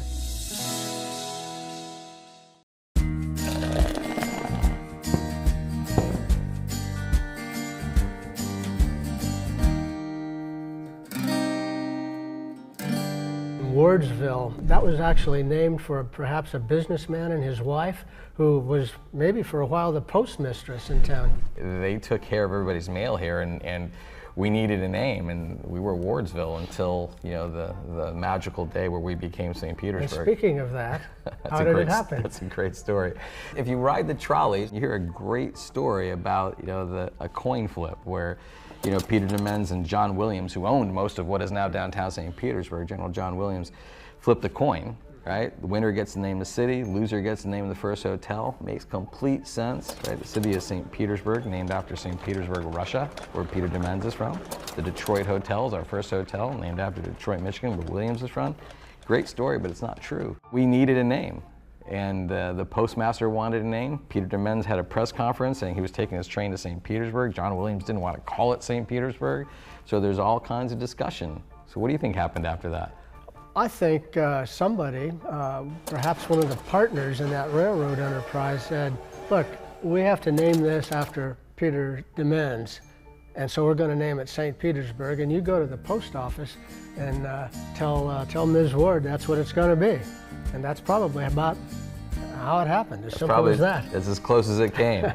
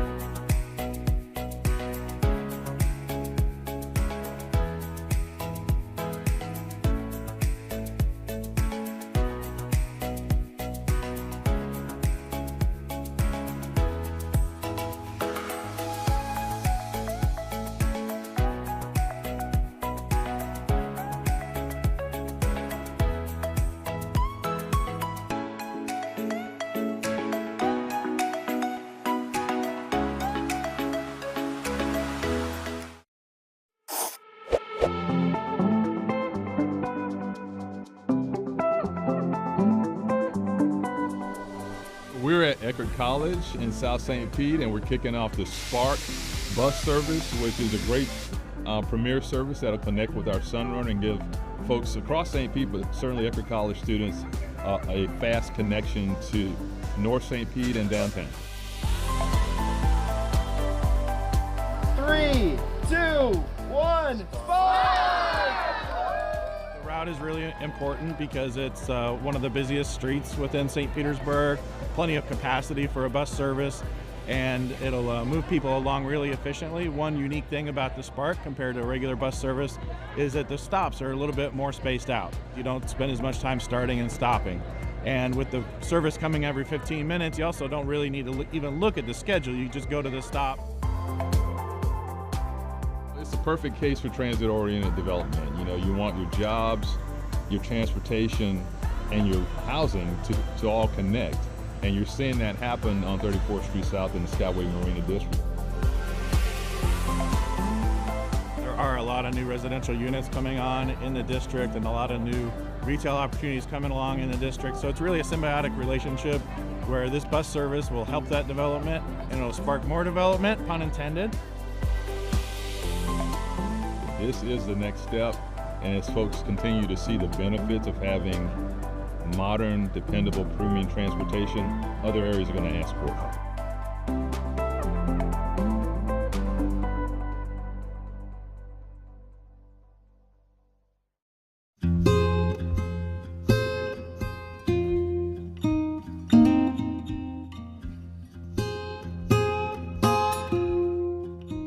My name is Joel Hostler. I'm one of the owners here at 7C Music. My father and I opened this business in 2016. I'm a Florida native. My father moved back here, retired in 2015, started doing some guitar work. Quickly found out that he didn't want to do it all on his own, and so he called me later on that year and asked if we would want to move back to Florida from California, Southern California.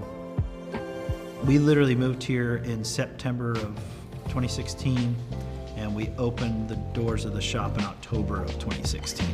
We were in a smaller shop, and then we were there for about 4 years, so 2016 to 2020, we signed a lease here in the Warehouse Arts District and opened this location here.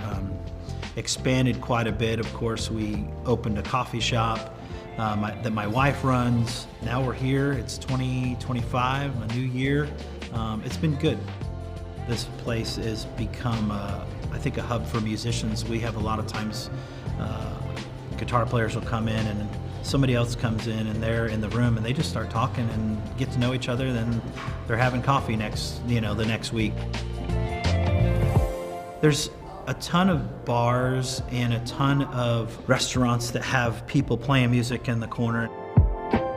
We knew we wanted more of a listening room type of experience where people are able to listen and actually engage in the music.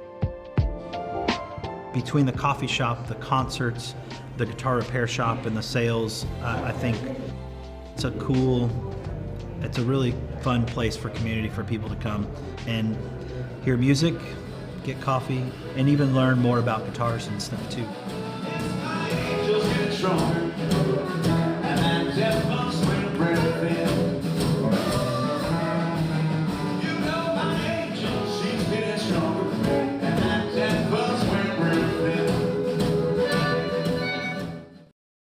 Hi, I'm Andre Allen, stormwater foreperson for the City of St. Pete.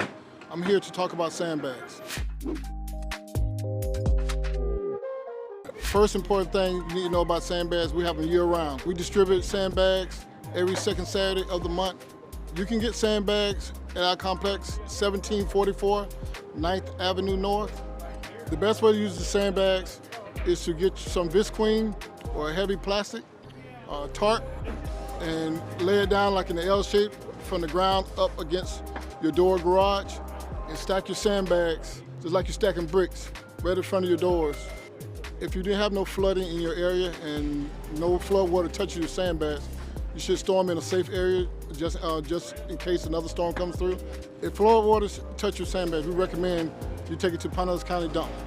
For more information, you can follow us on social media at St. Pete FL.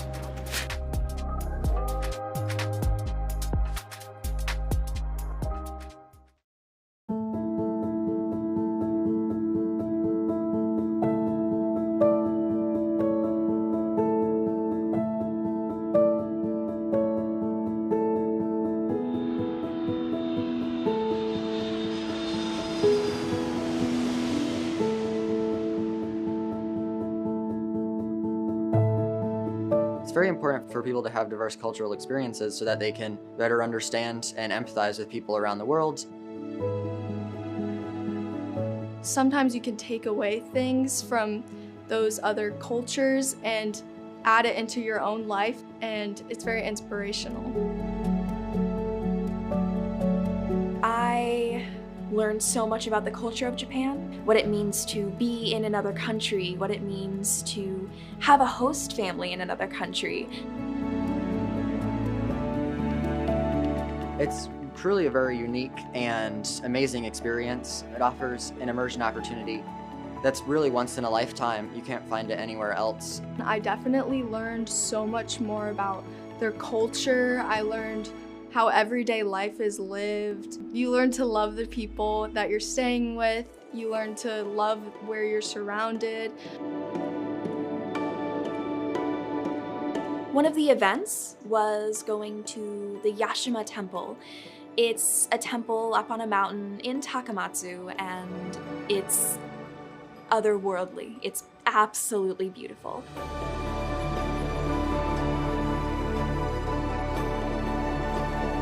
I'd only really seen photos of the temples before, and it's quite a different experience seeing them in person. I just remember it was so beautiful, and the more temples and things like that you visit, the more you appreciate the culture and appreciate the historical significance of Japan. This is maybe a once-in-a-lifetime program.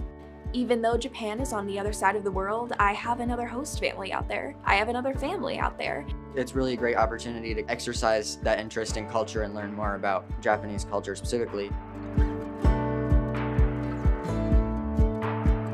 Not only is it educational, but it's also inspirational. It really inspired me to get out and travel more. And there's so much more for the world to see, different cultures, different foods, different lifestyles. And it's just so important that people realize and seek the world around them.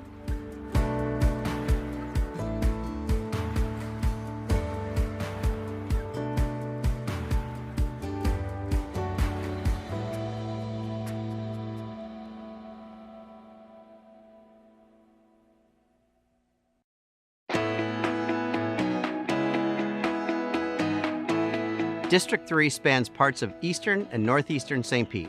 Bordered to the east by Tampa Bay, it's a slice of everything that makes St. Pete special. Vibrant neighborhoods, convenient city amenities, and abundant access to nature. Hi, I'm Mike Harding, your City Council member for District 3. Here in District 3, we have 18 parks, including Shore Acres Mini Park where I'm standing today. From intimate neighborhood spaces, like this one, to larger destinations like Fossil Park, there's something for everyone. Want to visit Willis S. Johns Rec Center? Got it. Pickleball courts? Absolutely. Skate park? Check. And yes, there's a pool too. We're also home to the newest rec center in the city, Shore Acres Rec Center, with 6 swimming pool lanes, 2 diving boards, and spaces for community gatherings. It's become a central hub for the neighborhood. Looking for golf lessons or just a place to hit a bucket of balls?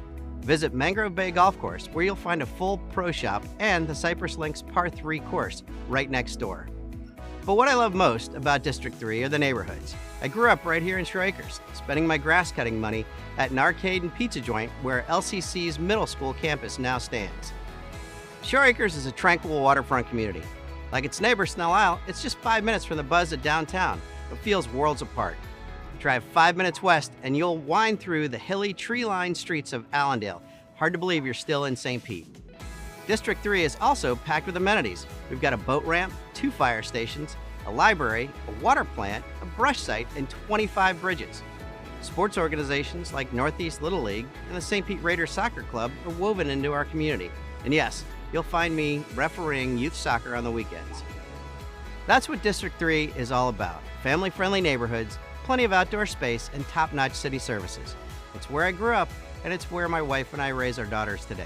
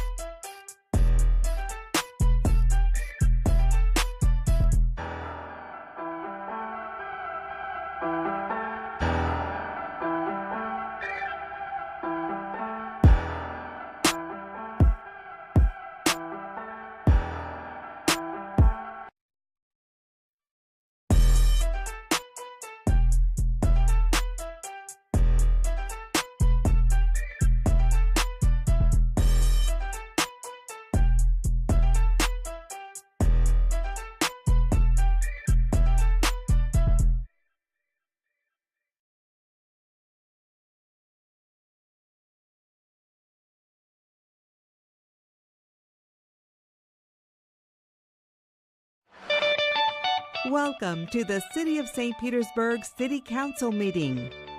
Your elected officials are Mayor Ken Welch, District 1, Copley Gertis, District 2, Brandy Gabbard, District 3, Mike Harding, District 4 and Council Chair Lisette Hanowitz, District 5, Deborah Fig Sanders, District 6, Gina Driscoll, District 7, Corey Gibbons Jr., and District 8 and Council Vice Chair Richie Floyd.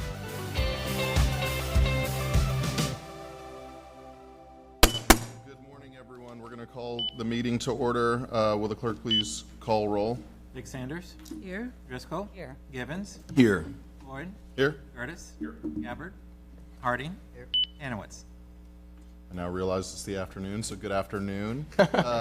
We have our invocation today from Captain Jonathan Sanchez, St. Petersburg Fire Rescue Chaplain. Please stand for the invocation, followed by a moment of silence, and then please remain standing for the Pledge of Allegiance. Thank you. First, let me say what an honor it is to be asked to be given the invocation for today's council meeting here in these chambers and with these leaders. Thank you for having me. Let's begin. Dear Heavenly Father, we come before you with gratitude for this day, for the privilege of serving the city of St. Petersburg. Together, we lift up the members of the St. Petersburg City Council and ask that you grant them wisdom, discernment, and clarity as they make an impact for this community. Lord Jesus, guide their conversations with respect, their actions with integrity, and their leadership with a heart to serve. Help them to seek what is right, just, and beneficial for everyone. Father, we ask for your protection over the men and women who serve on the front lines to protect our city, the firefighters, police, and emergency medical responders. Strengthen them, give them courage in difficult moments, and bring them safely home after every call. Lord, make this time together marked by unity, purpose, and a shared commitment to the well-being of the city. Let your sun shine brightly on the city of St. Petersburg and drive out darkness. In closing, let everything done here today contribute to the peace, safety, and flourishing of our community. In the mighty name of Jesus, we pray. Amen. Amen. Please remain standing for a moment of silence, honoring fallen first responders. Detective Wayne M. Berry, end of watch, May 23rd, 1929. Officer Frank A. Pike, end of watch, May 19th, 1933. And firefighter Robert F. Parker, last alarm, May 10th, 1969.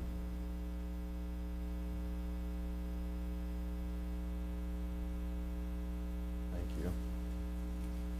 I pledge allegiance to the flag of the United States of America and to the republic for which it stands, one nation, under God, indivisible, with liberty and justice for all. Please be seated. Thank you so much for the invocation, Captain. Great to see you. Before we approve the agenda, I have a couple of notes here I want to share that other council members have asked me to share. Chair Hanowitz isn't here today or right now because her daughter is receiving an award at school. So she's attending that, but she will be back as soon as she is able. And Councilmember Gabbard has an obligation with the Tampa Bay Regional Planning Council as the chair of the Resiliency Coalition, but she will be back as soon as she can as well. So, council members, we have an agenda before us. Do I have a motion for approval? Second. All right. Seeing no requests to speak, will the clerk please open the machine for voting? Council members, please enter your votes. Seeing that all present council members have voted, will the clerk please tally and announce the vote? Mr. Vice Chair, motion to approve the agenda passes unanimously with council members Gabbard and Hanowitz being absent. Thank you.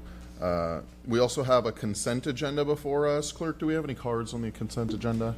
Yes, Mr. Vice Chair, we have 3 cards. I'm going to call 2 speakers at a time. When I call your name, please go to an open podium, state your name, address, and/or cross street for the record. You'll have 3 minutes to address City Council. First 2 speakers are Michelle Knight and Sakia Donaldson.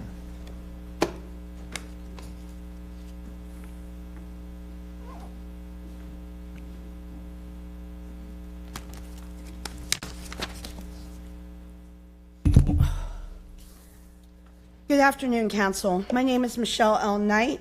I'm a participant in the Sunrise St. Pete Disaster Relief Program. I'm speaking today regarding item CB20, the proposed amendment extending BDO's government services contract. I am asking this Council... For the record, please, or cross street. My current address is 601 Rosary Road in Largo. I am a hurricane victim, so we had to move, but it was here in St. Pete. I am asking this council to condition any extension or additional funding on the full audit of BDO's award calculation accuracy and compliance with HUD, the CDBG-DR requirements. In my case and in others, the gap funding this amendment seeks to address is being created by BDO's own administrative errors.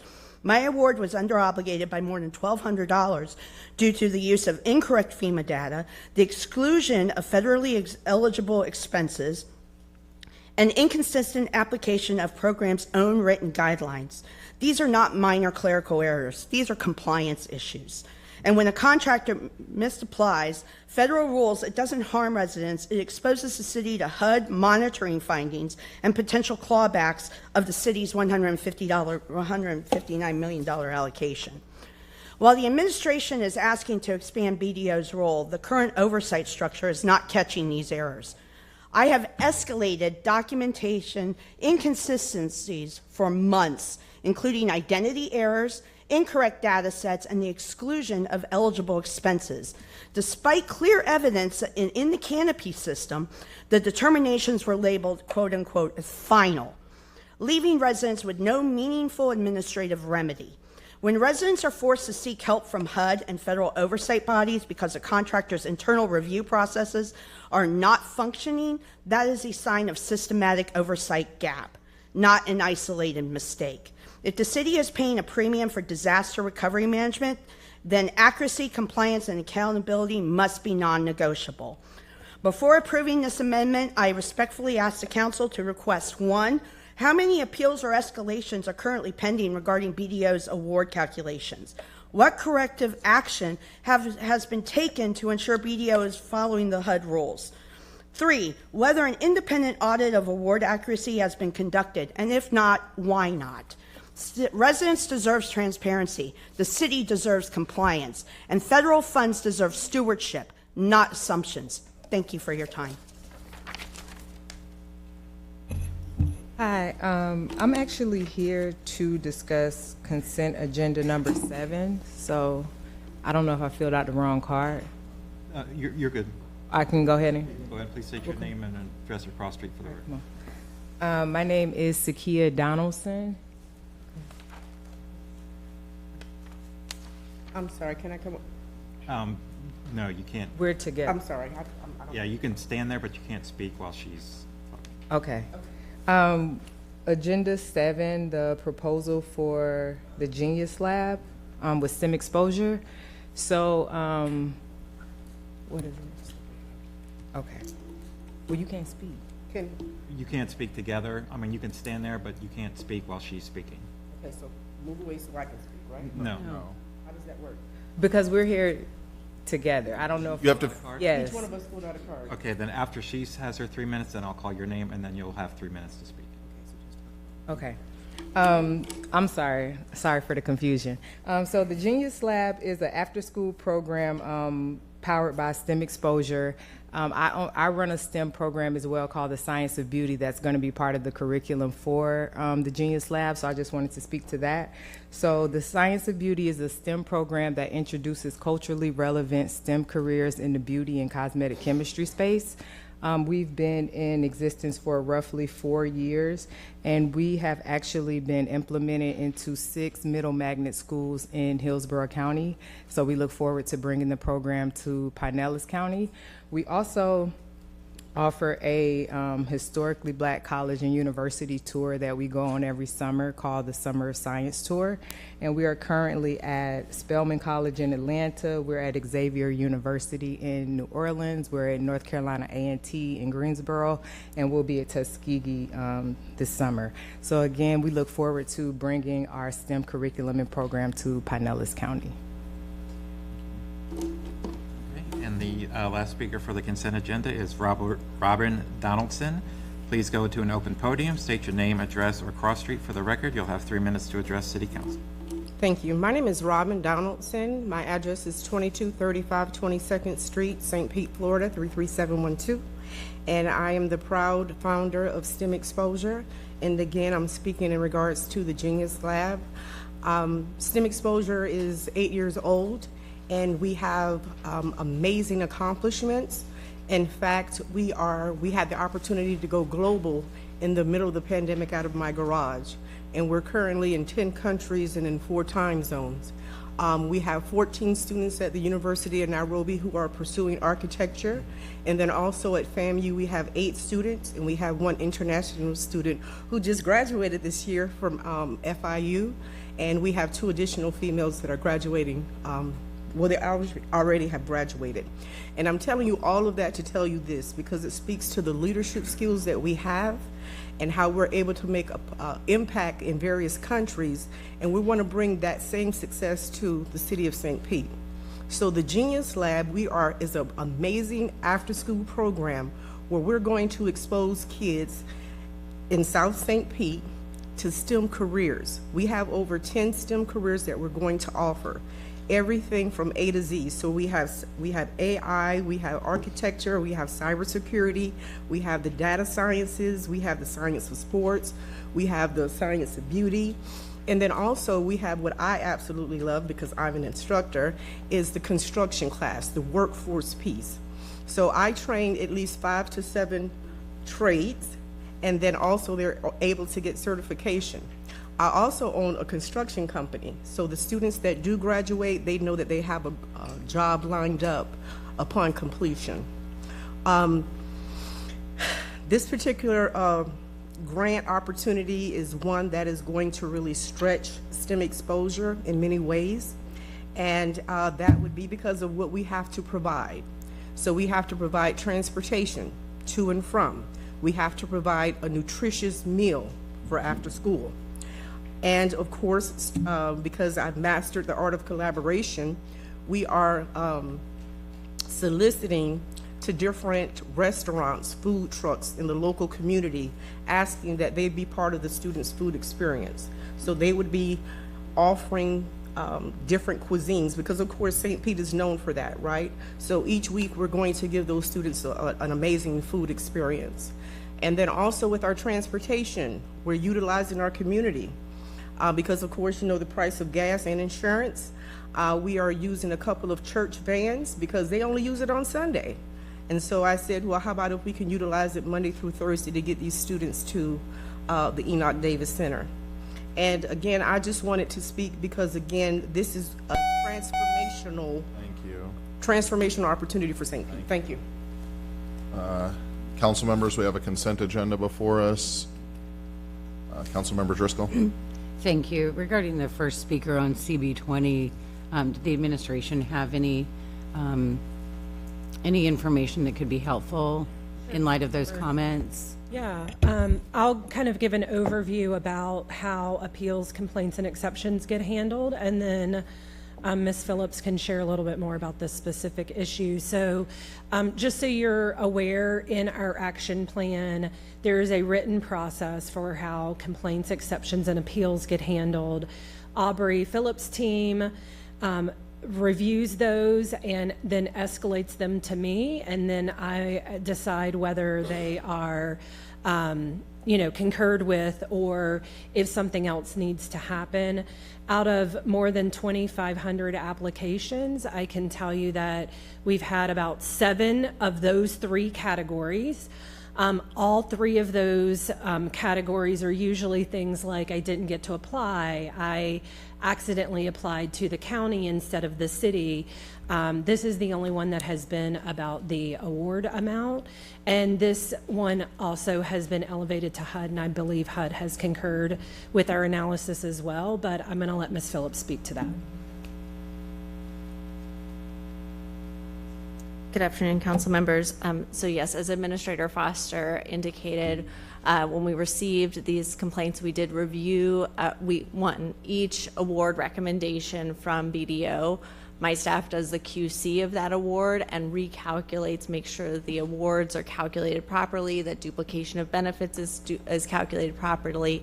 When we received the complaint, our complaint team re-reviewed that determination to make sure that that math was correct.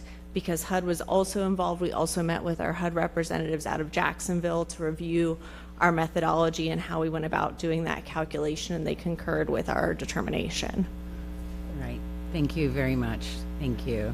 And I'll add that I am supportive of item CA7. I'm excited to have the city partnering with STEM Exposure, which was ranked considerably higher in the scoring than the other proposers. And given the history and experience that they have, along with what you see is clear passion for what they do, I think our children are going to be in great hands. So thank you. Thank you, Vice Chair. All right. Seeing no other requests for comments. Move to approval. Second. Thank you. I'll say just real quick, for, I think it was CB20, I read over what the amendment does, and it seems to just add more responsibilities to the people that we have the contract with.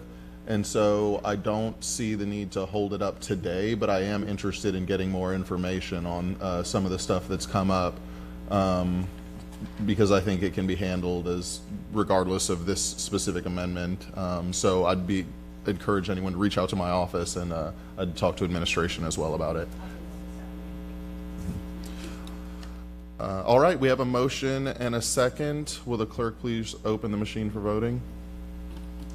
Council members, please enter your votes. Seeing all present council members have voted, will the clerk please silently announce the votes? Mr. Vice Chair, motion to approve the consent agenda passes unanimously with Councilmember Gabbard and Hanowitz being absent. Thank you very much. All right, open forum, clerk. If there are any speakers for open forum, please read the rules. If you wish to address City Council on subjects other than public hearing or quasi-judicial items listed on the agenda, please sign up with the clerk. Only the individual wishing to speak may sign the open forum sheet. Only city residents, owners of property, business owners in the city, or their employees may speak. All issues discussed in our open forum must be limited to issues related to the City of St. Petersburg government. If you are speaking to an item on the agenda, you may only speak once, during the open forum or when the item comes up on the agenda. Applause is not permitted except in connection with awards and presentations. In order to provide an opportunity for all citizens to address council, each individual will be given 3 minutes to speak, and after which the microphone will be muted. If you wish to address the City Council through the Zoom meeting, you must use the raised hand feature button in the Zoom app or enter *9 on your phone at the time the agenda item is addressed. When it is your turn to speak, you will be unmuted and asked to state your name and address. At the conclusion of your comments or when you reach the 3-minute time limit, you will be muted. All raised hands will be lowered after each agenda item. Regardless of the method of participation used, normal rules apply, including a 3-minute time limit on comments, the requirement that any presentation materials must be submitted in advance of the meeting, and the rules of decorum. If live public comment is disrupted by violation of the rules of decorum, the chair is authorized to accept public comment by alternate means, including by email only. And we do have some speakers listed here. Dr. Perry G. Washington.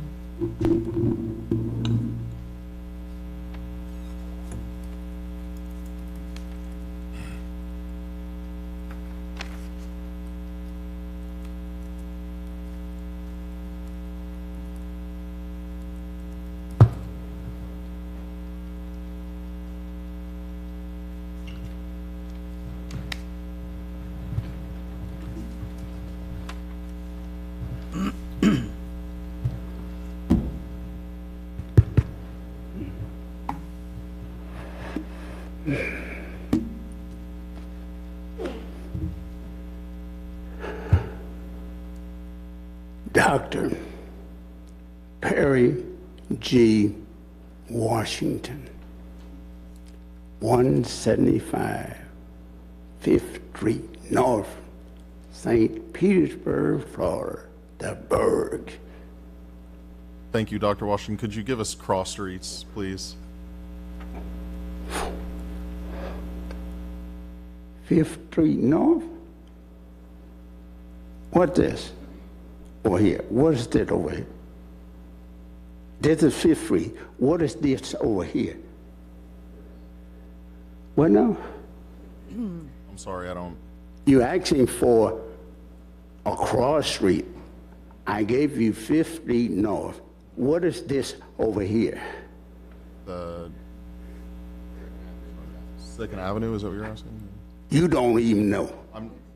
Enough said. Whitey's on the moon. Again, Whitey is on the moon. The streets in South St. Petersburg are flooding what Whitey is on the moon. I like to think Gil Scott Heron, Laquita Dix, and the Nissan Corporation, the mayor, the city council allowed me to be thrown in jail for defending my own land. They put a fence in my yard, and you all allowed it to happen, but why on the moon?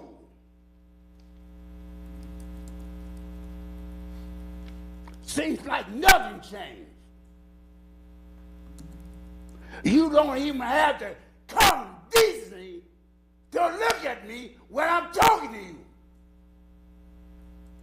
Curie Gibbons, but you guarantee the next election you gonna be gone, son. Why? Because White is back on the moon. What did that tell you when you sat in that seat and they were spitting on you? I stood over there and told them to do something about it. But Whitey is still on the moon. Him and her sitting at this table with a gun. But Whitey's on the moon. more speakers? The next two speakers are Robert Donaldson and Zakiya Donaldson. I believe they are no longer here. Is that all? That is all, sir. All right, thank you. We'll close open forum and move on to awards and presentations. Our first award, D1, is National Nurses Week Proclamation, given by Councilmember Gertis. Sorry, Chair. That's okay.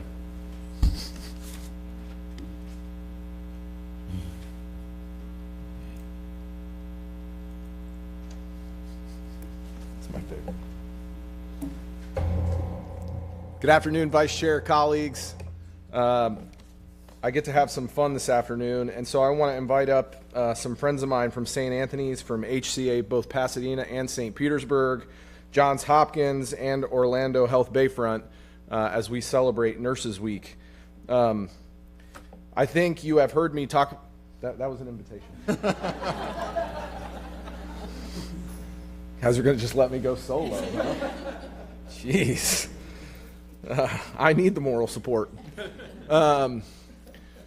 I know you have heard me speak before about nurses in our community, and they are truly miracle workers. And I know I use that often when talking about healthcare, but when we're talking about our nurses here in St. Petersburg and across the country and across the world, they are the ones doing the daily work that support our parents, our patients, our families, all of the above. And so I just want to tell you two quick stories. First of all, I've shared with you before, my son was born a couple of weeks early. He's actually here right now. He's somewhere. He's probably making an absolute disaster of my office right now.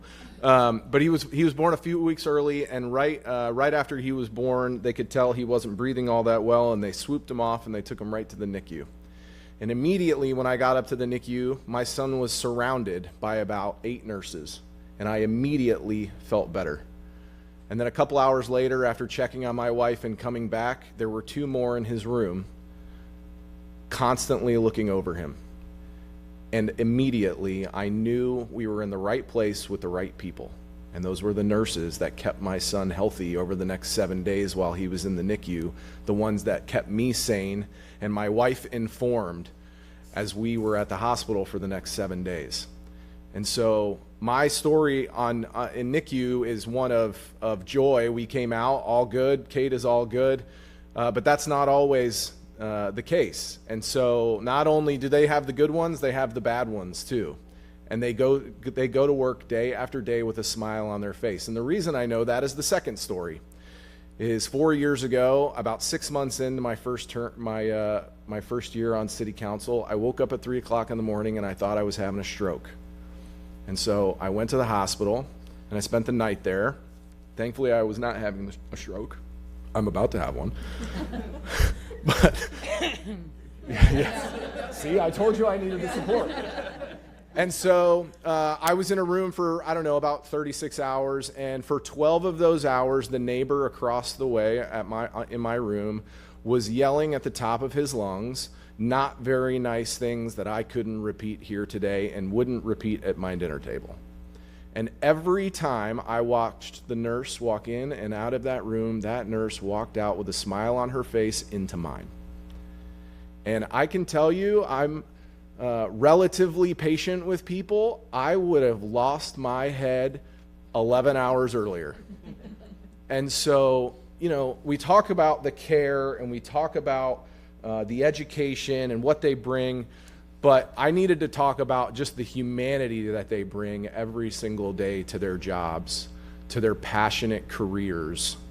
And I wanted a big thank you from me to all of you and to all of your colleagues.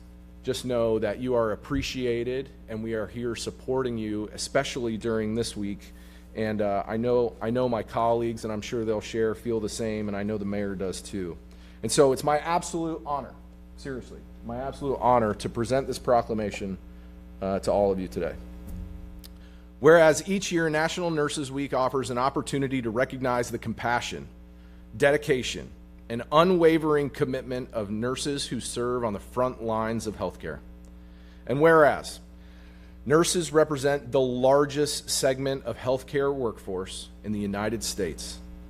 And with more than 4 million registered nurses and thousands serving here in St. Petersburg across hospitals, clinics, schools, and community settings, and whereas behind these numbers are stories that unfold every day, in quiet hospital rooms, sometimes not that quiet, busy emergency departments, and neighborhood clinics, where a nurse is often the first to greet a patient and the last to ensure they are not alone.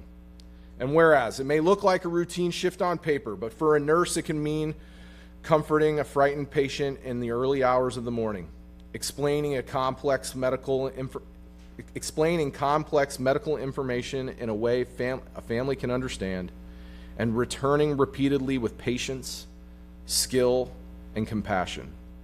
And whereas in the city of St. Petersburg, nurses are present in life's most meaningful moments, welcoming new life into the world, supporting patients through recovery, and offering comfort and dignity at the end of life, serving not only as caregivers, but as trusted companions to individuals and families during times that will never be forgotten.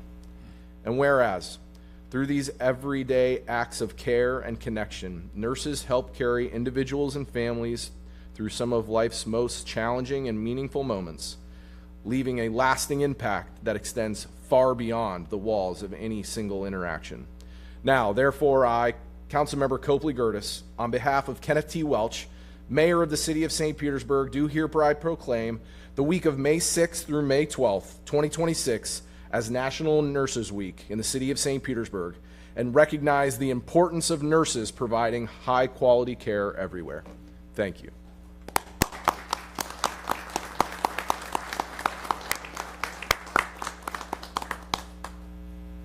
We've got Scott Smith from St. Anthony's Hospital, CEO. He's going to say a couple words, and then maybe some of the leadership from the other institutions here as well.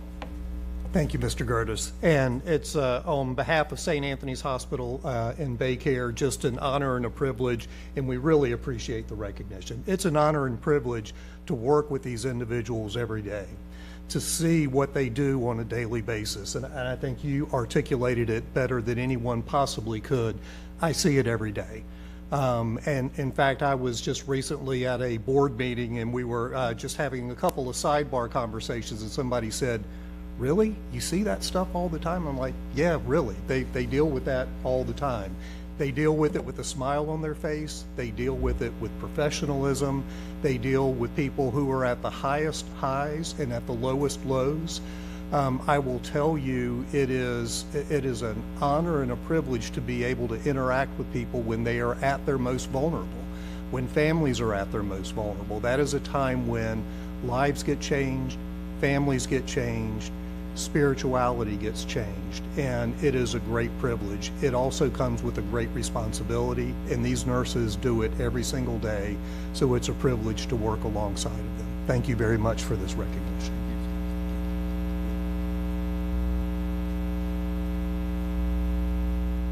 Councilmember, thank you. Ben Kirby from HCA, appreciate it. Thank you for the recognition. Well said, sir. I think it's a privilege to be with you again. It is a particular privilege to be with our nurses and thank them again for the work that they do on behalf of patients every day, your constituents. Thanks for having us. We appreciate it. Thank you.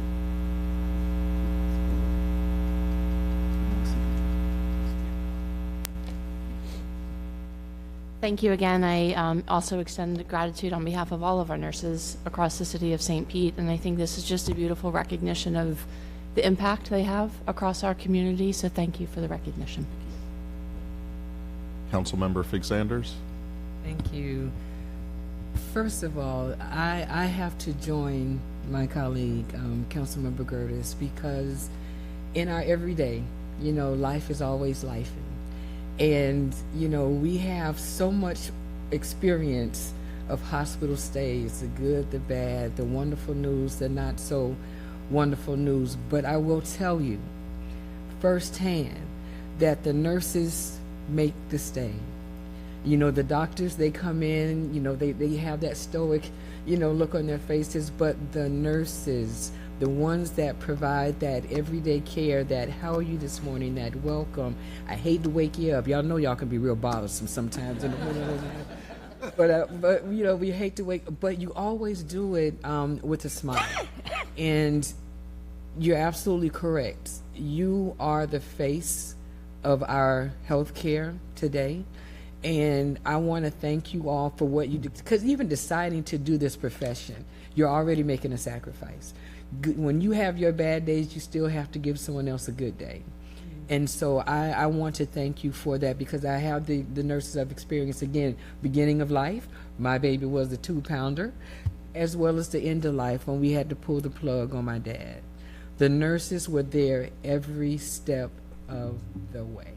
And so I just needed to thank you all and to ask you to continue to do what you do and to continue to breathe the bread of kindness that you all have in your everyday profession, because we may take it for granted, but we do know that it takes an extra effort for you to come in every day and to see what you see and still be able to be that consistent act of kindness when we get there, from the moment we leave until the moment we leave. So again, thank you so much. Thank you, Chair, Vice Chair. Councilmember Givens. Well said, both my colleagues, and again, thank you to each of you for your service. I come from a family of nurses. My grandmother was a nurse at Mercy Hospital, and my mom put in a number of years at Suncoast and Baycare before moving away. And it was Suncoast and Baycare that put food on our table and put the three of us through college, and so I'm grateful for that. But I'm also grateful for the support that you all offer to our constituents and to tourists and all of those people who utilize our hospital facilities here in the St. Petersburg area. You know, growing up, I used to wonder why my mom was absent so much, and I actually used to get angry because she was always working. But now I realize she was busy saving lives. And the sacrifice that she made for our family is evident in people who are still here and alive today. And so I'm grateful for each of you and the sacrifices that you make on a daily basis. You are heroes, unsung heroes, and you are the crucial and critical lifeline of support to all of our hospitals and medical institutions. So thank you so much. Thank you, Chair. Thank you. Councilmember Harding. Thank you, Chair. It is relevant and poignant that my wife texted me about 10 minutes before we started today a video. She is at Moffitt with one of her best friends. And today is the day she's ringing the bell. So that her best friend, and she scheduled it very particularly for today, because this is the day that she went every week, or whatever her schedule was. And in the video, you can clearly see that she did it for a reason, and I knew this ahead of time. It's the two nurses who took care of her. She invited them. That's the part, right? The skill. The amount of school you went through, the medical knowledge and ability you have, that all is top line and most important. The amount of empathy that you bring that's the part, and I thank you for that. So that's one small example of things that are happening right now at our three main hospitals and all the clinics around here, literally all the time. And I think that this one stands out. I appreciate being a part of this, and congratulations. Thank you, Chair. Thank you. Thank you all so much for being here today. It's nice when we get to start our meeting with something so optimistic and so good about our community, so I really appreciate it. Chair, can we give our first responders one more round of applause, please?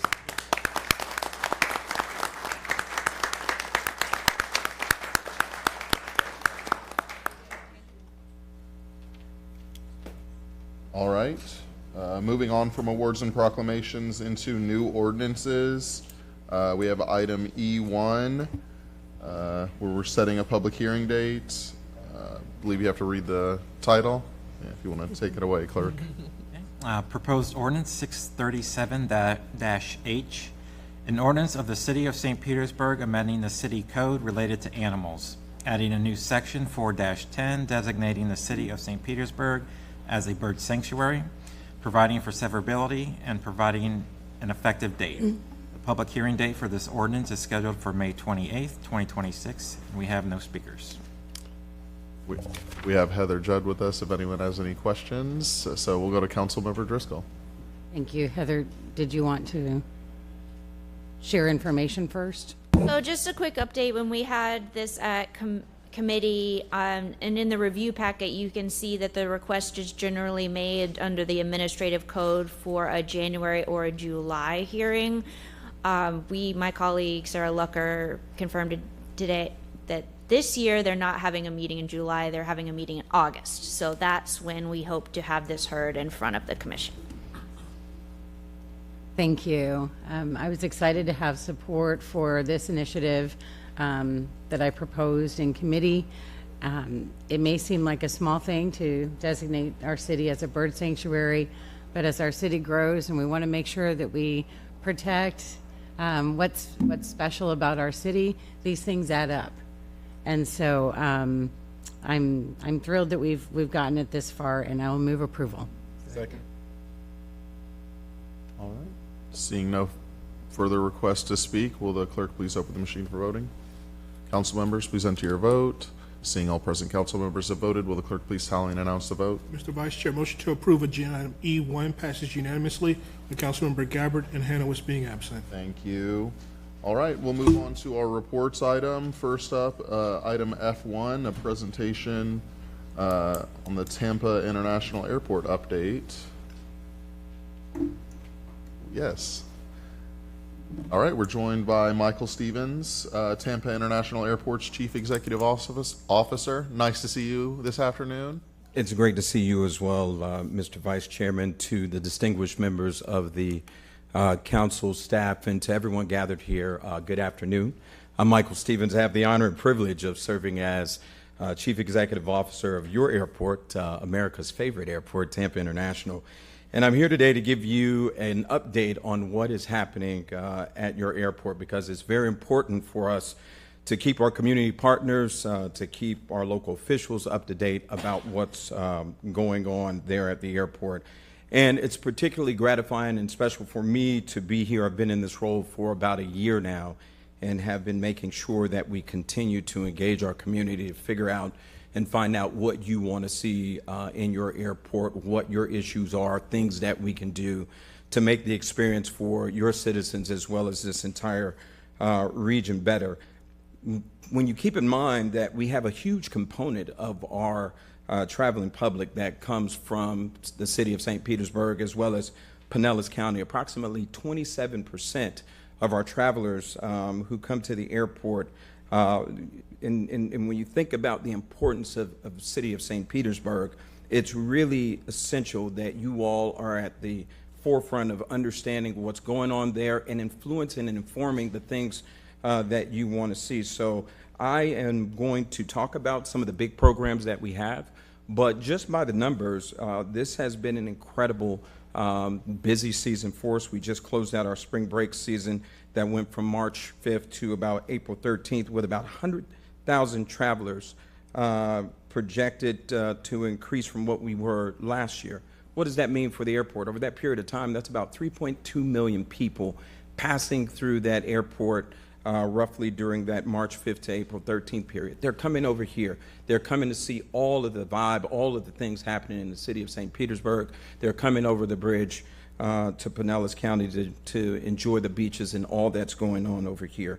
So we have been really focused on how to make that process and those folks have a seamless, stress-reduced process coming through. As we know, travel has been incredibly stressful, particularly since we just experienced one of the historically longest government shutdowns. Our TSA agents, though, have made it almost seamless. When you think about what we've experienced, what we've seen in other parts of the country, wait times up to 6 hours, your airport, your community, this community didn't have to experience that. Anecdotally, for those of you who follow our social media, and I hope that's everybody, if you don't, I encourage you all to follow our social media.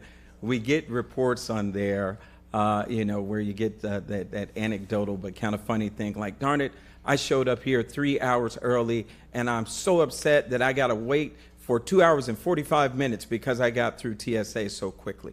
That is a testament to how we try to make sure that we're able to deliver a superlative level of service. And so they continue to help us make sure that we deliver what this community and what this region is looking for. So without further delay, I want to kind of give you a basic update on some of the big things that we have going on, and then I want to take an opportunity to take any questions that you all may have.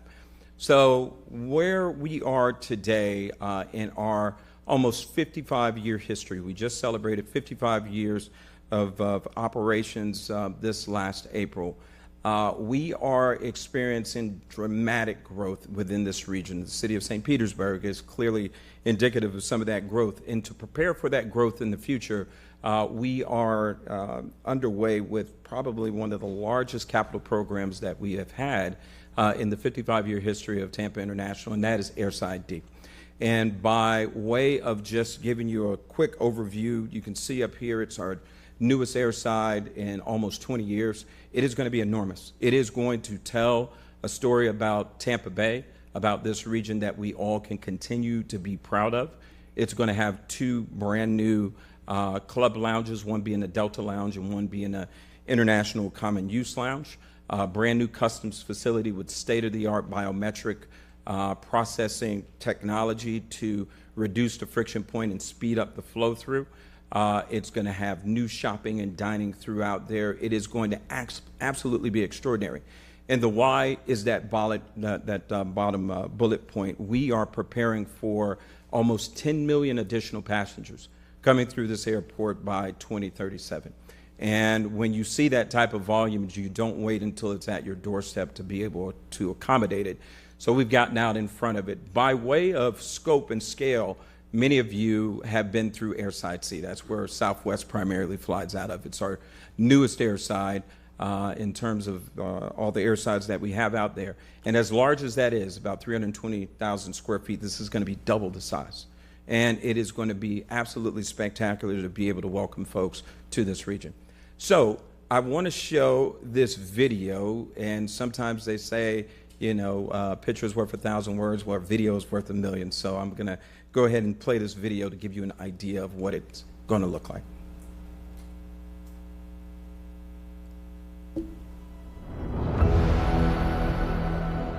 So we wanted to capture the beauty of this region, the waterways, the natural beauty, the aquatic life, all of those things that draw people in. We've been talking about what this is going to mean for this entire region and community, because Tampa International is truly a regional and has always been a regional asset. So this is the footprint as you know it today.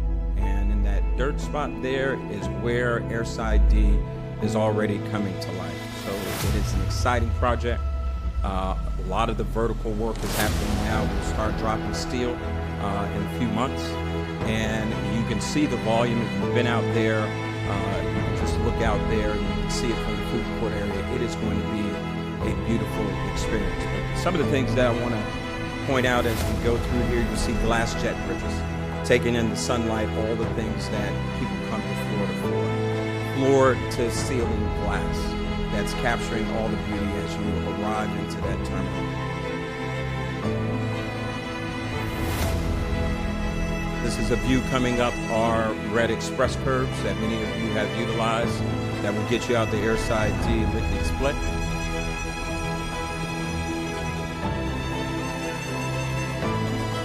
And here's where the magic starts to happen, in my opinion. You see the wood tones to reduce the stressful environment that you go through. And what you will see and experience, our travelers, is massive volumes, digital screens that are in the ceilings, 40-plus foot vertical heights. Those digital pools that you see down there will have some of our wildlife that are swimming in there, and then they breach and they're jumping up in the ceiling. But it's not just for the wow factor, it's to be able to tell our story. If there's a Grand Prix event over here or something that we need to activate, we can tell that story when we come in.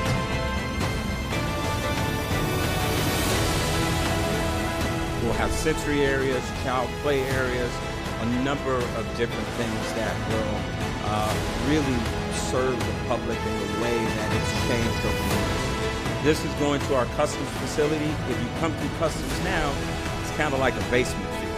This is going to be beautiful, light, airy, dramatic, biometric processing to get you in and out very quickly. You grab your bags and then you're on your way to Tampa Bay. So we are incredibly excited on what this community, what this region is going to be able to experience with this new airside. We are expecting for it to go live in Q1 of 2029, and we'll be talking about it in any place that you need us all to be. There are a couple of things that are going to be happening and are happening right now. Our concessions redevelopment program is occurring right now.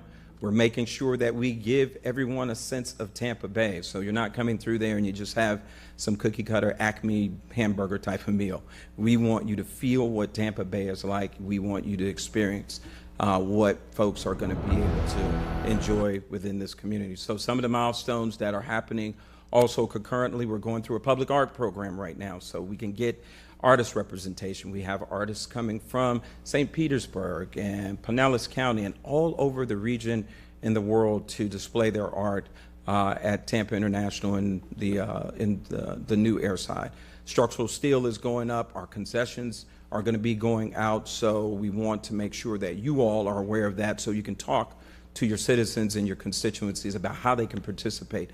At a very basic bottom level, this is also going to increase the economic activity that we have in the form of jobs, in the form of visitors, and in the form of being able to draw more businesses to the city of St. Pete, to all of the surrounding counties in the region in general. And so we are super excited about it. Here's a little bit of information on our concessions program. It's going to be a multi-year program from 2026 to 2032. And that is going to be everything from restaurants to common use lounges to our retail stores to duty-free, you name it. The way that you experience the airport is going to be elevated, just like how we're seeing the city of St. Petersburg elevate in what it offers to its citizens. So we are excited. Here's some additional information if anyone wants to scan that QR code, and it will take you to our concessions development site. So you can get information if you are a vendor or you want to participate in the program. It will put you in contact with whomever you need to speak to.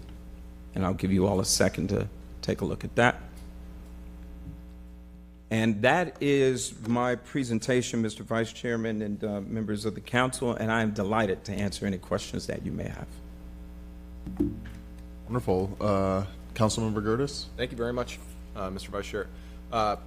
Mr. Stevens, I've figured out why they selected you as CEO because you tell that story pretty damn well. I appreciate it. Thank you. And so thank you for sharing it with us. And I think not too long ago you shared that same story at Visit St. Pete Clearwater TDC, and I was unable to be there, and now I'm real upset that I wasn't and I didn't get the preview to this. But just very thankful for your passion, you can tell, and frankly your commitment to the region. When there, there's a lot of talk, obviously, all the time about Tampa and St. Pete and Clearwater and can we get together, or should we not, all of those things. And it's just very refreshing to hear somebody talk very passionately about the regionalism and the importance and, frankly, St. Pete's role in that, not only from a feeling standpoint, but from a data. And so very, very appreciative of that. I also want to say just a couple of thank yous, and you brought them up. I had the unfortunate of traveling during the shutdown, and the experience of going through TPA compared to every other airport I traveled to was a very stark difference. And so I hope all of the employees over there know how much we appreciate that experience that they gave us during what was a very contentious time. And people had smiles on their faces, and they were doing their jobs, and they got us through. And I don't think I waited more than 10 or 15 minutes to get into airside C. And so very thankful for that. Also, you set the bar for social media. It's pretty incredible. My wife and I send TPA memes back and forth to each other. And so if I didn't bring that up, she would yell at me because almost certainly she's listening. And so the way you guys create content but also disseminate information at the same time is pretty incredible. And you guys really have a magic sauce going there right now, and just very, very thankful for that. And then last but not least, just this is personally very excited for Airside for a lot of different reasons. It's great to see the airport growing, and that in turn is going to help St. Pete, just like you were talking about, St. Pete and the beaches and all of this regional community grow as well. But I think Airside D really is us getting to the next level, and I think that's, again, I'll speak for me personally, I think that's where I would like to see St. Pete, is to continue to get to the next level, and I think Airside D helps with that, just from a look, a feel standpoint of what you walk into in that airside. And I'm very excited to hear some of the improvements coming to the rest of the airport, although our airport's awesome, I'm not complaining.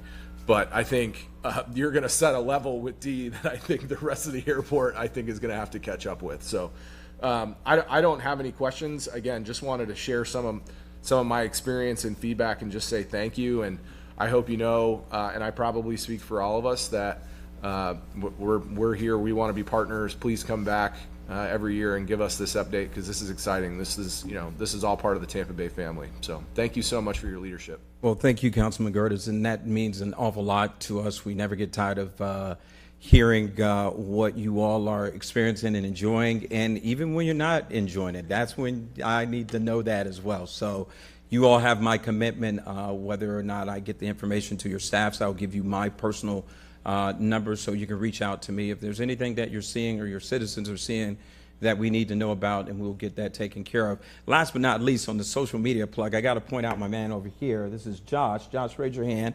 He is responsible and leads our social media team, and they do an extraordinary job. We have a lot of fun with it, but it also serves a strategic purpose, because we have about 700,000+ folks on our social media platforms, which when things happen and we need to get the message out, we have an enormous platform to be able to activate. So we appreciate all the incredible comments. Thank you. Thank you, Chair. Yes, thank you. Councilmember Givens. Thank you, Chair, and thank you so much, Michael. Good to see you again, as always. And thank you for telling our story. I don't think anyone could have told it better, and I'm excited that Airside D is really going to help to tell the story of the Tampa Bay region.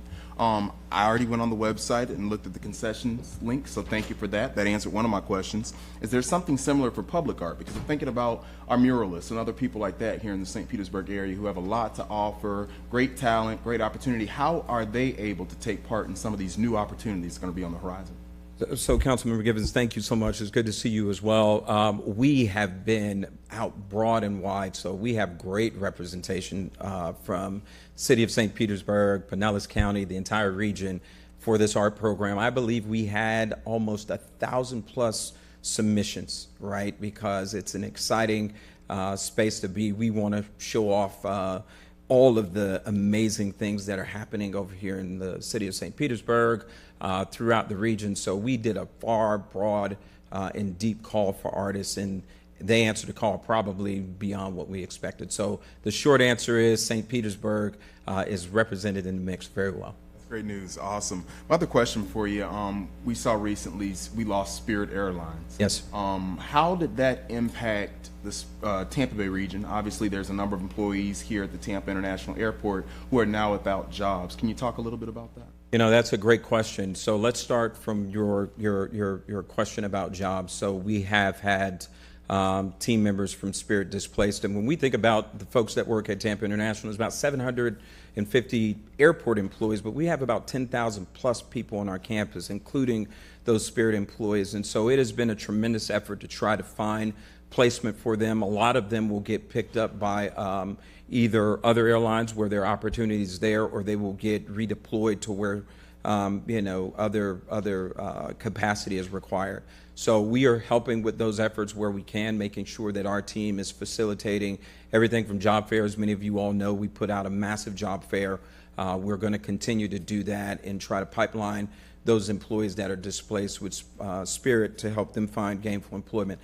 As it relates to traffic and as it relates to connectivity, there's not going to be a drag on connectivity for Tampa International or for this region. And the reason why is because every route that Spirit flew, we had other carriers flying into those areas. So there was always part of our DNA and our strategic planning is to have good competition in the vast majority of markets, so you don't suffer circumstance where if one carrier goes away, then there is a drag on connectivity. The final point that I make is that to juxtapose how that shows up, in Orlando, Spirit is a huge part of their traffic. So when Spirit goes away in Orlando, for example, they're hurting because connectivity is significantly impaired. The second point with your airport versus, say, in Orlando, most of our traffic that we have is what we call origination and departing traffic, meaning that they start here or they are coming here. It's not a hub, it's not changing. So the mix of carriers that we have a really balanced mix. No carrier really carries much more than 26% of our traffic. What that means is, unlike Orlando, where Spirit is a large share of their traffic, if Spirit goes away, or if you have international pressures like we've been seeing in the global economy and tourism goes down, Orlando is on pneumonia mode compared to us, where we still adjust to it. And I say all that to say that we have much more resilience and flexibility in this Tampa Bay market to help a Spirit and continue to connect people to where they want to go. That is awesome news. And my last question, I'm looking at my friend Walt Driggers there with Albert Whitted. I'm thinking about our local airport. Is there a need on the horizon for more air traffic controllers? How can we here at the local level support you with meeting needs like that, filling those gaps when it comes to technical trade aviation? Is there a need, and how can we help you meet it here? Councilman, you must be reading my script, man, because you're getting out in front of and answering some of the very things that I want to talk about. We are already doing a lot of that work. I'll give you a primary example. One of the initiatives that we started when I became CEO is to activate relationships with St. Pete College, to activate relationships with Hillsborough College. So St. Pete College hosted us there to really look at how we can fill aviation jobs, right? How do we create a workforce pipeline starting all the way from our high schoolers to our trade schools to our community colleges or our state colleges to pipeline those folks into the airport. That work is well underway. There has been a lot of collaboration on that and a lot of effort on that. The other thing, when we talk about the airports over here, many of you have been hearing me really lean into this notion of regional connectivity. I know Councilwoman Driscoll, you and I have had some brief conversations on it.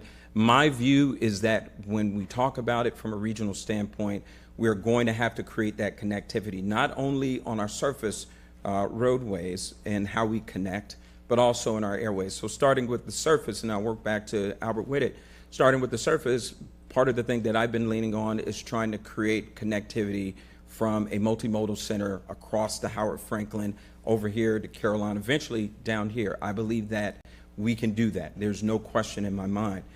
More immediately, though, we are now planning for connectivity and reimagining the very first commercial aviation flight that happened right here in St. Petersburg, right, over to Tampa Bay with a guy named Tony Janis.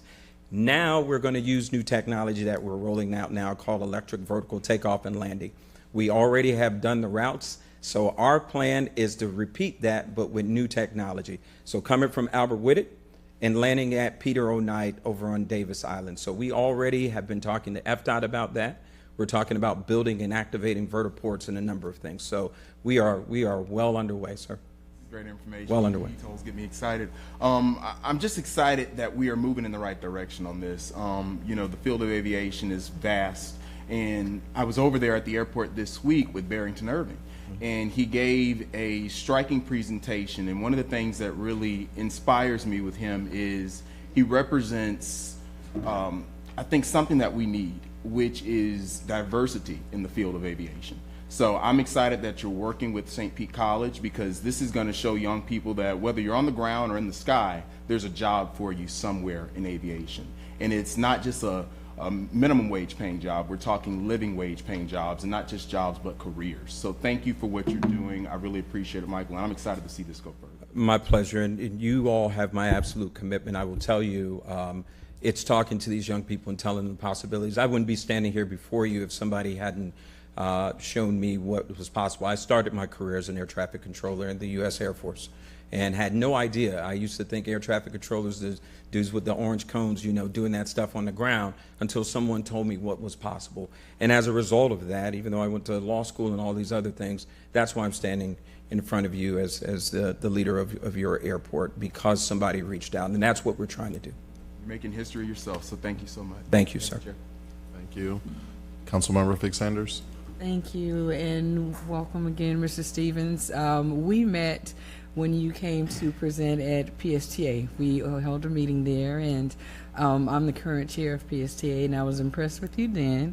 And I have to agree with Councilmember Gertis. Now I see why you were definitely selected for that position, because you have made the transition and the mission of TPA very, very visual for us to see where you're going with your mission. So I want to thank you on that. Now, I don't have a whole lot of questions, but I do have a statement. Again, I am very appreciative of your regional objective outlook with providing regional services. I also wanted to remind you of the ADA. Now, I use the airport a lot. And generally, when I look at airport usage, I look at our ADA amenities and how easy it is for our ADA passengers to navigate through the airport. And I just never want to miss the opportunity to advocate on behalf of our citizens. We have, you know, the airport is large, you know, and sometimes trying to get from point A to point B, if you don't have a porter there to help transport them, that leaves them in a bind. So I always want to speak on behalf of ADA, our writers, for that.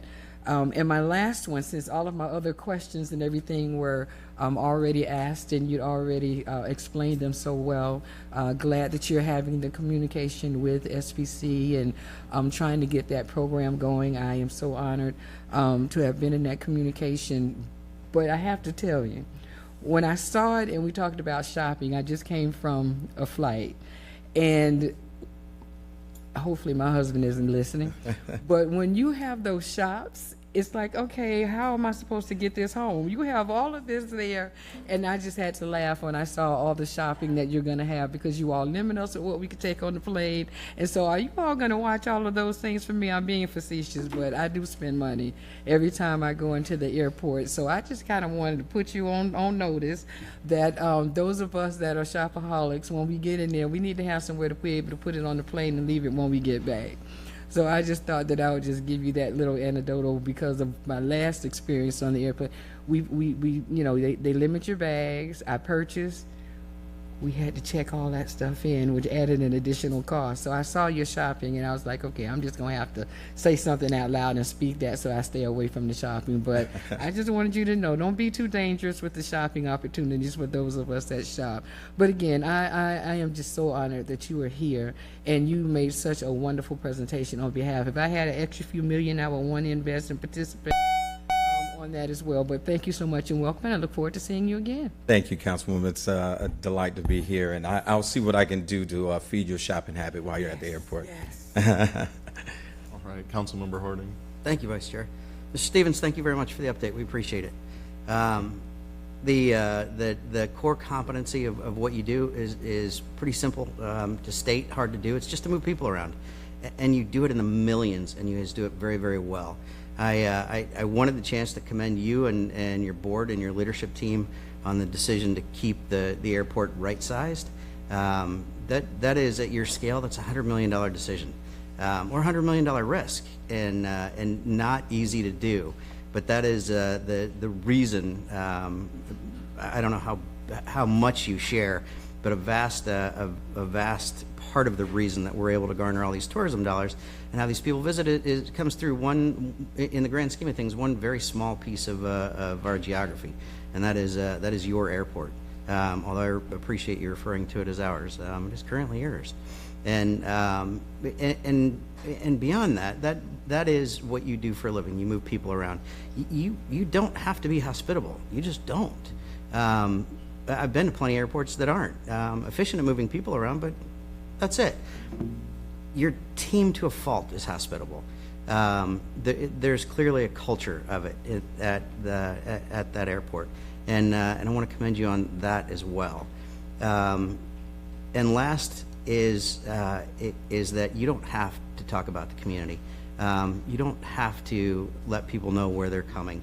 The decision to invest time, energy, effort, and money into making the airport not only the gateway to our community, but the embodiment of our community is much appreciated.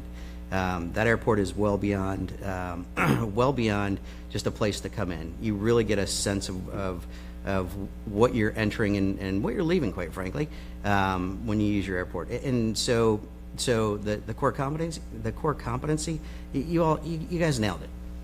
The other two big pieces, you don't have to, and you did, but you did it at a big level. And last on my list, Josh, in my other job, I work with a company that we brand stuff. So marketing, advertising, social media is a big part of what we do. And as Councilmember Gertis was talking, I texted our marketing team and said, you guys might need to look into this. There might be something to learn. And the response I got was, we're aware. So congratulations. Thank you very much. Thank you, Councilman. I appreciate all those kind words. Thank you so much. Thank you. I'll just say a couple of things real quick. First, thank you for coming and presenting. I guess the number one thing I'd want to impart upon everyone at the airport is keep up the good work. I don't think anyone that's been through that airport to visit me or anyone that I know that's left from here to go somewhere else has had, could have gotten a better impression, is what I would say. It's very efficient, very smooth, and honestly, like, kind of a pleasant place to be. And I don't like flying at all, so that's saying a lot. So keep up the good work. To the social media team, I'm sorry I spam you occasionally, begging for flights to Manchester, England. So I'll probably continue that. That's on my wife's behalf. And it's really been incredible to see the engagement that the airport gets with the community. And then the last thing is, I feel like you touched on it, but I want to uplift it again. Continuing to better transportation and transit, specifically connections to the airport. I really look forward to working with you all on that going forward. And I feel like if we're really going to make our region what it is, that's a very key part of it, is how well we can connect each other, and the airport's a big part of that. So I've heard you advocate for that in other meetings and here today as well. So I want to let you know that I think most of us, if not all of us up here, agree and want to make that happen. Well, I appreciate that, Mr. Vice Chair. Thank you so much.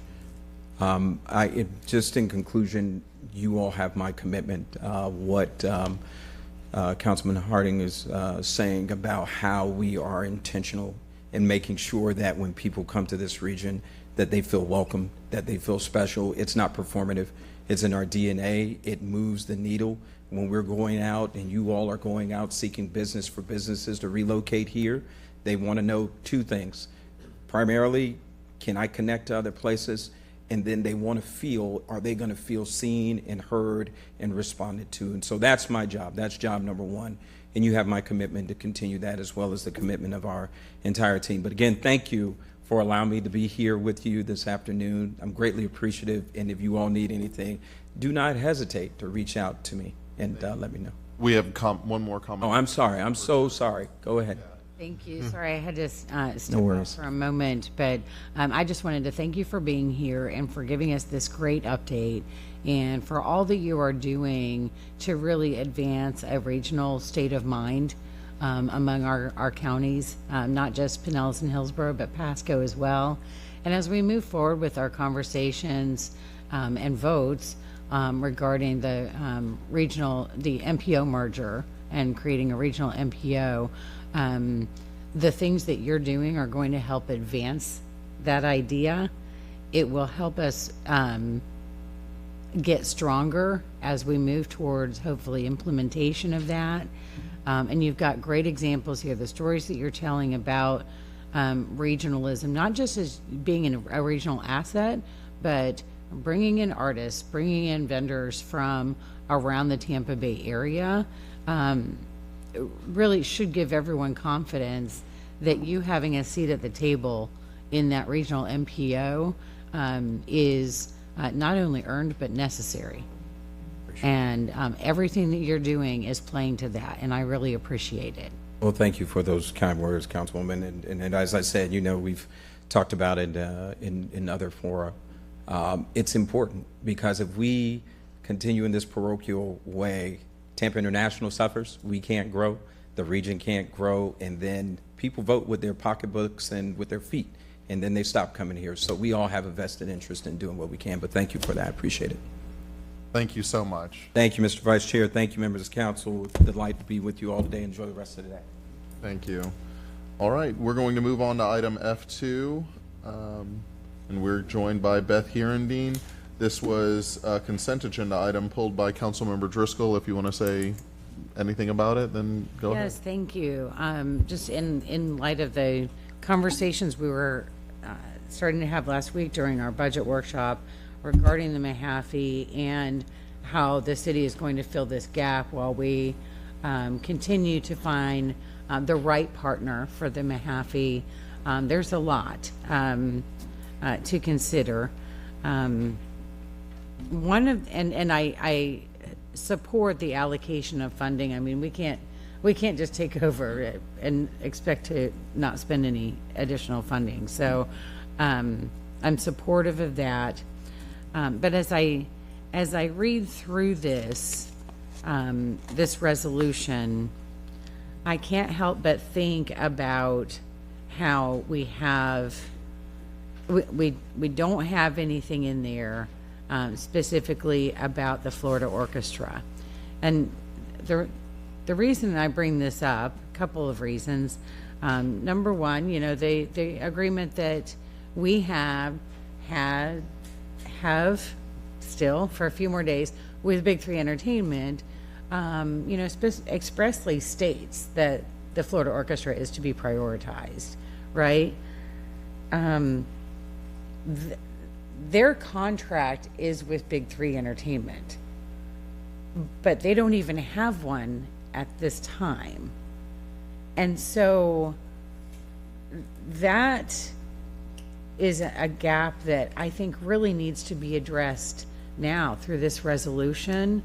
You know, they've always been, you know, kind of the prime tenant of the Mahaffey, and I think it's important that be in this resolution.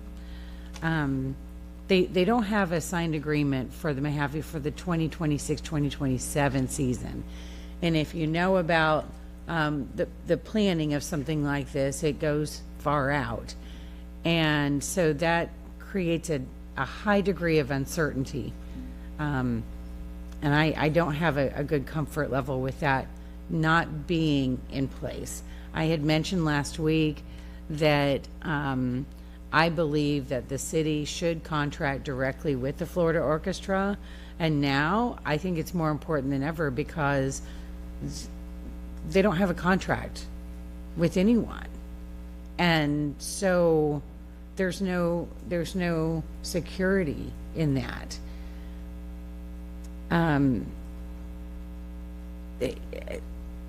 We really should stand by what we said with our contract with Big Three, that this is, you know, a priority for the Mahaffey. And as they start to work on planning for the 2027-2028 season, that plan is kind of like when we're working on the budget, right? You finish the budget and then you start on the next one right away. There's really not a break in between. And that's how this type of work works. So I had been thinking about this. I don't expect everything to be solved today, but I would like to know what my colleagues think about doing an amendment to this resolution, something simple that simply folds in and recognizes the Florida Orchestra and has the administration work towards contracting directly with them.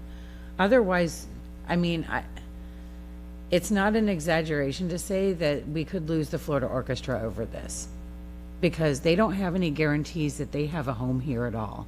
If I may? Yes. Okay, thank you. So I've met with the orchestra multiple times. Part of today's resolution is to allowing administration to assign or take over the existing. Now, that's correct. That's just for the few dates that we have left this season. We do have dates with the Florida Orchestra on the calendar for next season. We've met several times. They're working with the general manager who is staying on. And I was actually speaking with McCall Dyer earlier. What we do need to do is bring back to council a resolution allowing us to enter into new agreements, and that was the next step. So I see McCall stepping up. I'll let her address that. Let me just chime in, council. Appreciate the opportunity to speak. So before you, as you know, obviously an appropriation of funds needed, but it's also just there's certain contracts that Big Three has related to the operations that the city may want to assume in the short term. But in regards to any type of lease, license, or use agreement, similar to what happened when we started when we went from management, private management of the pier to self-management, we brought a resolution to council which authorized the mayor or his designee to be able to execute leases and licenses under 1 year. A delegation of authority will be needed here, and we intend to bring that, I think, probably in one of the June meetings. It's will allow for the execution of leases and licenses under 1 year, and then any lease or license over a year would just be individually brought to council for consideration if it related to use of the theater facility. And does that mean that if the city contracts directly with the Florida Orchestra, that would be negotiated, created, and executed without any input or approval of city council? If it was under a year and you authorized the blanket authority, yes. If it was a longer term use agreement or license agreement, say 2-3 years, that agreement would be individually brought. Or you could designate, if there were certain things that you wanted to see returned, we could obviously add anything that council was requesting in their resolution as part of the approval. So right. that's, So council member, that's completely up to city council. So when that comes to you, when the broader resolution that McCall is talking about comes to you, if there are certain things you always wanted to see, that can be in that resolution. That's going to be up to council just to decide what you do and don't want to see moving forward. And that's more of just the general resolution that would cover a variety of agreements for the Mahaffey, not specifically, it's not specific to the orchestra. Right, right. This is just one that I believe is unique because they are the prime tenant of the orchestra. It's not like they're the beverage distributor or something like that, you know. And I really appreciate that we are having this conversation today, because I really would like to have, and I believe the Florida Orchestra would like to have some certainty going forward with this. I know we have Ignacio from the CEO of TFO is here today, and I'm sure if anyone had any questions for me, I don't mean to put him on the spot, but he would probably be willing to answer any questions. But I did have some draft verbiage for an amendment that I have shared with the city attorney's office in case I have enough agreement here that we really should say something in this resolution to protect and give some confidence to the Florida Orchestra moving forward. We're in strange times. We're not used to just taking back the Mahaffey and taking over, and knowing that this is temporary. We don't know how long temporary is going to be. So I would like to get some of this stuff taken care of up front. I'm happy to share the language if there's an interest in any of this. And at this time, I'd love to hear from my colleagues, because I finally get to talk to you all about it. Thank you. Councilmember Fig Sanders. Thank you. And thank you for bringing this up, Councilmember Driscoll. In the conversations that I've had, and thank you, McCall, and thank you, Beth, for being here. In the conversations that I've had originally with the Florida Orchestra taking over the management of the Mahaffey, I was supportive, but I had a pause in regards to how we would prioritize the different entertainment that took place in the Mahaffey. So then when it was recognized that the city was going to take over the management of it, it did come to mind as to, so then the Florida Orchestra, now what? It's kind of like you're in an apartment building and the management changes. And you have a lease that ties you into a certain time frame, but then after that, what do you do? So again, I have to agree with Councilmember Driscoll that they have been a long-term tenant, and with the amount of money that they not only spend, they bring in a good amount of revenue as well. And I think it would be beneficial for the city of St. Petersburg to engage in some type of conversation that gives them a surety that they'll be here. So I heard what you said, McCall, about bringing a larger resolution in June, but this ends May 18th. And so although they have programming planned, I don't see where there's anything that is, and nothing is in cement. We know nothing is in stone. But me as a tenant and a long-term tenant where I have a lot of people whose lives are dependent on having that income, you know, because they do pay bills for their employers, I would imagine, especially for our musicians that are part of the orchestra, that they will want to have some type of certainty as to what their future looks like. So when I hear we'll bring it back, if I were to leave here today and not know I didn't have certainty of having a paycheck next month, that still would not give me comfort in knowing what the partnership is. And again, no, we did not anticipate Big Three Entertainment terminating, their agreement early. We did not. But the wonderful thing about the city of St. Petersburg is that we are definitely resilient, and we would love to uphold our commitments to those that have brought us success, especially as far as the Mahaffey is concerned. So I too would love to see some type of certainty for the Florida Orchestra, who has been a major part of the Mahaffey. That's their home. Pretty much, so imagine someone coming to use a notice saying you have X amount of time to leave when you have built such a foundation and such a reputation favorable for the entertainment in the city of St. Petersburg. So I'm interested to hear what others have to say, but that also came to mind. So thank you, Councilman. And if I could clarify for just one moment, because we've had this delay in and we'll be reissuing the RFP for the next season, we will have, the city as the manager will have to enter into a contract, but just quite honestly, because we will be the manager, so the same way Big Three has the contract now, the city would have to enter into that contract. Just truthfully, we're focused right now on getting everything in place for the assigning everything that we have now, and then once that happens next week, we would be working on contracts for the next season. But I understand, but I just want to let you know it is on our radar. We have met. Yes, I appreciate that. Yes. But if it is such a certainty today, then it should, if it's going to be a certainty for next week, it should be a certainty for today. So that's, I just put that out. Again, whenever you have those gray areas with something as valuable as this, there's no comfort level for that. But thank you for that response, so I appreciate that. Thank you. Thank you. Councilmember Gertis. Thank you, Mr. Vice Chair. So, McCall, it sounds like you would rather there be two resolutions rather than make this amendment, or? Let me, I was gonna say. I'll field that one. So I think we have no preference on which way it's addressed. I think the language that was just distributed, suggested by Councilmember Driscoll, addresses this issue, the Florida Orchestra, in the resolution before you today. That's not a difficult thing for us to do. I will highlight that it's a request. It has to be in the form of a request to administration to negotiate the agreement.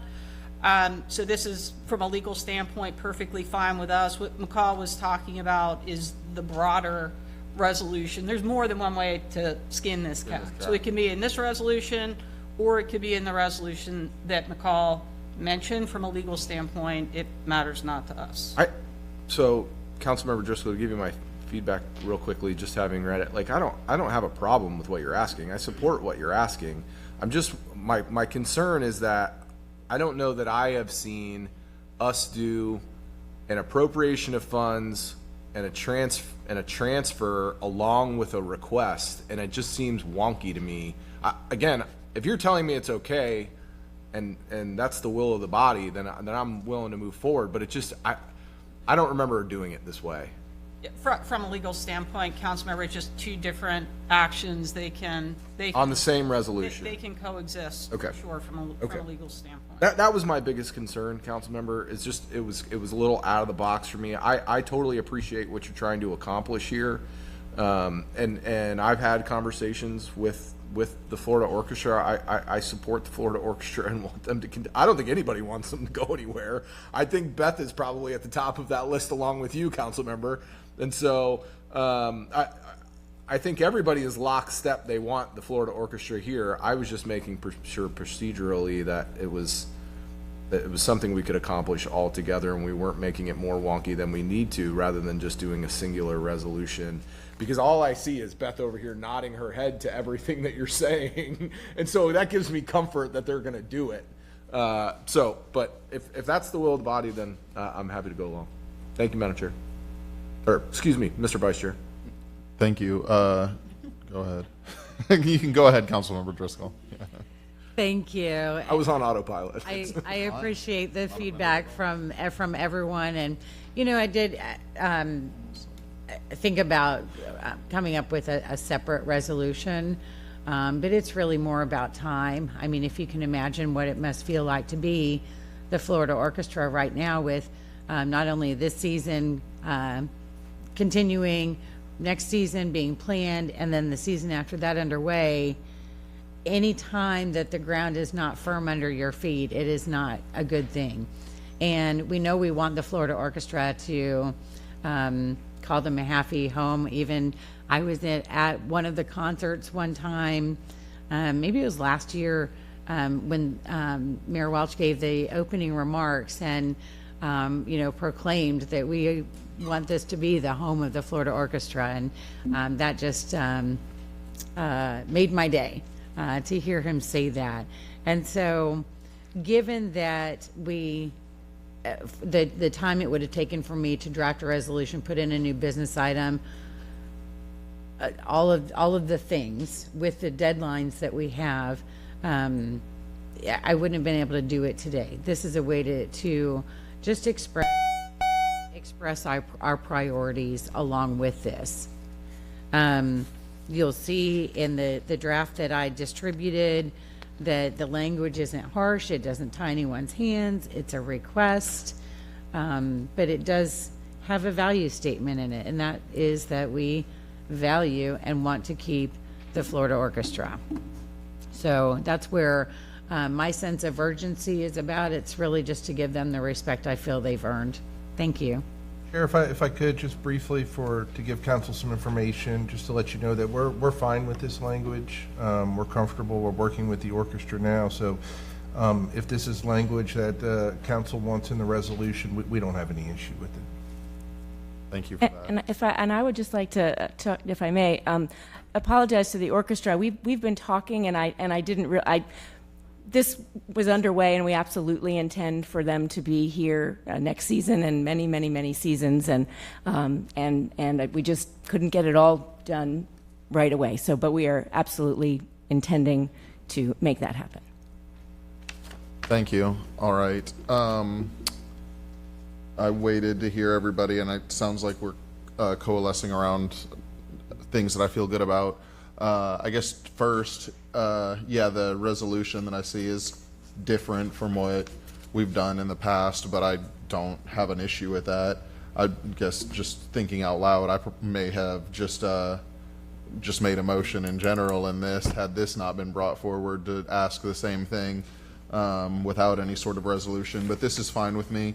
And I think mostly what I want to say, I have two things. They're very brief. Let me pull my notes up. First is, like to Councilmember Gertis's point, everybody likes the orchestra. No one wants to see them go. And I know that that's the case, but I do feel like over the last few years, they have not been given adequate attention. And they have big plans like to really solidify St. Petersburg as their home. They're working to help invest in the facility that they play at, the Mahaffey. That, you know, they applied for the TDC funds. They want to be able to give their funders assurances as to their future. And I mentioned this in the budget hearings or the budget workshop sort of in passing, but when we're considering our relationship with them, I think we need to consider that they want to solidify their future as well. And so I agree that everybody, I think, supports the orchestra. It's just, I think we could act with a little more urgency on it. And I think that's why you're seeing this here today. And and then to your point about, Councilmember Driscoll, to your point about wanting to have a direct agreement with them, yeah, I mean, I'm on board. Like, I have talked with them and Big Three about what that relationship looked like in the past and what the language in the contract led to, and I don't think it was acceptable. I think that they should have had more assurances than that, and I think that Councilmember Driscoll continues to bring up a way that we can do that for them, even if it is outside of the box a little bit for us. Then a side note, completely tangentially related, is we're having a lot of discussions about the theater. I guess this actually is more related to the actual resolution that was initially brought, and us, you know, having to take over operations of the theater and talking about another RFP. Well, I'm open to another RFP, but we're about to have to do a lot of work to be able to do the operations, and you know, depending on how it goes, I'm going to want to see what the actual positives are of doing another RFP, especially if there's financial implications. But if things are going well for us and it makes financial sense, you know, I could see us continuing with the path that we have, I would say, slipped onto now most recently. So keep that in mind, that I would be supportive and advocate for us to continue to do what makes sense for us. But I'm open to another RFP for sure. But there's a lot of things with the theater that are just unclear right now. And so I see how we got in this situation. Until we clear all of them up, you know, our operation of it makes sense. And whenever we decide to go in another direction, I think it needs to be, you know, thought through. And administration has heard me say this about many things before, and y'all have been receptive to it a lot lately. So especially just the fact, like, asking for us to totally analyze the full picture. And so I assume that you plan on doing that, and I saw you nodding, both of you nodding your heads in agreement. So I'll leave it there. And I see no other requests to speak, so I'll entertain a motion. I'll move approval of item F2 as amended. All right. I heard a second as well, so no one has anything to say? Yeah, you look like you might want to say a little something. Thank you, Vice Chair. No, I just wanted to say, although this gap is unexpected, I do think it opens an opportunity for us to really look at things, and that's our intention. So. Okay. Excellent. That's exactly what I want to hear, and I think we could learn a lot from it as well as to what the most efficient way to do things would be. And I would like to thank all of the departments who have been helping us with the actual transition. So yes, yeah, absolutely. HR, DOTS, and not just finance, efficient, everyone. Yeah, effective for the whole community as well, because it's more than just about efficiency for a resource like this. Okay, we have a motion and a second for F2 as amended. Clerk, will you please open the machine for voting? Council members, please enter your votes. Seeing that all present council members have voted, will the clerk please tally and announce the vote? Mr. Vice Chair, motion to approve agenda item F2 as amended passes unanimously with council members Gabbard and Hanowitz being absent. Thank you very much, and thank you, Councilmember Driscoll, for a healthy conversation. We are going to move on to item F3,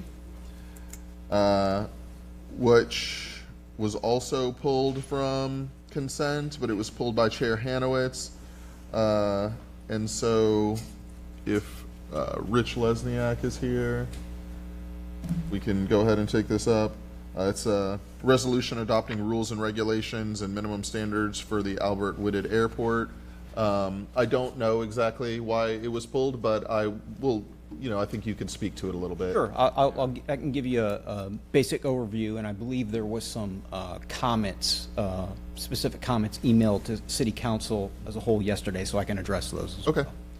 Yeah, so item CB10 is it's a resolution requesting to adopt specific primary management compliance documents for the airport.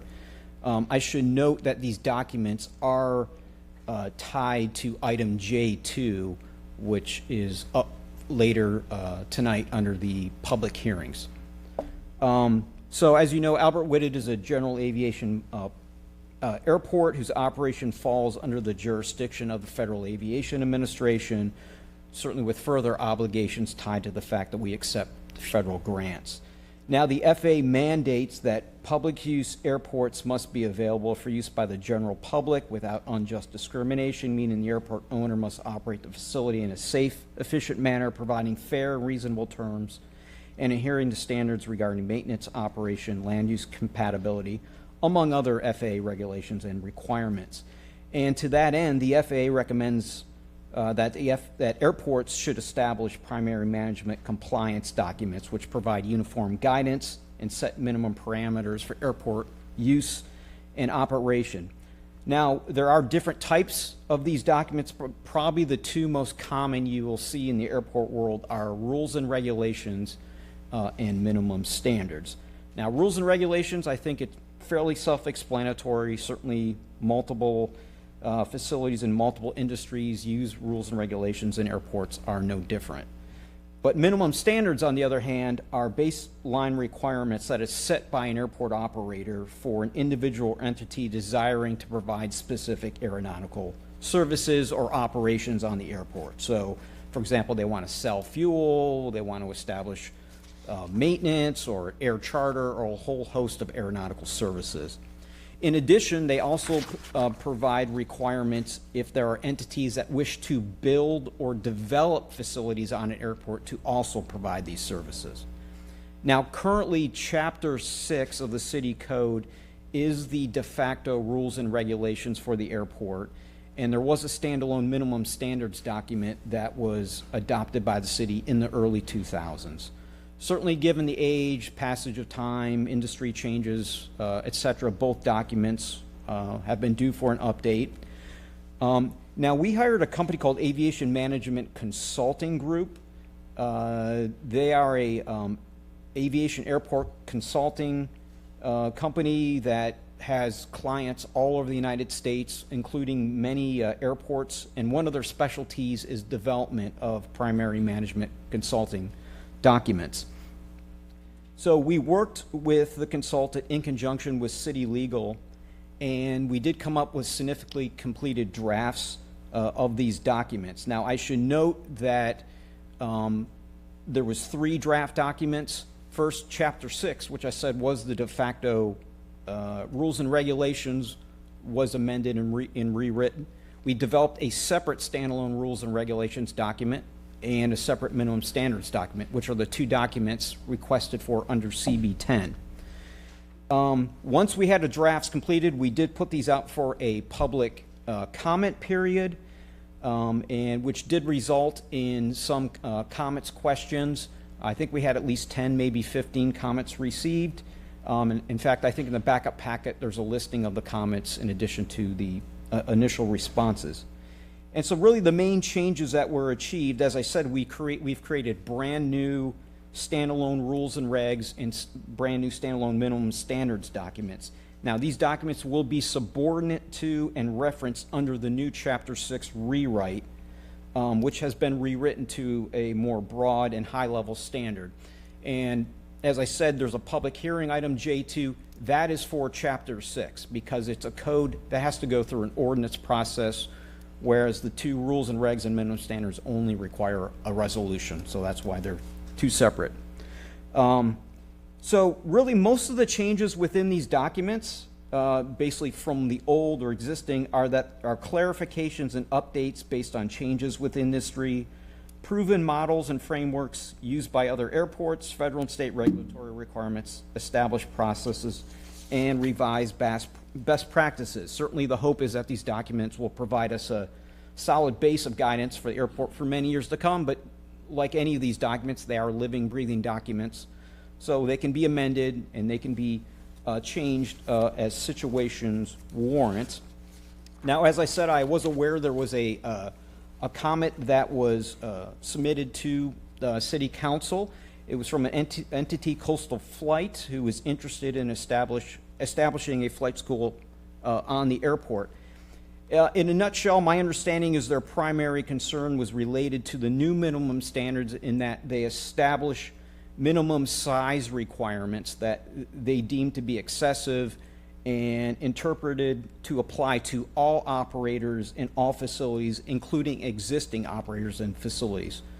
So to clarify that, the specific large sizes that are referenced in the minimum standards, for example, half-acre, quarter-acre sizes, those are specifically related to land where somebody wants to come in and build a new facility to provide a service. It's not for somebody that's already there and is already operating. Those operations in those facilities are grandfathered in. Also, we did get like questions similar when we did the public comment portion. And so these exact concerns were addressed in the final version that are included for approval today. Basically what we did is we went back into the minimum standards. We added additional language to just make sure to clarify the requirements and differences between new land development versus existing operators within existing facilities. And I should note that if a new operator comes on the airport and they're using existing facilities, they also aren't expected to meet the land requirement. Again, that's a land development thing. So in fact, so this the individuals who put, or the entity that put the comment in, they had also submitted a new proposal on Monday, and based on the info contained within their proposal, it appears that they would meet the minimum standards under the new minimum standards. So certainly if those are adopted today, they would be able to, they should be able to operate on the airport. So. Okay, all right. Thank you.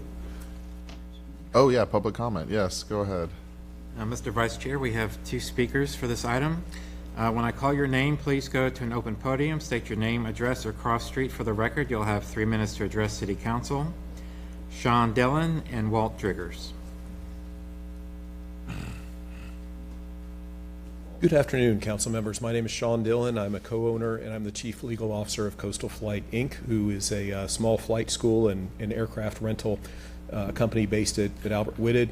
The address for the business physically is 540 First Street Southeast, St. Petersburg. Tuesday evening, yes, I submitted an email to the council's administrative officer raising concerns that we had with the current the draft we thought was current of the minimum standards. I understand that that email was circulated to the full council, so I thank the administrative officer for doing that. My comments here today provide a short update, and as Mr. Lesniak mentioned, there are some things that we learned of yesterday and that further developed yesterday that that affect our views on it in a positive way. So I'm here to clarify and address all of that. First, we learned yesterday that after the public comment period, the city further updated, I should say, the draft minimum standards being considered today. That was done in March of this year. We could not find that updated draft online, which is what led to some of the disconnect here. We were able to get it yesterday and saw that, as the airport manager described, the 3 public comments that were made by us were in fact addressed in ways that helped significantly reduce our concerns about it. So we thank airport staff, we thank the city council for the responsiveness in the public comment process. So those changes meaningfully reduce our concerns. Does it eliminate all of our concerns? No, but we understand the practicalities of going forward. The concerns we have that remain, we do believe, and it's not just for us as a hopeful flight school, but others on the field have similar concerns about the space requirements for new business. They're a little too robust for what is needed for operations in the context of the limited space available, where Whitted is the smallest airport in the region with an FAA control tower. So my comments today are not withdrawing those concerns or waiving those concerns, but we believe there's a practical matter to go forward. Second item, we learned yesterday that our revised application submitted on Monday, city staff believes that our intended premises there at the field would be compliant with the new standards, whereas under the old standards, they view it would not be compliant. We respectfully and strenuously disagree with the interpretation about the old standards, but let's move forward in a practical way. We recognize that adopting the currently revised proposed standards today is the best path for Coastal Flight to be a recognized operator on the airport, which is something we've been seeking for over a year with applications. So thank you for your time, attention, and continued leadership. Thank you. Walt Driggers, representing Friends of Albert Whitted Airport today. Address is 1 Beach Drive Southeast, St. Petersburg, Florida 33701. And this came to my attention, as you would expect, we watch everything that happens at Friends at Albert Whitted Airport. When this came up in the confusion of how this was working, I reached out to Mr. Lesniak and find out what was going on there, because I trust him immensely when he deals with the FAA and all the paperwork that's required for the FDOT and the FAA. Got the story, and he assured me that Coastal would be able to have no problem with the recent changes in the plan, which feels good. And then I reached out to the Dillons to make sure they were happy as well, and everything's good with that situation. But what that does is it brings to my attention, and what I'd like you to think about as we move forward is the 20-year master plan for the airport is like all other documents, as Mr. Lesniak was saying, is it's a living, breathing document. And given that one was started, our 20-year master plan was started in 2019 and delayed because of COVID, and now we're a lot of years from that, would like to have you think about instigating, updating the 20-year master plan, because now we need more sustainability, we need advanced air mobility to be addressed, and there's the sewage treatment plant that can be developed to meet these standards that you're talking about and allow that to move forward. And as Mr. Dillon said, Albert Whitted is the smallest airport with a control tower. In a lot of places, we need every square inch, and we need to use it thoughtfully and correctly to keep Albert Whitted being what it is. And also that St. Petersburg is a better place because of St. Albert Whitted Airport. That's all I have. Thank you. Councilmember Driscoll? Thank you. I'm glad I'm glad this was pulled. It is unfortunate that Chair Hanowitz pulled it and isn't here to ask the questions. But it seems we have an opportunity now to hear from the public on this item. And since Rich is in the building, I'd love to know, is this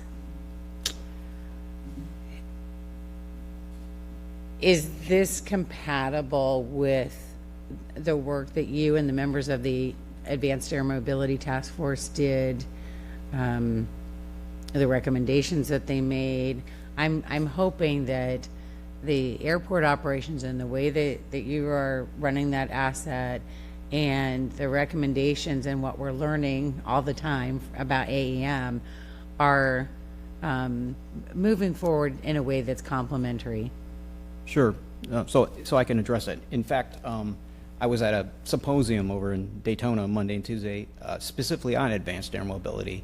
Mr. Montanari, your former colleague, was there as well, and I can tell you the FDOT is pushing the gas on this. They're really trying to get this moving.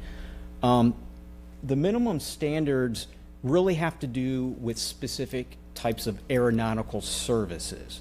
Whether those services are provided with a piston aircraft, a jet-powered aircraft, or an electric-powered aircraft, yes, they would apply in services. For example, one of the most popular uses of advanced air mobility is air taxi type services, so like an air charter, air taxi. So yes, that is contemplated. Furthermore, I'll say that there is flexibility that if there are new types of operations that haven't been contemplated, there are ways to amend the document to add new things, or there are ways to accommodate new type services that maybe weren't in the original document.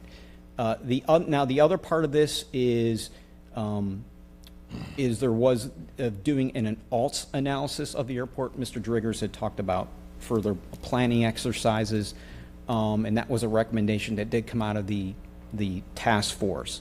So right now, to do that next step will require identification of funding. Right now, we do not have funding identified for that. But to do that next planning step, the ALTS analysis, as an alternatives analysis, that's what would be kind of the next step here locally. Okay, great, thank you.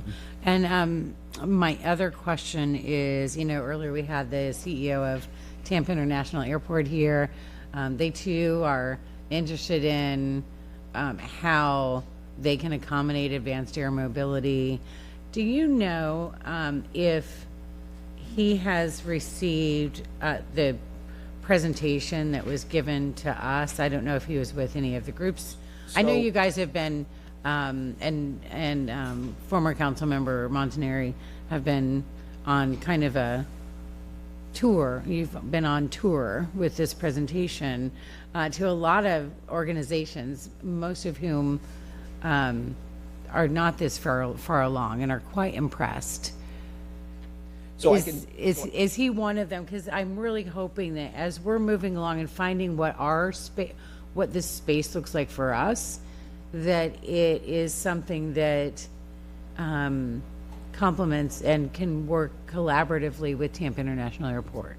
Yeah. So actually, members from TIA were at the symposium, and Mr. Brett Fay, who's their vice president of GA, he's also kind of their point man on the AAM. He actually came and spoke to the task force. I don't know if I can say too much yet, but I can just say that there's definitely been some cross discussions with them about some things, especially under the umbrella of this EIPP federal program, the state of Florida being selected, and now they're going to activate the SunTrax facility in Auburndale. So, hopefully the stars are lining up, I guess. And yes, TIA, I can tell you they are very, very engaged in this. Yeah, well, it's exciting that we are in the conversations now. It means a lot. All right, thank you. Thank you, Mr. Vice Chair. Move approval. Second. All right, seeing no requests to speak, will the clerk please open the machine for voting? Council members, please enter your votes. Seeing all present council members have voted, will the clerk please tally and announce the vote? Mr. Vice Chair, motion to approve agenda item F3 passes unanimously with Councilmember Gabbard and Hanowitz being absent. Thank you. We're going to move on to new business now. Item G1, Councilmember Driscoll. I know we jumped to it real quick. Hold while I get it. Yeah, that's okay. Over here. I know that exact feeling. Go this far from consent. Okay. So my new business item is respectfully requesting a referral to the Public Services and Infrastructure Committee or other relevant committee for a discussion on one-day permitting for certain small residential projects and 365-day annual facility permits for certain routine projects in commercial properties. This is something that's been implemented in the city of Miami, and it seems to be going quite well. And although I give big kudos to our permitting department for the improvements that have been made so far. This is something that I saw and I couldn't look away. And I thought we at least should check it out and see if something like this can be implemented in St. Petersburg. Because even though we've made strides, I'm still getting calls. And I would love for us to explore this. And so if anyone has any questions, I have been doing some research if you need to know something right off the bat. But otherwise, we can save it for the committee meeting, and I'll move approval. Second. Great. Thank you very much for this new business item. I very much look forward to the conversation. Thank you. Seeing no requests for comment, we have a motion and a second. Will the clerk please open the machine for voting? Council members, please enter your votes. Seeing all present council members have voted, will the clerk please tally and announce the vote? Mr. Vice Chair, motion to approve agenda item G1 passes unanimously with Councilmember Gabbard and Hanois being absent. Thank you. And we'll move on to item G2. Councilmember Gertis. Thank you, Mr. Vice Chair. Respectfully requesting referral to the Youth and Family Services Committee for a presentation from Ever Forward regarding their youth programming and community impact, and I'd move approval. Second. All right, seeing no requests for comment, will the clerk please open the machine for voting? Council members, please enter your votes. Seeing all present council members have voted, will the clerk please tally and announce the vote? Mr. Vice Chair, motion to approve agenda item G2 passes unanimously with Councilmember Gabbard and Hanois being absent. Thank you. We are going to take a 15-minute recess before we start the next portion of our meeting. So I will say City Council's in recess.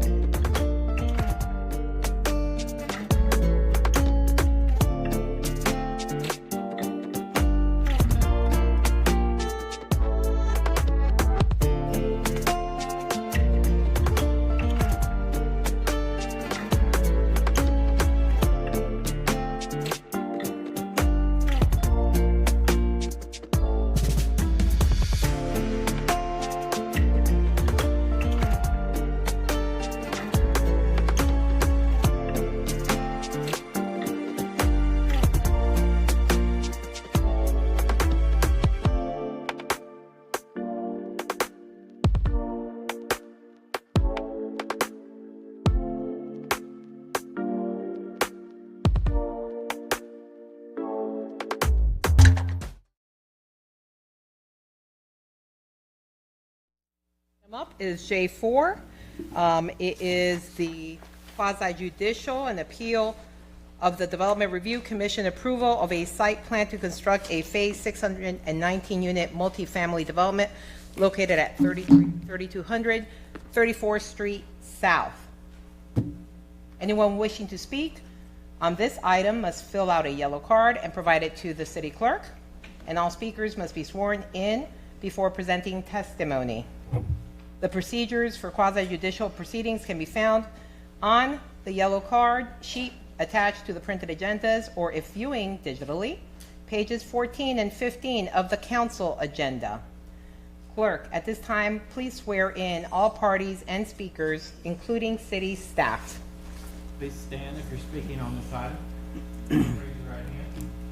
Do you swear or affirm that the evidence you're about to give will be the truth, the whole truth, and nothing but the truth? Thank you. You may be seated.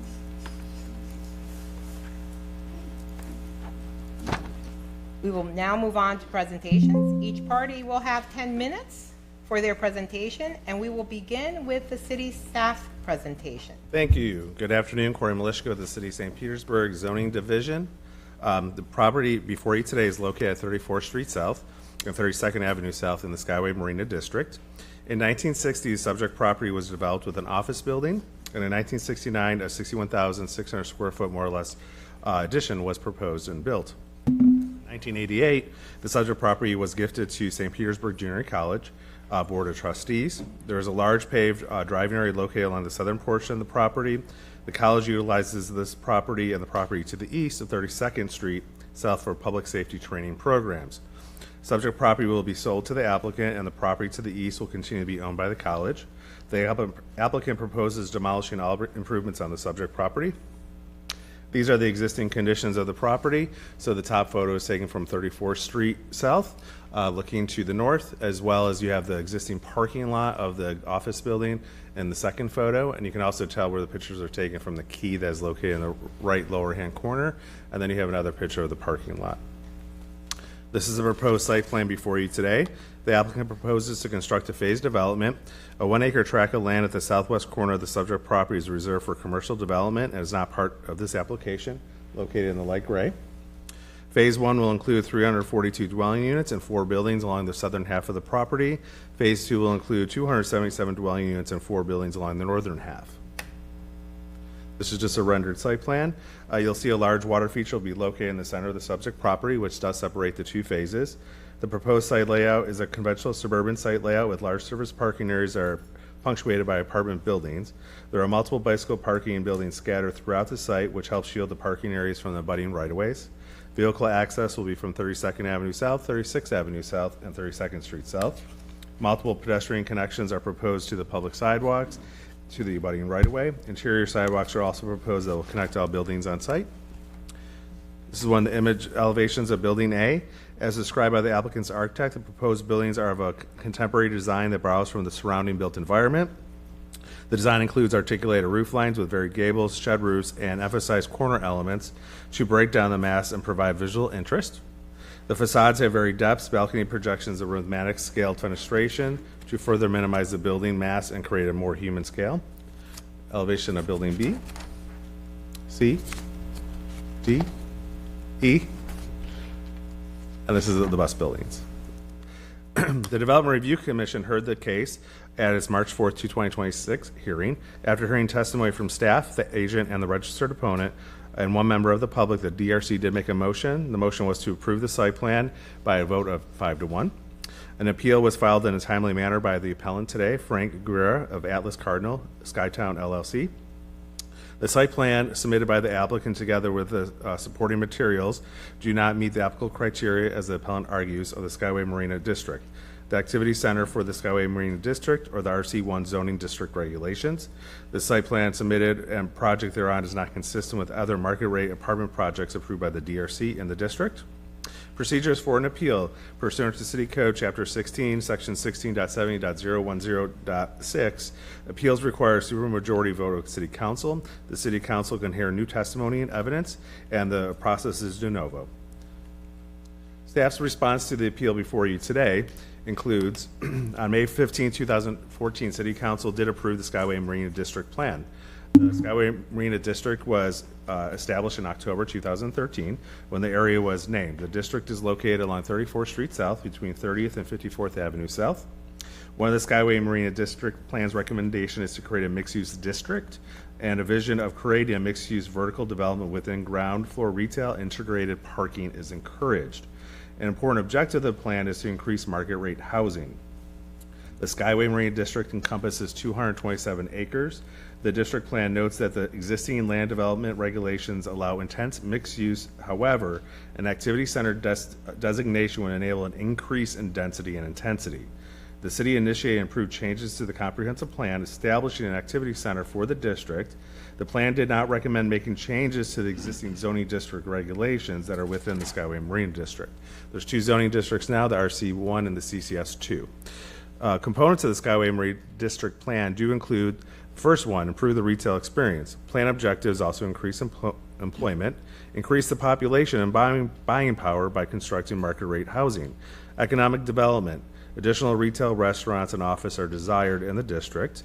Land use and site design vision element. Mixed-use vertical development with ground floor retail and integrated parking should be encouraged.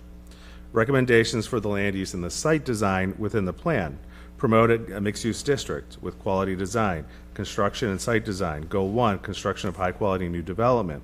Create an activity center destination for 34th Street corridor that will increase density and intensity. Encourage new development to sustainable building techniques. Encourage the private sector to use art in public areas. Explore providing a public drainage system for the district. Goal 2, enhancement of existing development. Encourage restaurants to have outdoor dining areas. Promote crime prevention. Create a district team to meet regularly. Implementation of the Skyway Marina District Plan.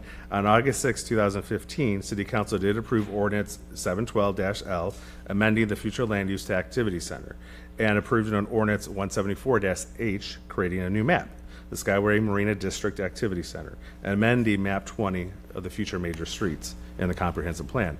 Further requirements related to the neighborhood plans contained in the city's comprehensive plan, such as land use element 12.5, states the city shall consider the neighborhood plans accepted by the city council and the recommendations contained therein as guidelines to maintain and enhance vitality of the neighborhoods. Neighborhood plans cannot be binding upon the city because they are accepted by resolution and not ordinance. An activity center overlay. The activity center overlay is a future land use designation, does not regulate the mixture of uses for a single property or development project. These are the approved projects throughout the district. You probably have this on your desk in front of you that you can see it a little better. But for the approved plans, since the inception of the Skyway Marina District, 15 projects, including the subject property, have submitted plans for redevelopment to the city. Of the 15 projects, 13 have been built, excluding the subject property and the property at 4401 34th Street South. This one has been approved by the DRC and plans have been submitted in for permitting. Of the 15 projects, only 5 are mixed use. And that includes mixed use per site and mixed use vertical development. The subject property is zoned Retail Center 1. Multifamily is permitted use in the district. RC1 district does not require a minimum or maximum percentage of non-residential or residential uses on a property. The RC1 zoning district permits a residential density within an activity center of 45 units per acre and a non-residential intensity within the activity center, FAR, of 1.12. The maximum building height is 72 feet. Maximum impervious surface is 75%. The applicant's property is 16.25 acres in size. They're proposing 619 dwelling units or 38 dwelling units per acre. They're proposing a 72-foot building height and a max impervious surface of 70%. Project does comply with all the district regulations. Again, to the comprehensive plan, there are multiple objectives and policies that demonstrate that the proposed multifamily use is consistent with the comp plan. The subject property is located within the Skyway Marina District Activity Center. The Activity Center was established by the city to encourage urban development with significantly higher intensities and densities than other parts of the city. Redevelopment of existing properties to higher intensities and densities is an exception and goal of the comprehensive plan. Prior to the DRC meeting, staff did receive 6 correspondence opposing the development, and we did have 1 registered opponent form who is the appellant today. Between now and from the submittal of the appeal to today, staff did receive a letter from the Skyway Marina District with objecting to the proposal, and that was provided to council members.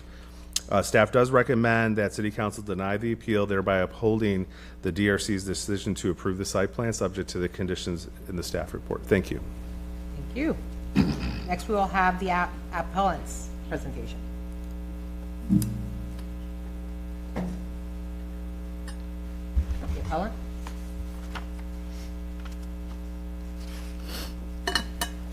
Good afternoon, sir. Good afternoon. Thank you for the time. Prior to beginning, I wanted to submit for the record all of the items that we want put into the record for this hearing in a thumb drive. Were those submitted ahead of time? How could I do that? Were those previously submitted to staff? The presentation was submitted to staff, but I can... All documents to be considered and the quasi-judicial materials are required to be submitted 24 hours in advance of the hearing to the clerk's office to be considered by City Council for the record. My understanding was that only the presentation that we were going to, and I confirmed this in writing actually with Corey, if you could clarify, that there were items that I could submit into the record the day of the hearing. I did respond later saying that all items would have to be given to us 24 hours. I did send a subsequent email later that day.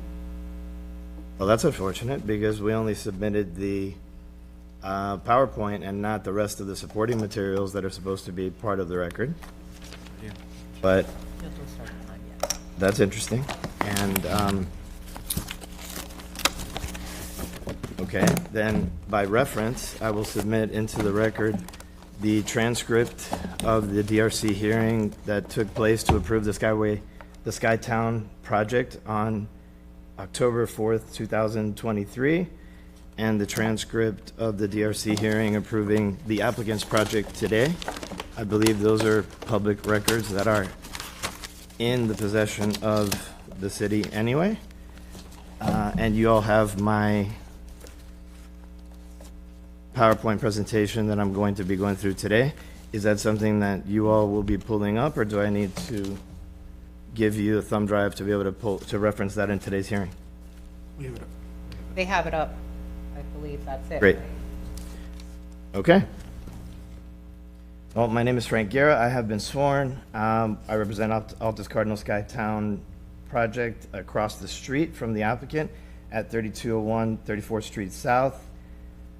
We are appealing to the DRC for two principal reasons. I want to remind this body that this is a de novo review, and you are not bound by the findings of the DRC that has moved this project along.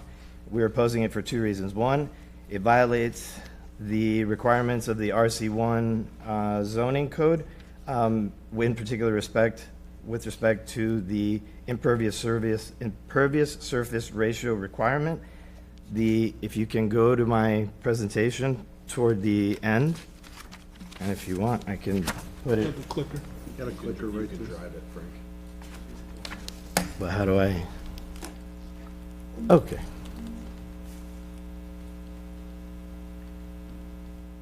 So this is the requirement of RC1. You'll notice that it's a 75% maximum impervious ratio.